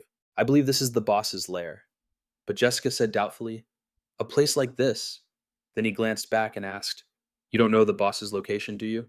Hearing that, she immediately replied, Of course not. It came to us first. During the entire battle, it didn't leave any tracks. Jessica continued, There are bodies from the previous raid team here. We'll bring them back later. Then she narrowed her eyes and asked in a serious tone, Anyway, there's still no movement from the boss, which means it hasn't detected us yet, right? What should I do? After hearing this, Sung Jin-Woo replied with a slight smile. Before we start, tell me about the spells you can cast. We're going to fight together, so I'd at least like to know something about your abilities. Jessica just winked and said softly, All right. Then she stated, I can use 3 spells. He seemed quite surprised to hear that. Next, Jessica began to list them. First is an inextinguishable flame. She continued, Second is aggravating wounds. Jessica didn't stop there. Finally, nerve damage. These spells are extremely effective on humans. She looked over at him and added, These spells will continue until my mana runs out. Although they're a bit inconvenient, they're very useful. Just hearing that, he could already tell her magic was fundamentally different from his. Her magic certainly sounded useful. Meanwhile, as the two continued their conversation, a surge of energy suddenly erupted, startling Sung Jin-Woo. Jessica was now using her power. She glanced over and said, It's a buff. It lasts for 30 minutes. and increases your stats by 20%. Better than he thought. He clenched his fist and thought to himself, just one buff like this is a huge help. After that, Sung Jin-Woo laid out the plan. I'll lure the boss by revealing my position, so be ready to cast your spell. At the same time, the spider shot something at the nearby cliff face. There was a loud sound of rocks falling to the ground from a great height, and at that moment, the glowing red eyes of a monster appeared. It was Nagalaza. With its enormous body, it slowly moved forward. Jessica also closed her eyes and began muttering her incantation. He suddenly reached his hand toward the flow of energy in front of her and Jessica, as if sensing it, immediately glanced over to question him. Wait, you just did something, didn't you? Hearing this, he was startled and looked bewildered, while she frowned and continued to interrogate him. You just used an analysis skill, right? Yes. Sung Jin-Woo, seeing he couldn't hide it, answered hesitantly. After hearing his answer, Jessica spoke with annoyance. Your mana analysis interfering with my mana disrupted the casting process and caused it to fail. Her skill casting failed because of an analysis spell. Wait, aren't our magics fundamentally different? Then she puffed out her cheeks and sulked as she warned him. Please be careful. I don't take kindly to people who invade my privacy. It feels like someone is... Are you trying to pick a fight with me? You failed to cast your skill because you didn't want him to use analysis magic. Are you freaking out or what? The Nagalaza stood there, watching its eyes wide with confusion, while Jessica brought her hands together and said, I'm doing it again. A powerful energy erupted from the center of her being, and that power began to slowly seep into the monster's body. Suddenly, a dark energy appeared, as if aiming to strike the Nagalaza directly. The creature seemed to sense it, and its eyes shot wide open. Then the Nagalaza screamed in agony and was thrown violently backward. Witnessing this, Sung Jin-Woo smirked and remarked, It's writhing in agony. This is more useful than I thought. Now what to do? As the flames persisted, it continuously took damage, its body slowly being eaten away by that power. The Nagalaza's bloodshot eyes immediately locked onto them. Seeing this, he gave a slight smile and said, It's seen us. Let's go with the plan. I'll take it on, you just maintain your magic. Meanwhile, the creature began to slowly lift its body off the ground. Sung Jin-Woo, watching from above, commented, It can fly, but it's so slow. It looks more like levitation magic or being launched into the air. Suddenly, he leaped off the spider's back and said, I'm going now. Jessica looked on a little surprised. Then she raised an eyebrow and shouted Sung Jin-Woo's name, but he didn't seem to pay any attention. Normally, he would focus on the incantation and control his mana as best as possible. Sung Jin-Woo shouted, Open space, and continued the chant, Support connection to the mana engine in the sky. A powerful stream of energy appeared, and at the same time, a mana device in the sky began to unleash an immense amount of power. And then Sung Jin-Woo yelled, Explosion orb! Instantly, a pale purple light beamed down onto the magic circle. But this was a different case. He confidently stated, With the support system, I have mana to spare. Then Sung Jin-Woo glared and thought to himself, I'm all I need to kill you. At his command, fireballs shot straight down, creating long streaks in the air. The attack's target was the Nagalaza's exact location. The massive flaming orbs showed no signs of stopping, and seeing this, the creature immediately erected a shield for protection. But the attack's destructive force was apparently too powerful as the Nagalaza let out a great roar of pain. A mage's combat style is rather simple. Nullify the opponent's strengths while maximizing your own fly in the air attack from a distance. And analyze the opponent. It's a straightforward but effective way to secure victory. That's the mage's way. Then his voice turned serious as he spoke. I command thee, ruler of magic, let all mana converge as one. Sung Jin-Woo continued the chant, and become a singular existence. 4th tier spell. The mana core instantly activated, while Jessica remained on the spider's back, watching his display of power. Then she frowned doubtfully and wondered, such overwhelming mana. Is that really the power a level 50 hunter can achieve? He slowly opened his eyes, letting out a long, soft chant. Then Sung Jin-Woo raised his hand to the sky and yelled, Giant mana spear. Just then, lightning bolts appeared overhead, ready to strike. As Sung Jin-Woo condensed his attack, the monster below began to cry out, its neck suddenly swelling for some unknown reason. A dark, ominous aura spread out. Sung Jin-Woo was taken aback for a moment, wondering, Is that? Jessica recognized it and immediately warned him, It's a shockwave. Be careful. The beast opened its massive maw, and a surge of power instantly formed within the bottomless pit, but Sung Jin-Woo was unfazed. Too simple. He casually drew a magic circle in the air with his weapon. Silence. With this move, the monster, which was about to attack, suddenly stopped in its tracks. It let out a cry as if confused about what was happening. The monster looked at its own hands in bewilderment, and Sung Jin-Woo's lips curled into a triumphant smirk. Now it's my turn. A moment later, a lightning spear suddenly slammed down, shaking the very fabric of space. The monster immediately flinched, its eyes widening as it watched the lightning strike down. Then an intense light suddenly erupted across the vast snowy mountain range. Not only that, but the wide area destructive power suddenly detonated, causing the entire region to tremble, and the aftershock from that power made Jessica, who was sitting on the spaceship, exclaim, "Oh my god." She wondered in disbelief what kind of absurd power.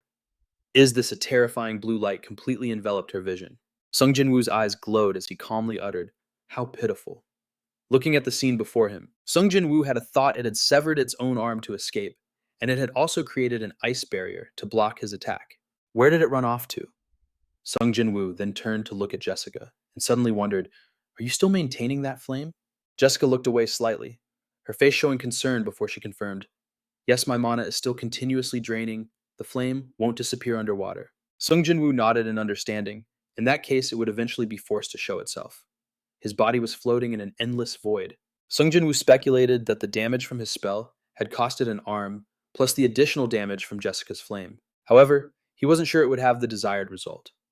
Just then, something caught Sung Jin-Woo's attention, causing him to turn and face the vast landscape where a blizzard was suddenly approaching. A thoughtful expression appeared on Sung Jin-Woo's face. He thought the monster had fled, but now it's attacking again. He went over to Jessica and offered his opinion. "I was thinking it fled because of your flame." Sung Jin-Woo smiled confidently to himself. It can create a blizzard. An ice control ability. How naive doing so would consume a lot of mana in a single use. The beast's entire body quickly blurred and disappeared behind the swirling snow. Seeing this, Sung Jin-Woo remained on guard, though he knew he shouldn't underestimate it, because it might be able to manipulate nature. Just then, a horrified Jessica noticed and immediately shouted a warning. "Mr. Sung Jin-Woo right there. The blizzard is getting bigger. It's vortex." Its wind speed was gradually increasing. It was a terrifying blizzard, powerful enough to create a giant snow tornado that swept away everything around it. Sung Jin-Woo's eyes narrowed, a clear seriousness showing within them. "Snow, huh? Should I give it a try?" He immediately raised his weapon and began to cast another magic spell. He had a suitable spell for this, and instantly a small orb, carrying dazzling rays of light, appeared, summoning a miniature sun. The miniature sun emitted pure rays of light that shone down and pierced through the blizzard, causing it to gradually melt away. Sung Jin-Woo confidently declared, "I don't care if you can control water or ice or whatever, but everything will just evaporate." Jessica reflexively raised a hand to shield herself, watching in utter astonishment. Is this power from another world? As the light intensified, Sung Jin-Woo cast another spell to help the miniature sun expand. The rays from the miniature sun continued to spread powerfully, causing the blizzard to gradually disappear. But in just a moment, a clearing appeared in the eye of the storm, revealing the beast within. Seeing this, he curled his lip into a faint smile. "Nowhere left to run, boy." Parts of its body were gradually crumbling away. At this point, Sung Jin-Woo thought the battle was about to end. How should he end it? He could finish it with his magic, but instead, he raised his magic staff, gripping it tightly as Sung Jin-Woo speculated. Perhaps this will be enough. Jessica watched from the side, wondering to herself, just how far do his abilities go?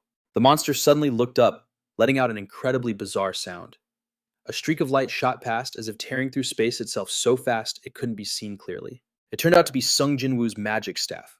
It had pierced straight through the monster's body, creating a large hole in its torso. This caused its eyes to glow brightly. The monster was so severely injured that blood gushed from its mouth. One side of its body was completely torn off, and it slowly collapsed into a pool of its own blood. Seeing this, Sung Jin-Woo's expression was perfectly calm as he delivered the finishing blow. Jessica froze, wondering if that was a spear. Wait, did he just throw his magic staff? Are his physical abilities on par with high-rank physical-type hunters? The monster lay motionless on the spot. It let out a faint sound as it was about to die. Just then, the system continuously announced that Sung Jin-Woo had leveled up, and he smiled in satisfaction. "Level 55, huh? So I can't enter rank 1 dungeons anymore." His hand continuously scrolled through the system, and Sung Jin-Woo's mind kept racing. Is it because there are too many people here? There's almost nothing. Then Jessica called over from the other side. "How can you be so strong? And even possess knowledge from another world?" Sung Jin-Woo laughed mysteriously and replied, "It's a hidden class." He gave a smile as bright as a spring blossom. "Now let's get back to your team." while Jessica was still dazed, thinking, a hidden class. Just then, a faint, ethereal gate gradually appeared from the monster's corpse. The exit gate is open. In this cold space, Sung Jin-Woo's cheerful voice rang out, "It's time for us to get out of this desolate place. The job is done now, it's time to go home and rest." The scene changes to a large bridge. The place looks very quiet, but the harbor is bustling with people. A group of people are slowly carrying a large flag into the back of a truck. Before placing the flag-draped casket inside, the soldiers carefully saluted. Then there's a shot of large caskets, each draped with an American flag lined up next to each other. Yes, seeing this, Meeson put a hand on her hip and said gratefully, "Thank you for your cooperation. You brought them back, even the ones who died." Sung Jin-Woo, sitting nearby holding a glass, replied humbly, "It wasn't difficult, just a bit sad. Seeing them memorialize the dead, it was definitely the right choice to bring them back." A video of Sung Jin-Woo fighting the monster was being broadcast, showing him unleashing powerful techniques. The man, a middle-aged looking man, watched in amazement. Is that his power? Unbelievable. The next shot showed the beast completely annihilated, looking utterly pathetic. Meanwhile, Sung Jin-Woo watched calmly, the corners of his mouth unconsciously curling into a satisfied smile. Jessica, standing nearby, glanced over and said, "This is everything I was able to record in that dungeon." He then turned to the person sitting over there and asked, "What do you think, Bill?" The man pushed up his glasses slightly. Then he replied softly, "Based on that video, we can conclude that even elite hunters above level 200 couldn't attack him and come out unscathed." His face furrowed with doubt. "Even though we know he's only level 49 and his current power is a concern, I just don't understand how he can generate an attack that powerful." Jessica couldn't stay quiet and offered her own opinion. "It's abnormal, even. People who have trained other abilities under the Akasa system can't get this strong so quickly." She was so anxious that she kept clenching her fists. Jessica concluded, "From what I saw, his mana is practically infinite." Bill quickly typed on his computer with one hand. He began to explain, "That's possible. We can safely assume he's using crafted items." Advanced machinery appeared on the screen, but Bill immediately refuted the idea. But even if he obtained his power and knowledge through some other means, outside of the Ashkasa system, it's highly unlikely he could become so powerful in such a short time. He stared intently at the model. The other man continued, "It's only been half a year since he awakened. It's impossible to predict how strong he will become in the future." The man rubbed his chin thoughtfully. He suddenly came up with a plausible theory. If his strength isn't dependent on his level, then only time will make him stronger. Wait a minute. He adjusted his tie and asked, "I heard there's a large-scale power plant near First House, right?" The other man was stunned, unable to hold back his surprise. "Oh my god, don't tell me he knows how to convert electricity into mana." Jessica fell silent, her gaze turning pensive as she considered the possibility. With that thought in mind, the scene shifts to the shore of a vast blue ocean. Amidst the lush greenery and fresh air, a table appears with a cold drink on it. The next morning, Sung Jin-Woo was comfortably sunbathing and relaxing when Jessica's voice suddenly rang out. "You look like you don't have a care in the world." Hearing this, Sung Jin-Woo slowly pushed up his sunglasses to look around. When he looked over and recognized her, Sung Jin-Woo couldn't help but remark, "I'm impressed to see you here, Jessica. I heard this is a private island owned by Siam, correct?" Hearing this, she replied with a confident expression, "I'm here to relax as well. To be precise, this island is owned by my family. Sia later requested that we hand it over to them." Sung Jin-Woo slowly sat up and asked directly, "I don't think this is a coincidence. Did you come here to see me?" Jessica gently sat down on the lounge chair beside him and replied nonchalantly, "I believe coincidences are a rare thing in this world." Sung Jin-Woo agreed, "You're not wrong. So what's the reason you came to see me?" Sitting across from him, Jessica gracefully crossed her legs and began to speak. "The ability to convert electricity into mana," she said, taking off her hat and asking confidently, "You have it, don't you?" Seeing her reaction, a thought crossed Sung Jin-Woo's mind. She seems quite confident and composed. Her intuition is pretty sharp. Sung Jin-Woo confirmed it directly. "Your guess is correct. Your assumption is correct. I have the ability to convert electricity into mana and vice versa." He gently raised two fingers, generating a spark of electricity. Seeing this, Jessica shot up excitedly and asked, "Can that ability be learned?" She moved closer to Sung Jin-Woo and whispered, "If it's—" But he held up a hand to stop her. "Hold on, be a little patient." Sung Jin-Woo smiled gently and asked, "What is it you really want? Is this a proposal from your family, the Rothschilds?" He carefully reminded her, "This is Sia's territory. They might be listening." This made her pause. Sung Jin-Woo stood up, put his hands on his hips, and said, "In any case, this isn't a good place to talk. Look who's coming. I guess our break time is over." Jessica was a bit surprised and immediately turned to look, catching a glimpse of someone behind a tall, swaying palm tree. It was the silhouette of Meeson in the distance. Jessica stared intently at the approaching figure without blinking. Then she glanced over at Sung Jin-Woo. Standing beside her, Sung Jin-Woo had a friendly expression as he spoke cheerfully. "Are you ready, Meeson?" Seeing this, Jessica slowly put her hat back on and let out a soft sigh. Her mind was in turmoil. I have a feeling the conditions he's going to set will be extremely difficult. But this is nearly impossible. Has he even thought about it? Yes, Meeson quickly approached Sir Sung Jin-Woo. "Why don't you just stay here permanently? We've already prepared the plane. Let's go." Jessica then took the initiative to greet her Meeson. She seemed a little surprised. "Jessica, what are you doing here? Did you come to see Sir Sung Jin-Woo?" She immediately denied it. "Not at all. I was just enjoying my vacation and happened to run into Sung Jin-Woo." The scene changes to a late afternoon sky and from inside a house. Sung Jin-Woo's voice calls out, "Mom, I'm home." Once inside, he noticed two shopping bags, one large and one small, on the sofa. Sung Jin-Woo realized his mom must have just gone out, and it seemed there were no issues with the protection magic. It looks like nothing out of the ordinary happened. Suddenly, he remembered something. Sung Jin-Woo exclaimed, "That's right," he said, scratching his head in frustration as he walked. "I wonder how my team is doing." The game system interface quickly appeared, and Sung Jin-Woo wondered just how much stronger they had become. Then an image of Cha Hae-in appeared. Sung Jin-Woo mused, "It's only been 3 days, which is about 12 days in the virtual world. They must have gotten used to it by now."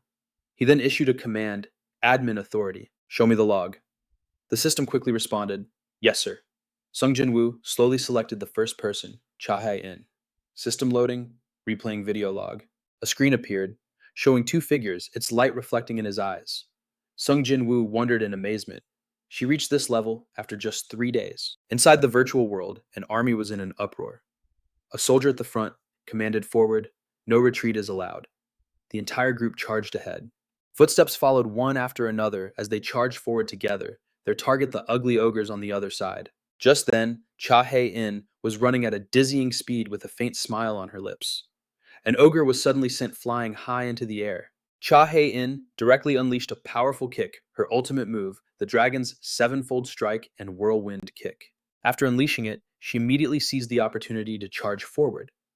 Cha Hae-in confidently declared, "I will defeat you right now."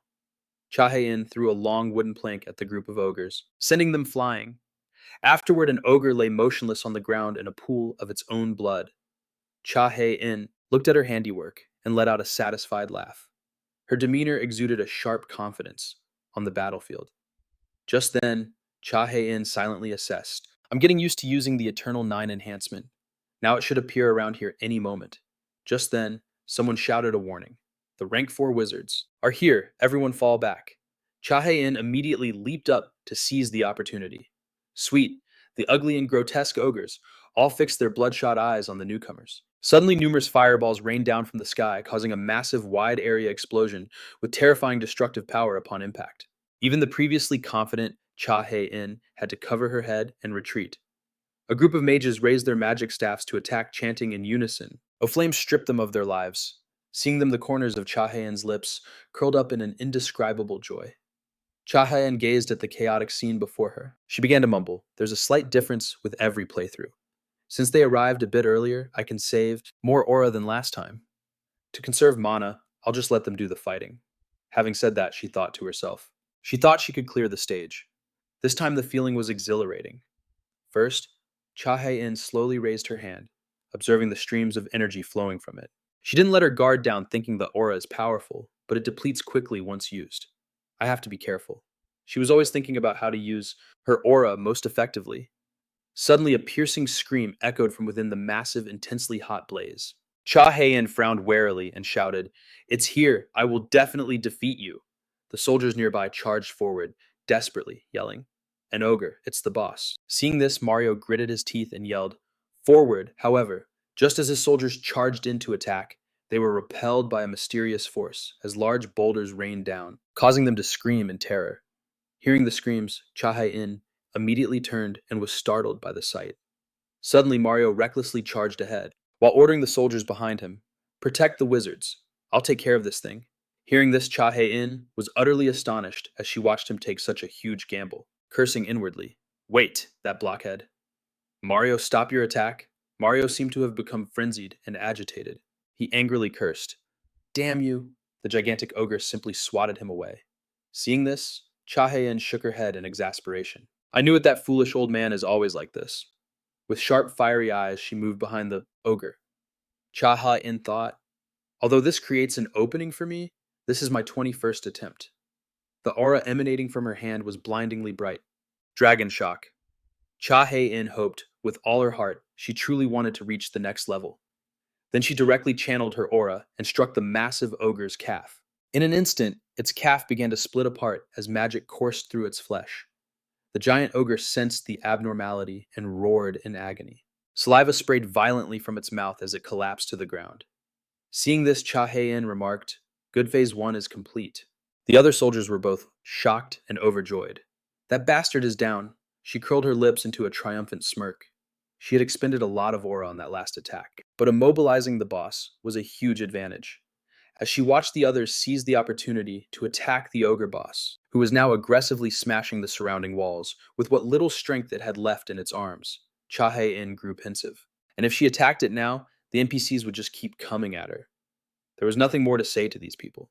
She wondered if it was because this was all just a game. A menacing glint flashed in Cha Hae-in's eyes as she resolved to activate her permanent enhancement. Next, there was one more thing she had to do while the boss was distracted. She had to recover as much aura as possible to one-shot the boss. A powerful aura instantly enveloped Cha Hae-in.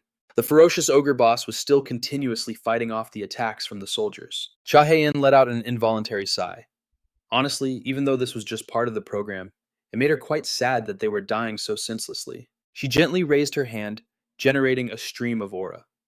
Cha Hae-in thought confidently that she couldn't lose with this much aura. She had 20 attempts worth of experience now. Cha Hae-in frowned and began her analysis. Attacking its body, protected by those thick muscles, would be useless. She had to aim for weak points like the head or the knees. If she wanted to win this game, she had to aim for the head right.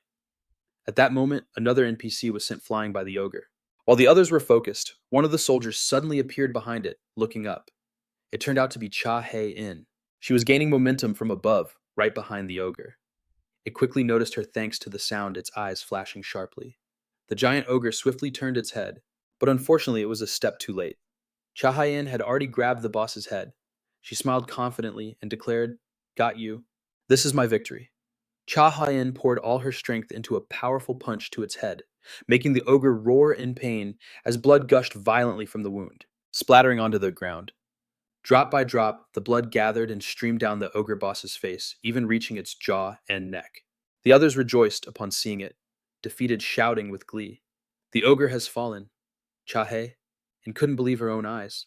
"I did it. I really won." She joyfully raised both hands in celebration. "Awesome. I finally cleared the stage." Just then, something popped up, catching Cha Hae-in's eye. The game system displayed an incredibly shocking message, "Disconnected from the server." She was completely stunned. What does that mean? "Wait, I just finished admin. Where are you?" Stop in her final moments before fading away. Cha Hae-in burst into tears.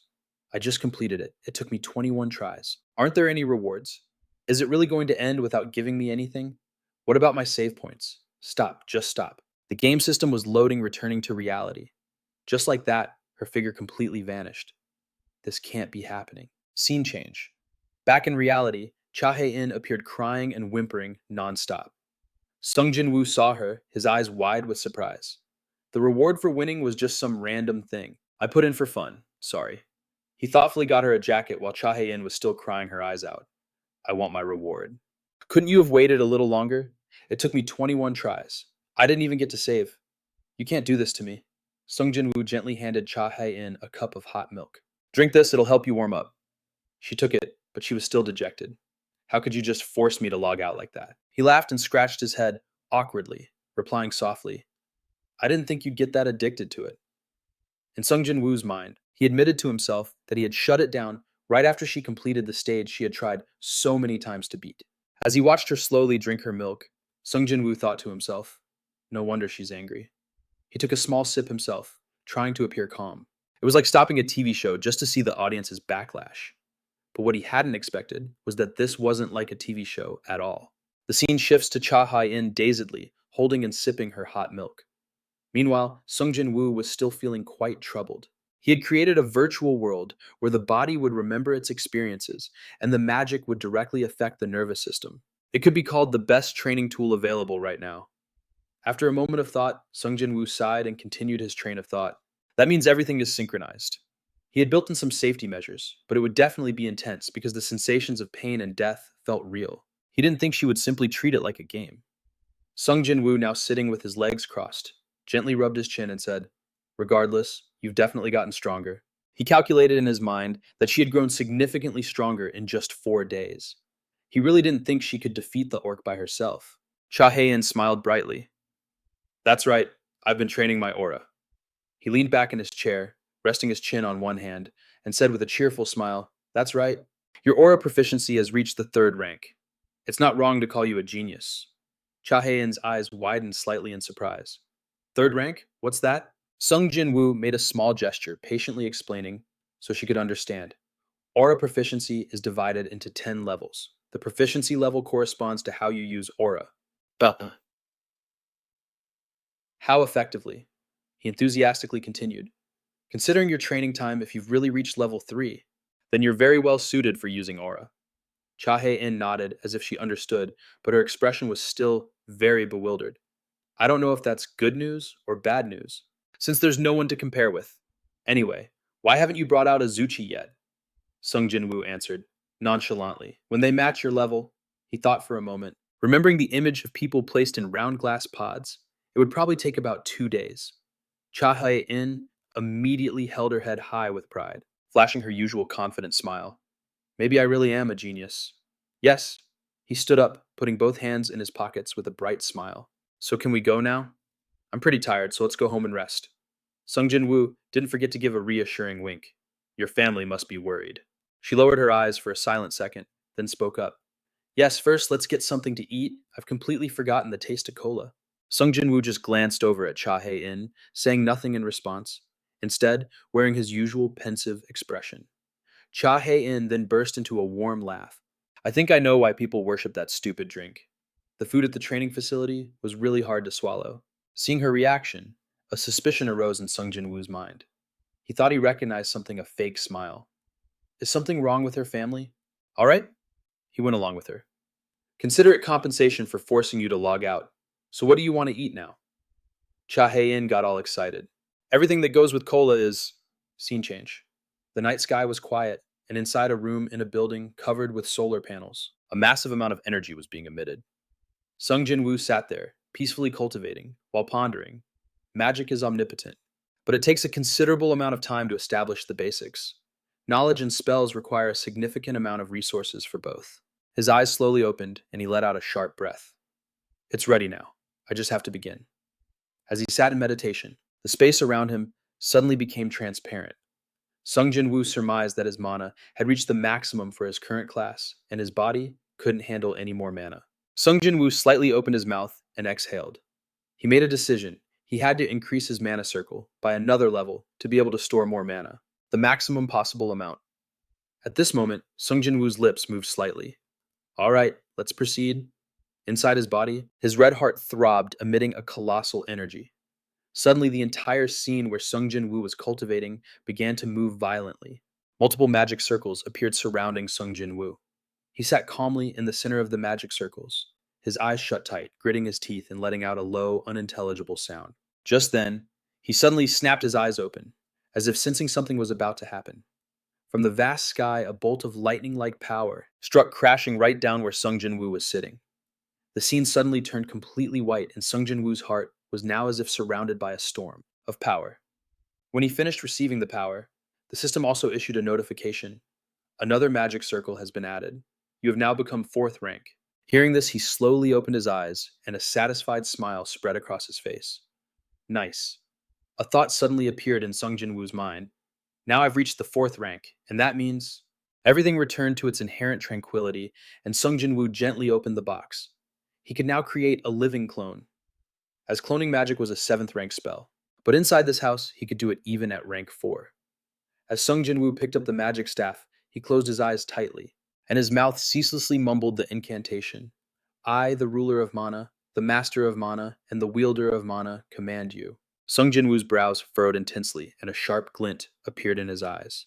He uttered, Flesh proceed, analyze, and create. He gently planted the magic staff into the ground, and the space around it began to transform. Soft sounds echoed forth, searching, analyzing, copying life. Streams of energy gathered in a spiral, gradually forming a tangible shape. Deployment execution, formation completion. The process was nearly finished as the sources of power concentrated into a large sphere in front of Sung Jin-Woo. It was surrounded by ethereal mists, cloned life. Immediately after that terrifying power suddenly erupted over a wide area, blinding the entire space. It was so dazzling that even Sung Jin-Woo had to squint. He said with satisfaction, Good, the cloning was a success. Next, a brain formed encased in a protective, life-sustaining bubble. The brain levitated towards the box and was then placed inside it. Finally, the box was sealed, and a series of sounds rang out. Target shows no signs of movement, applying permanent effect. Sung Jin-Woo finally let out a sigh of relief. It had been a while. Everything was fine. Looking at the sealed box, he pondered for a moment. A brain box, a clone of my own brain.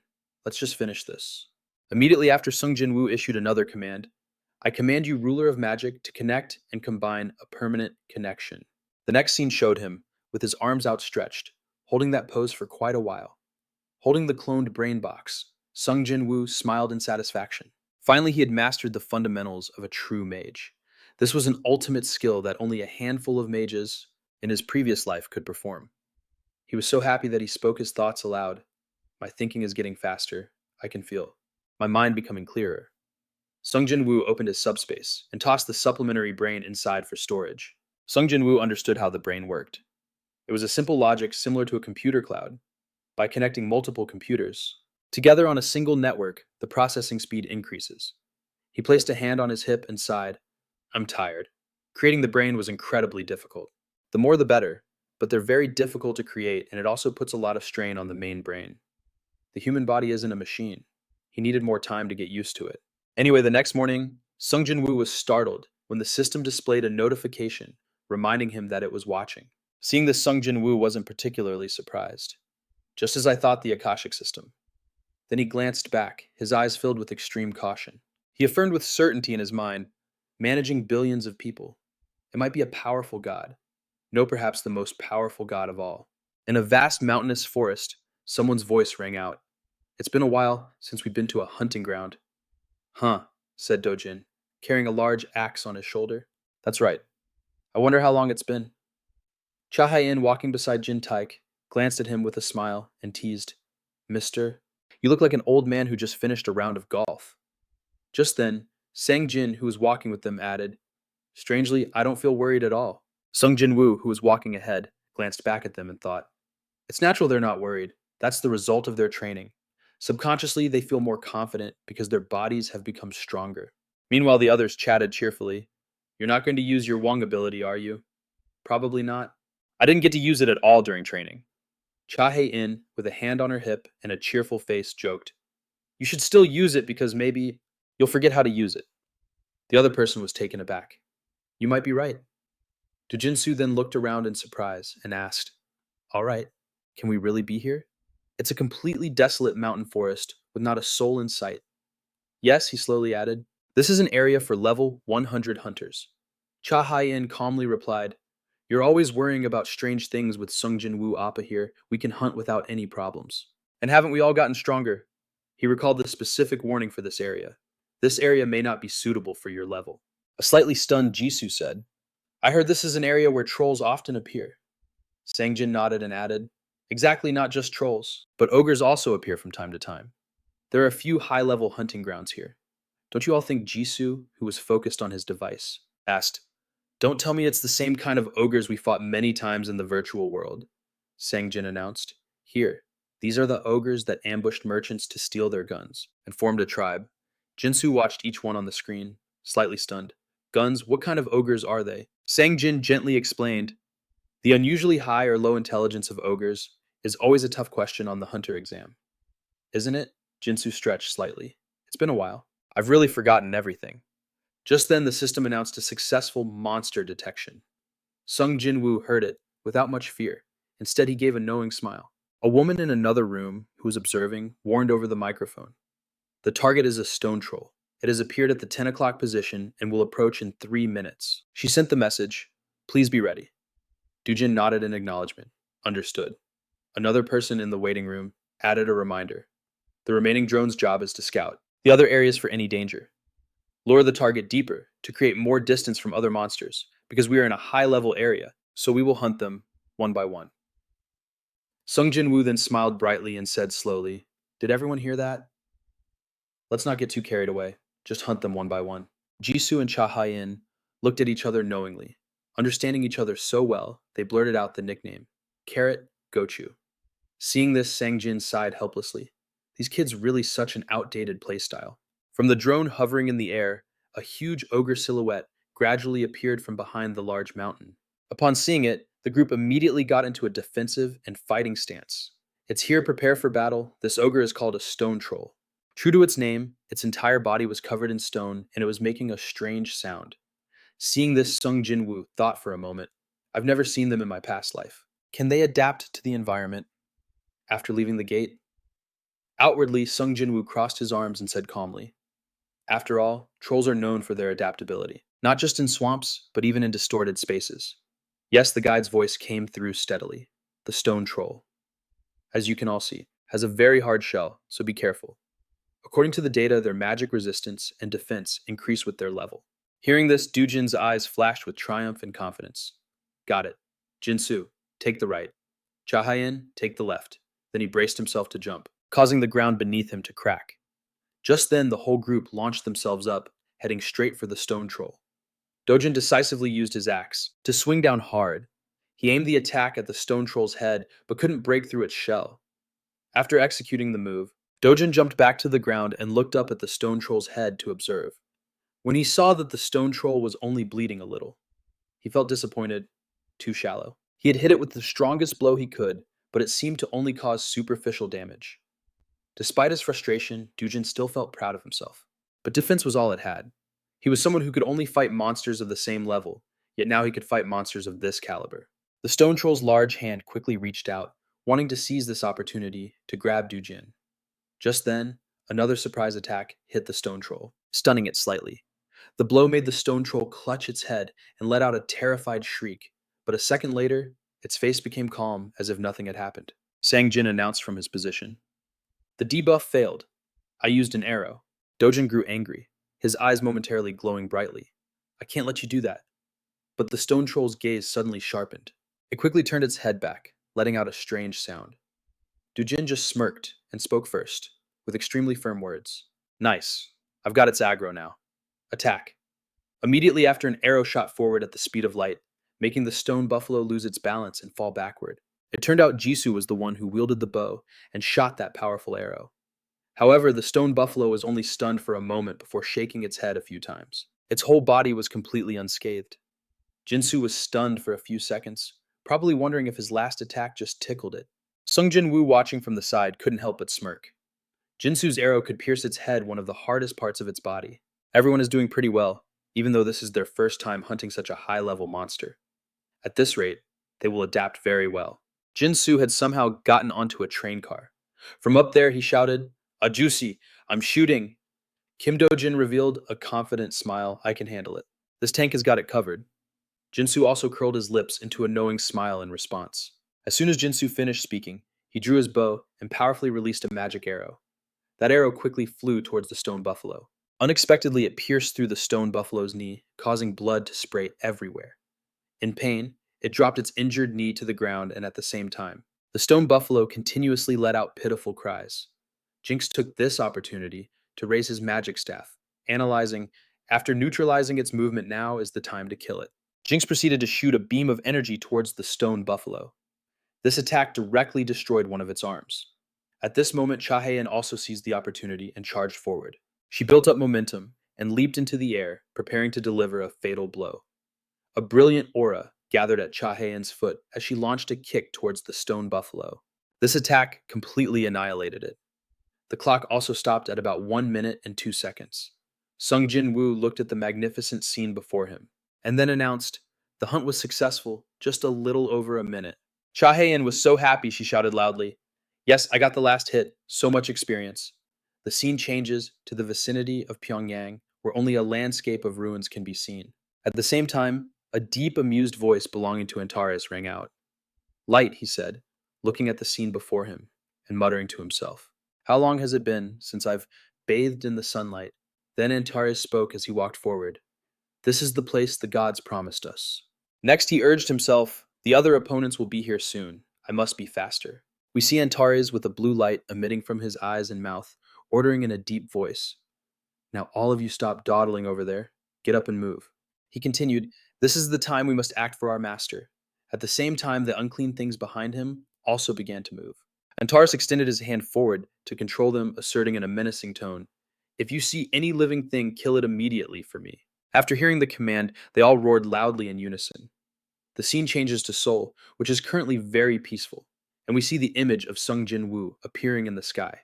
At the same time, he called out, "Dalt." He stood in midair and proclaimed, "I command you, ruler of Mana." Sung Jin-Woo, with the scepter in his hand, continued, "Memorize this location, mark it permanently." The system then announced, "This effect has created a teleportation gate." After reading it, he smiled to himself. "Good. I've recorded all the coordinates in South Korea." Afterwards, Sung Jin-Woo looked at his phone screen and wondered to himself, "If I want to go anywhere at any time, I should record the important coordinates. Right, let's see. Did I forget anything?" After confirming everything, he smiled lightly and said, "Good, I can protect the entire nation with these. Should I head back now?" Suddenly, Sung Jin-Woo was startled and immediately turned his head to the side. Next, he looked into the distance, wondering to himself, "What is this a powerful aura coming from the north? A dark and foul energy. He had definitely experienced it in his past life. What could it be? It's not just a simple monster." And then, as if realizing something, Sung Jin-Woo gasped in surprise before confirming, "They are undead." I'll get into the details later. I think some powerful undead have appeared recently. Sung Jin-Woo immediately made a decision. "Let's go check it out. It's quite far. If I had been lazy with my training, I probably would have ignored it by now. But I didn't save the coordinates for the northern region. So it's a bit of a hassle, but it's fine. I just need to use a little mana and travel manually." At the same time, Sung Jin-Woo powerfully unleashed his instant spatial gate skill, and a powerful surge of energy shot forward from him. The vicinity of Pyongyang was being blocked by brutal, humanoid, monster shadows, revealing the images of strange, human-like creatures walking around inside the forest.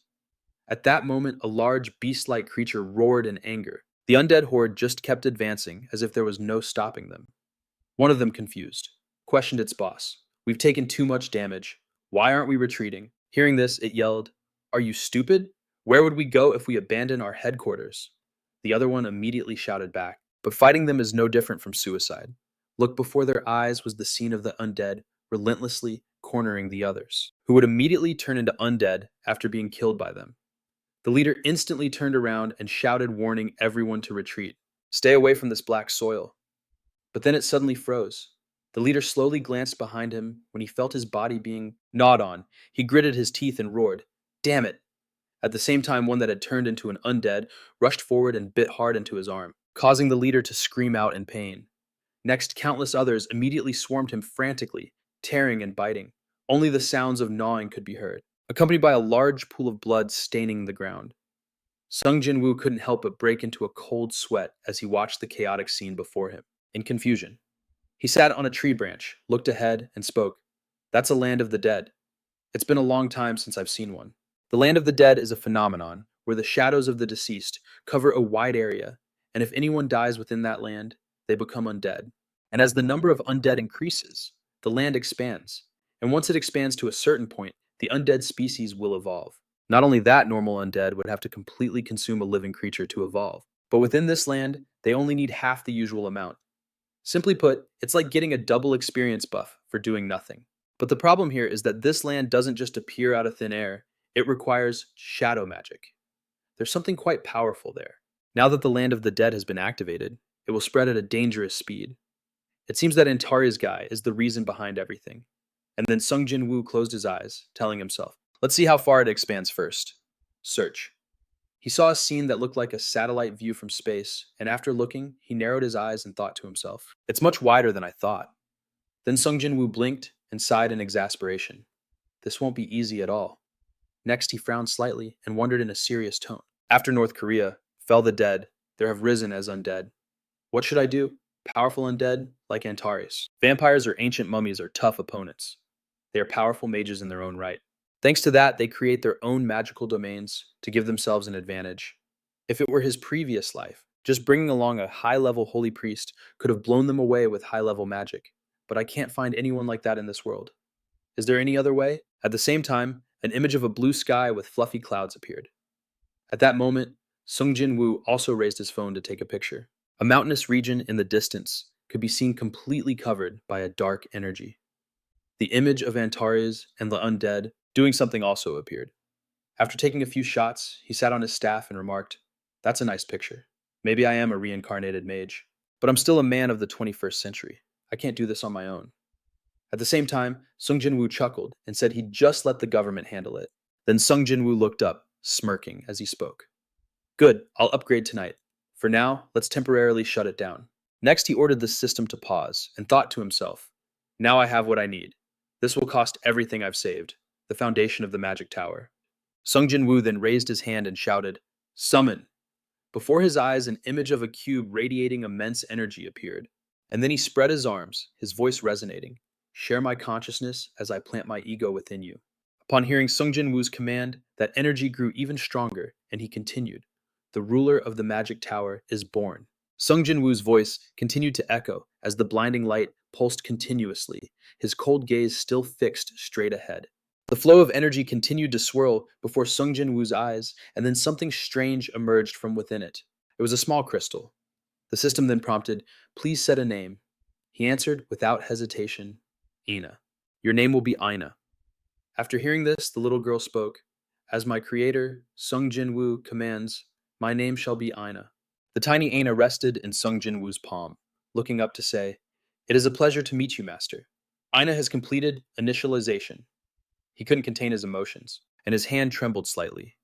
Then Sung Jin-Woo tossed the small figure into the air, shouting excitedly, "It's done, artifact creation!"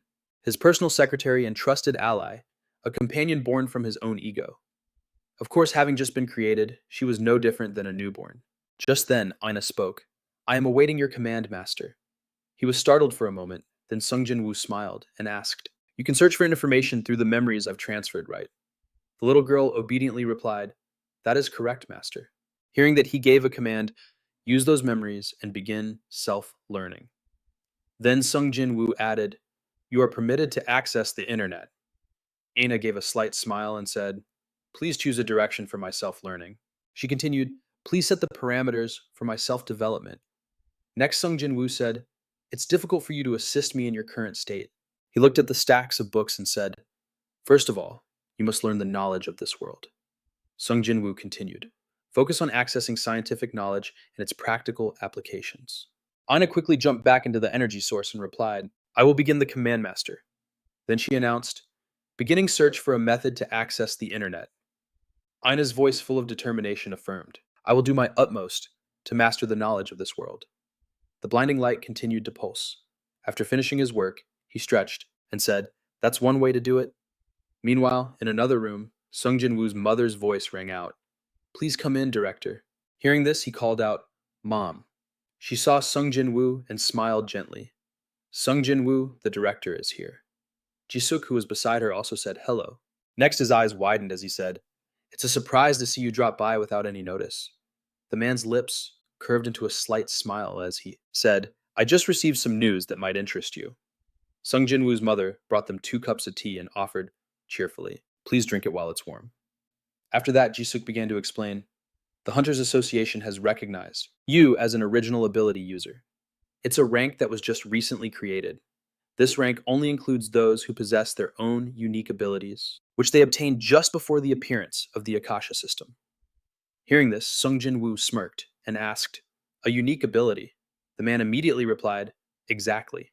Think of wizards, martial artists, and similar figures who existed in ancient times.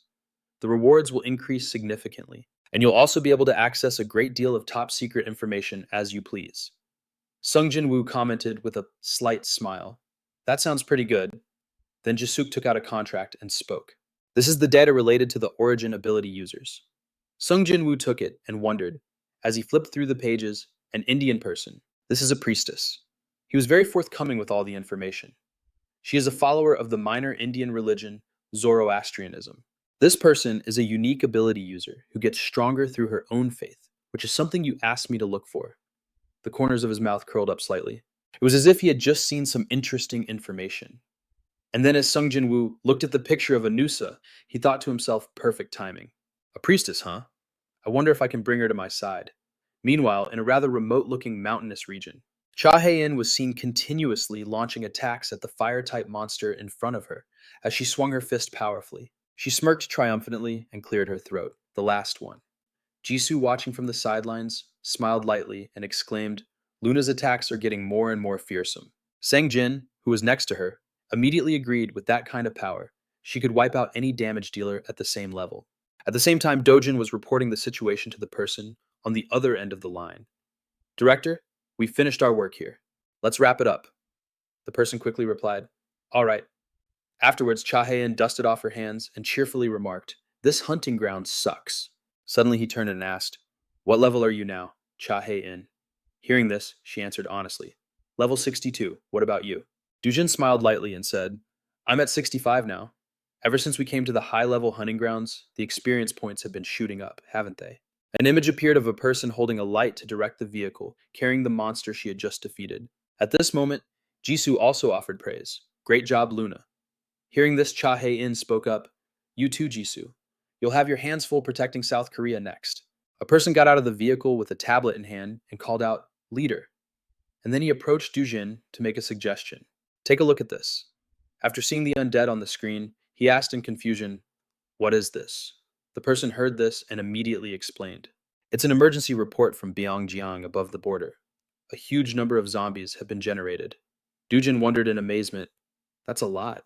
Are they all undead? At the same time, Cha Hae-in peeked over and wondered, But if it's the borderline, we're very close, aren't we? Then Dojin looked at the screen and asked, All right, where did they come from? The person standing opposite him smiled lightly and replied, We believe they came from the dungeons, near the border area. He continued, And our Korean team wants everyone to return immediately because if these monsters move. Further south, there might be a mandatory order for hunters to fight against them. Jisoo looked at them and commented, They look so filthy. The woman next to her immediately wondered, So should we stop here for now? Next, he started to leave and turned back to suggest, Let's go. Cha Hae-in said calmly, It ended too soon, now it's time to rest. At the same time, Dujin thought to himself with a pensive expression, This number is going to be tough. Even for Sung Jin-Woo, this would be too much. The government's media channels were also currently reporting on the undead. Suddenly he looked at her and questioned, Do you know what Sung Jin-Woo has been doing these past few days? Hearing this, she turned her head, smiled and offered her speculation. It's been a while since he started cooking something up in his basement. I think he's probably up to some shenanigans in the basement, just like always. Meanwhile, at Sung Jin-Woo's house, a loud sneeze was heard. He rubbed his nose and looked up in confusion. Anna, who was nearby, saw this and wondered, My lord, are you sick? Sung Jin-Woo was seen winking and said with a slight smile, Oh no, maybe someone is just talking about me. After hearing this, the little girl tilted her head in confusion and said, I don't see any logic in that. Next, he smiled lightly and then asked in a serious tone, It's just experience. By the way, how's the production going? Hearing this, Anna quickly presented her product. By combining technology with magic, I've confirmed the results from the device. A 3D printer, infused with magical power, even engraved with the most detailed magic circles. The magic circle was hidden because it was engraved inside the machine with protective magic. If it's opened by force, it will self-destruct. Sung Jin-Woo, seeing that this seemed fine, muttered with a smile, Good. Should I run a test next? Then without hesitation, he immediately activated the device. A light began to shine, and instantly a ring with third-grade life support magic was created. This item alone could help a person survive in any harsh environment without needing to eat or sleep. This was probably the best survival support item he had. Now he just needed to sell this ring and make billions with it. Suddenly, Anna called out. Master but Sung Jin-Woo was still lost in excitement, muttering so much. Next, he put his hands on his hips and wondered, All right, how long will it take to mass produce this? Hearing this, the little girl immediately replied, I estimate 2 weeks. And then Sung Jin-Woo instructed, Finish it as soon as possible. Use A2 as the location, and if you need anything, ask manager Hyun-tae. I'll tell him you're my secretary.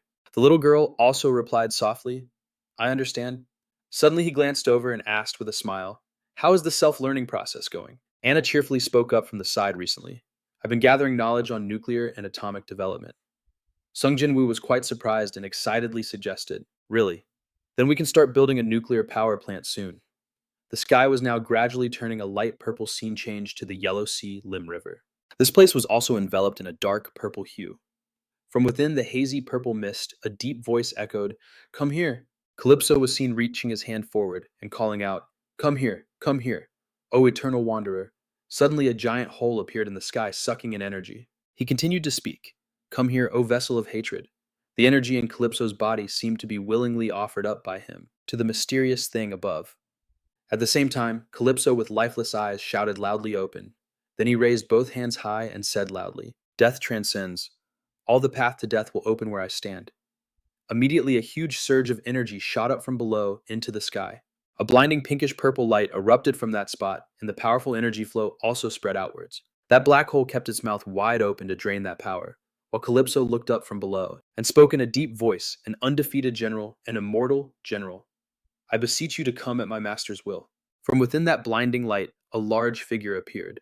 A giant black horse emerged, and on its back was a knight, valiant in sturdy armor. It was Beethoven who looked down with sharp eyes and spoke in a deep voice. A pleasure to meet you, Calypso. Calypso also looked up and replied, Likewise, Beethoven. Next, Pietin spoke up. This is the place our master spoke of. Then he looked to the side and questioned, Is the army ready? Hearing this, the other immediately listed 20,000 wanderers, 20,000 infantry, 200 cavalry, and 20 wizards ready at your command. Pietin, seeing it was enough, said with satisfaction, Well done, Calypso. But Calypso was now urging him, You must hurry. I can feel other gods interfering in our affairs. Pietin just turned his head to look and firmly asserted, Do not worry, everything will go according to the master's will. And then he decisively drew his sharp sword from its sheath, thinking to himself, I will advance to the north. With the weapon in his hand, Pietin pointed it straight at the sky while solemnly affirming in his mind, Will march, and his subordinates, following that command, charged forward valiantly. Meanwhile, he continued his train of thought, proof of existence, his eyes now burning intensely. As if showing great determination, Pietin also confidently declared in his mind, The dead will march until they are wiped out. He had received a request for help from Jessica, his acquaintance in America, about teaching the national level hunters, especially those from the Rosh Chai clan, how to use aura. Her request was better than he had thought. 1 month later, the first batch of students was ready to graduate, and Sung Jin-Woo was seen walking down to his private basement to give an order. Anna disconnect everyone and wake them up. Anna had developed very quickly since she was born, and the little girl had also chosen her own form. At the same time, Anna crossed her arms and wondered, Then what about the ones who didn't reach the goalmaster?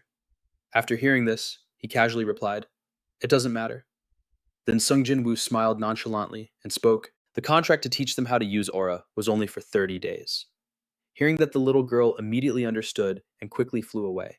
Next, Anna's voice announced, Now disconnecting from virtual reality users, please prepare to exit the simulation. As she finished speaking, the white substance surrounding them quickly shattered, and the figures of the trainees immediately appeared, all of them sitting amidst a sea of white liquid from the broken pods. After exiting the simulated world, those people were bewildered, and some were even stunned, unable to believe in their own newfound abilities. Suddenly, Sung Jin-Woo clapped his hands loudly to get the attention of all the trainees. Then he spoke with a slight smile. All right, everyone, listen up. It has been 30 days since you all entered the virtual reality world. Hearing this, a blonde girl's eyes widened in disbelief. Ignoring their confusion, Sung Jin-Woo calmly continued. Everyone's training results are different, but at the very least, you all now know how to use aura. The contract was for 30 days in real time, so the first class ends now. You all did well. And then he smiled gently and reminded them, Don't forget all the conditions in the contract, especially the one forbidding you from teaching others the knowledge you learned in the virtual world. If you breach the contract, you will definitely face the consequences from me. You will regret it. Next, Sung Jin-Woo said, Let's skip the formalities. They all looked up and listened intently as he snapped his fingers and bid them farewell. Immediately, they were all teleported away. Suddenly, Sung Jin-Woo raised an eyebrow, surprised as he looked forward. In front of him was Jessica, gritting her teeth and trying to resist. Seeing this, Sung Jin-Woo's lips curled into a slight smirk as he questioned her. Well, now, staying behind by resisting my magic? What do you mean by this? Jessica. She sat there drenched in sweat and replied with a slight frown, I want to make a proposal. He then reached out, taking Jessica's small hand to help her up. Yes, Jessica then offered, my clan wants to make a contract with you. Hearing this, Sung Jin-Woo asked in surprise, the Rose Chai clan with me? And then she gave a slight smile and said, yes, we want you to become the exclusive hunter for the Rose Chai clan. You can think of it as a good partnership. A stream of thoughts ran through his mind. Exclusive, huh? I might refuse this proposal, but let's hear the conditions first. At the same time, he asked, what is the proposal? Suddenly, Jessica held up a finger in front of him, making Sung Jin-Woo flinch slightly. Next, she spoke in a serious tone. We will share 10% of the Rose Chai clan's business revenue with you, and the condition is that you provide us with all of your knowledge, holding nothing back. It was a rather extreme proposal. Hearing this, Anna remained silent, while he crossed his arms, smiled slightly, and questioned, and do you have enough authority to make such a decision? Jessica replied with a smug expression. Of course, before coming here, I received the consent of the elders in my family. Let's see, the Rose Chai clan is known as the ones who run the world from the shadows, and they're offering an exclusive deal. He still didn't seem satisfied, so he narrowed his eyes and continued to ask, but on what basis are you making this proposal? She still spoke confidently with a smirk. Based on what I experienced in the virtual world, your ability to transfer knowledge about Aura is incredible, but it's nothing compared to that place.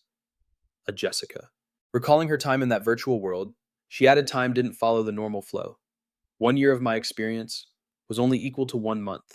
Then she confidently asserted that a master mage capable of creating such a device must be recruited at all costs. The little girl, upon hearing Jessica's words, immediately declared, that's right, Master is a great master mage. I saw Jessica sweating profusely, glance hesitantly at Aina, and there was something I only just noticed. Then Jessica pointed at the little girl and asked in bewilderment, is this a fairy? Sung Jin-Woo nonchalantly said, don't mind her. She was still in shock, but quickly regained her composure and continued to ask, this isn't real, right? Wait, I've gotten off topic. Back to the matter at hand. As I was saying, no matter how strong you are, there's a limit. You should cooperate with my family. He didn't let Jessica finish and calmly cut in thanks for the offer, but unfortunately I'm going to decline. She didn't seem pleased with this decision. She frowned and questioned why Sung Jin-Woo just turned away and explained, there's a saying I know. A mage is always preparing for what's to come. Then he smiled and affirmed, and I'm a firm believer in that saying. Hearing that, her face showed a hint of dissatisfaction. Next, Jessica closed her eyes and spoke in a serious voice. I also have something to say. If you're not an ally, then you're an enemy. If that's true, she continued, I don't know what you were preparing for, but we the Rothschild family.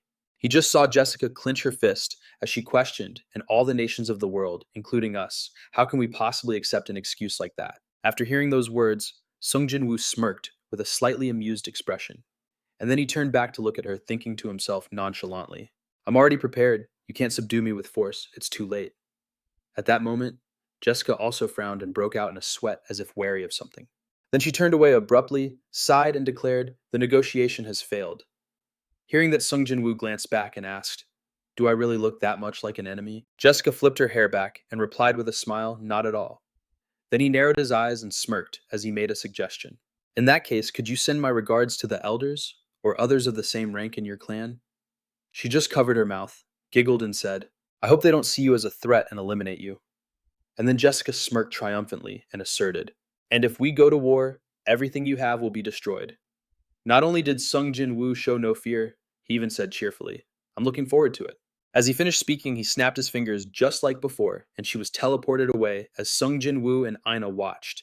Next, he turned to the little girl and asked, what are your thoughts? Aina heard him and answered honestly, Master, you can't win against them in a short-term war. The little girl confidently asserted, however, that doesn't mean you will lose if the battle is drawn out. We will win. And Sung Jin-Woo happily agreed.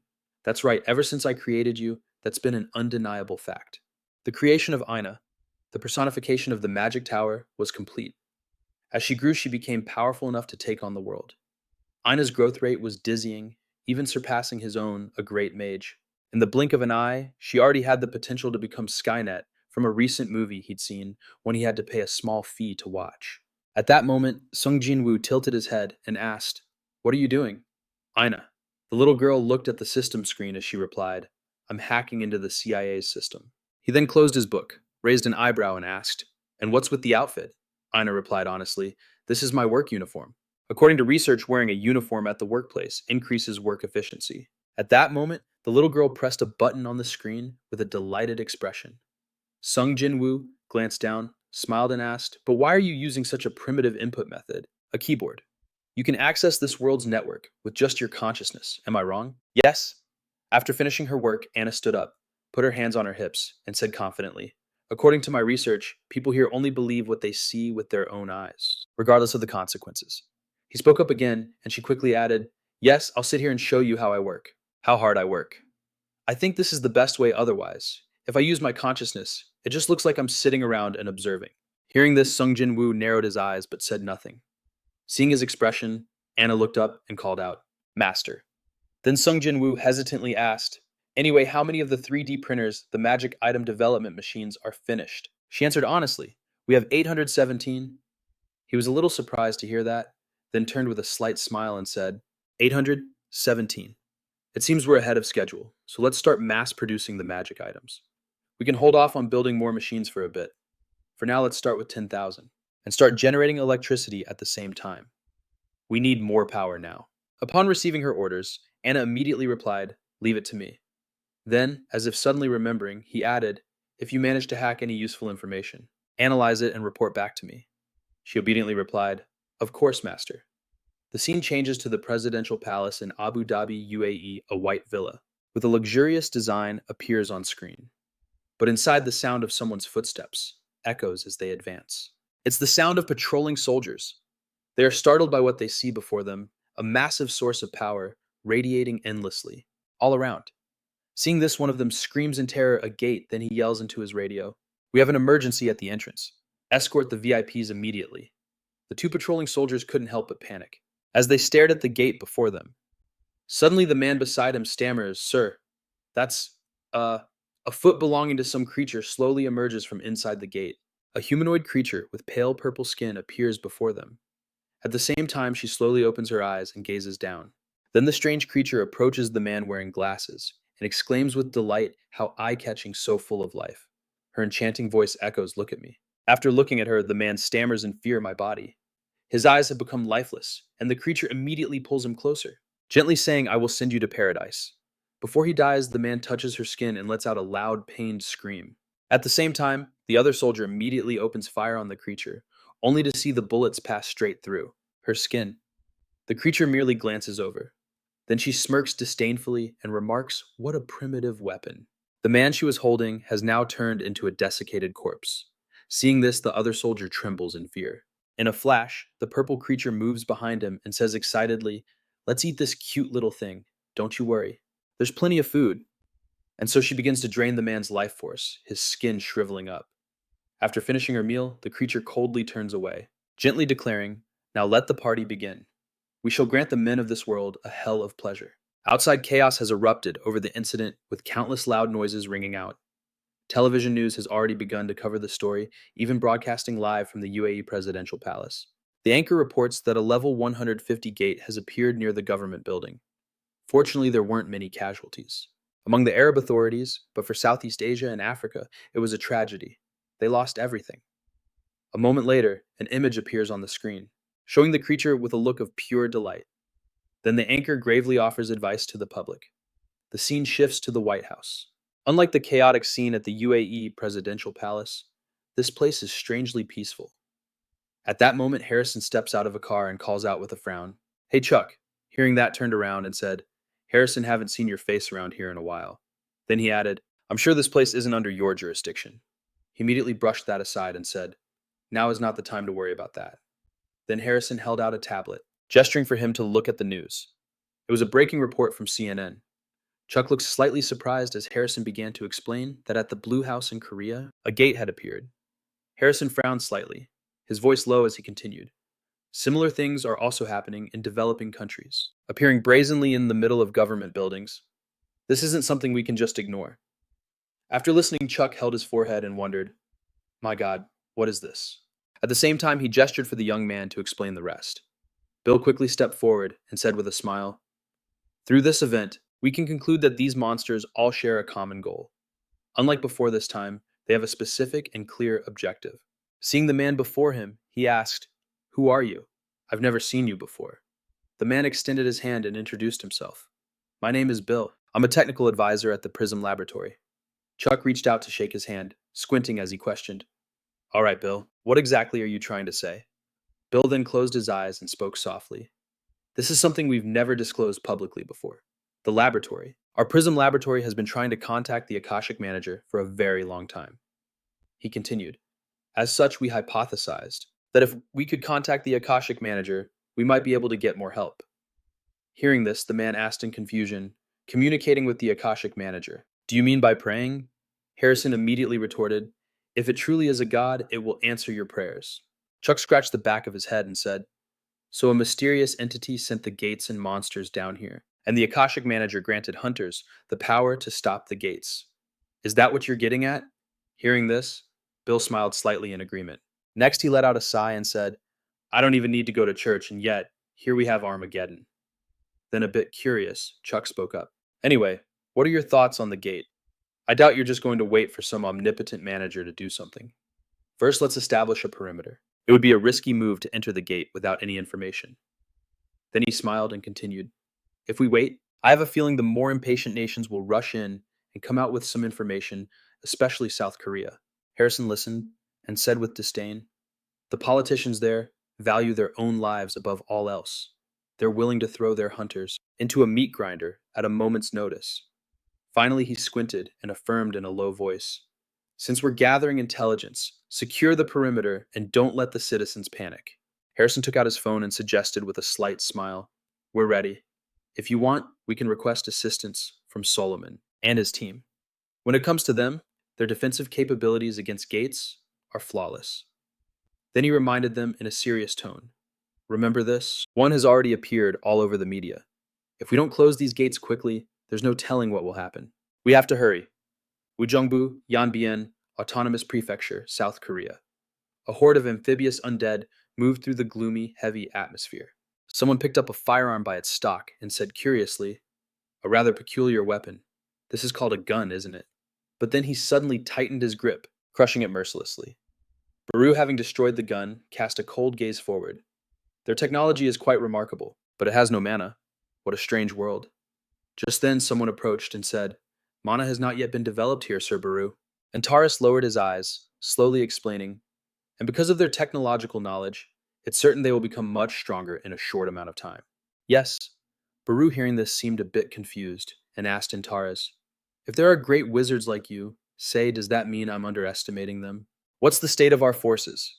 He immediately replied, "Even though you strive to stand on the front lines and destroy every creature, they are still as numerous as ever, but thanks to that, our army continues to grow." Hearing this, Bao Qin showed a hint of satisfaction. "Very good. It must be because there are so many creatures in this world." "Right," Calypso continued. "However, there will surely be retaliation from them." He then turned to look at him. "What's your basis for that?" Calypso raised his scepter and explained, "Although the people living here have very poor control of their mana, but because of their technology, they can observe and assess the situation from high up in the sky. They will certainly not allow us to increase our army." Bao Qin followed his gesture and looked towards a speck of light that suddenly appeared in the gloomy sky behind the dark mountain ranges in the distance. He slightly narrowed his emotionless blue eyes and exclaimed, "Speak of the devil, that is truly an unexpected enemy, isn't it?" At the same time, the speck of light grew closer.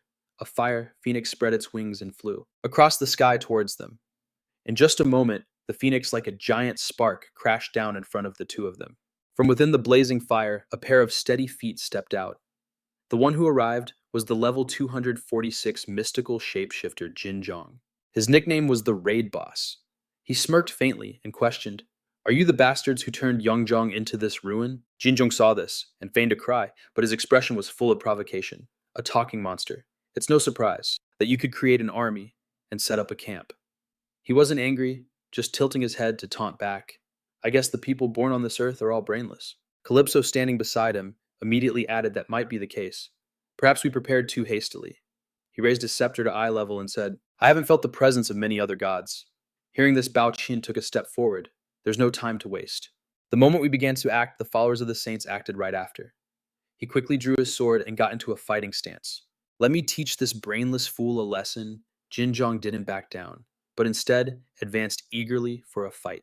Are you provoking me? Do you think I'm a chicken? White smoke rose from his back. Purple scales gradually spread up to his neck, and his arms also transformed into sharp claws. I'll tear your body to shreds until you can't get up again. As soon as he finished speaking, sharp fangs also quickly grew out. His body began to transform into a monster. A moment later, Jinjong had transformed into a giant purple dragon, the legendary transformation technique as the dragon. Bao Qian's eyes flashed with a cold light as he stared at him. I know you're a shapeshifter, but turning into a mystical monster like this isn't bad. Before he could react, Jinjong opened his mouth and gathered a stream of energy breath of thunder. Calypso also reacted immediately, swinging his staff enhanced shield. Jinjong quickly spewed out a bolt of lightning, of immense size towards them, causing the ground to look like it was bombarded. The undead couldn't dodge, they could only endure the powerful lightning strikes. Just then, a stream of blue light cut through the air. Enhanced slash. Jinjong couldn't defend in time and took the full brunt of the attack, causing blood to splatter everywhere.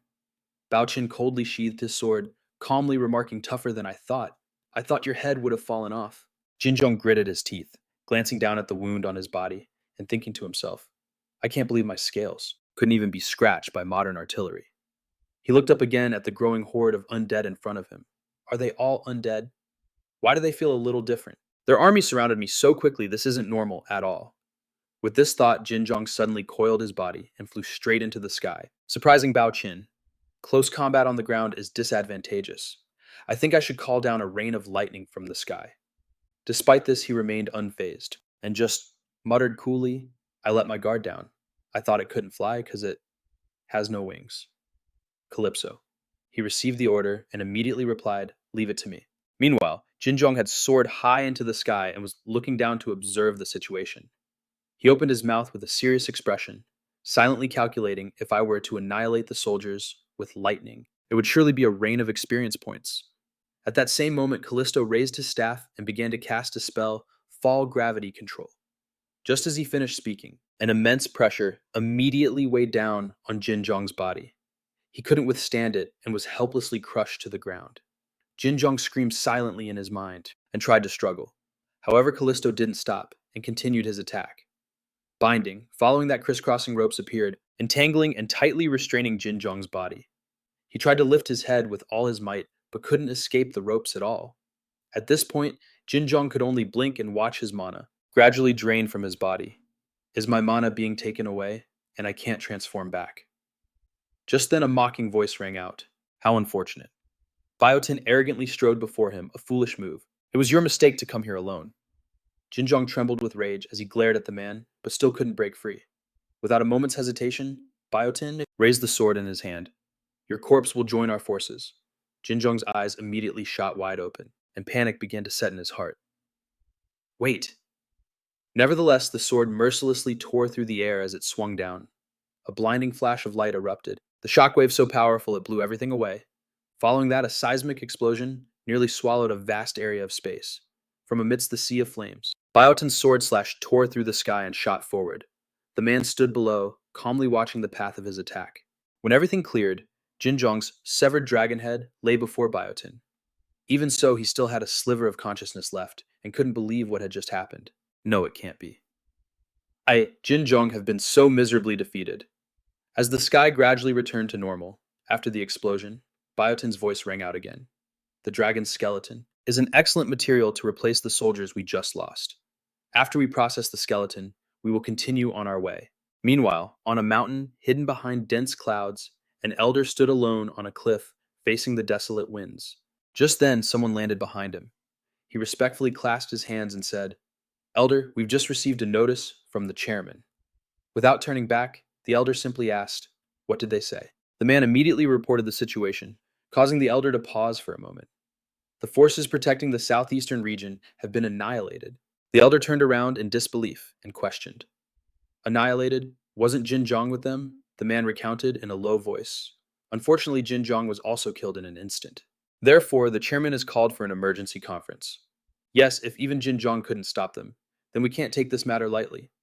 Jinjong's dragon transformation power was no simple thing. Upon hearing this, the elder quickly turned and started walking. We depart immediately. The man immediately obeyed Yes, Elder.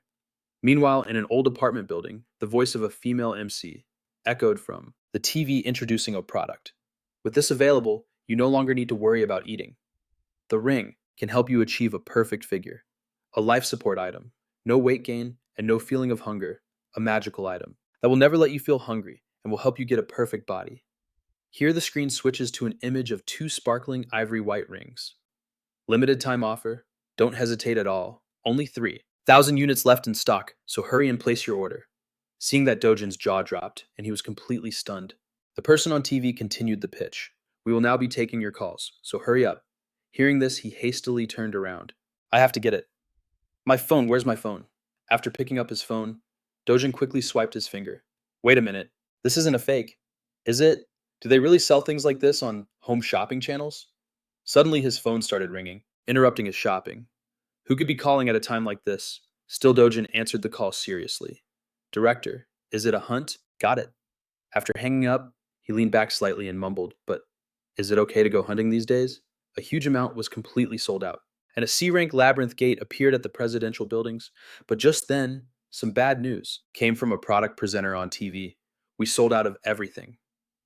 In just 10 minutes. Thank you all for your support. And so from within the towering building, a resentful scream echoed. Sold out already. Damn it, my magic ring. Not long after, in a dark and harsh forest, a spider-like monster was sent flying by someone. Blood splattered everywhere, accompanied by its pained roar. Cha Hae-in grit her teeth. Her arm, encased in fiery armor, trembled slightly. I really don't like spiders at all. As soon as she finished speaking, another spider attacked her. An enraged Cha Hae-in swung her leg, kicking it far away. Get away. Then she closed her eyes and frantically threw punches. Die fireballs continuously slammed into the monster's body, making it scream in pain. Sung Jin-Woo and the others, watching from a distance, couldn't help but praise her, and she has a really strong mentality. She ignores most injuries by healing herself, fighting like a zombie. Look at how high her attack power is. She's giving those spiders a major beatdown. She might even become the strongest on the team. Just as he said, Cha Hae-in was now fighting with fiery determination, screaming non-stop.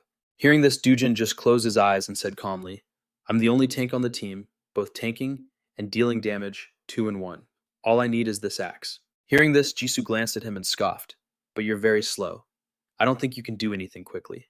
Then Jinsuk, standing behind him, also laughed along, and Cha Hae-in has more aura points too. Just then, Sung Jin-Woo's voice suddenly rang out. Cha Hae-in's progress is impressive. He appeared out of nowhere, standing between Dujin and Jinsu, making them both jump and scream. That was a surprise. Dujin, after calming down, grumbled with a long face. I might be in danger of losing my leadership position, but isn't she overworking herself? Sung Jin-Woo, who had been watching her battle intently, spoke up. That's pretty terrifying, isn't it? I didn't think Cha Hae-in would take care of the entire spider nest by herself. Now Jinsu put his hands on his hips, smirked, and turned to ask Dujin Hyung, you can't do that, can you? Hearing that, he immediately pumped his fist and boasted confidently, of course I can do it too. Then Dujin frowned slightly and changed the subject. I thought you weren't coming today, but you're here. Sure enough, everyone turned their attention to Sung Jin-Woo. Jinsuk pushed up his glasses and asked, anyway, when did you learn that? Appearing out of thin air. Jinsu, standing next to him, also spoke up excitedly. Is this the stealth skill that thieves use? I didn't sense anything at all until you appeared, Sung Jin-Woo. He smiled mysteriously, twirled his finger, and explained, it's not stealth, just a simple teleportation spell. Hearing this, Jisoo and Jinsuk were dumbfounded. Simple teleportation. Just then, someone's voice cut in, announcing Cha Hae-in is done. She was standing amidst a pile of spider corpses, disgusted with herself. I'm all sticky and smelly. But then she suddenly turned her head as if she'd noticed something as soon as she saw him. Cha Hae-in excitedly waved her hands and shouted, Sung Jin-Woo, Oppa. Seeing this, he smiled slightly in return. Hey, Cha Hae-in. She skipped and dashed towards him and the others. Oppa, when did you get here? But before she could get close, Sung Jin-Woo held up a hand to stop her. Stop! Everyone was pinching their noses, repulsed by the smell on her. Please don't come any closer, Nuna, you stink. While Cha Hae-in was still stunned and didn't dare to move forward, Sung Jin-Woo couldn't take it anymore. With a wave of his hand. This won't do. Let's just do this. Instantly, a powerful stream of water, like a waterfall, crashed down on her head. In the blink of an eye, Cha Hae-in was washed squeaky clean. Completely clean. She stared blankly at her own two hands and let out a soft gasp of amazement. Seeing this, the others around them excitedly asked, "Is this your magic too?" Sung Jin-Woo didn't mind admitting it was basically a form of lifestyle magic for when you're too lazy to do chores, especially since the hunt was over. "Shall we talk?" Hearing this, everyone was incredibly impressed, exclaiming how amazing mages were. Then the whole team got into the car and slowly left the forest. Inside the car, a conversation suddenly started. Did everyone hear that a rank 3 dungeon opened up right in front of the Blue House? The others replied, "Yeah, the media won't stop talking about it. A global crisis."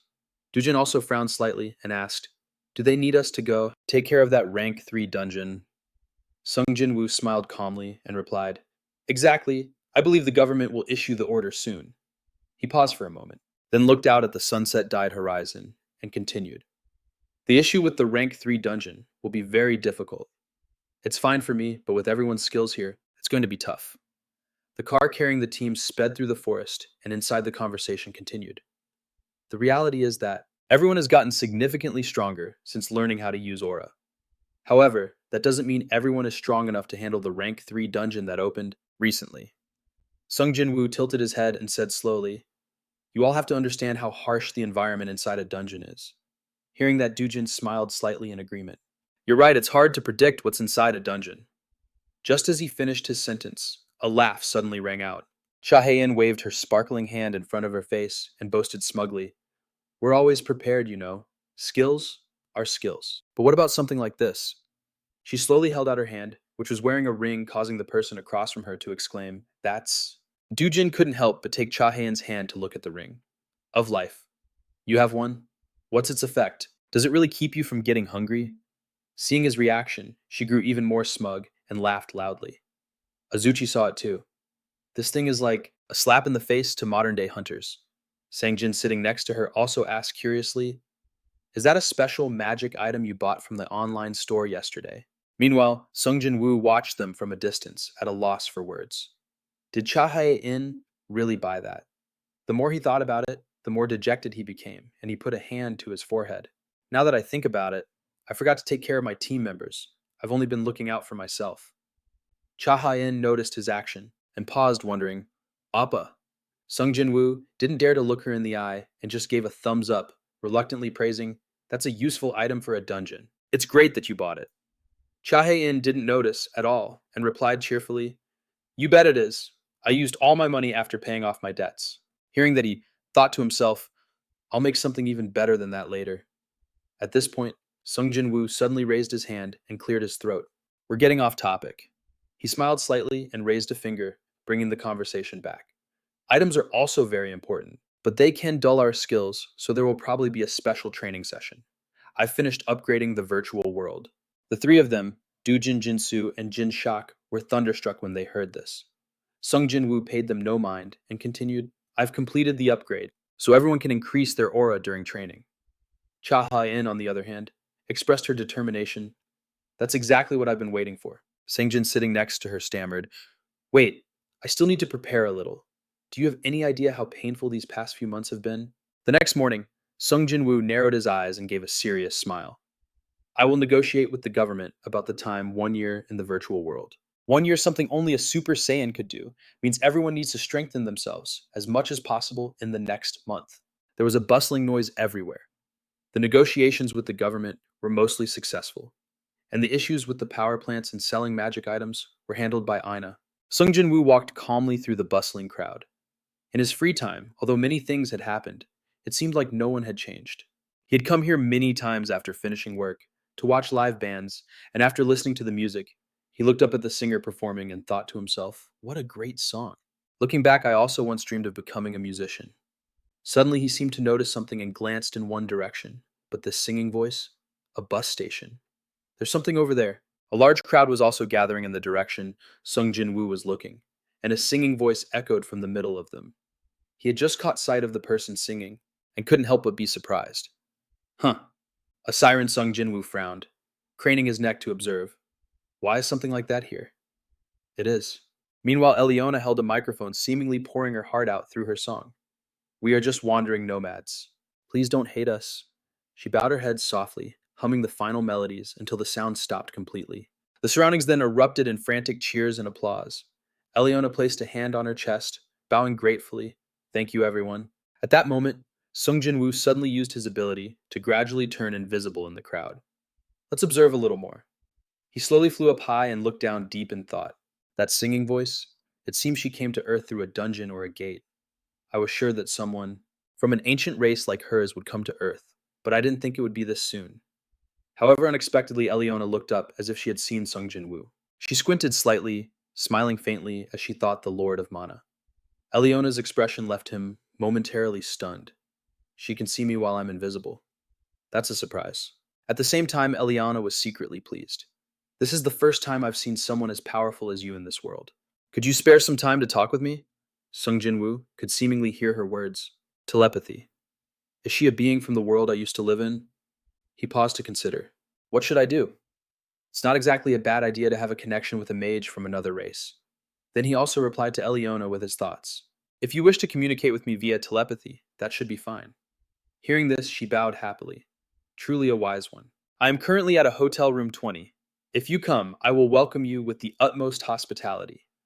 The two continued their silent exchange, all while the host beside her was still hyping up the crowd. Let's have another round of applause. Having received the address, he smiled, turned, and left. I will be there in an hour. After that, he leaped down to the ground behind the crowd, dispelling his invisibility spell at the same time. Sung Jin-Woo blended back into the crowd, lost in thought. I hope this doesn't become a hassle. No. If I can hold my own against a siren's song, then this is quite good.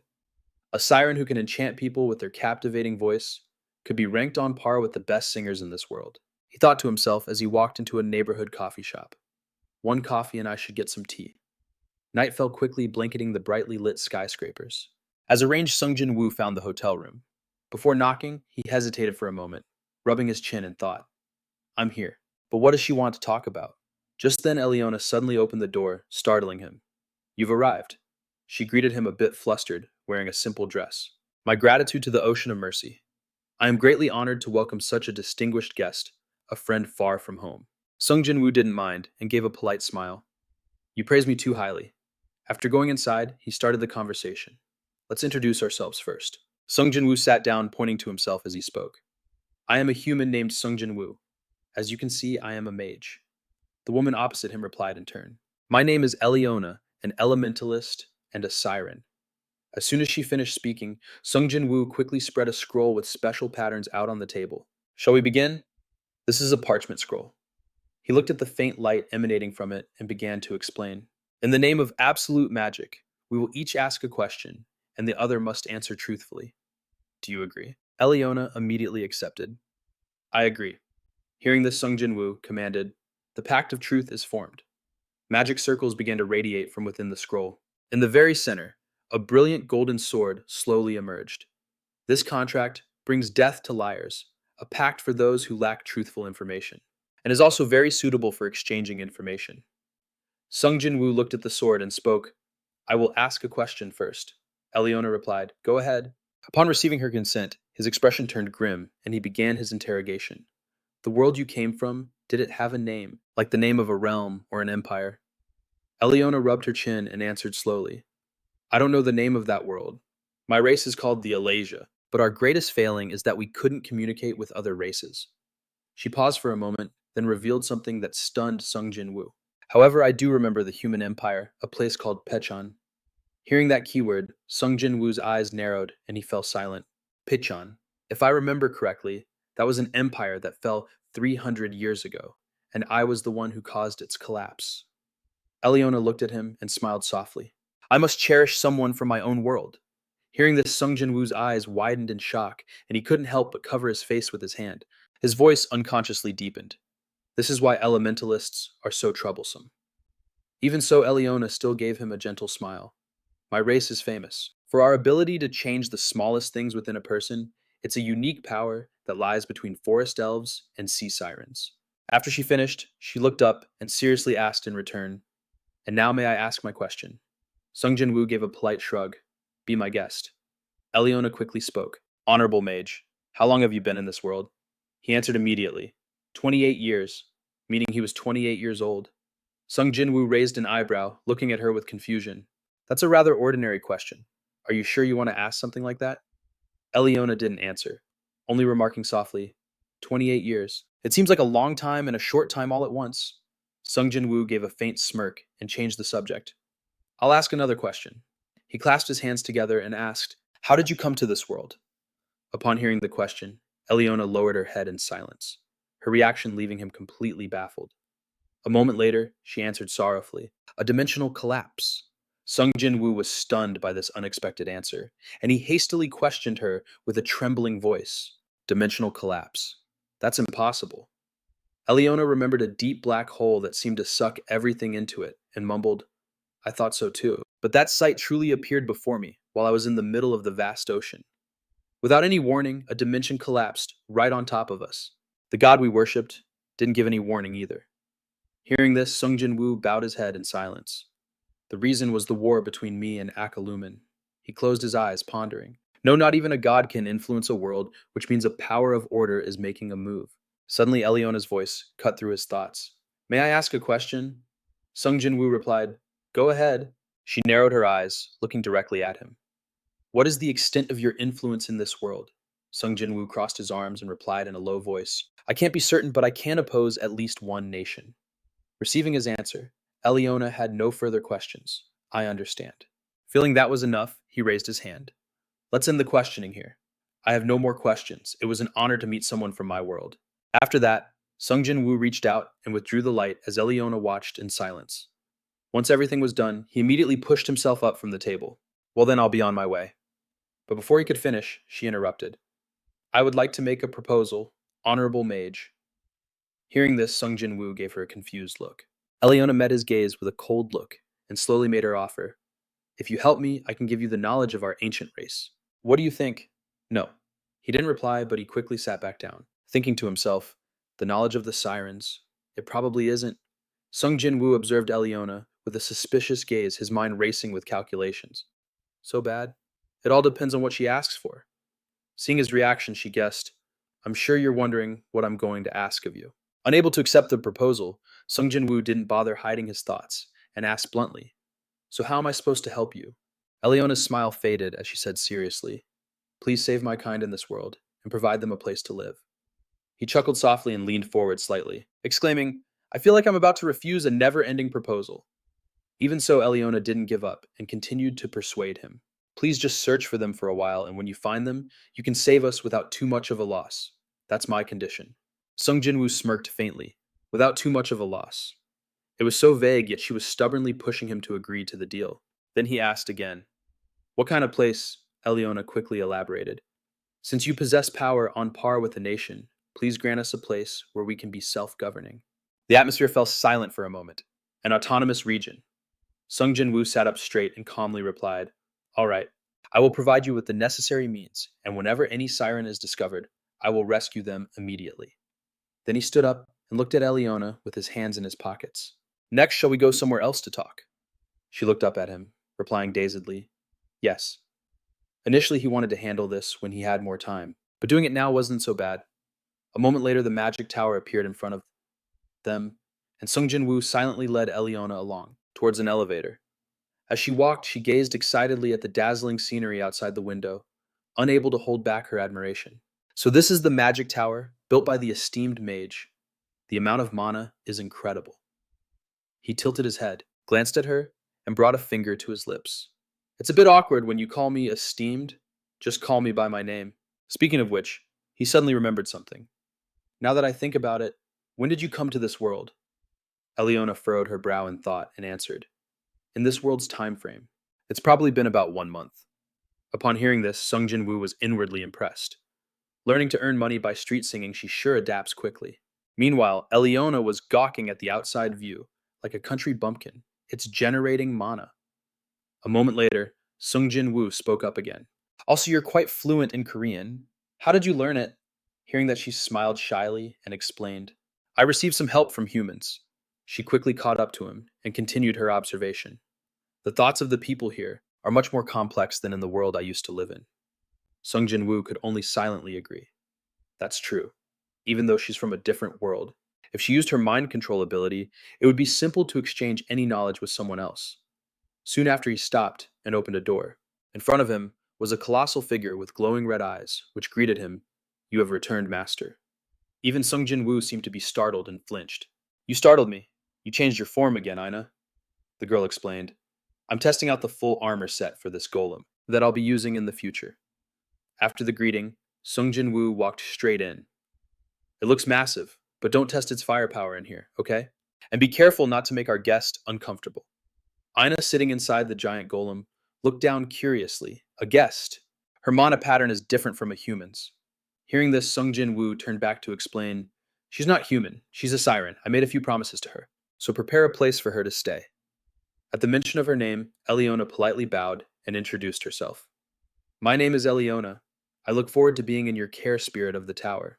Ina quickly welcomed her warmly. "Target Eliona, a guest. Welcome to the Master's Tower." Ina, still inside the golem, continued, "General analysis complete. Species siren. I will create a suitable and most beneficial environment for this species. The environmental composition will include water. Is that okay?" Eliona hastily replied, "Yes." Then she watched in confusion as the cheerful girl turned to leave, exclaiming, "Work, work." Eliona commented softly, "What a unique tower spirit." Sung Jin-Woo heard her and turned back to look. Her personality was influenced by modern culture. Then he proceeded to open another door. Besides her appearance, she's great at her job. "Come in." Alona followed behind, letting out a soft gasp when she saw the empty space inside. "What is this?" Sung Jin-Woo smiled and snapped his fingers. "It's a perfect place for a private conversation." Instantly, a chair appeared behind Alona, and the surrounding space began to transform. The floor gradually turned into green grass. He also summoned another chair for himself. Sung Jin-Woo slowly sat down and politely gestured. "Make yourself comfortable."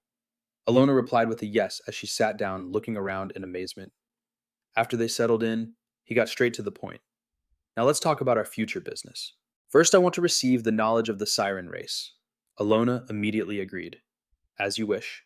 After speaking, she gently raised her hands, summoning tiny specks of light. Sung Jin-Woo watched Alona chant with her eyes closed and thought to himself, "I don't know how proficient she is with her skills, but I'm certain about her magical power."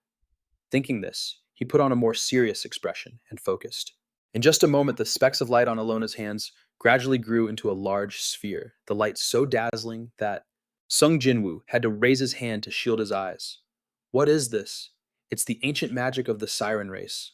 Right after that, the light gradually coalesced into a shape resembling a beautiful transparent water droplet. Alona let out a tired sigh of relief, wiping the sweat from her forehead. "This is a water droplet containing the knowledge of the siren race.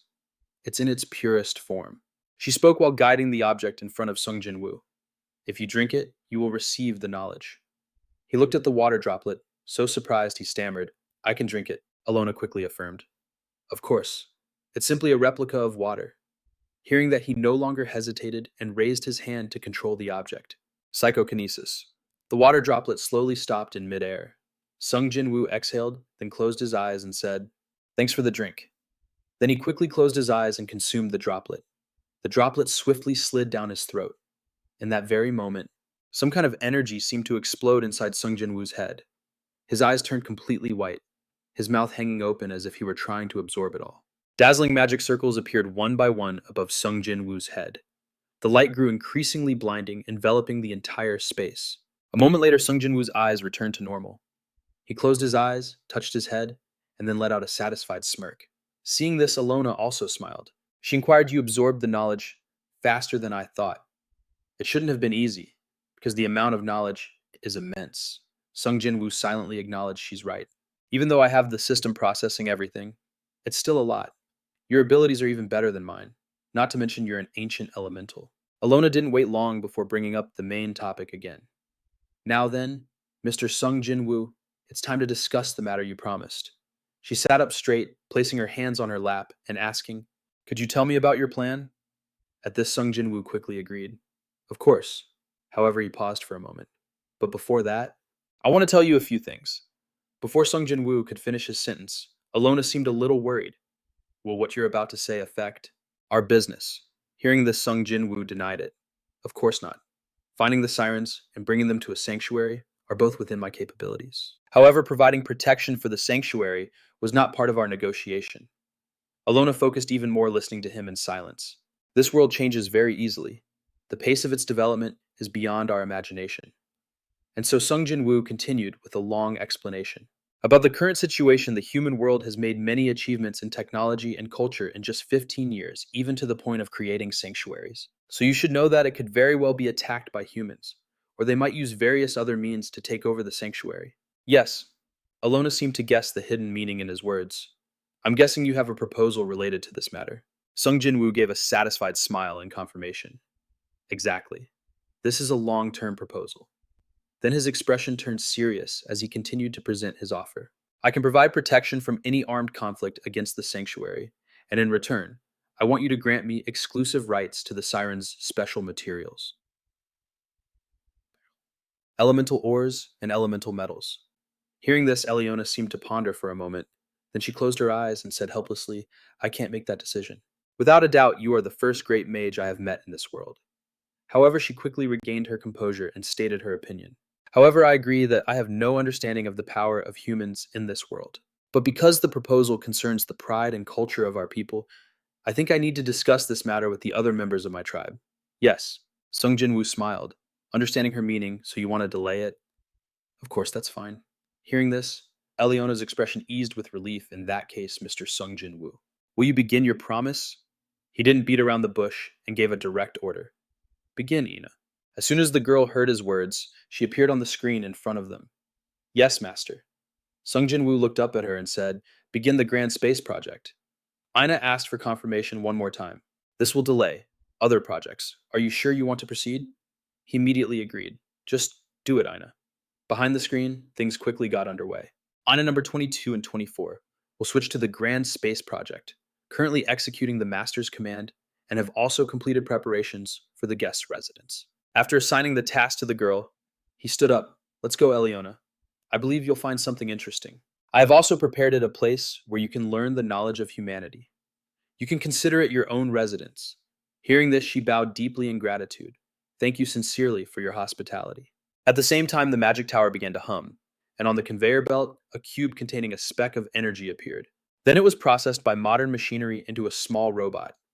Finally, the finished product was completed, rolling off the conveyor belt from the machine. It was a white circular object with a red gem on top, and the robot quickly activated. Spider-like legs grew out from it, and one by one, magic circles shot out. It moved step by step towards a magic circle, carving a star pattern on the ground. Immediately after, a flash of light enveloped the robot, and in an instant, it vanished on the spot. At the same time, in outer space, a speck of light suddenly appeared near the Earth's surface. The magic circles around it gradually expanded, forming a space gate for the robot to emerge, but it quickly teleported to another location. And so it continuously jumped through the vast universe, an artifact that fused science and magic, the mage's eye. Early in the morning, Sung Jin-Woo stood with his hands in his pockets on the surface of a virtual Earth observing.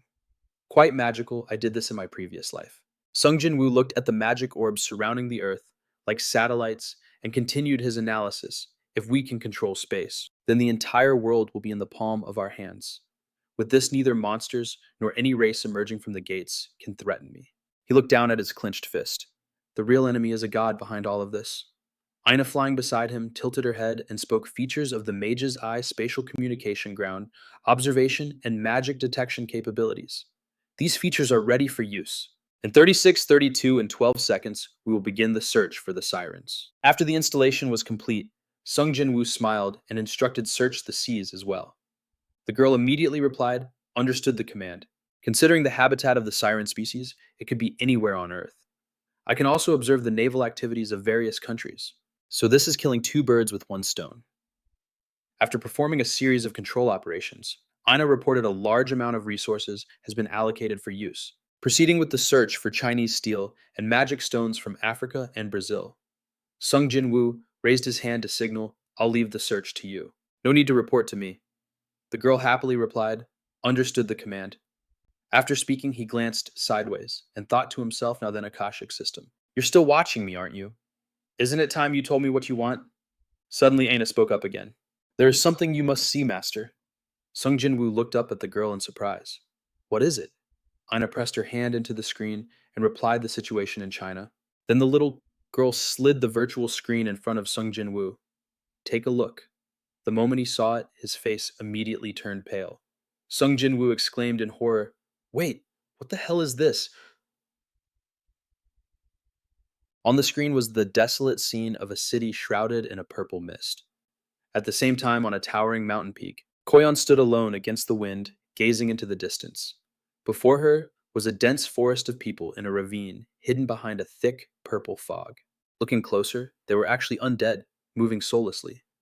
Koyon furrowed her brows, her eyes cast down to observe. Soon after, she looked up at a bird circling in the sky. Just a second later, the giant bird landed right next to Koyon. It turned its head sharply and spoke seriously. "The conference is about to begin. Return to your position. I will not tolerate you breaking the rules, even if you are the elder's disciple." Hearing this, she gritted her teeth in annoyance and replied, "I simply wanted to see the enemy." The bird turned its head to look forward and bluntly criticized, "Even without a scanning ability, that was a foolish move." After speaking, it didn't wait for Koyon's reply and flapped its wings to take flight. "However, do not deviate from our plan and cause more trouble. Return and get into your position." As its words faded, it soared away from the mountain peak. Koyon watched the bird go and clicked her tongue in frustration. What's with the nagging attitude?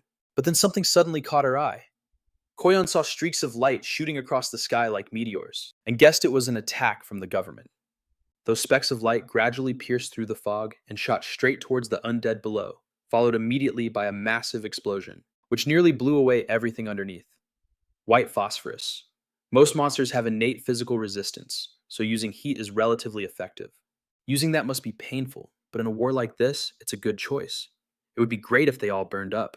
Flames lit up the entire sky, and the undead like embers struggled within the smoke. Koyon tensed up, her eyes fixed on the scene, wondering to herself, is it working? However, flickering amidst the bright flames, there gradually appeared the silhouettes of soldiers, standing tall and unmoving. When the smoke and dust cleared, the armored undead became clearly visible. Koyon watched them orderly, and moving without a scratch, utterly astonished. What, are they really undead? No. Her face darkened as she couldn't believe her eyes. Fire was completely useless. Yes, but when she looked at the remaining undead walking through the flames, she figured something out. No, even the regular undead were resistant to fire. It used to work so well before. But Koyon's gaze suddenly grew deep in thought. Something had reacted to the attack. Something like a magic spell. Of course, without it, the undead would have all been dealt with. She bit her lip, feeling extremely conflicted, and wondered, can we really defend against this? Should I request for help? At this thought, Koyon suddenly shook her head in denial. No, that's a decision for the elder. Just then, more white phosphorus bombs like before streaked across the sky once again. A thunderous explosion echoed. Koyon closed her eyes and turned away, not looking anymore. I'll simply report what I've seen. With that said, she quickly leaped up, launching herself from the mountain peak. Koyon gracefully glided through the air from one mountain to the next. Meanwhile, Sung Jin-Woo had also seen the unfolding situation and buried his face in his hands in despair. This is terrible. Even the rank-and-file soldiers were causing problems. The heat from the white phosphorus wasn't bad, but the problem was a high-ranking necromancer leading this army. A perfect fire-resistant spell system. In simple terms, they were buffed with fire resistance. He clicked his tongue in annoyance, thinking, a wide area disruption magic or a nullification spell might be enough, but they are... Sung Jin-Woo let out a frustrated sigh and muttered, what should I do? Should I take care of this? Is there any reward? Just then, Ashbourne suddenly offered an opinion. If you handle matters outside the labyrinth, our knowledge will become public. Sung Jin-Woo turned to look at the little girl and replied, that's exactly what I'm worried about. Anna rubbed her chin thoughtfully for a moment before asking, are you worried about civilian casualties? Sung Jin-Woo curled his lip into a smirk. He glanced at her dismissively and retorted, do I really seem that kind to you?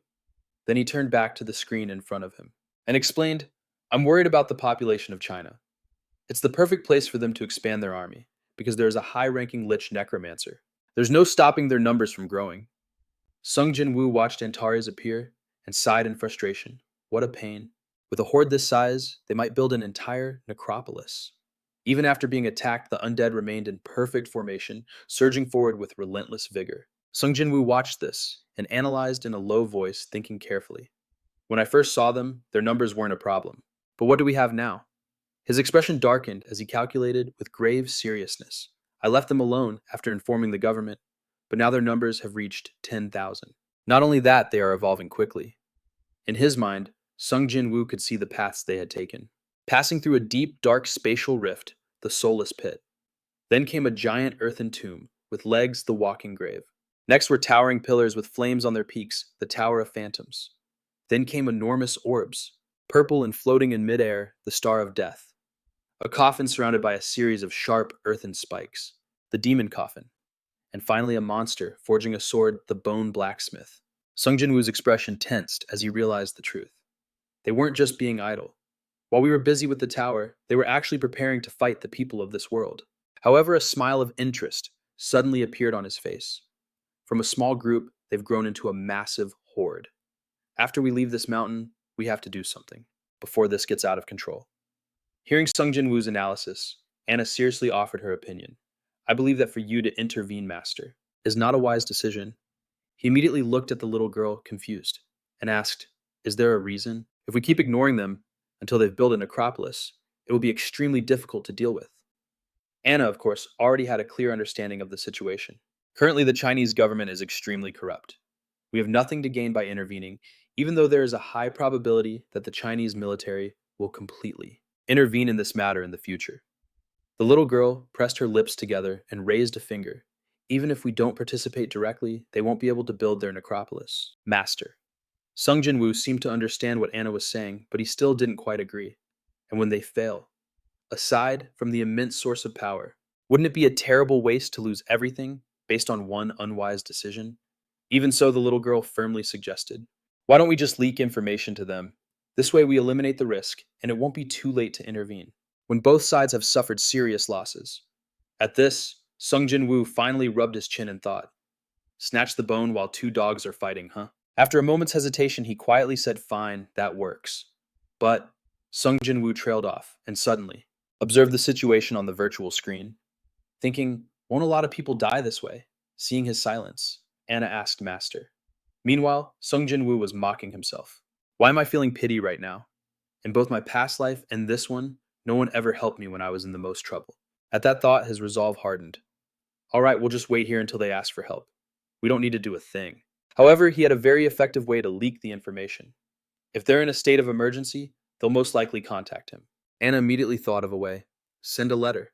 If you can communicate with them, be ready to capture them alive at any moment. Hearing this, the young girl asked, are you planning to expand your business, sir? He smiled slightly and frankly admitted, exactly. It's time to use the money from those rings. After speaking, Sung Jin-Woo crossed his arms, looked at Anna, and requested, find a few islands that I can buy and prepare the construction I mentioned. The young girl quickly opened a virtual screen. This is for the siren race, isn't it? He replied, that's right. Anna raised a finger, tapped a few times, and then asked again, but in this case, there's a chance that you will start a war with some of the surrounding countries. Will that be all right? Hearing this, Sung Jin-Woo glanced over, following the young girl's movements. There are many special cases like the Duchy of Hut or the Principality of Sealand. Anna quickly searched and then reported, according to the documents, they will never be officially recognized. He lowered his head to look at the screen. And they will never accept it, will they? Sung Jin-Woo just crossed his arms, observed and analyzed clearly. In this case, I can do the same. And the difference between me and them is he is someone with significant influence over a part of the world. In the era of the Awakened, he can influence the entire world with his power. After clearing a rank 3 dungeon, many other nations would surely want to cooperate with him under any kind of contract. Furthermore, it's a common rule that the weak must submit to the strong in any world.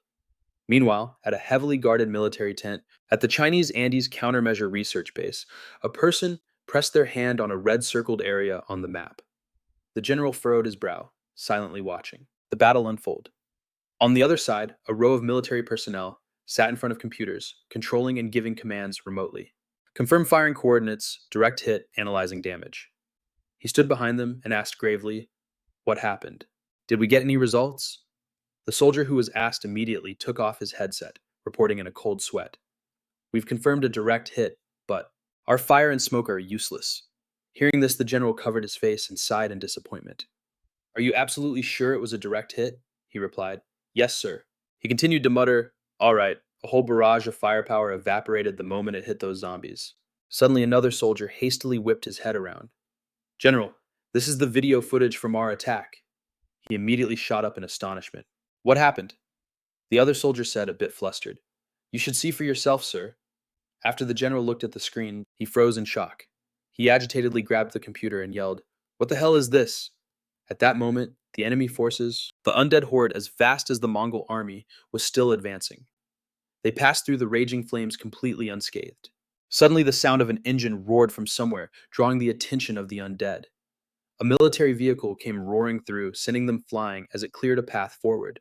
The driver of the vehicle let out a powerful roar. Damn it! He drove like a madman, ramming through one group of undead after another. Die, you bastards! On the roof of the vehicle, another person was using a machine gun to provide support, and he also screamed wildly, as if to drown out the sound of the gunfire. Die. The undead were completely unable to resist and were riddled with bullets. The vehicle continued to carve a path, speeding through the dense black crowd, while the people inside roared to boost morale as if giving a command. This is the bait for them. We must move according to the plan. Meanwhile, the high-ranking commanders were holding a serious meeting. At the Chinese Andes Countermeasure Command Center, the person in charge pressed their lips together and began the questioning. The initial attack was a complete failure. Who was it that predicted white phosphorus would cause no damage? Elder Riwang of the Mosan Association frowned and replied. They have some kind of tricky technique that protects them from the inside, like something that makes them immune to damage. A general crossed his arms and asked in a cold voice. That means it's like a wide area protection spell used on the undead, right? Riwang immediately looked at him and explained, That's how I see it. I believe the top priority is to find out what abilities we can use. Yes, the chairman of the meeting listened and smiled in agreement. Know your enemy before you act. I agree with that. Anyway, have you figured out their levels yet? As soon as he finished speaking, the other man with glasses reported, Yes, most of the common undead on the front lines are between level 10 and 20. But we are still searching for and identifying the high level ones. Somewhere not only that we've discovered something extremely hideous. Someone asked inquisitively, Extremely hideous. As he spoke, he brought up an image to prove it. Here it is. This is a shot we got during the raid. No, this is... The man with glasses paused for a moment, then pointed out the main issue.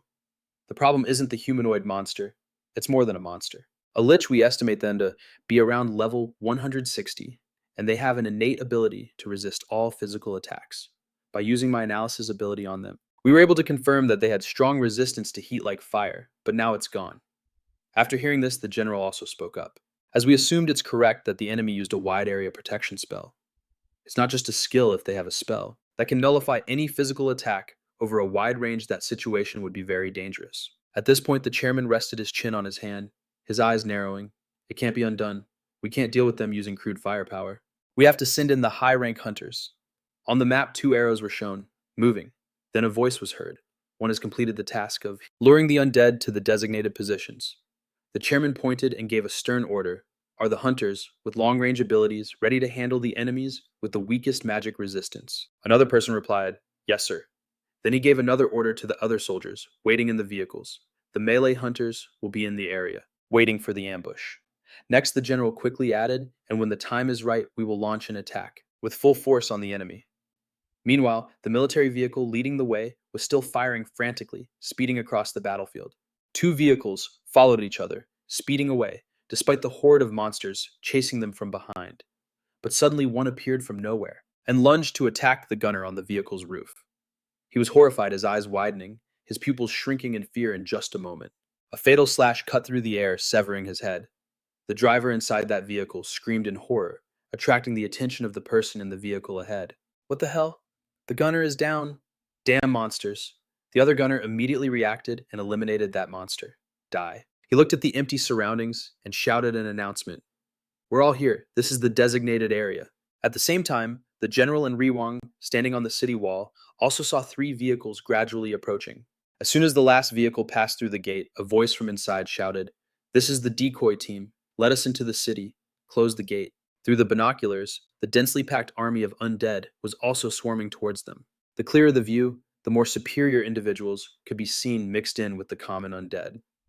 The general lowered his binoculars, a satisfied smirk on his lips. Good. This is going exactly as planned.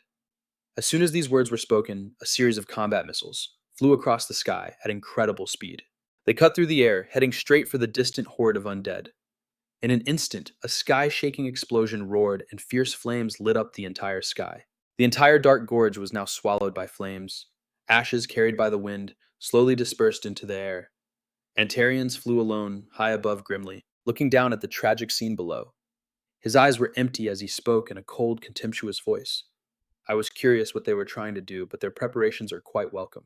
Walked through the flames, completely unscathed, and loudly announced, just as we predicted, the undead are protected by some kind of defensive magic. Even modern weapons have no effect.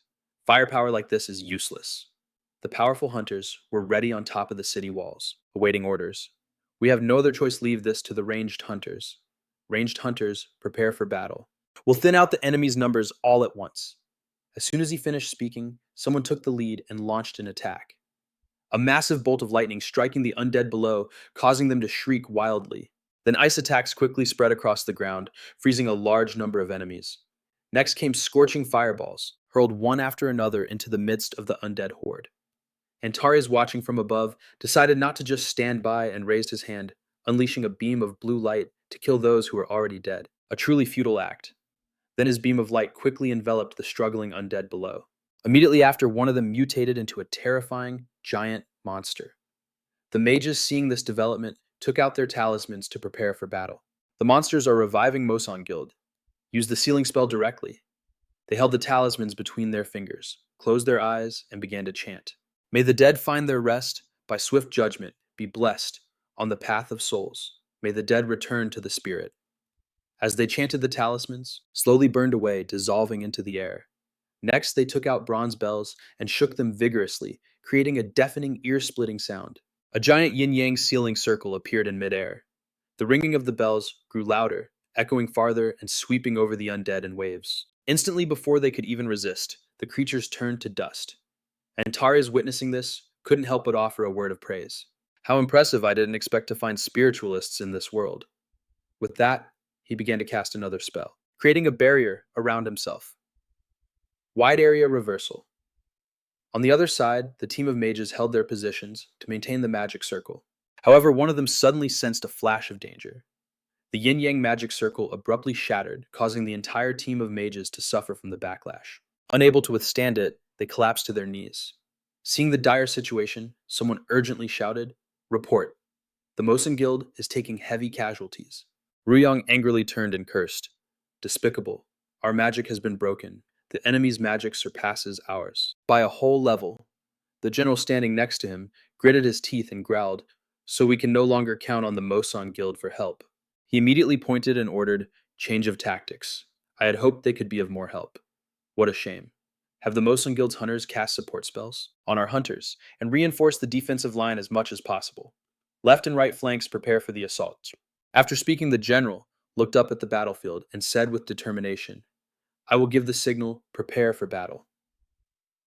We will teach those piles of meat the meaning of strategy." At the same time, a man warned everyone in a stern voice, "Be careful, these undead are different from the usual ones. There's nothing to worry about. Lose with a force like this. It's simply impossible."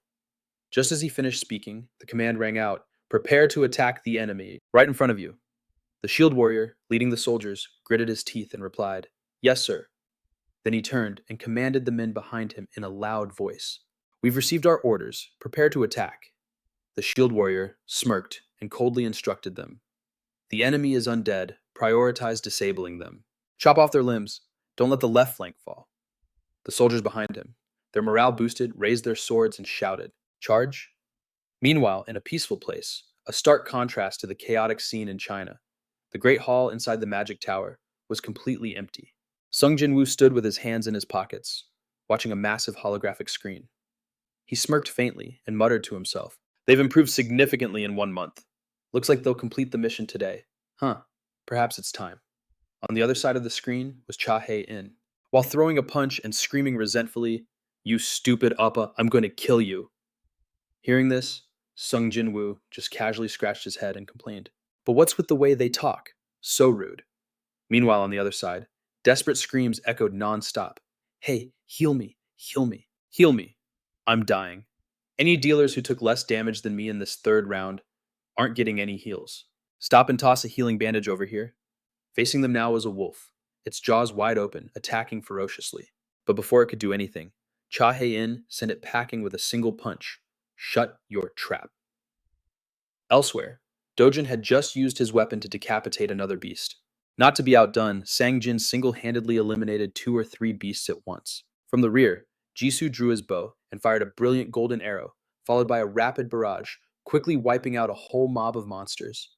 There were only 5 of them yet. They had to face hundreds of monsters. That's why they prioritized those with better area of effect damage. Everyone understands, right? Right now it's all about Sangjin and Jisoo. Focus on keeping them safe. Jinsuk looked at the horde of monsters and gave a cold smirk. Isn't this a bit of an overkill? Standing back to back with him, Dojin immediately taunted, "What?" Getting scared now. Hearing that Jinsuk admitted frankly, "You bet I am. I'm just wondering how much mana and aura I'll have left by the time we get to the boss." Dojin watched the endless wave of wolves and said in a low, reassuring voice, "We just have to trust in Sangjin's new skill." Living up to his teammates' expectations, Sangjin quickly raised his hand and his staff preparing to cast a massive area of effect spell. Preparations complete. Don't worry about your mana, and let's clean house. Seeing this, Jisoo smiled in excitement. "I've been waiting for this moment," he said as he poured his power into the arrow in his bow. Aura fire. Arrows go all out and kill every last one of them. The moment he finished speaking, he let loose firing all 10 arrows into the sky at once. To the side, Cha-Ha-in kicked a monster away and yelled, "Dojin Jushi, push up!" He didn't even wait for her to tell him already, raising his hand to the sky to cast his skill, "I'm not Jushi anymore." At that same moment, a violent tremor erupted from the ground, making the monsters stagger and stumble. Yet many others managed to quickly leap away, to escape the area of effect. However, what greeted them were massive beams of light raining down from the sky, the brilliant golden glow spreading wider and wider. From the center of the light, smaller rays shot out like meteors, falling so densely that the monsters had no place to run, forced to stand still and await their doom. Although some managed to leap up and flee, they still suffered numerous injuries, with some even trampling their own kind to escape the meteor shower. Cha-Hyan raised a hand to her brow, watching the carnage in awe. Well, when it comes to clearing out the small fry, Jisoo is definitely number one. The massive light in the sky slowly faded, returning the space to its gloomy state, while the monsters below continued to take area-wide damage. The rays of light slowly dissipated, leaving heaps of monsters lying in pools of blood. After using that skill, Jisoo was completely out of breath. "You don't have to say that. My mana is completely empty after that attack." Hearing this, Sangjin glanced over at him. "What's there to worry about? It's time you got a better appreciation for the skills of this Shin Sung Jin. Bleed." As he spoke, a massive amount of magic radiated out, sweeping past Jisoo and surprising him. Jisoo watched as the magic enveloped the monster corpses, and asked curiously, "Does this mean the corpses will be converted into some kind of bone energy, and used to restore us? Isn't that a little too overpowered?"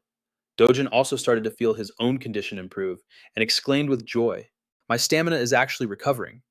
Chahae-in was no exception, adding, "My mana is completely restored too. Fully recovered before the boss. We're right on schedule." Then Dojin turned his head and joked excitedly, "Maybe we'll finish the whole quest on this run, huh?" Hearing that, she frowned and sighed in annoyance. "Next, your only job is to pull the boss's aggro, Jushi. If you die a stupid death again because of some... If you're as stupid as last time, I'll beat you up myself."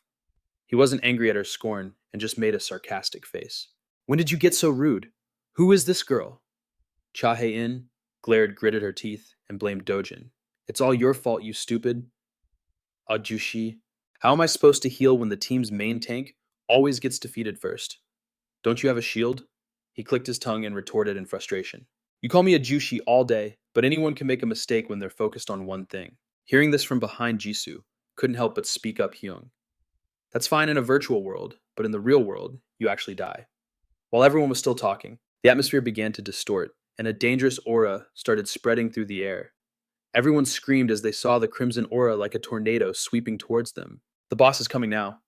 Jinsuk shouted Cha-Hai-in. Hearing him, she took a step forward. "I know." Then she struck a pose with her hands and yelled, "Cha-Hai-in's new skill." Instantly, a blinding light erupted violently, enveloping the 5 people in the center. A wide area protection activated by light. It quickly formed a giant barrier, blocking the torrent of dark mana pouring down like a waterfall. But the energy from Cha-Hai-in's barrier easily neutralized it all. At the same time, a demon with horns and large wings suddenly appeared.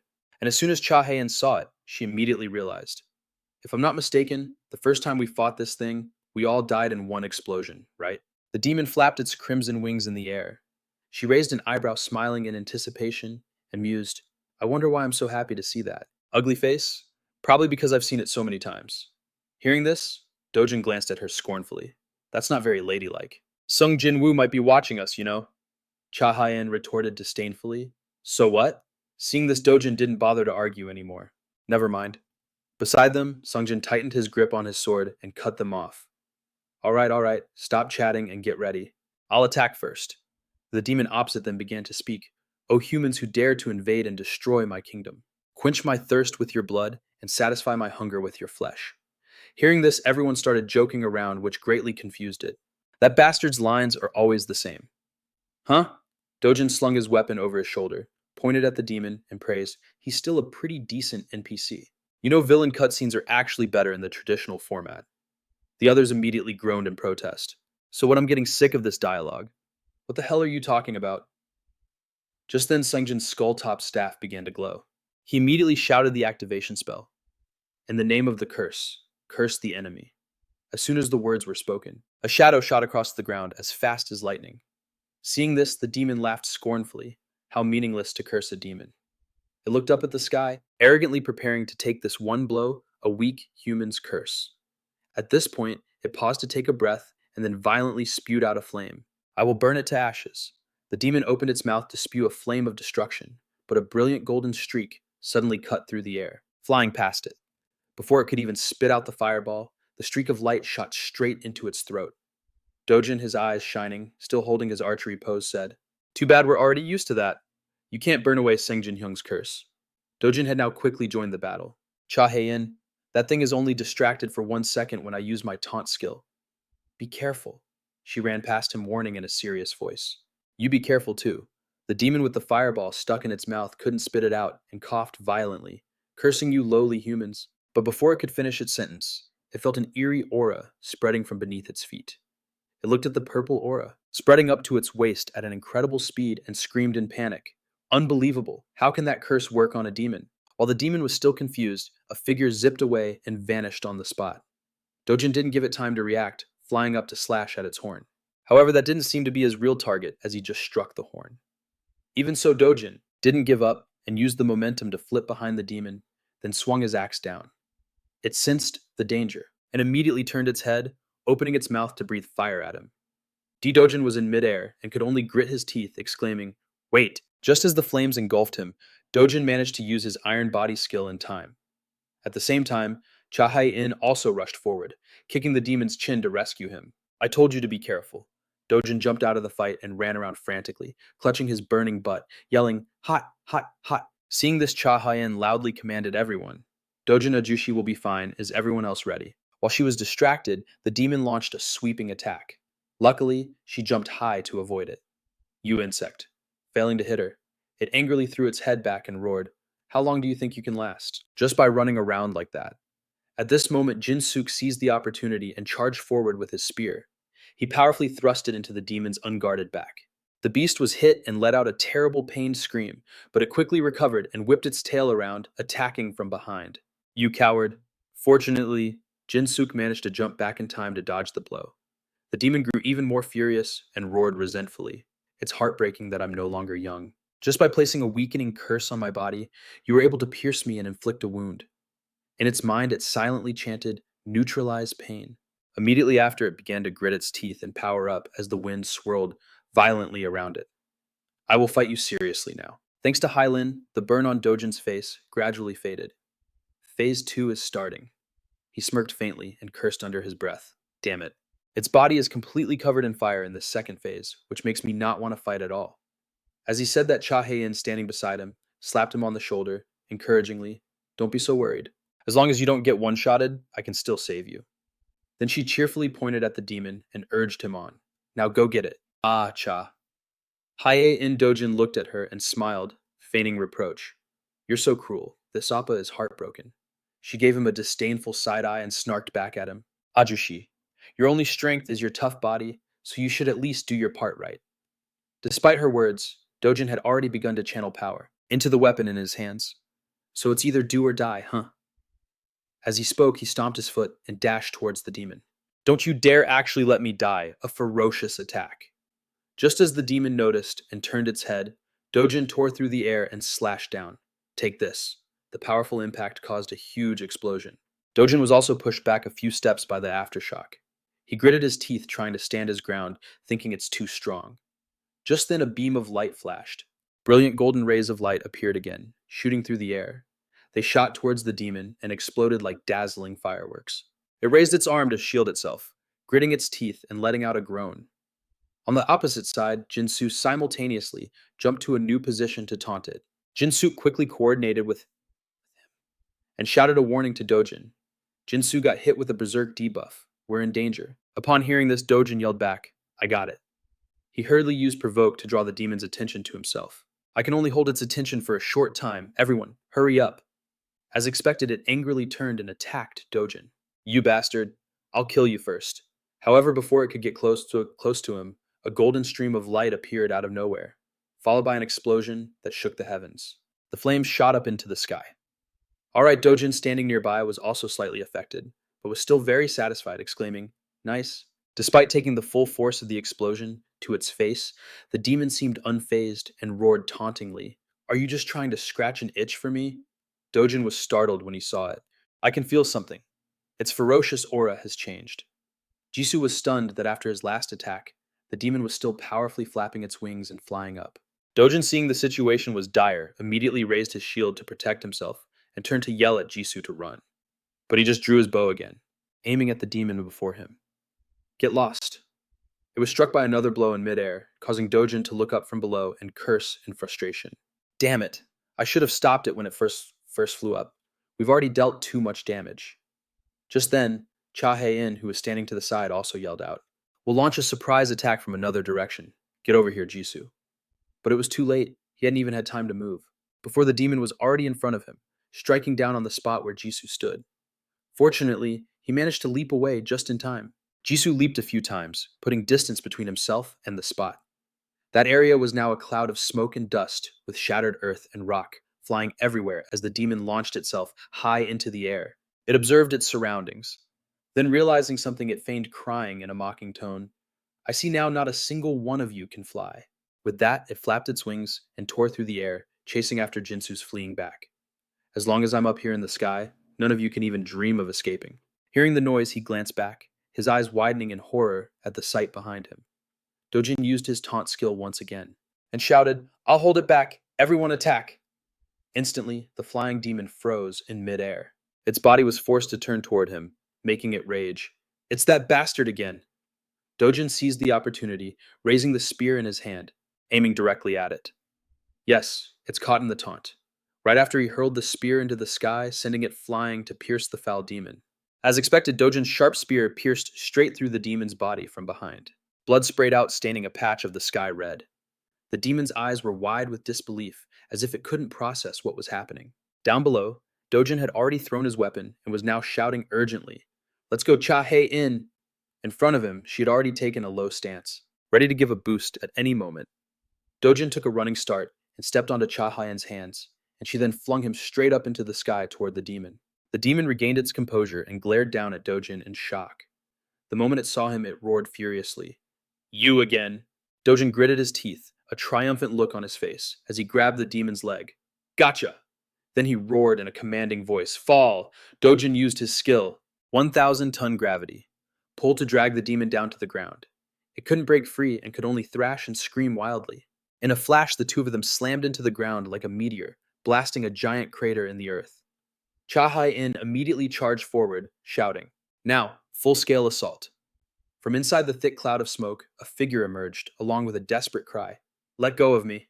Even as he was being attacked, Dojin held on for dear life, clinging tightly to the demon's leg and refusing to let go. His face was drenched in blood, but he still managed a self-satisfied smirk. Struggle all you want. I'm not letting go, this is your end. The demon flew into a rage, activating Curse of Decomposition to surround Dojin. You damn leech! Sangjin had now gotten close to them, raising his scepter to cast a defense reduction magic. Don't worry about the curse, just attack. Following his lead, Cha Hae-in began to power up. Alright, I'm going to blow it all away. Level 9, Enhanced Dragon Iron Cutting. Then she powerfully swung her arm. unleashing a gigantic fireball. At the same time, Jinsakura, not to be outdone, unleashed an attack of light. Red lance of flashing light. Jinsu leaped high into the air, simultaneously firing a lightning-fast arrow. Gilwen 4 attacks converged on the same target. The converging light seemed to freeze time for a moment, and in the next second, a cataclysmic explosion erupted from that spot. The aftershock was so powerful it seemed to blow away the dark, gloomy sky. Sung Jin-Woo, seeing this, smirked in satisfaction. Good, they took down the boss faster than I thought. The words "mission complete" also appeared on the virtual screen as Aina flew beside him and praised them. Everyone's gotten stronger. Sung Jin-Woo scratched his head and happily agreed. It's true, I underestimated Ashbourne's level and skill system. A normal aura user can't kill a noble class demon. After that, with his hands in his pockets, he walked towards Yojong, who was still sitting in the virtual reality pod. At this level, they can't be killed in a rank 3 maze. Wake them up. Aina acknowledged the order. Yes. With that, a system announcement rang out, and the water screen surrounding Yojong slowly dissipated, disconnecting her from the virtual world. Users, please prepare. As soon as the announcement ended, the remaining pods shattered simultaneously, spilling water all over the floor before it drained away. Yojong, Jisoo, and Doojin coughed and sputtered as they slowly woke up. Sung Jin-Woo watched them with a pleased smile and encouraged them. You all did great. You completed the mission faster than expected. Yojong, covering her face with one hand, asked in a low voice, "How long were we in there?" He walked over, took her hand, and replied, "Exactly 2 weeks."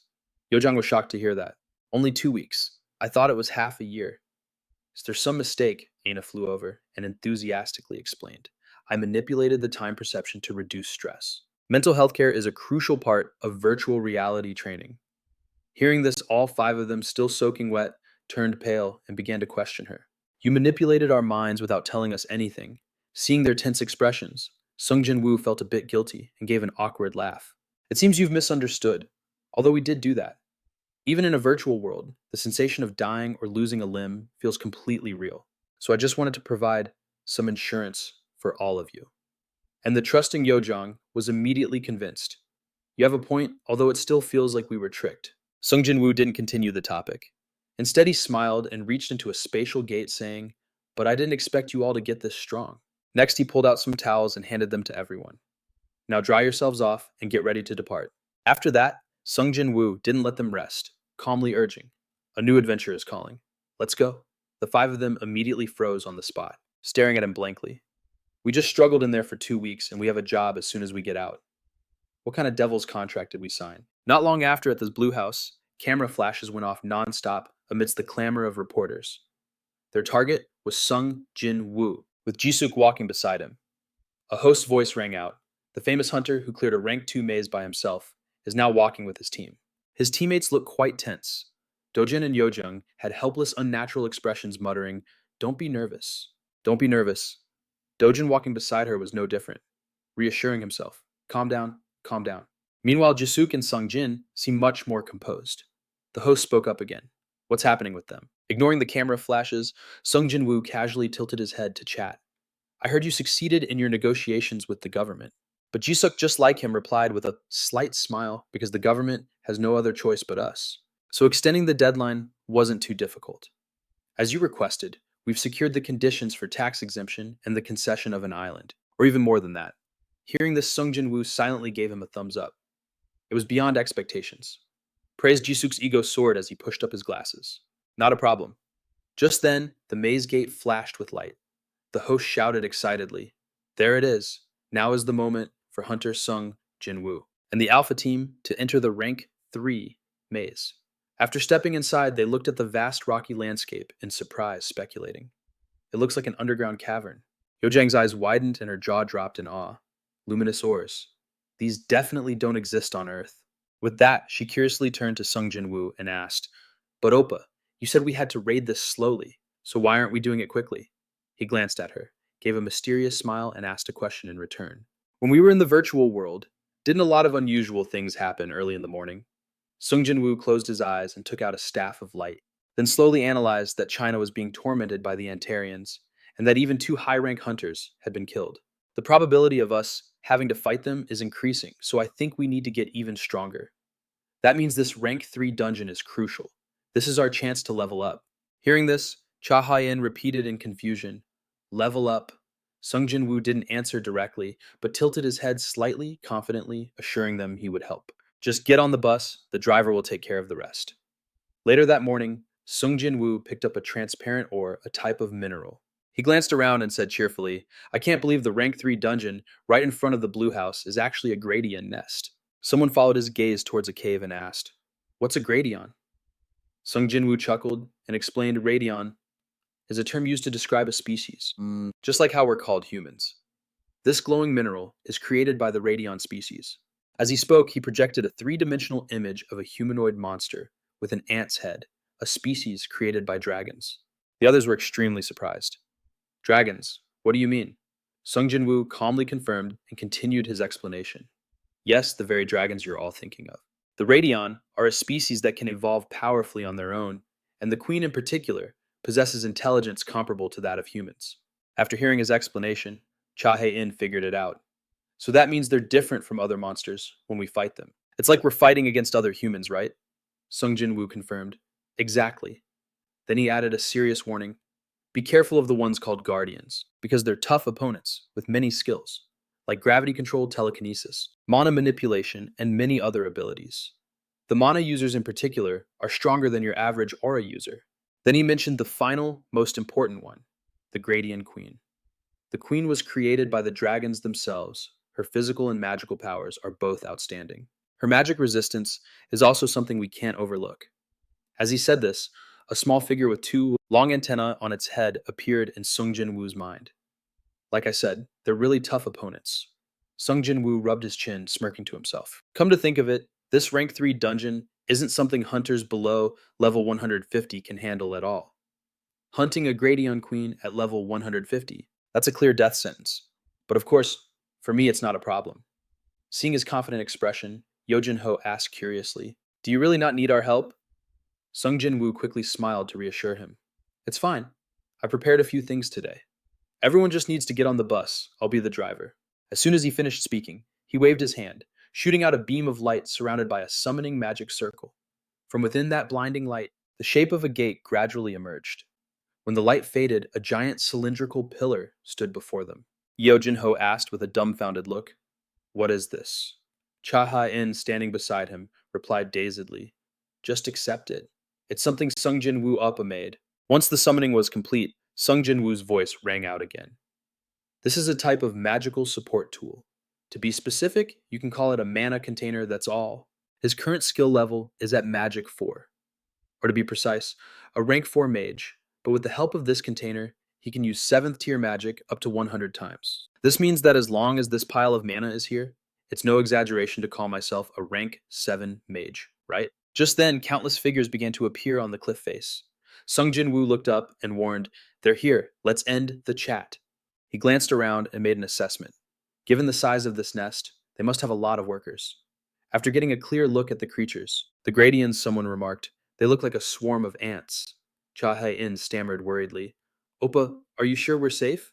Sung Jin-Woo heard this and smiled reassuringly. What are you worried about? Just think about which stats you should add points to when you level up. While he was encouraging everyone, the horde of Gradions charged forward all at once. Link the magic support tool.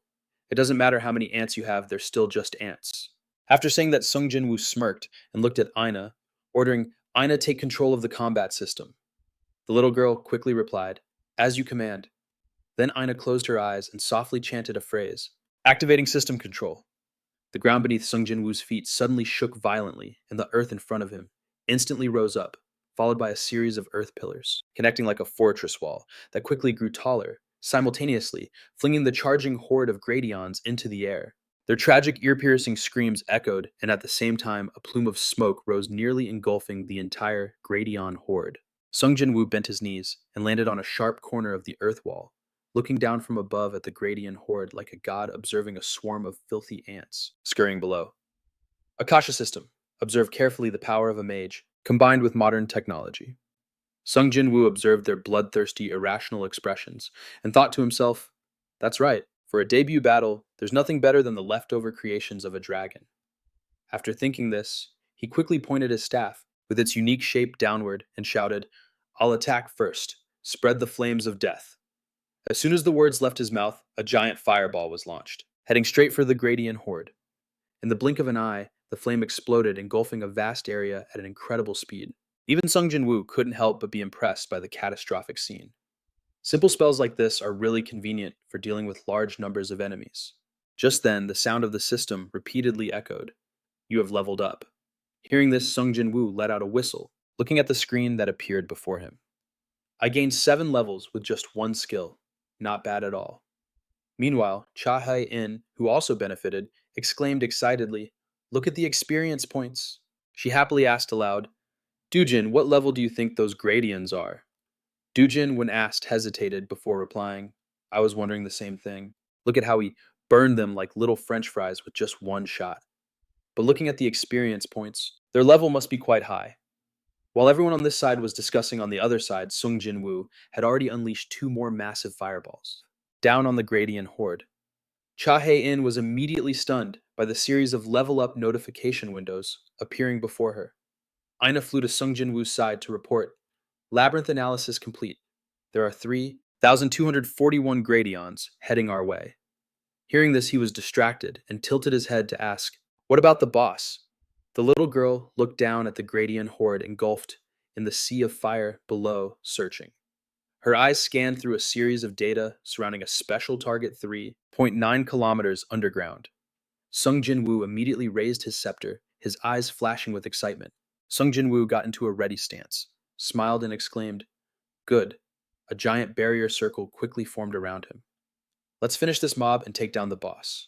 As soon as he finished speaking, a shadow suddenly appeared, its long cloak fluttering in the wind. Cha Hae-in's eyes widened in astonishment, her jaw dropping in speechlessness. Dujin and Jin Suk had the exact same expression. Dujin couldn't help but stammer, Now what is that? Before them now was the shadow of a grim reaper, holding a giant scythe appearing behind Sung Jin-Woo. The sight was magnificent, mixed with immense danger. Sung Jin-Woo frowned and ordered loudly, We'll finish them in one blow. Aina heard his command. Begin size reduction magic entities with HP over 1,500. Target species for reduction is insect set support. Magic limit, begin marking. The little girl immediately spread her arms and began to execute the command. 3,241 Gradion entities are fully activating the magic support tool, beginning marking. But following the cold announcement, a powerful pressure bore down on the Gradian horde and on their foreheads. A bright red spot suddenly appeared. The sound of rushing wind roared as the Grim Reaper's shadow, controlled by Sung Jin-Woo, simultaneously swung its scythe. So he also raised the scepter in his hand, shouting in a cold voice, Fall. The magic in the scepter flared with a brilliant red light. The Grim Reaper's scythe also swept across following the scepter's movement. A limited death skill from Sung Jin-Woo that seemed to tear the very air in two. Magic surged violently from the scythe, and the space seemed to darken, highlighting a blinding slash in midair. The Gradients, as if frozen in time, gradually sank into the darkness. But just a moment later, it was as if some force swept over them and stole their lives a moment so fleeting that Cha Hae-in couldn't even process what happened before a series of level-up notifications began to pop up nonstop. She watched in astonishment as the Gradients all toppled over and couldn't help but exclaim, What the hell was that? Cha Hae-in saw them lying lifelessly in a pile and couldn't believe her eyes. Is that really magic? Meanwhile, a pair of antennae twitched in the air as if picking up a signal. I can no longer sense any of my children, the Gradian Queen said slowly, sitting coldly on her throne. We have underestimated the power of those who came from the gate, she remarked after a brief pause. They look quite young, but they possess terrifying destructive power. One of the 4 Gradians standing beside her added, The low-level Gradians can be regenerated given time, so their deaths are insignificant. The Gradian general tilted his head slightly, his dark eyes somber, and said in a cold voice, Your Majesty, please allow me to go and face the enemy. The Gradion's queen's lips curled slightly as she closed her eyes in agreement. Very well. But she paused for a moment, then looked up at the 2 Gradians before her. All of you must go together. Judging by the amount of mana I sensed from above, the enemy must be a powerful mage who has reached a formidable level. Hearing this, the other 2 Gradians were a bit surprised. She leaned back in her chair and waved a hand, saying, Of course, with the Gradians' innate magic resistance, mages are nothing to us. But it's better not to let your guard down. Go slaughter them all and bring their heads back to me at once. The Gradions knelt to receive their orders. Yes, Your Majesty. After dispatching her subordinates, the Gradion Queen rested her chin on her hand and mused with boredom. How interesting. Back at the battle, someone walked among the pile of corpses in disbelief, exclaiming, "What? Are they all really dead?" Sung Jin-Woo glanced around to confirm. "Yes, not a single one is left alive." Jin-Ho exclaimed in amazement, "Unbelievable." But he quickly recovered and cheerfully turned to praise him. A single spell that killed all of them in one hit. What kind of absurd spell was that? I thought magic was just fire, lightning, and stuff like that. Sung Jin-Woo glanced over with a smile and explained softly, "I've experimented with changing the very concept of natural magic. Fire, lightning, ice, and similar elements can all be replicated through science without using magic." After looking around, Cha Hai-in then asked, "Appa, what's your plan now? Or did you already kill the boss with that spell?" Hearing this, he chuckled and replied, "The boss is still alive. That spell can't do everything. Now I'm going to find my way to the boss and the high-level gradions of a higher rank." With that, he suddenly summoned several huge baskets in front of her. "And I have a mission for all of you." Sung Jin-Woo looked at the five bewildered people and assigned the task, "All of you go collect the magic stones from the Gradion corpses. There are a total of 3,241 of them. We have to make as much money as we can. Good luck, everyone." As soon as Cha-haen heard that number, her eyes widened as she repeated, 3,241. Before anyone could object, he squinted his eyes with a sly smile, raised a finger, and added, "While you're at it, cut off their antennae too. The Gradion's whiskers are pretty useful." With that said, Sung Jin-Woo scanned the cave to ensure it was safe. "I guess you all don't need my protection." As soon as he said that, he stepped into the gate that appeared on the ground. "Well then, see you later." Instantly, Sung Jin-Woo vanished right before their eyes. Teleportation. Jin-Ho bit his lip, sighing in frustration. "I'm kind of regretting signing that contract with Sung Jin-Woo." As soon as he said that, someone else chimed in. "Me too." They just stood there, silently staring at the pile of Gradion corpses, and the magic stones scattered everywhere, feeling dejected. This feels more like we're cheap labor than passengers on his free ride. "All right, I guess we have to start cleaning up all these corpses now, huh?" Meanwhile, in another part of the cave, a spatial rift suddenly appeared and Sung Jin-Woo's figure emerged from it. "This is the farthest I've ever teleported." At the same time, Aina's voice rang out, "Something is disrupting the flow of mana from this location." "Yes." Sung Jin-Woo grimly sensed the surrounding energy and muttered, "I can conclude that the Gradion Queen is an ancient mage. Only a mage could have placed so many defenses here." "Aina, you know the way, right?" The girl casually crossed her arms and replied, "Yes." He smiled in satisfaction. "I'll lead the way, Aina." She immediately got to it. "This way." Suddenly, Sung Jin-Woo's eyes widened as if he'd discovered something, and he let out an interested chuckle. Sung Jin-Woo looked towards a purple speck of light, flickering in the darkness, and said in a low voice, "You've been waiting." Following his words, a pair of pitch-black legs stepped out from the darkness. "Your senses are sharp. A human who can see us." Sung Jin-Woo, surrounded by the Gradians, remained completely unfazed and replied, "Well, I didn't notice either, until you surrounded me." "Can you really call that sharp?" The Gradian general sneered at his response. "Enough talk. Our queen wants your head. We have no idea why you wiped out all those low-level Gradians, but it doesn't matter. It's good that you made it here alive to meet us." Hearing this, Sung Jin-Woo's expression darkened his cold eyes, narrowing with calculation. Armored limbs, a humanoid body, general class Gradions. They can speak freely, truly, the pinnacle of evolution. While he was still analyzing, the Gradian general summoned his weapon and ordered, "Seize him." Although they charged at him from all sides, Sung Jin-Woo didn't move an inch, thinking to himself, "It's been a while since I've fought a high-ranking Gradion." A spark of excitement flashed in his eyes as he glanced to the side. With their incredible magic resistance, some people call them the carnivorous, natural enemy of mages, huh? Of course, for a mage at my level, it's a different story. In the blink of an eye, Sung Jin-Woo's figure suddenly vanished from right in front of the Gradion general. Seeing this, the general gritted his teeth and shouted, "Resistance is futile." Although he couldn't see him, he kept slashing wildly into the air, but couldn't land a single scratch. However, the surrounding rocks shattered from the force obscuring his vision. At the same time, a stream of purple magic emerged from the thick dust cloud, rushing towards the Gradian general. He immediately created a shield to block it, panicking inwardly. What? What just happened? Suddenly, at that moment, a blood-curdling scream came from the side. Sung Jin-Woo had appeared out of nowhere and was restraining another Gradion. No seeing this, The general roared in fury. No. However, the Gradian general's reaction only made Sung Jin-Woo more excited. The general looked into his cold eyes and screamed with hatred. You immediately after Sung Jin-Woo used a skill gravitational binding, squeezing the other Gradion's neck with one hand. Seeing his comrade fall, he roared in anger. Die, you bastard! Without a moment's hesitation, the flash of his sword sliced Sung Jin-Woo in half. However, the figure he sliced simply gave a faint, casual smirk. After the Gradian general finished his slash, he looked at Sung Jin-Woo's form. Fading away, he suddenly realized something. An illusion.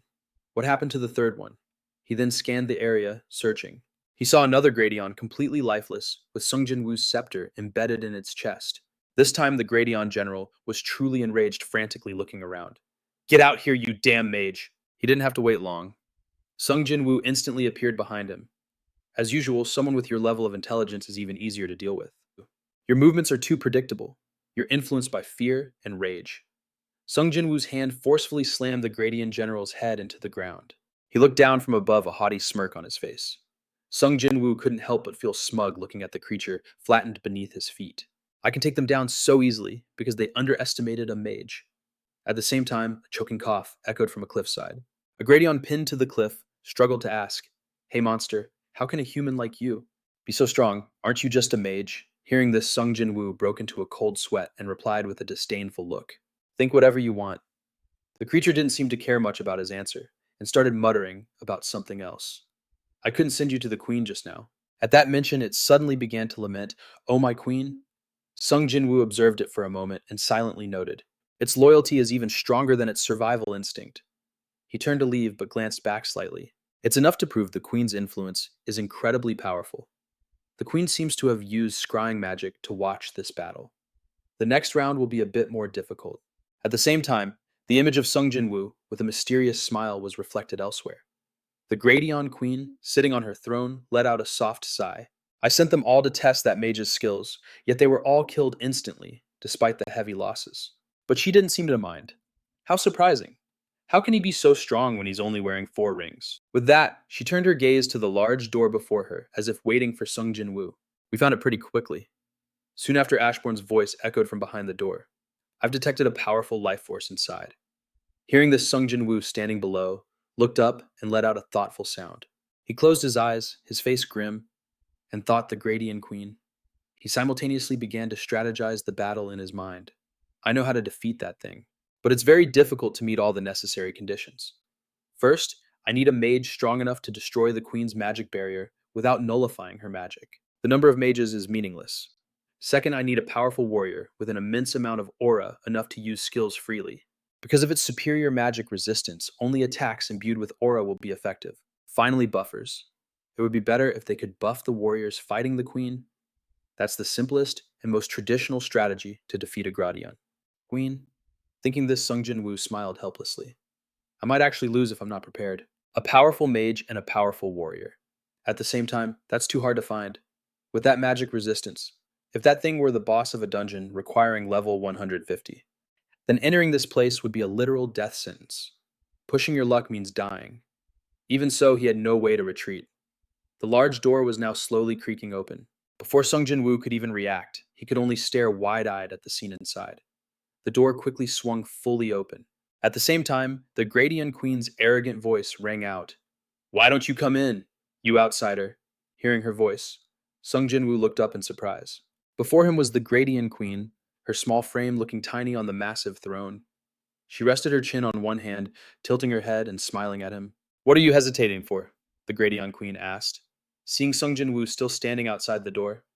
You're always so cautious for a human. Massacred all of my children the moment you set foot in this nest.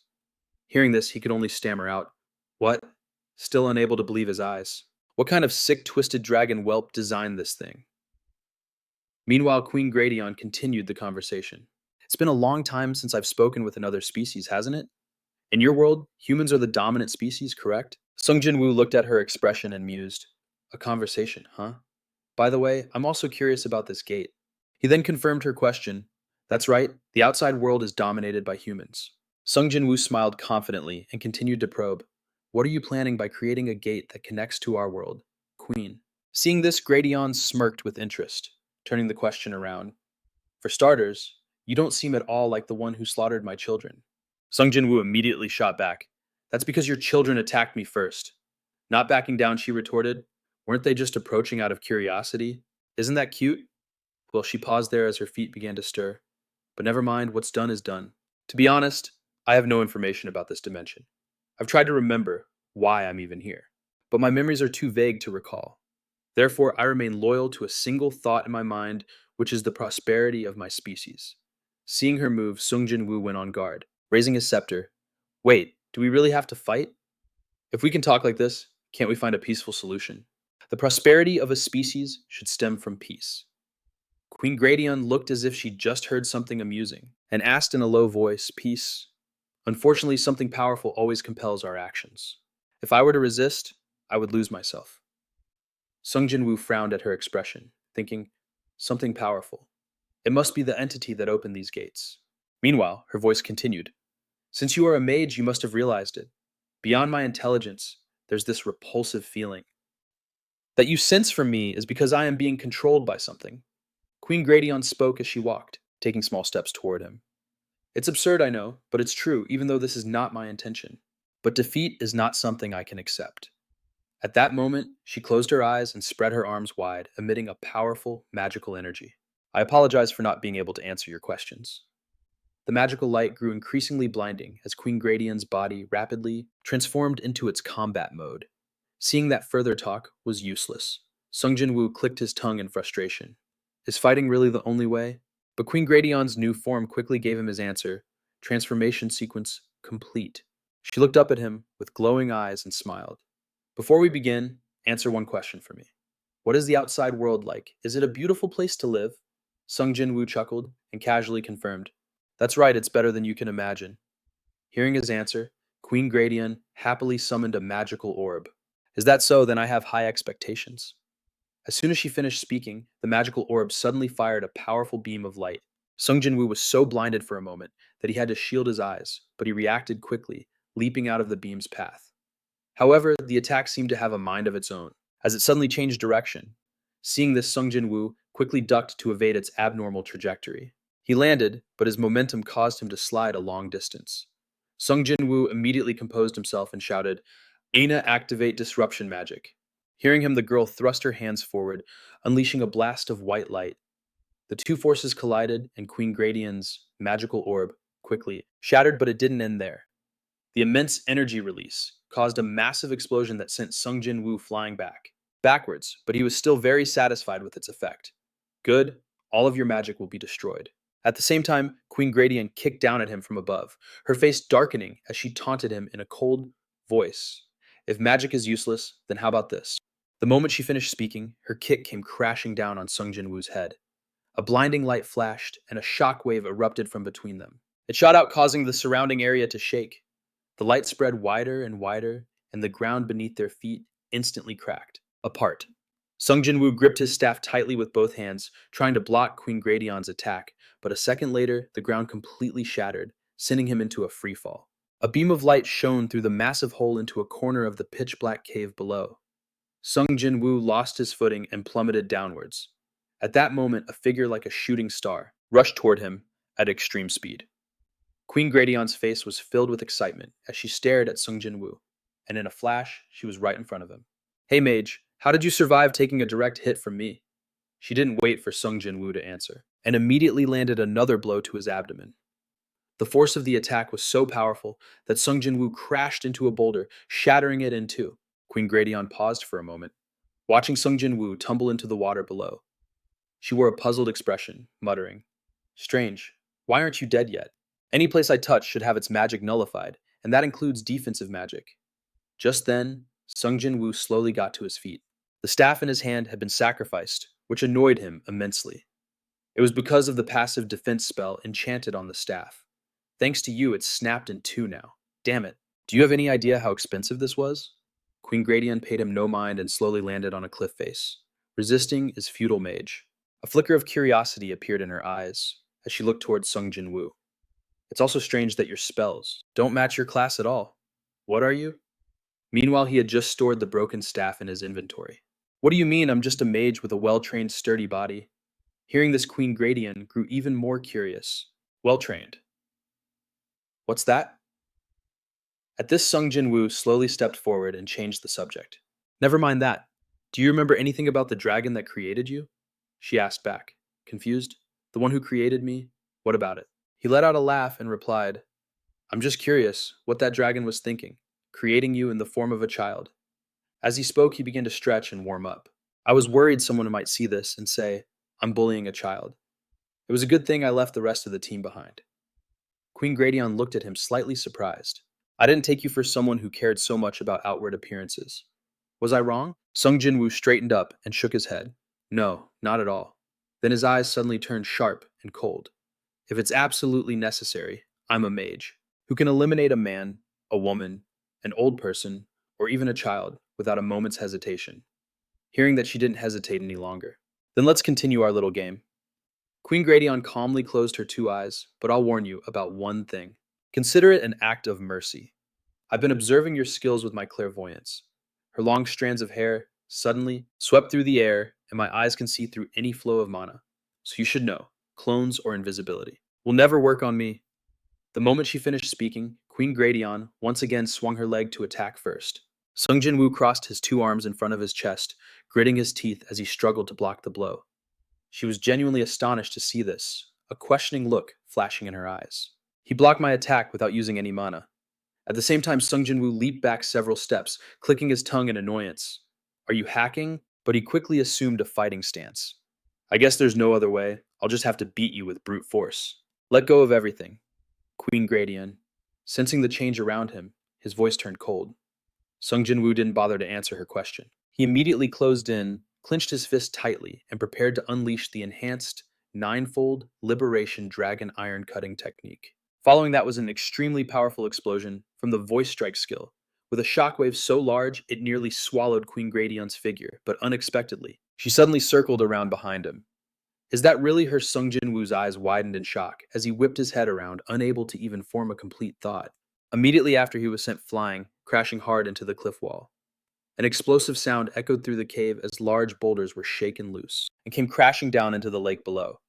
Queen Gradion wasn't done yet and continued to charge straight at Sung Jin-Woo, swinging her arm, unleashing a series of overlapping slashes that tore through space. Still airborne, Sung Jin-Woo struggled to see the slashes aimed right at him. He quickly landed on both feet, trying to bend his knees to maintain his balance. Then Sung Jin-Woo stretched out his hand, drew a horizontal line in the air. A powerful stream of magic immediately radiated from around him, the simulated high-speed yin-yang fist. Right after that, Queen Gradion's massive crescent moon-shaped slash rushed forward and collided with the ring of light surrounding Sung Jin-Woo. Thanks to that, he narrowly avoided disaster. Her attack was deflected, crashing into the surrounding cliff walls, but it still gave Sung Jin-Woo a hard time. He looked at his bleeding, trembling hand and thought to himself, I should have practiced this skill more. But before he could react, Queen Gradion's small figure closed in once again. Don't look away during a fight. After saying that, she threw a punch at Sung Jin-Woo's chest. He was stunned, struggling to lean back. Queen Gradion pulled back her fist, preparing for the next blow.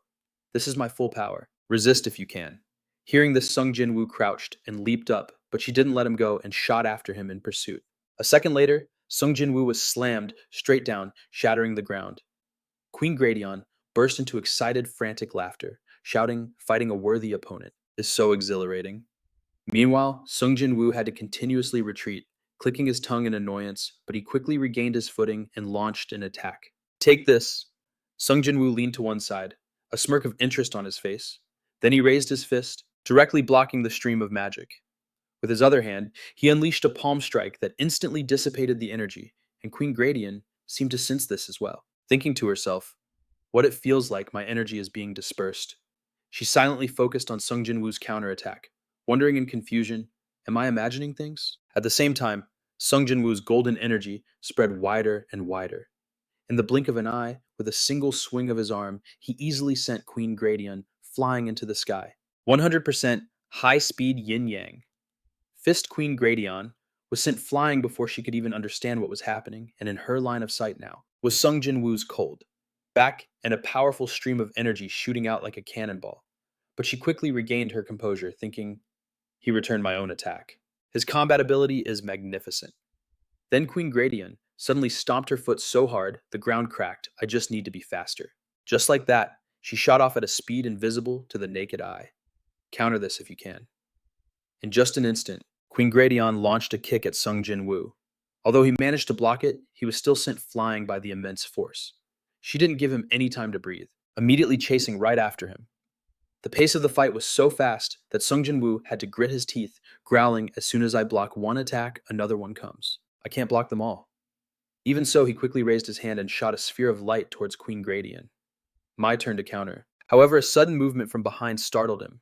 Sung Jin-Woo gritted his teeth and leaned away to dodge her sweeping kick. Next, he whipped his head around to look and saw a tear in space right next to him. He managed to dodge a dangerous blow thanks to his sharp reflexes, but it still left him feeling overwhelmed. Is she getting faster? By the time he looked up, the Gradion Queen was nowhere to be seen. Damn it. I'll admit you've got me beat when it comes to speed. However, despite being in a tough spot, Sung Jin-Woo just smirked. I can't let her control this fight. He slowly closed his eyes as if sensing her every move. A moment later, Sung Jin-Woo's eyes snapped open. A golden glint flashed in his pupils. He was the one with the upper hand now. His eyes followed a flicker of light beneath a large boulder. Instantly, the spot exploded in a violent burst of flames. The Gradion Queen stared in shock at the scene before her. The light expanded rapidly, gradually enveloping her. Smoke and fire billowed into the air, and ashes were swept up by the wind, scattering throughout the cave. The Gradion Queen, covered in dust, stood bewildered in the thick smoke, muttering in astonishment. What is he doing? The entire area was now completely obscured, leaving her confused. Is he destroying the surroundings because he can't keep up with my speed? Or is he stalling to block my vision? Even so, the Gradion Queen's sight was completely unaffected. Sung Jin-Woo's figure appeared clearly as a form of energy.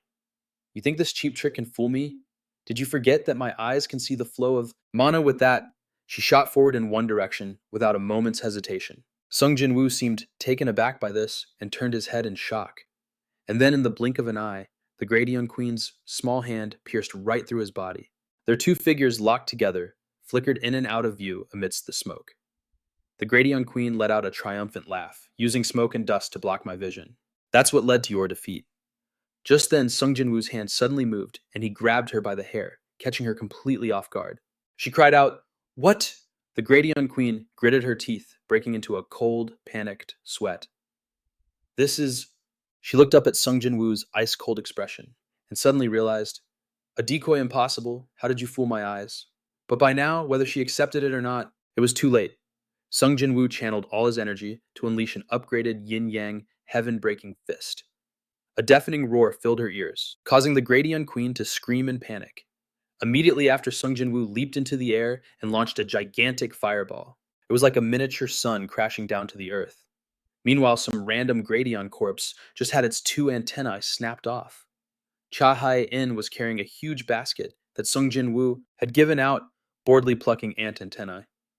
Suddenly, a rumbling sound echoed from one part of the cave, and the entire space began to shake violently. Cha Hai-in shot to her feet, glancing in that direction and remarking, "Sounds a little noisy, doesn't it? I hope he's okay." Yeo Jin-ho, while picking up a magic stone and tossing it into his basket, turned to answer her. "What are you so worried about? There's no way Sung Jin-Woo would pick a fight with something he can't beat.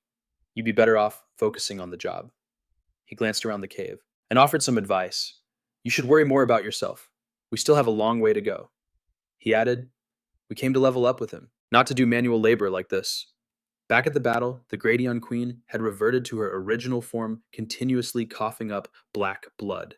She lay completely drained of energy in the middle of a giant crater, as if struck by a meteor, muttering, "It seems I won't get to enjoy my trip to the outside world after all." The Gradion Queen smiled regretfully, but couldn't stop praising him. "Your mana control is impressive, to even fool my eyes. I never thought a skill like that could exist."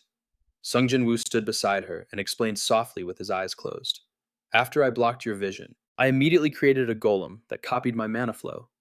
Hearing this, the Gradion Queen let out a small, satisfied smile. "So was it because I was too confident in my own abilities? A single moment of carelessness led me to my death." With those words, she seemed to breathe her last. That was one hell of a fight, human. At the same time, the system sound continuously announced a level up, along with a message that the labyrinth had been cleared. Cha Hae-in also saw the notification at the same time and was stunned. Then she happily raised her hand and called out to Dujin, Ajushi, the labyrinth is cleared. Hearing her, he turned around and replied, I know, so Sung Jin-Woo is fine. Call me Appa. Just as they finished speaking, Sung Jin-Woo's figure suddenly appeared in midair. The moment Cha Hae-in saw him, she excitedly ran over, Appa. Seeing everyone quickly gather around him, he asked, Did everyone level up? Hearing that they all started chattering and asking about him, Appa, is your hand okay? He replied cheerfully, It's fine. I just got a little lucky fighting the Gradion Queen. Meanwhile, outside behind the mountain, crowds of people were packed together behind a barricade. As soon as they saw light shining from the gate and the figures of a group appearing, they started shouting loudly, The gate is changing. Reporters with cameras were also snapping pictures nonstop. It's the Alpha team, they're returning from the gate. 1256, they all survived.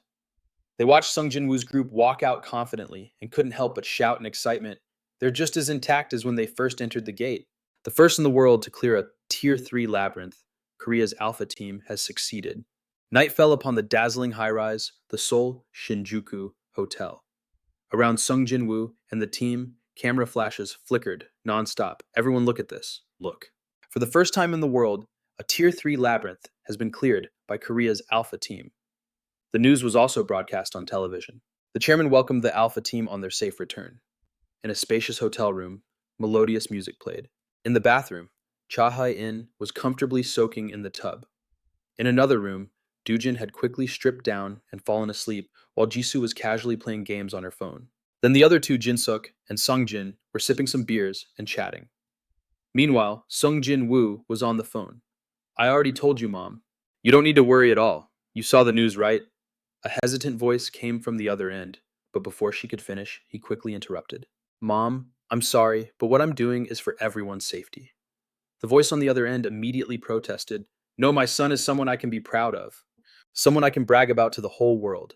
I just worry a little too much. Hearing that, his voice softened. Then please don't worry anymore, okay?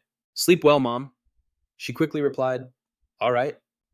After hanging up, Sung Jin-Woo scratched his face and smiled. Even though I've gotten so strong, Mom still worries about me a lot, huh? With that, he turned to look at the person behind him. Sorry the call took a little while. Meeson winked and replied with a smile. It's fine, what? Mother in the world doesn't worry about her child. Sung Jin-Woo glanced at her and walked inside. Anyway, it's pretty surprising that you got here in an instant. Meeson tilted her head, watching his back. I didn't have any other choice. My superiors are constantly putting pressure on me, and I have to work day on one night. Sung Jin-Woo plopped down on the bed and laughed. I know that feeling. Next, he politely gestured. Have a seat. I'll hear you out first. Meeson then sat on the sofa across from him. Yes. After that, Sung Jin-Woo began to pour a glass of wine. Care for a glass? She smiled and asked in return, Are you trying to butter me up? Hearing that, he quickly shook his head. No, that's not what I meant. You don't have to drink if you don't want to. Meeson then let out a laugh. I'm just kidding. I like men with a sense of humor. Sung Jin-Woo smirked and teased with a squint. Dating a man just for fun will turn your life upside down. She didn't argue back and just took the wine glass and changed the subject. No more beating around the bush. Let's get to the main point after this drink. Hearing that, Sung Jin-Woo looked up in surprise. He was surprised as he watched her down the glass in one go. Drinking whiskey like it's soju, Sung Jin-Woo then saw Meeson let out a breath of satisfaction and praised her. That's impressive. She winked, swirling her glass, and replied, Well, my job is really stressful. Over here, Sung Jin-Woo gently stirred his drink with a swizzle stick. So what's the reason you came here? Meeson immediately became serious again. It's a request to handle the BA rank dungeon in front of the White House. If possible, please provide information on the BA rank dungeon you just cleared. He picked up his glass, smiling slightly at her. Information. Meeson frowned and asked, Surely you're aware of the situation with the dungeons in the real world. Dungeons merging with reality like the troublesome problem that occurred in China. Hearing that, he took a sip and agreed, that is a very troublesome situation. Seeing his reaction, she smirked confidently. We've discovered the cause of the problem. Sung Jin-Woo furrowed his brow inquisitively. The cause? Meeson quickly explained. Exactly 720 hours after a dungeon is created, it will overwrite reality.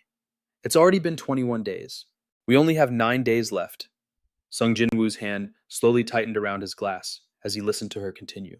Some countries don't know this truth, and while they've given up on clearing BA rank dungeons, they know they need to prepare forces to deal with the dungeon once it merges with reality.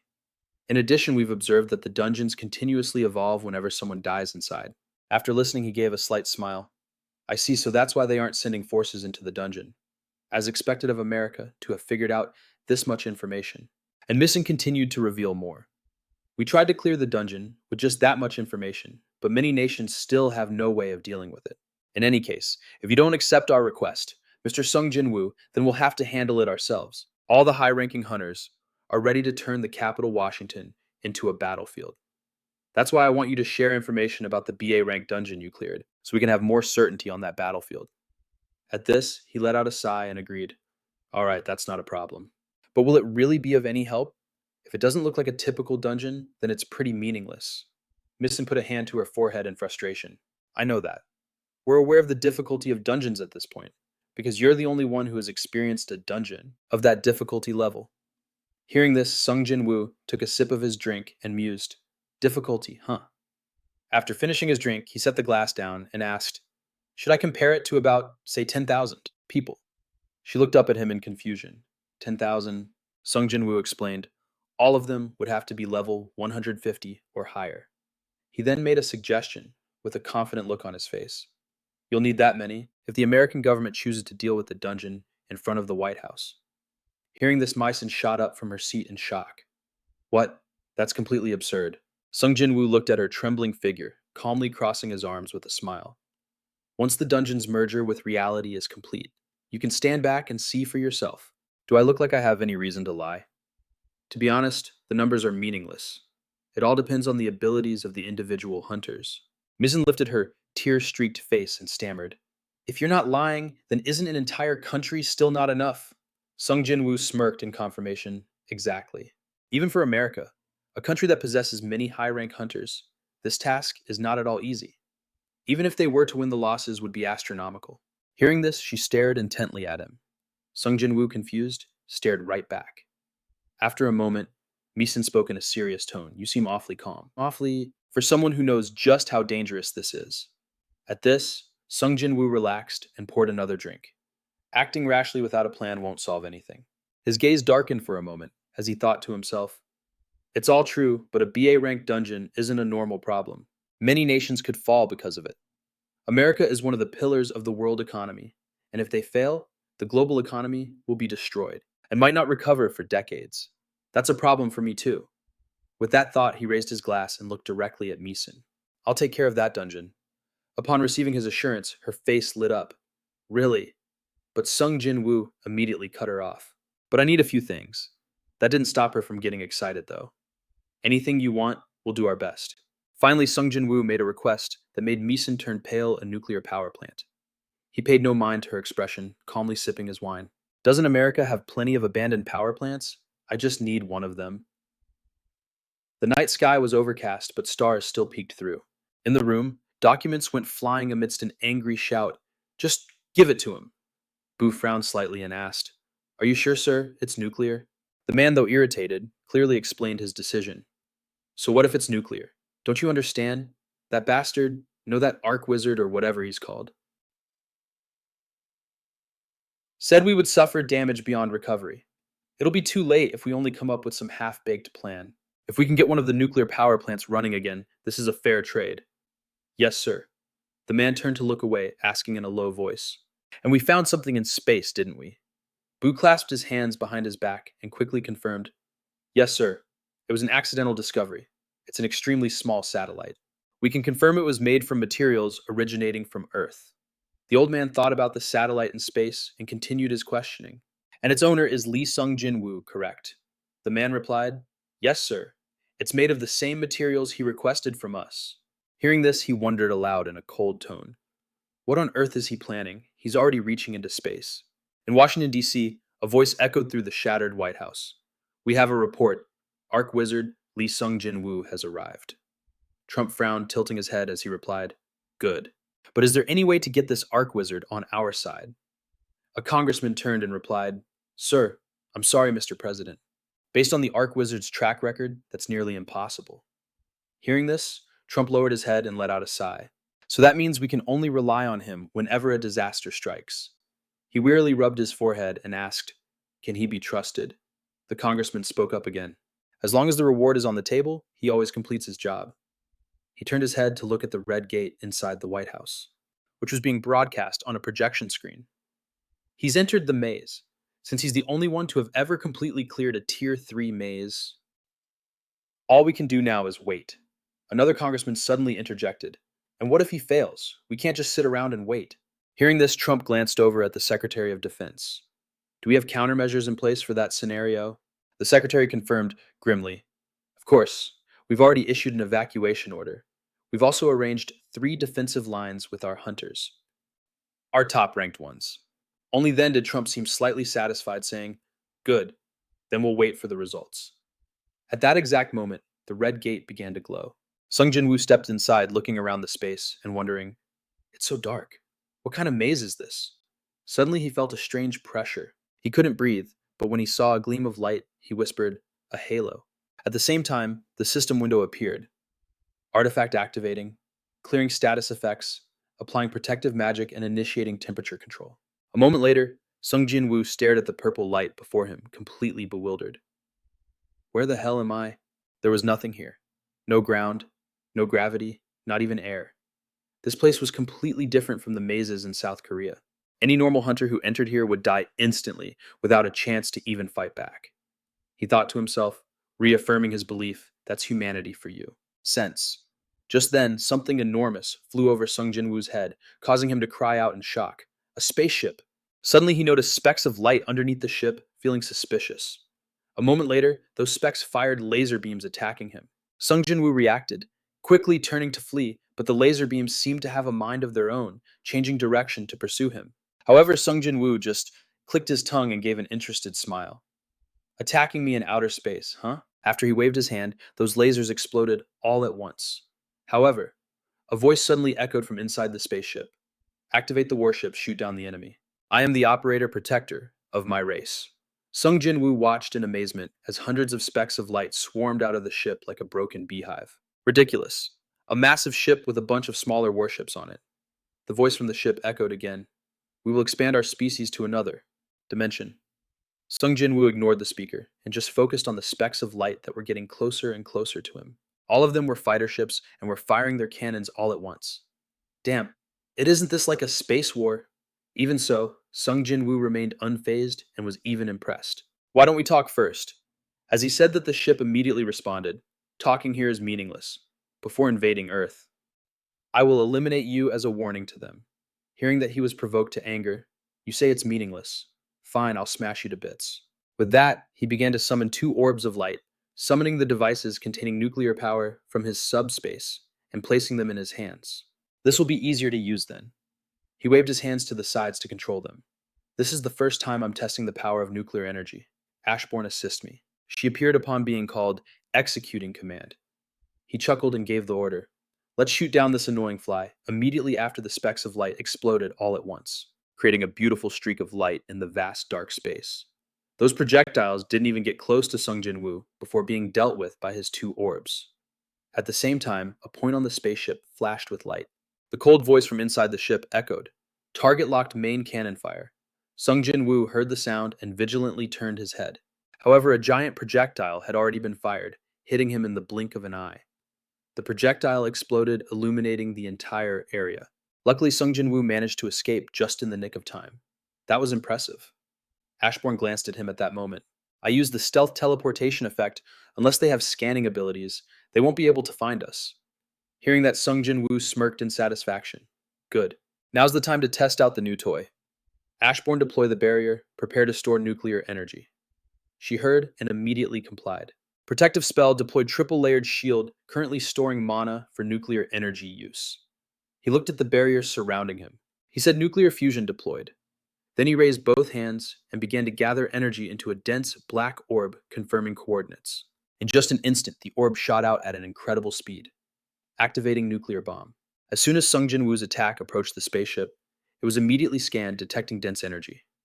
Evasion is impossible. Not even a second later, a bright light erupted, engulfing the entire giant ship. Even Sung Jin-Woo, who was protected by the shield, was knocked backward, maintaining anti-impact shield. Total mana consumption, 30%. The light was so intense that he could barely open his eyes while Ashbourne's voice echoed continuously in his ears. 40%, 50%, shield stable. As soon as she finished speaking, the light in front of him began to change color. By the time everything returned to normal, the spaceship had been blown to pieces. Only a resentful voice echoed through space. How? A human. The person's voice gradually faded. Is this an apocalypse class? Just then Ashbourne's voice rang out. Impact is decreasing. Deactivating shield. Meanwhile, Sung Jin-Woo was busy marveling at what had just happened. The power of nuclear energy is unbelievable. It's just extraordinary. Ever since I converted this insane nuclear energy into mana, the more he thought about it, the more the corners of his mouth curled up. I never thought it would be this powerful.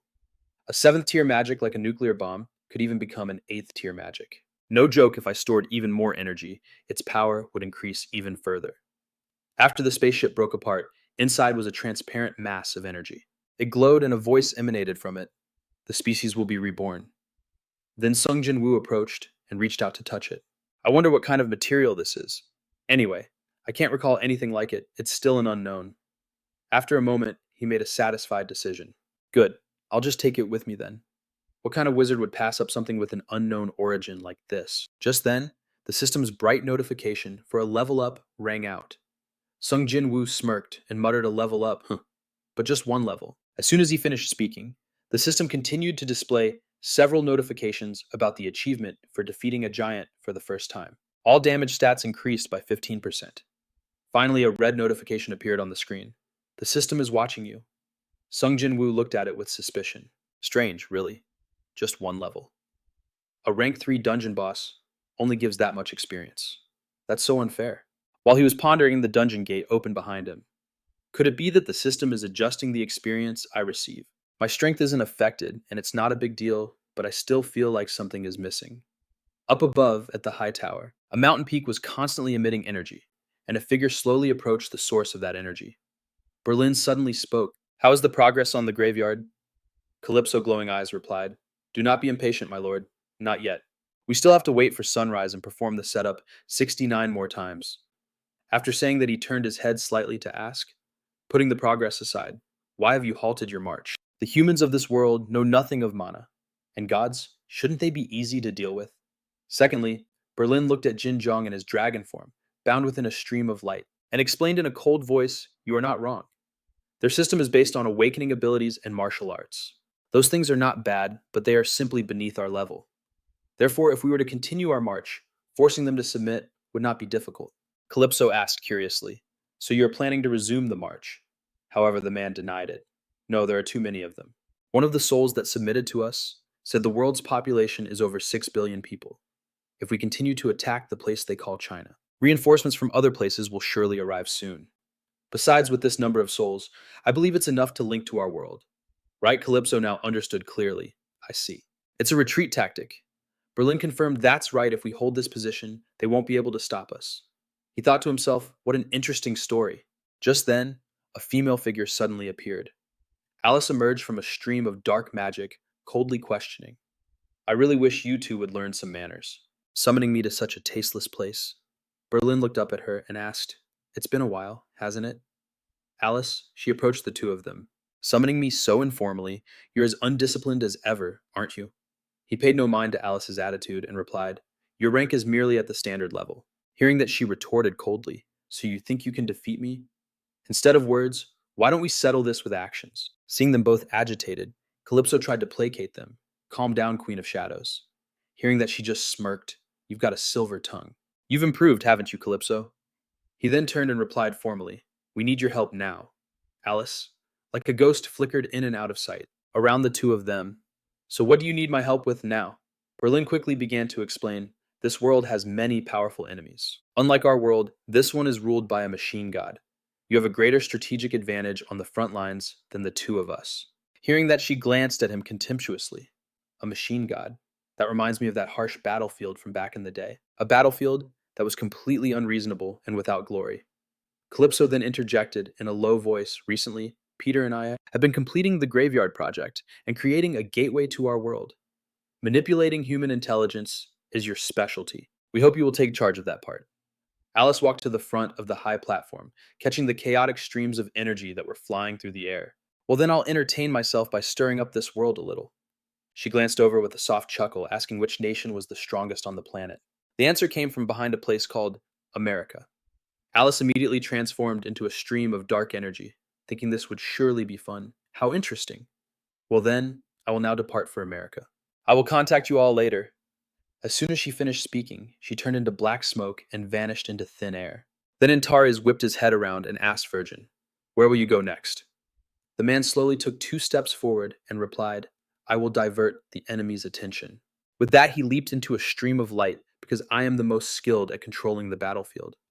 Afterward, Antares looked up at Peter, who had mounted his horse and flown away. Good luck. He also looked down and instructed, "And you had better do your job well." Finally, the space returned to its inherent silence. Antares' eyes lit up, filled with glee. This world is about to meet its end. Not long after, at a city hall in London, England, Sung Jin-Woo pointed a finger, shooting out a speck of light, and the magic circles activated the nuclear bomb. The moment he finished speaking, a brilliant golden light flashed from behind the mountain range. In just an instant, a deafening explosion roared, and the terrifying flames looked as if they would swallow the entire sky. The fire spread rapidly everywhere, causing the ground to crack and shatter. Sung Jin-Woo, hiding behind several layers of protective shields, cursed, "Damn it. I hope I'm not the first mage to die from a spell I created myself." But at the same time, he was also extremely satisfied with this result. The power has increased beyond belief to the point that even my shields are struggling to block this impact. Aina flying beside him coolly analyzed, "But regardless, this increase in power is still a significant evolutionary step, Master. Considering the increasing difficulty of each dungeon rank, it's entirely possible that nuclear energy will no longer be effective in a rank 4 dungeon." Hearing this, Sung Jin-Woo reassured her. "It's fine because I have you here, Aina." She immediately retorted, "You're being too complacent." Aina angrily put her hands on her hips, reprimanding him. "Don't you forget that inside a dungeon, my abilities only operate at 12% of their full potential. Please don't forget that. And please strengthen the shields for me." Being scolded by her, he could only give a wry smile. "Sorry, I'll be more careful." With that, he looked down at his own hands. "Anyway, with this power, I believe I can reach the absolute state at any time." Aina's eyes widened in doubt. "Reaching the horizon, is that what you're thinking about?" Sung Jin-Woo glanced at her and smiled softly. "No, for a mage like me, the absolute state means reaching a certain level. The absolute state is when a mage becomes powerful enough to influence the entire world and hold absolute authority in society. Recently, I've sold quite a few rings of life to the public, a single item that frees people from worrying about hunger. So what would happen if I mass-produced them? That's exactly what I want for humanity, to no longer die of starvation. But that's not the main point. I have more than enough mana thanks to nuclear energy, so I just need to use an automated system for mass production. This case is similar. As long as I have a device that contains nuclear power, everything that follows will be incredibly easy. It's far superior to a thermonuclear explosion, and with this I can easily clear rank 3 dungeons. Whether it's a large number of enemies or a single powerful one, they'll all be wiped out. With my current abilities, I am fully capable of freely controlling the explosions, both large and small, so large-scale wars or one-on-one battles are no problem. Just then, the system announced that Sung Jin-Woo had leveled up. He looked around startled. "Looks like the boss is dead." Sung Jin-Woo searched everywhere, but only saw a giant mushroom cloud from the explosion. "But where's the exit gate? Don't tell me it was caught in the explosion." Damn it. Meanwhile, on a desolate island in the middle of the ocean, there was a structure right on the coast. On the news screen, an image of Sung Jin-Woo was shown, surrounded by camera flashes. Breaking news: Sung Jin-Woo is the hunter who single-handedly cleared the 3rd-ranked dungeon in England. After America, now it's England. The savior of the world, Korean hunter, Sung Jin-Woo. Below are endless questions and controversies surrounding his accomplishments. The same goes for the situation in China. In front of the TV, Eliona was watching alone when suddenly a voice called out from behind my queen. A lightly dressed purple-haired girl approached. "I just heard they found 2 more of our people." Eliona tilted her head and smiled softly at her. "That's good news." The girl asked with surprise in her eyes, "Isn't that the savior, Sung Jin-Woo?" She moved closer to the TV to get a better look. "He must be a wonderful person, huh?" Eliona smiled and remarked, "He's someone who defies all definition." Hearing that the girl looked back at her in confusion, "He treated you very kindly." "My queen, didn't he? He looks a bit scary to me." "I was drifting in the middle of the ocean when he appeared out of thin air and pulled me onto this island." Alona narrowed her eyes and replied, "Just keep watching. He is someone who has attained power, surpassing that of a demigod. He is someone who could hold the entire future and destiny of our siren race. After clearing the dungeon in London with only 5 days left until the third ranked dungeons appear, he had Anna handle the negotiations with other countries. The South Korean government wanted a share of the profits from the negotiations, but failed as other nations now see his power as a threat. Surprisingly, his influence spread rapidly across the world, much like the South Korean government had previously attempted. He poured all his efforts into clearing dungeons in the countries that successfully negotiated with Anna, and now 59 third ranked dungeons have been cleared. And his strategy was becoming more effective than ever. At the Na Yangju Magic Tower, 10 minutes before the dungeons were set to appear, Sung Jin-Woo entered a dark room and asked Anna, "What's the situation?" The little girl was in the form of a negotiation android. Without turning around, Anna replied, "Besides the 59 countries where the dungeons have been cleared, there are still 147 nations where elite hunters have gathered to protect their homelands." The little girl pressed her hand on the screen. The chart data showed the predicted outcome. According to the simulation, most of the third world countries will be destroyed. Hearing Anna, Sung Jin-Woo thought to himself, "I've done all I can, but I only managed to clear 59.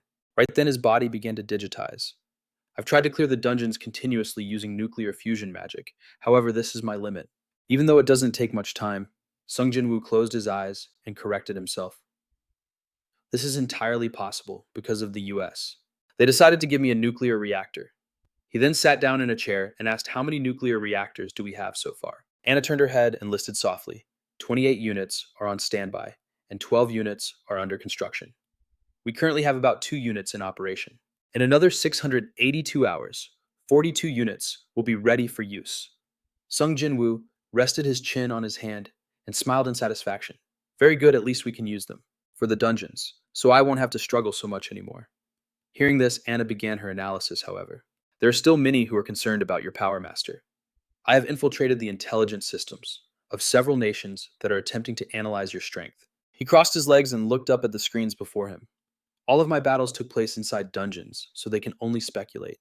The girl adjusted her glasses and replied with a slight frown, "Underestimating them could put us at a disadvantage. I have calculated the world's total power. By combining the skills of hunters and science, it's not something we should take lightly." Despite this, Sung Jin-Woo remained perfectly calm. "Then, I'll just have to show them what they're really relying on. The Earth is at its weakest, with hundreds of dungeons appearing in numerous countries in just a matter of days. With nuclear power, I'm stronger than an entire nation, so we don't need to be too concerned, right?" Anna, hearing that, she pouted. "But I still advise you to be careful, because the possibility of a real battle is always greater than zero." Sung Jin-Woo had no choice but to agree. "I know." Suddenly he looked up with a smile and asked, "How's that body?" Anna happily spun around for him to see. "It's better than I thought." Sung Jin-Woo's voice came from behind good, because now you'll have to face many people on your own. After saying that, he closed his eyes in silence. Maybe it's time to leave the HD company and establish an independent base. Everything else besides combat would be handled by Anna. Suddenly Anna spoke up again. "By the way, Master, I have a plan I'd like to report." He asked in surprise. "What plan?" She quickly explained, "I want to build a place among the stars." Hearing this, even Sung Jin-Woo was incredulous and wondered, "Did I hear that right? What among the stars?" Anna tapped on a virtual keyboard. "You heard correctly. Let me show you." Immediately after, a spaceship appeared as a three-dimensional model. This was a mothership 12 kilometers long, built for combat purposes. Sung Jin-Woo looked at the massive object before him with great interest. "This is 3 times larger than the one I destroyed in the labyrinth in America. And you want to create this. Is it feasible?" Anna smiled confidently and replied, "I've already completed the engine data for the mothership by analyzing the battle data and debris. That's why I think the bigger the better. If we have a stable supply of funds and materials, there's no reason we can't do it." Hearing that, he could only laugh helplessly, right? I guess the manager of the Magic Tower wouldn't propose something useless. After that, Sung Jin-Woo began to inquire, how long will it take to complete Anna immediately, provided an estimated timeline. If we use all the resources we currently have, it will take about 1 year to finish building the ship. She glanced at him with a slight smile. "And while building it underground won't be very efficient, it's the correct decision for our safety." Sung Jin-Woo narrowed his eyes slightly. "You believe there's an enemy targeting Earth?" Anna immediately confirmed, "I believe so. We must account for the worst-case scenario involving the mysterious creatures from the labyrinths." Hearing this, he directed his gaze toward the spaceship model. "She's not wrong. And this thing is also very interesting in terms of defense and spatial control. I could also pressure any nation on the planet's surface, for instance, with an orbital bombardment. The answer is space. Realistically, nuclear power is still enough to deal with enemies on Earth. But seeing his silence, Anna called out in confusion, Master. Just then, Sung Jin-Woo made his decision. All right, I approve of moving our base to space, but we'll postpone the mothership's construction for now. Saying that, he pressed a button on the virtual screen. Right now, we need to secure the materials, launch drones to Mars, and build a nuclear reactor there. The screen immediately located a brilliant red planet where they would build a material transport gate. He believed that using 30% of the power on Mars would be sufficient for everything. Anna quickly gave her opinion. I propose that we manufacture combat androids. Sung Jin-Woo pointed to the screen. We aren't lacking in firepower at the moment, so let's postpone that and choose a more efficient route. Hearing this, Anna could only look at him silently. A moment later, she closed her eyes in agreement. I understand. Just then, a red alert panel appeared. Sung Jin-Woo's expression immediately grew grim, and Anna glanced at him as she delivered the report. Labyrinths are appearing in massive numbers. On the map, countless alert points rapidly appeared all across the globe. It's begun. In one city, the ground began to tremble violently, while in another, it was as if a meteor had crashed down and exploded. In yet another place, the silhouette of a giant coiling dragon suddenly appeared in the sky. Early in the morning, Sung Jin-Woo rubbed his chin, the corner of his mouth twitching into a smirk as he muttered, It seems the major powers are handling things pretty well. But what happened to China and Japan? I thought they didn't need our help, and yet their entire cities have turned into monster-infested zones. Yes, it's just as you said. In a certain area of the city, a monster's shadow appeared in midair, and right after a long dragon with outstretched wings emerged. The city was gradually engulfed in its immense magical energy, and with that thing flying in the sky, Japan was facing a terrifyingly powerful monster. It was unknown if there were any hunters strong enough to fight it. Just then, fighter jets streaked across the sky, followed by a barrage of missiles being fired. Those missiles all aimed at the dragon monster, but it was completely unharmed, and its eyes widened. Its pupils emitted a demonic glint of light, and immediately, a sky-shattering explosion rang out. The flames quickly engulfed the fighter jets. Suddenly, someone stepped forward, her voice ringing out with annoyance. You can't rely on the government. Kazuki stepped onto a rock, looking up at the dragon flying in the sky. What were they thinking?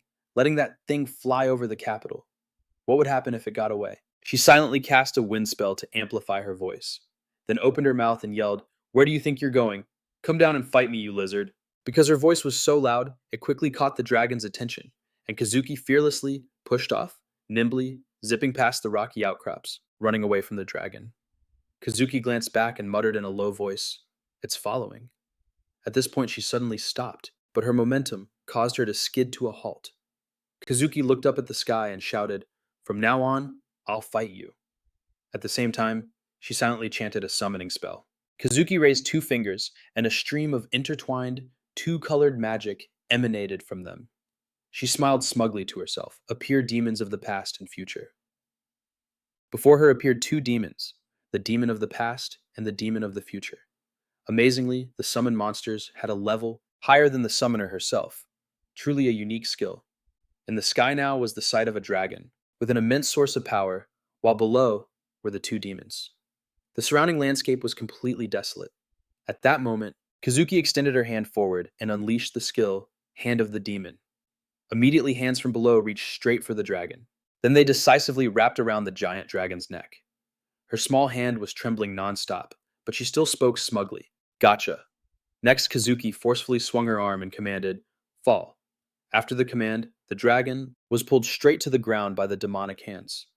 Immediately, a loud explosion erupted, sending the surrounding earth and rocks flying as the dragon was restrained by that energy, and it roared incessantly. The hands were still wrapped around the dragon, but suddenly they snapped.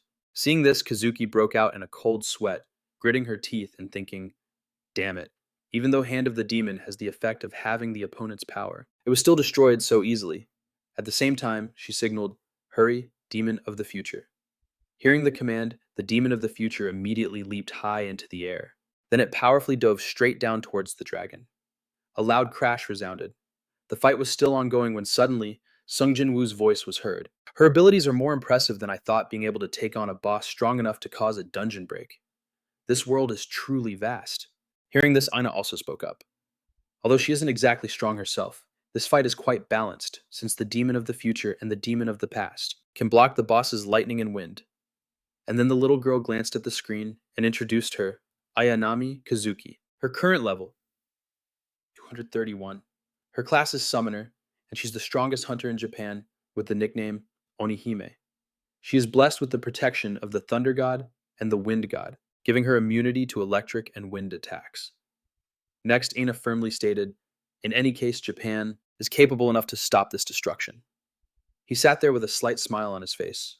The little girl looked back again, smirking as she analyzed. However, because they failed to close the gate, the damage is much greater than it would have been if we had intervened.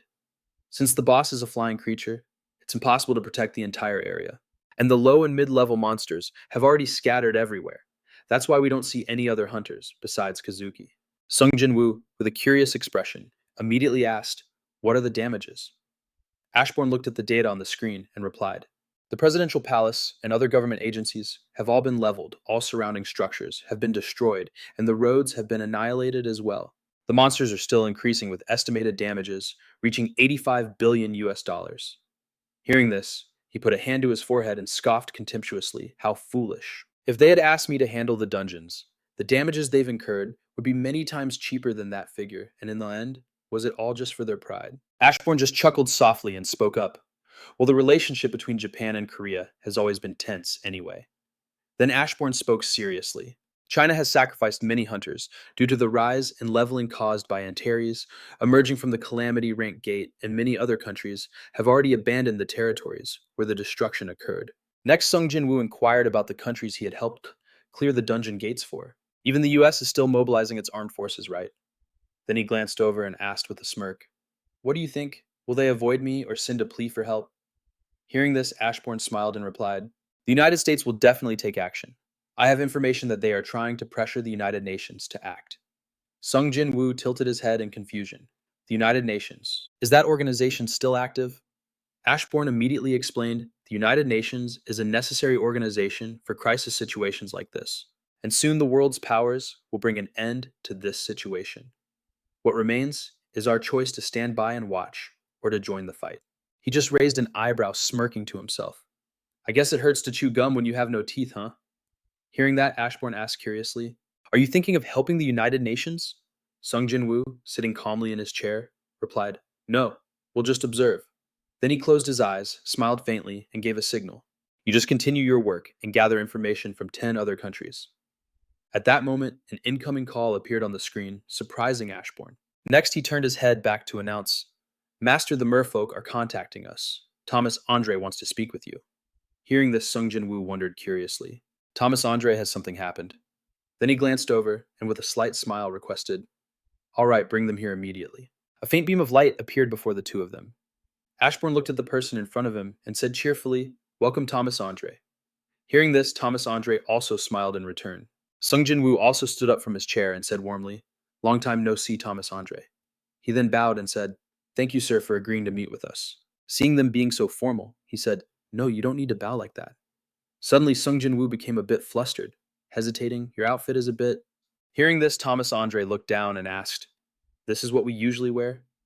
Is there a problem? He didn't pay much mind to it, though. Snapping his fingers, he said, "No, let's just change the scenery." Immediately after his command, the surrounding space began to change the scene, shifting to a beach. Sung Jin-Woo, with a pleasant expression, smiled and asked, "Please have a seat. It seems a bit different from your natural habitat, doesn't it?" As Thomas Andre sat down, he replied gently, "No, no. I just wanted to express my gratitude to you for saving our race and preparing a place for us to live." Yes, hearing that, he replied cheerfully, "That was part of the deal. So you don't need to thank me." Thomas Andre just let out a laugh and said with a smile, "A deal. However, there are many in this world who do not keep their agreements, but you were able to keep your promise, which is why I have decided." Hearing this, Sung Jin-Woo became a bit curious and asked. Suddenly, he lowered his head and said in a deep voice, "We of the merfolk race." Then Thomas Andre knelt on the ground and continued, "Wish to serve you as our master." Seeing this action of his, the seated Sung Jin-Woo couldn't help but be startled. Next, Sung Jin-Woo broke into a sweat and frantically suggested, "Wait, get up, Thomas Andre." Hearing that, Thomas Andre asked in confusion, "Huh? I thought bowing to prove my servitude was the correct way." And he, holding his hand, stammered, "I'm just wondering if you're saying something wrong." With a slightly flushed face, he spoke shyly, Until now, I've learned the culture here by watching some Korean dramas. Sung Jin-Woo just let out a sigh and asked curiously, "Anyway, I still don't understand why you want to serve me." And then Thomas Andre looked off into the distance and said under the giant ancient tree, many species will find shade for themselves. Next, he raised his hand to block the glaring sun and smiled, explaining, "Although my magical power is immense right now, but compared to you, it's on a whole other level. So for a minority race like us, we need someone strong enough to protect us for the rest of our lives." After hearing this, Sung Jin-Woo scratched his head and said, "For the rest of our lives? That sounds like a wedding." Thomas Andre then chuckled softly and replied, "You can interpret it however you want. Making allies with those who are not our enemies is what the elders want." And at this moment, he slightly curved the corners of his lips, smiling as he suggested, "All right, we'll make a new contract." At the same time, a notification appeared, startling Ashbourne slightly. After that, he looked up at the screen and reported, "Master, the Shadow Tower in China is complete." In the sky was the image of a ballistic missile submarine. Besides that, it was hurtling forward at a dizzying speed. Yes, seen against the blue sky, a long white streak appeared as if to slice space in half. Cutting to the Shadow Tower in China, Antares then spoke up and questioned, "You're saying the humans used a weapon called a nuclear missile?" Hearing this, Alice replied, "Yes, they will reach the Shadow Tower soon." Then he ordered, "Tell me the information you know, I will handle this situation." She didn't hide anything and answered truthfully, "From what I've learned, this Earth is very interesting. They have absolutely no knowledge of magic. This is most of the knowledge about their power and nuclear weapons." Antares was seen absorbing these things, while exclaiming this knowledge is quite delicious, commendable. Next, he turned sharply and praised at the same time how wonderful. This power called nuclear energy. We shouldn't take this lightly, because it's like the light of the apocalypse. After hearing these words, Alice smirked and questioned, "There's no time to be surprised. How do you plan to defend against it?" And Antares, with a calm demeanor, confidently affirmed, "It's fine. I have understood the basics of this power. No matter how formidable the power of science is, we can still withstand it." And then he declared smugly, "I will add an attribute to the protective barrier surrounding this tower." A huge surge of power with a blinding light was seen spreading throughout the space. The ballistic missile was then inadvertently affected by that dark energy, and then it fell straight from the sky as if it had run out of fuel. A loud crash followed and smoke billowed out endlessly. On the ground was the image of the missile, no longer intact. Seeing this, Alice exclaimed excitedly, "You turned the explosion into stone fragments." Meanwhile, Antares beside her spoke contemptuously, "As you said, this place developed based on physics and logic, so they have no idea how to counter magic. At all." Then he mocked smugly, "With a basic petrification spell, we were able to neutralize the world's most powerful weapon. Isn't that hilarious?" Hearing that, she couldn't help but laugh and wonder to herself, "I wonder how those humans will feel when their strongest weapon becomes useless." At the same time, a system announcement reported that the humans had lost the signal from the ballistic missile. Upon hearing this, someone shouted what happened. Why didn't it detonate? This is the Strategic Ballistic Launch Command Center. A person at the front also didn't know what had happened. And then a man there calmly requested the plan. "Has failed, we must assess the situation first." Next, he narrowed his eyes and suggested, "Contact the South Korean hunters to retrieve the nuclear missile." The brown-haired girl next to him was seen answering the phone with a rather surprised expression. Afterward, she announced that new information had arrived from Beijing. The person next to him immediately asked upon hearing this. Next, the brown-haired girl shouted in a panic, "Beijing is under attack by an undead army." Hearing this, the man immediately stood up, slammed the table, and roared angrily, "How are the enemies at our base? Save our army. What are the hunters doing?" The scene shifts to Beijing only to show everything around engulfed in smoke and fire. On the streets, undead with razor-sharp spears are relentlessly slaughtering innocent people, and at that moment, Anna's voice is heard. "Thanks to the destruction of the labyrinth, we have nearly completed our own sanctuary, so there's no reason to hesitate anymore." Sung Jin-Woo. Looking at Python on the screen, he immediately commented, "What is that? It doesn't look like an undead knight at all." Then he glanced behind him, while pointing at the figure and asking, "And why are there so many of them? Ina, can you analyze the one riding the horse? He seems to be the leader. Let's see if we can take him on." The girl immediately complied. And then Sung Jin-Woo narrowed his eyes and muttered in a low voice, "With that many knights, Beijing is finished." Suddenly, a notification appeared on the screen, and Ina calmly reported it. "An emergency call from China." Then she spoke up, "They're asking us to defeat the undead army in Beijing, and in return, they'll give us the nuclear power plant." After hearing this, he replied, "We don't need that anymore. Ask them if they can give us the Liaoning province instead." The girl asked with a puzzled expression. Do you think China will just give away its territory? What if other countries oppose this? Sung Jin-Woo immediately answered without hesitation. Everything has already been contaminated by the Phantom Tower, so it will be very difficult for them to reclaim that place. Mention those details and try to negotiate. Ana seemed to understand, smiling gently as she replied, Understood. Then he glanced back and said, They'll have no choice but to listen to us. China is in a precarious situation, having lost both Liaoning and Beijing at the same time. Report to me once the negotiations are complete. I'm going to scout ahead. With that, Sung Jin-Woo quickly used his ability, teleporting right in front of Ina. Meanwhile, an incredibly chaotic scene was unfolding in Beijing following a massive explosion, unleashing a powerful flow of energy across the area. Seeing this, Suhong gritted his teeth and growled every single one of them is ridiculously strong. After swiftly dealing with the people on the ground, Berlin spoke with contempt to those blessed by the machine. God, do you call yourselves hunters or awakened beings? He continued sarcastically. You did very well, but things will go on and only the two of you are still alive. Unable to listen anymore, Jingwei pointed directly at Paeton and yelled, Shut up, you demon. You must be the one responsible for this massacre. And then he roared angrily, Even if I have to burn you to death, I will still grind you into dust. Then Jingwei's entire body began to transform, his skin turning black as he appeared much more powerful. Now Jingwei's entire body was encased in black iron. Seeing this, Pieton gestured tauntingly. It would be my pleasure to receive you. Come on. He seemed to no longer be in his right mind, as he charged forward uncontrollably. The man stood there watching and wondered a reckless attack. And then a metallic sound from a powerful impact echoed through the space. And Pieton, after taking the hit, exclaimed in surprise, It seems you're not just all talk. To be able to resist my sword, your body is pretty hard. Jingwei paid no attention to his words and continued to exert all his strength.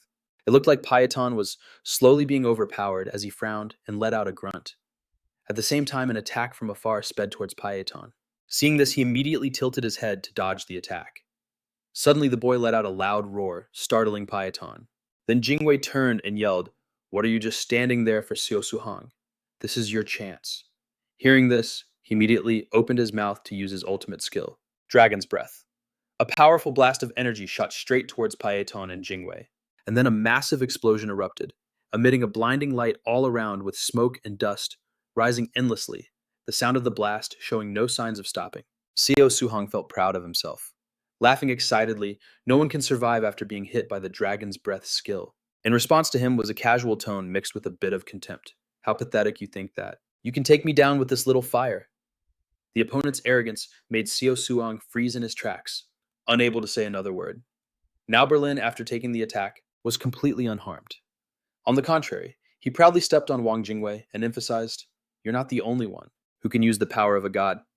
If you have help from Ashkasa, then we have the god of death on our side. At that moment, Wang Jingwei couldn't move at all. He struggled to tell his teammate So Suang to run.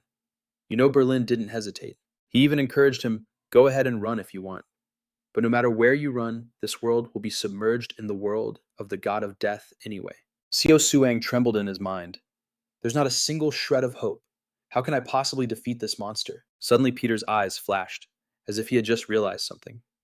It turned out he was staring at the ground with a puzzled expression when he saw a black shadow printed on it. He then looked up even more bewildered. How did the sun rise like that? Yes, a dazzling light pierced through the gray clouds, making Peter uncomfortable. Something has dispelled my magic clouds. An area of effect spell can't be cast that quickly. Could there be a high-ranking mage in this world? Entering the desolate area was an army of zombies slowly walking. Now Berlin glared with a wary and cautious attitude. The undead army can't step into the sunlight. This is going to be a bit difficult. Then a voice came to him. I believe there is a very powerful mage in my territory. The weather magic has been neutralized. Find a way to counter it immediately. He replied in frustration, I understand. Then he suddenly froze and stared straight ahead. His feet showed no sign of moving while his mind was racing, endlessly. Communication with Peter was also affected. A short distance from him, a savior had arrived and saved Wang Jingwei. Wow, is this alchemy? What a unique skill recovery. Xiao Suang was stunned, not understanding what was happening. He stared wide-eyed at the newcomer.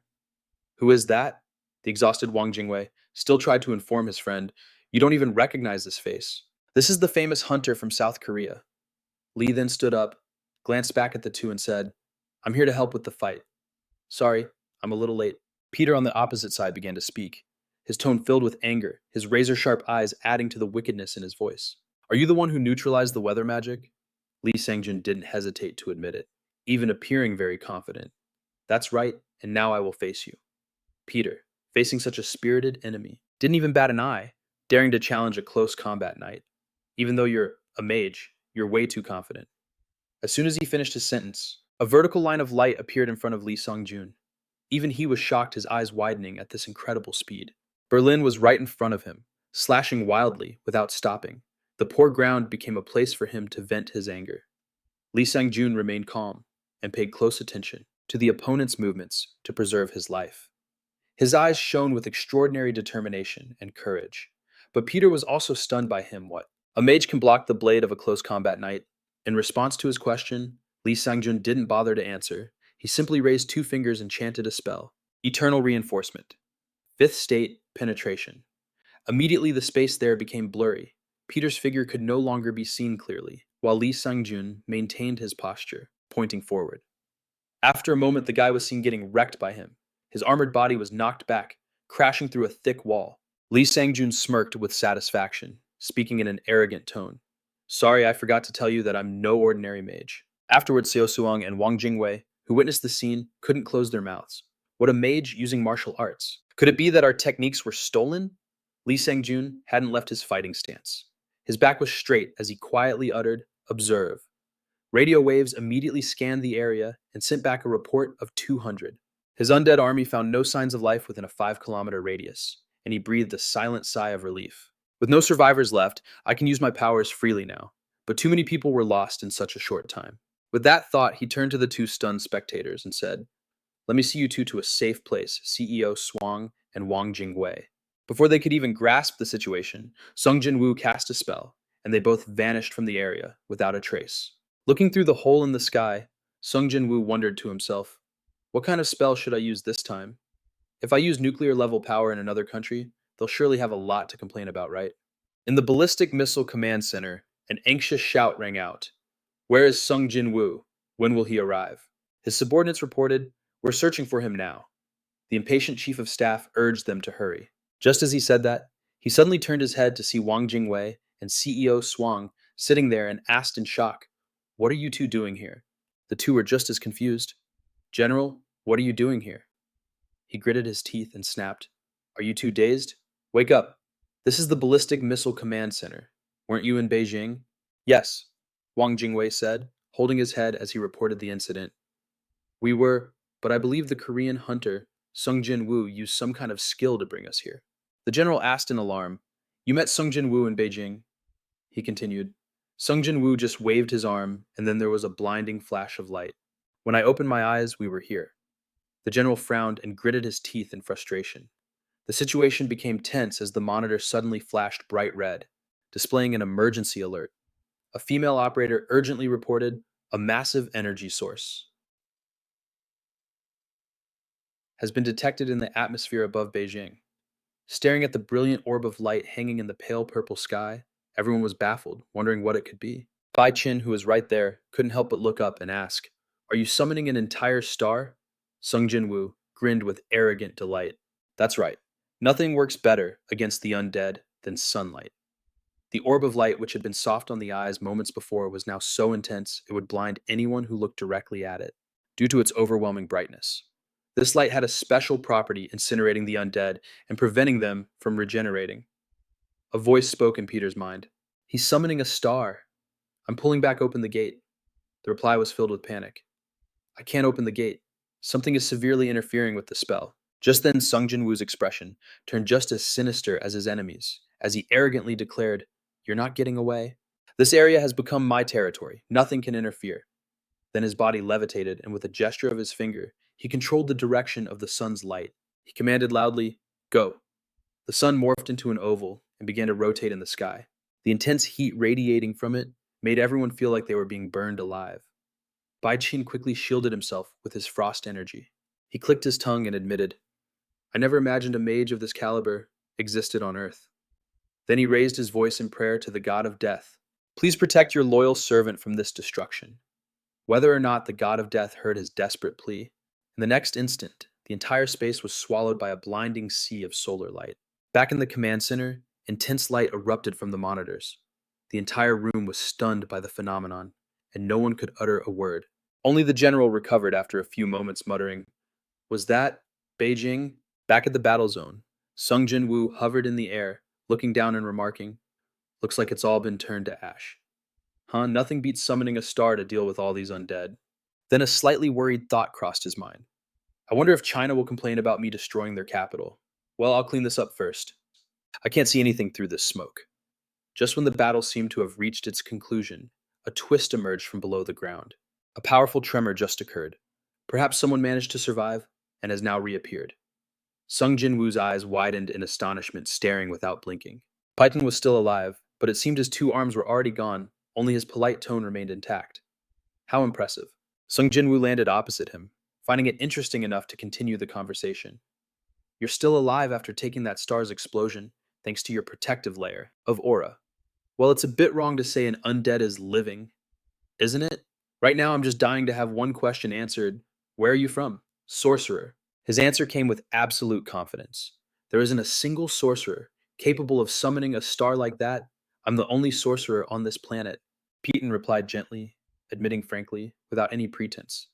All right, sorcerer. I have also experienced summoning skills, like yours in another world before, but none could compare to your star. Sung Jin-Woo unconsciously repeated out of curiosity. Another world. He continued taking the initiative to ask a question that made him pause. I'll ask you first. Are you really a human of this world? Looking at him, it only took a few seconds for him to realize this was an intelligent undead.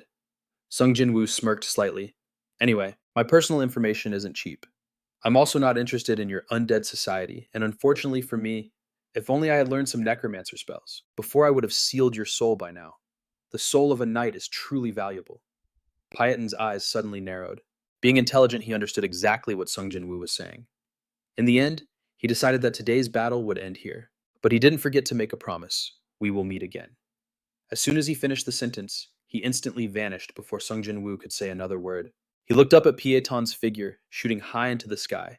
He was now transforming into black smoke, hiding himself within the brilliant light. Yes, Sung Jin-Woo quickly understood that in soul form, he could escape. Maybe I should start learning necromancer skills from now on, to prepare for sealing high-level souls like this one. Anyway, I've already dealt with all the undead that China requested. They probably won't ask me to save Liaoning, since I destroyed their whole city, right? The adorable Anna quickly appeared to resolve Sung Jin-Woo's inner conflict. The possibility is not exactly zero master.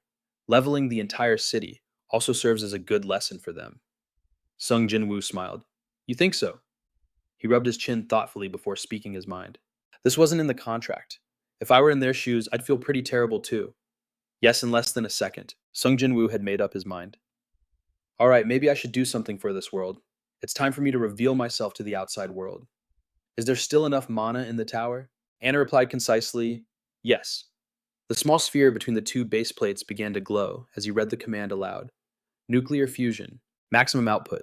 Use all the mana in the tower. Set time and location. Set a limit on the number of surviving entities. All resurrect. The screen in the command center immediately updated on Sung Jin-Woo's status. A massive amount of energy is gathering around Hunter Sung Jin-Woo. It's unidentifiable. The general started to get antsy, wondering in a harsh tone. What is he planning to do? An officer urgently called out to the general. He snapped, What is it? The man reported the urgent news, Beijing's atmosphere. The general seemed to understand and directly ordered, Put it on the main screen. His hands dropped to his sides as soon as he saw the image on the screen, his lips trembling. What the hell? All the other command centers from the US to the high-ranking officials in Japan were terrified by the phenomenon Sung Jin-Woo was creating. Even the United Nations members were on the edge of their seats. The atmosphere was now being enveloped by a strange, unidentified light. Looking closer, it resembled a teleportation magic circle. Faint human silhouettes began to appear within that ethereal light. The general frowned, gritting his teeth in utter confusion. Aide, are you seeing what I'm seeing? The aide, who was also standing there, completely dumbfounded, quickly replied, Sir, you just said exactly what I was thinking. On the large screen now weren't just a few silhouettes, but a massive crowd of people standing on a wide expanse of land. The general was stunned, unable to believe his eyes. All the people who had died in Beijing had been resurrected. The resurrected citizens themselves were also confused about what had happened. A clear and innocent voice called out, Mommy, The middle-aged woman heard that naive voice and turned to look at Min Min. The little girl looked up at her mother and asked, "What are you doing, Mommy?" The woman stared without blinking because she remembered, very clearly, that she and Min Min had just been killed a moment ago. Having gone through such a painful life and death experience, seeing the little girl still intact and herself still alive, the woman immediately hugged her child tightly, followed by choked sobs. My daughter. My daughter is still alive. Tears streamed endlessly down her face. The little girl. Min Min smiled happily, not forgetting to chide her mother. You're hugging too tight, Mommy. At that moment, high above the faint silhouette of Sung Jin-Woo could be seen. He was also smiling peacefully, looking down at everyone.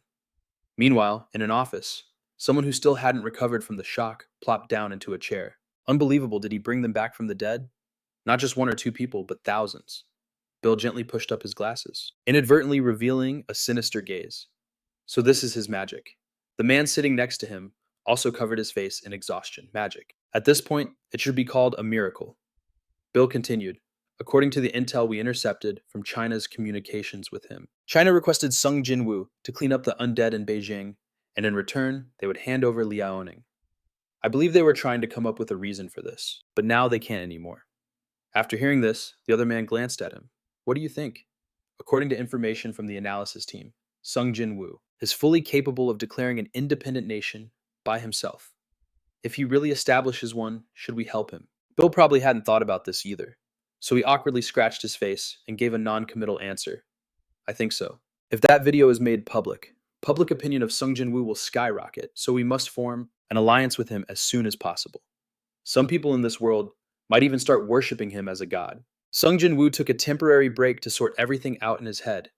1 month later, the United Nations Association for the Protection of Hunter Rights was formed with its headquarters in the US to protect humanity from the global invasion of monsters. Military forces from other nations were all dispatched. The other members of the Alpha team, excluding him, all joined the strike force and made a name for themselves. Despite their packed schedules, the members all trained diligently to relearn what they had experienced in the past. This recollection of the past is a principle of aura, the gateway to becoming a master. Currently, Cha Hae-in is the strongest on the team. However, to achieve the enlightenment to become a master requires not only effort, but also luck. Basically, no one knows what the outcome will be. The fifth magic circle has been added. Sung Jin-Woo was sitting cross-legged, concentrating intensely on his training.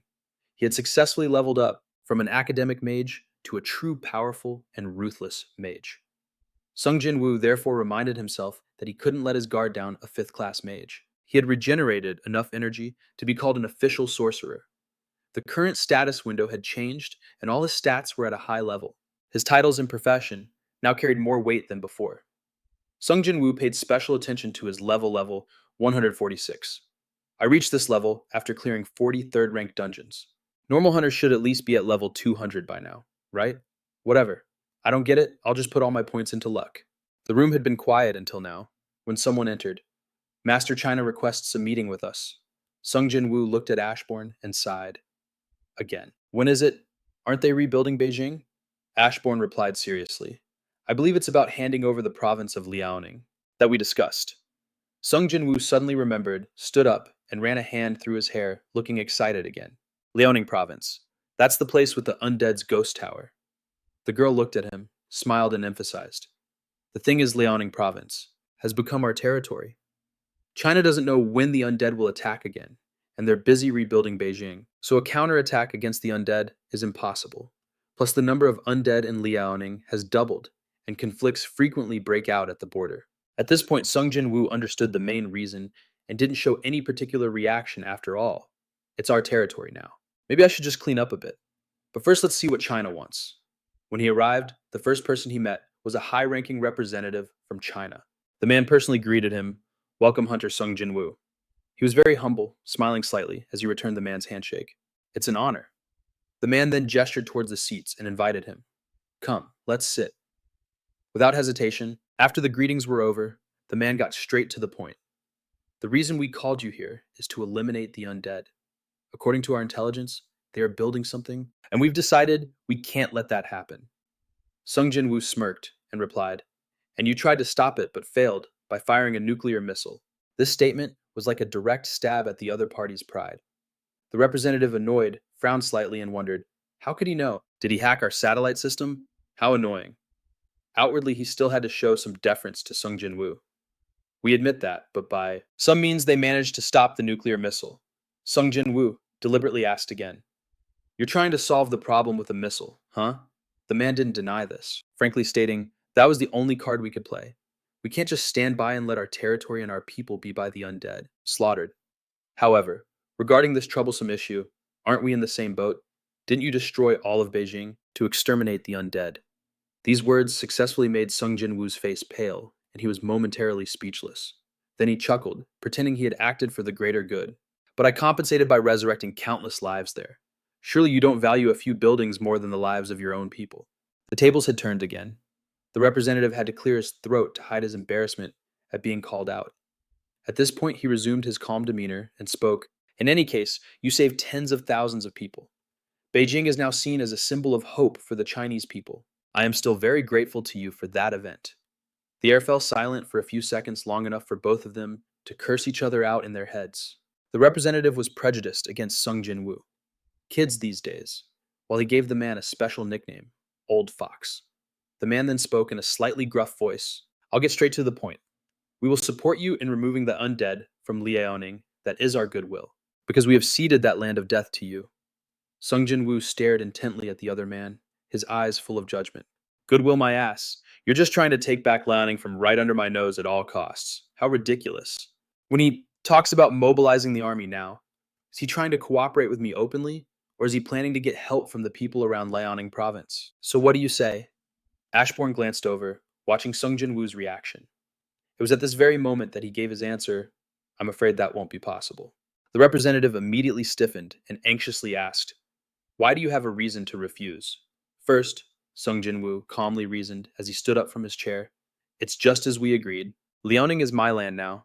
I should be responsible for my own land, so I should be the one to protect it. After hearing this, the man cursed heavily under his breath. What a foolish young man. Hunters are always so arrogant and self-righteous.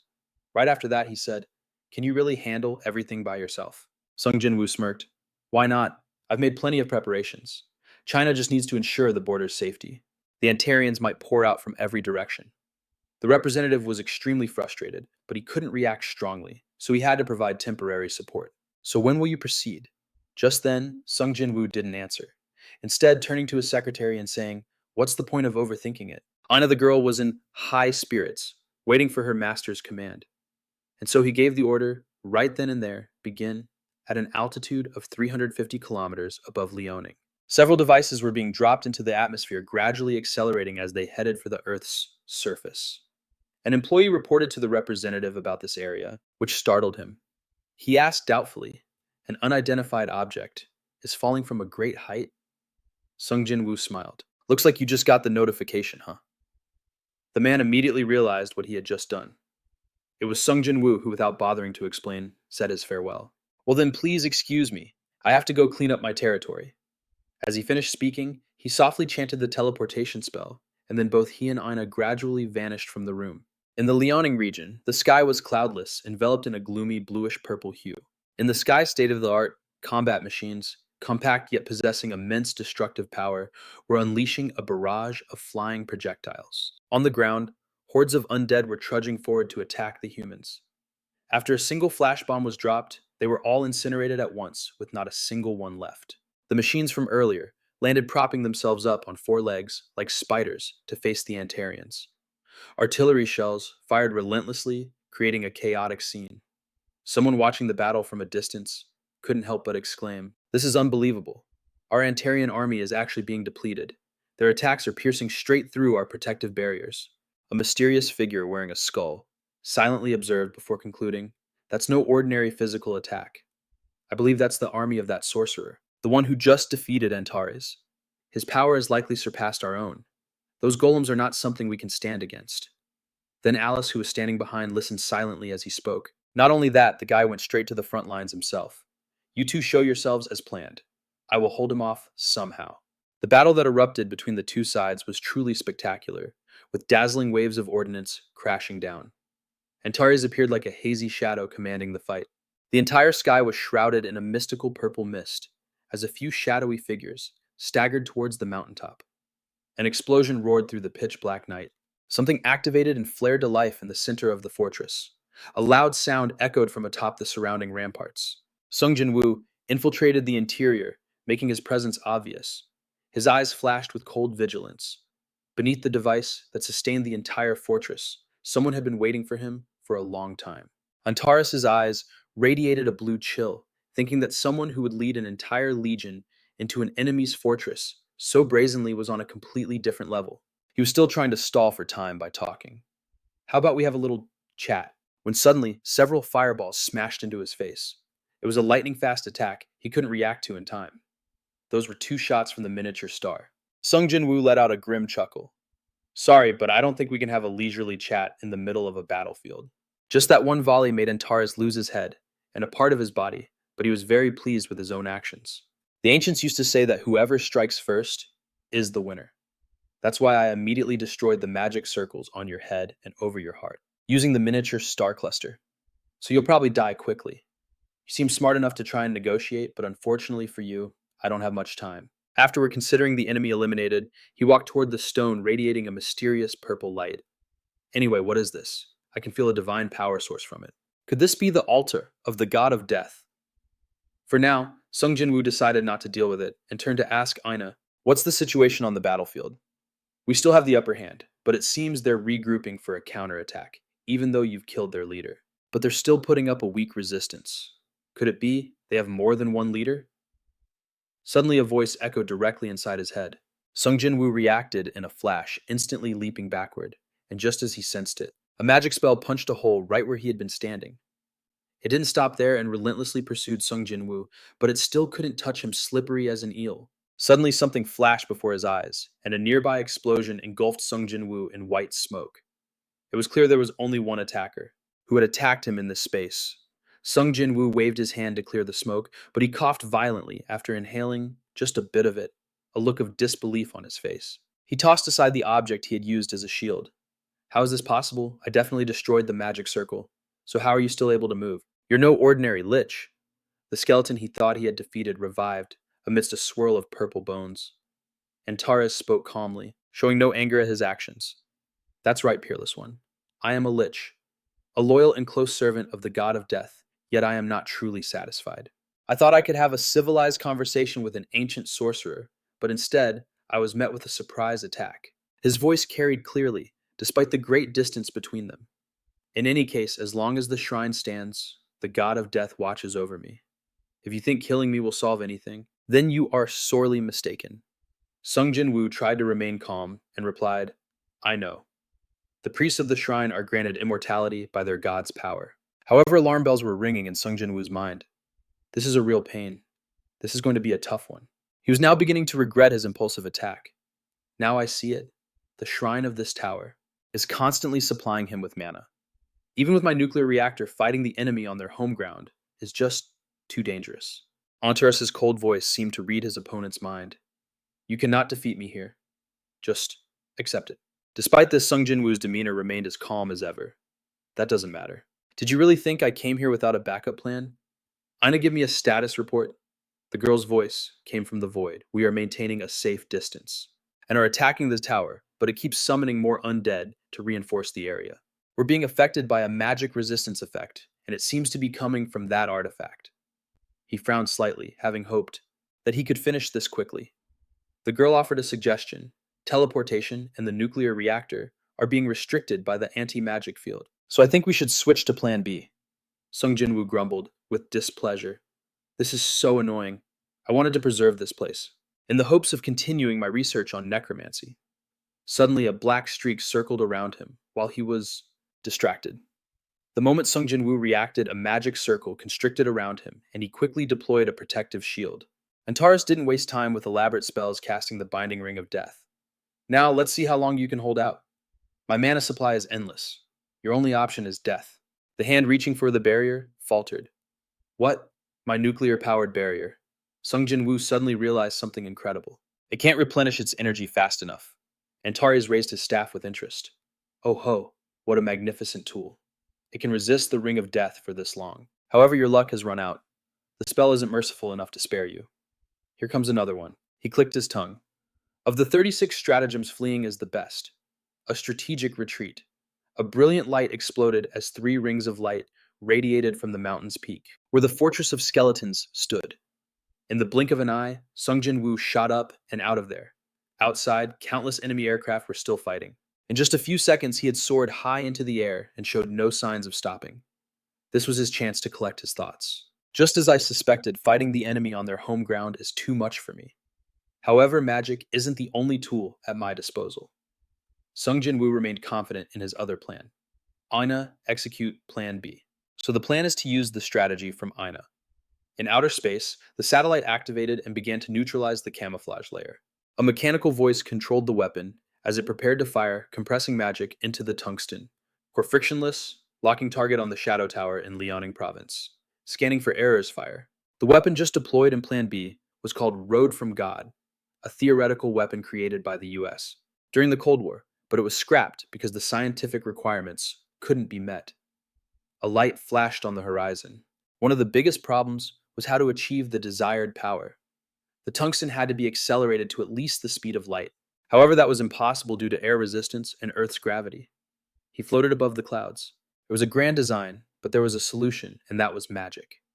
I wonder if it can reach half the speed of light. The magic circles of Antares chased after Sung Jin-Woo, without stopping. However, at a certain point, they suddenly flashed and vanished into thin air. He smirked as if he had figured it all out. Just as I predicted, a necromancer's spells lose their effectiveness when directly exposed to sunlight. Aina was still monitoring from the satellite in outer space. Master, we will know the results soon when T5 arrives. Sung Jin-Woo also looked up as she did. He saw it. Below Antares, also felt the restraints on him vanish. Did he really fly through the entire atmosphere just to get to the sunlight? Even though they had just met, he already understood his nature so well. How strange. This guy wasn't the type to retreat so easily. Although he was suspicious, Antares didn't know what his intentions were. Sung Jin-Woo was still waiting for the right moment. The schematic and logic for Road from God had just been perfected by the US military, but the unimaginable cost to operate and accelerate it beyond the speed of light forced them to halt the project. However, since the limits of physics can be easily broken by magic, he raised both hands and shot a beam of light at the falling star. All I have to do is this. Accelerating rapidly, the star split the sky as it fell to Earth. Road from God plummeted like an unstoppable meteor. Only when it neared the ground did Antares get a clear, startling look. Immediately after an earth-shattering explosion occurred a nuclear-level blast that devastated an entire region. The shockwave spread all the way up to the high heavens, where Sung Jin-Woo stood. He let out a gasp. Aina, report the situation. The girl was unaffected, using her scope to confirm the damage to the Shadow Tower. 98% of the Andres have been destroyed. The golems that were sent down were also annihilated. That's not a problem. We can mass-produce golems. However, the after effects of the shockwave from the impact were greater than expected.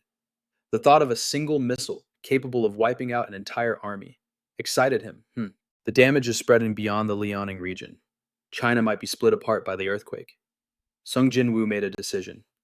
All right, let's start with damage control. Stop the seismic tremors and absorb all the rising dust clouds. They were able to control the explosion, beginning to stabilize the atmosphere as Antares was dissipating.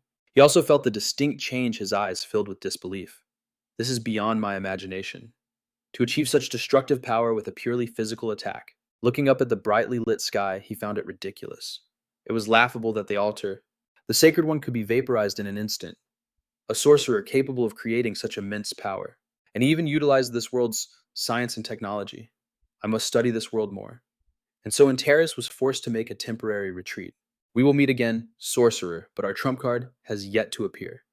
He immediately teleported away without a sound. The two in the sky simply let him disappear. He's gone. With the atmosphere stabilized and the ground cooling complete, Aina asked, "Why did you let him escape?" Sung Jin-Woo smiled. "Everything is going according to plan. That bastard is just a priest of death. If you kill a servant of a god, then that god will come looking for you himself." He smiled nonchalantly. After this battle, he had to reevaluate himself. Regardless, he still had a long way to go. But that would be better for confronting them after he had stopped the god's invasion of this world. The road ahead of them was truly long. But first, I need to figure out what to do with Leonin. A week later, a fragment of stone was floating in the green liquid of a test tube. Ashbourne walked in excitedly, reporting, "Master, I've successfully negotiated with the United Nations. Sung Jin-Woo turned around and praised with a smile, well done. We must have gotten the deal we wanted, right? Ashbourne proudly announced. Of course they will recognize our acquisition of Leonin, and they've promised to support the Declaration of Independence for a new nation. So what's their condition? Ashbourne laid out the United Nations condition. They want us to release the golems onto the world market. He said while continuing his work. That's fine, of course. They must be wondering about the weapon we used in space. Did they say anything about it? Ashbourne thought for a moment, while not suspicious. They seemed anxious, but they didn't pressure us directly.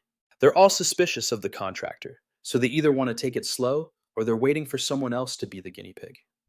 As Sung Jin-Woo was splitting the DNA, the object in the incubator transformed into a sprout. After all his hard work, his eyes widened as he cheered. Success Ashbourne also realized what it was.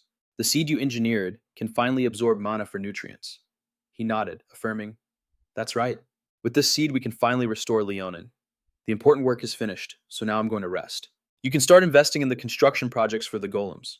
I think we'll still need some help. Ashbourne nodded with firm confidence. Understood. Sparkling lights filled the sky like a daytime night as ethereal, misty shadows drifted about poetically. The foliage emitted a brilliant light. This was the tree Sung Jin-Woo had created a few days prior, the man who had made a world tree. Through genetic intervention, even though it's just a replica, based on the real tree's structure, it will still absorb mana and purify this land in the process. He stood at its base, observing the tree carefully. The necromancer's magic had tainted all of Leonin, and now, this alone could cleanse it. Moreover, it will generate mana through photosynthesis, once it matures. Now all I have to do is reap the benefits, he smiled. Killing two birds with one stone, huh? The air here is already pure and clear. When the world tree bears fruit, it will be full of mana, and by planting those fruits, even a desert could be turned into a forest. He took a deep breath and said, What do you think? Pretty amazing, right? A faint, barely noticeable ripple appeared in the air. A skeleton knight emerged, a replica of the world tree. You never cease to amaze me. Sung Jin-Woo raised an eyebrow at the uninvited guest. What are you doing here? You should know I let your kind go without giving chase. But the being simply introduced himself. I am a commander of the Liberators, the 128th Calypso. I've come to negotiate with you. Upon hearing this, his eyes widened in unconcealed surprise. The 128th Liberator. If I wasn't here, they would have already taken over the world after finishing that Phantom Tower. But was this really the power of just the 128th Liberator? So he asked directly, Does that mean there are 127 others in the Legion besides you? He replied that their army was infinite. An exaggeration. It was unimaginable. Even so, Sung Jin-Woo wasn't as alarmed as before. Too many to count. That's ridiculous. Do you think your god of death is the only god on earth? There are hundreds of thousands of other gods out there, and dozens of mages and sorcerers who worship no god at all. Calypso's tone remained strangely calm. I didn't come here to discuss religion with you. This time he couldn't hide his surprise. You came to negotiate, so what is it about? I'm warning you now. I won't let another invasion happen. I already know, he explained in a deep voice. Right now we don't have any grand ambitions. We simply want freedom of religion. His words left him utterly confused. What the hell did he just say? Calypso repeated himself, this time more clearly. In short, I want to expand my faith to proselytize. Sung Jin-Woo's voice was full of contempt. You want the freedom to spread your religion? He was completely bewildered. This was beyond anything he had imagined. What should I do now? Then his voice took on a challenging tone. Weren't you and your followers all killed, huh? Do your believers all have to be dead? Calypso's subordinate spoke sarcastically. I understand your confusion, but for us, the living are simply unofficial reserve believers who receive our teachings. They are educated until they realize that death is not the end, at which point they will acknowledge our God. Sung Jin-Woo crossed his arms, his expression unchanging. Even if you're planning to proselytize peacefully, why do you need to come here and ask for my permission? The subordinate explained slowly. You've already crushed all of our forces, so we have to resort to plan B. To put it simply, life and death always exist in parallel. Living is just a process that happens before death. People live, and eventually one day, they must die. Therefore, we will be the ones to guide the living, those who fear death, helping them to understand and accept it. Sung Jin-Woo raised a hand to his chin, looking at the subordinate thoughtfully before speaking. All right, what are your conditions? Calypso's subordinate replied. If you agree to allow us. To spread our faith freely, we promise not to harm a single living person. In return, you must allow anyone who wishes to become undead after death to do so without any interference. I swear this in the name of my master. What do you say? Hearing the offer, Sung Jin-Woo pondered for a moment. Basically, this guy was just the 128th unit. Direct combat is quite dangerous. However, this isn't trustworthy at all. What should I do? Noticing his hesitation, the subordinate continued with another proposal. I can see the hesitation in your eyes. How about this? I'll give you some more information to help you decide. Information. Sung Jin-Woo was startled. What kind? Calypso's subordinate replied casually. Just some basic information about this planet you call Earth and what is currently happening to it. He held out the orb and ordered Ina, analyze it. The girl complied. Yes, sir. The subordinate gave a cunning smile. Very cautious of you. However, you should trust me. I have no reason to lie. After a thorough examination, Ina reported, analysis complete. This is a collection of pure knowledge. Should I transfer it to you now? Sung Jin-Woo glanced at her and ordered, do it. With that, Ina began, transferring the information from the orb into Sung Jin-Woo's body. His eyes widened in shock, as if discovering something extraordinary. Sung Jin-Woo was in disbelief, exclaiming, this information? He was stunned, completely shaken by what was revealed. It was information about the dungeons and the master of the Akasha system. Calypso's subordinate finally spoke, I'm sure you understand now. Soon death will blanket this entire planet. Sung Jin-Woo clutched his head, confirming what the information implied. Yes, Earth. No more accurately, our entire dimension is about to reach the end of its existence. He thought to himself, and now I also know what the Akasha system is. To put it simply, it's an alien entity trying to repair the order of this dimension. The dungeons and the awakenings are merely byproducts of this attempt at repair. The subordinate gave a mysterious smile. So do we have a deal? Sung Jin-Woo thought to himself, if this is true, then I don't have much time. There's too much to prepare. Weighing the situation, he agreed. All right, as long as you don't resort to violence, I'll accept your terms. Calypso's subordinate was satisfied with his answer. Excellent. A pact made in the name of a deity is absolute. His eyes widened in surprise at the sight before him. It was Sung Jin-Woo. Shocked to realize what was in his hand, a dragon's heart, he declared in a serious tone. This is compensation for the contract. In the name of a god, I must ensure there is no disadvantage here. This should be enough. Taking the heart, he thought to himself, this is quite something, because the power of this thing is greater than 3 nuclear reactors. Deep inside his mind, Sung Jin-Woo made a series of comparisons. Nuclear reactors have a disadvantage, related to the limited amount of mana they can store, but with this dragon's heart, I can do so much more. Once the transaction was complete, Antares' subordinate spoke up. With this, our negotiation is over. You will not interfere in my affairs. In exchange for respecting the life of this dimension, we will spread our faith as peacefully as possible. Sung Jin-Woo cheerfully replied, sounds good. He didn't forget to add that he hoped their next meeting would be more friendly. Then he silently watched him disappear into space.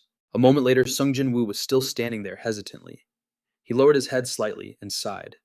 After a moment of silence, Sung Jin-Woo spoke up. There's so much to do now. Ina smiled encouragingly at him. You can do it, master. He glanced up and replied briefly, I hope so. Sung Jin-Woo began to analyze. According to the information I received from Antares, the dimension I'm in doesn't have much time left until it reaches its final limit, and he concluded that the master of the Akasha system intervened to repair this dimension, though he doesn't know its purpose. But watching it try to make repairs is quite interesting. The master of Akasha takes fragments from destroyed dimensions to patch the parts falling apart in our dimension, and these added fragments become mazes. The people who receive power from the Akasha system are tasked with conquering these mazes and creating karma. This karma then becomes an energy source for Akasha. If the mazes are not conquered, within the time limit they will manifest in reality and patch the broken parts of the dimension. This is called a maze outbreak. So based on the maze outbreaks, the dimension gets repaired whether the maze is cleared or not. Still, there was one thing Sung Jin-Woo was wondering about. The problem is the process that follows it. The world's balance will be tilted and the size of our dimension will increase. Currently, Earth seems perfectly capable of handling third-ranked mazes, but higher-ranked mazes in the future will be very difficult. Sung Jin-Woo calculated every single detail carefully. If 4th and 5th ranked mazes appear in the future and the monster's strength increases, accordingly, humanity will go extinct. And after the 4th, 5th, and 6th ranked mazes, the monsters inside will receive power from a god. He recalled his conversation with Thomas Andre. Frankly, he couldn't even solo a 5th ranked maze. for his own sake and for the survival of humanity. I have to implement various drastic measures. Sung Jin-Woo waved and left, not forgetting to say, I'm counting on you for this. She replied firmly. Leave it to me. Suddenly he turned to Ina and asked, Ina, how is the infrastructure construction on Mars going? The girl replied, Everything is progressing well. Sung Jin-Woo nodded slightly, his voice pensive. As you know, the upcoming battles will become tougher. We're always worried about manpower. Yes, Ina made a suggestion. How about we look for any useful hunters out there? He gave an order in a decisive tone. That sounds good. Give me a list of the top hunters. Ina quickly replied, Yes, sir. Sung Jin-Woo teased a little. What number are you? The girl replied, Number 1. He frowned slightly as he noticed something strange. Why are you here instead of your main body? Ina calmly explained. The main body is in the training room. He repeated, looking a bit surprised. The training room. In another space, drops of sweat trickled onto the floor, breathing. Rapid groans echoed in the silent space. Allie, isn't this a bit much? She dropped to her knees, her body trembling from exhaustion. I'm fine. Cha Hae-in looked up, trying to answer between ragged breaths. I heard that if I want to go with Jin-Woo, I have to reach the master level, so I have to give it my all. Just then on TV, a news anchor delivered a report. World News, Liaoning Province, China. Formerly a place occupied by the undead, it is now being purified by a blue energy source, a miracle from Sung Jin-Woo, purifying the Deadlands in just one day. The report continued, showing an image of the energy tree. As you can see, this tree is estimated to be over 2 kilometers tall. It's said that with this tree, the Deadlands can be completely purified. Cha Hae-in stared at the screen, her eyes wide. Did Jin-Woo really do that? Anna confirmed that's right. Cha Hae-in's expression grew pensive. Can I ever reach his level? Isn't the gap between us just too wide? Anna glanced over at her, surprised. The young girl encouraged Cha Hae-in. You can do it. Anna said decisively, with your talent and effort, it's definitely possible. You just need to push your awakening a little further. There's no need to rush. The girl's encouragement lifted Cha Hae-in's spirits. She smiled gently. Thanks for the encouragement, Anna. I'll try again, Cha Hae-in said with determination. All right. I'll do my best so I can stand with Jin-Woo. She reached her hand forward, her face full of confidence. Then my hand can reach. Suddenly, Cha Hae-in's hand touched another dimension. She froze clearly, feeling a strange power exploding from deep within her body. Cha Hae-in exclaimed in surprise. Did my hand reach it? Her body slowly began to float in midair, emitting a brilliant light. Anna's face showed clear pride. See, I knew you could do it. Your enlightenment came faster than I thought. Elsewhere, Sung Jin-Woo also sensed Cha Hae-in's change. He said in astonishment, this is definitely Cha Hae-in's aura. Has she really become a master? The sound of a powerful shockwave was released, and aimed precisely at a spot on the wooden post. Sung Jin-Woo and Anna stood on either side, watching Cha Hae-in train. After that last move, he was a bit stunned. It looked like a normal shockwave technique. But there was something different about it. He praised her. It seems you've succeeded in your conceptualization, which means you've reached the master level. Cha Hae-in laughed delightedly. I really am a genius. Sung Jin-Woo scratched his head and admitted, well, I didn't expect you to reach that level in such a short time. He couldn't help but be curious, so what kind of concept did you create? From what I can see, it seems to be a long-range attack, but I think it's more than that.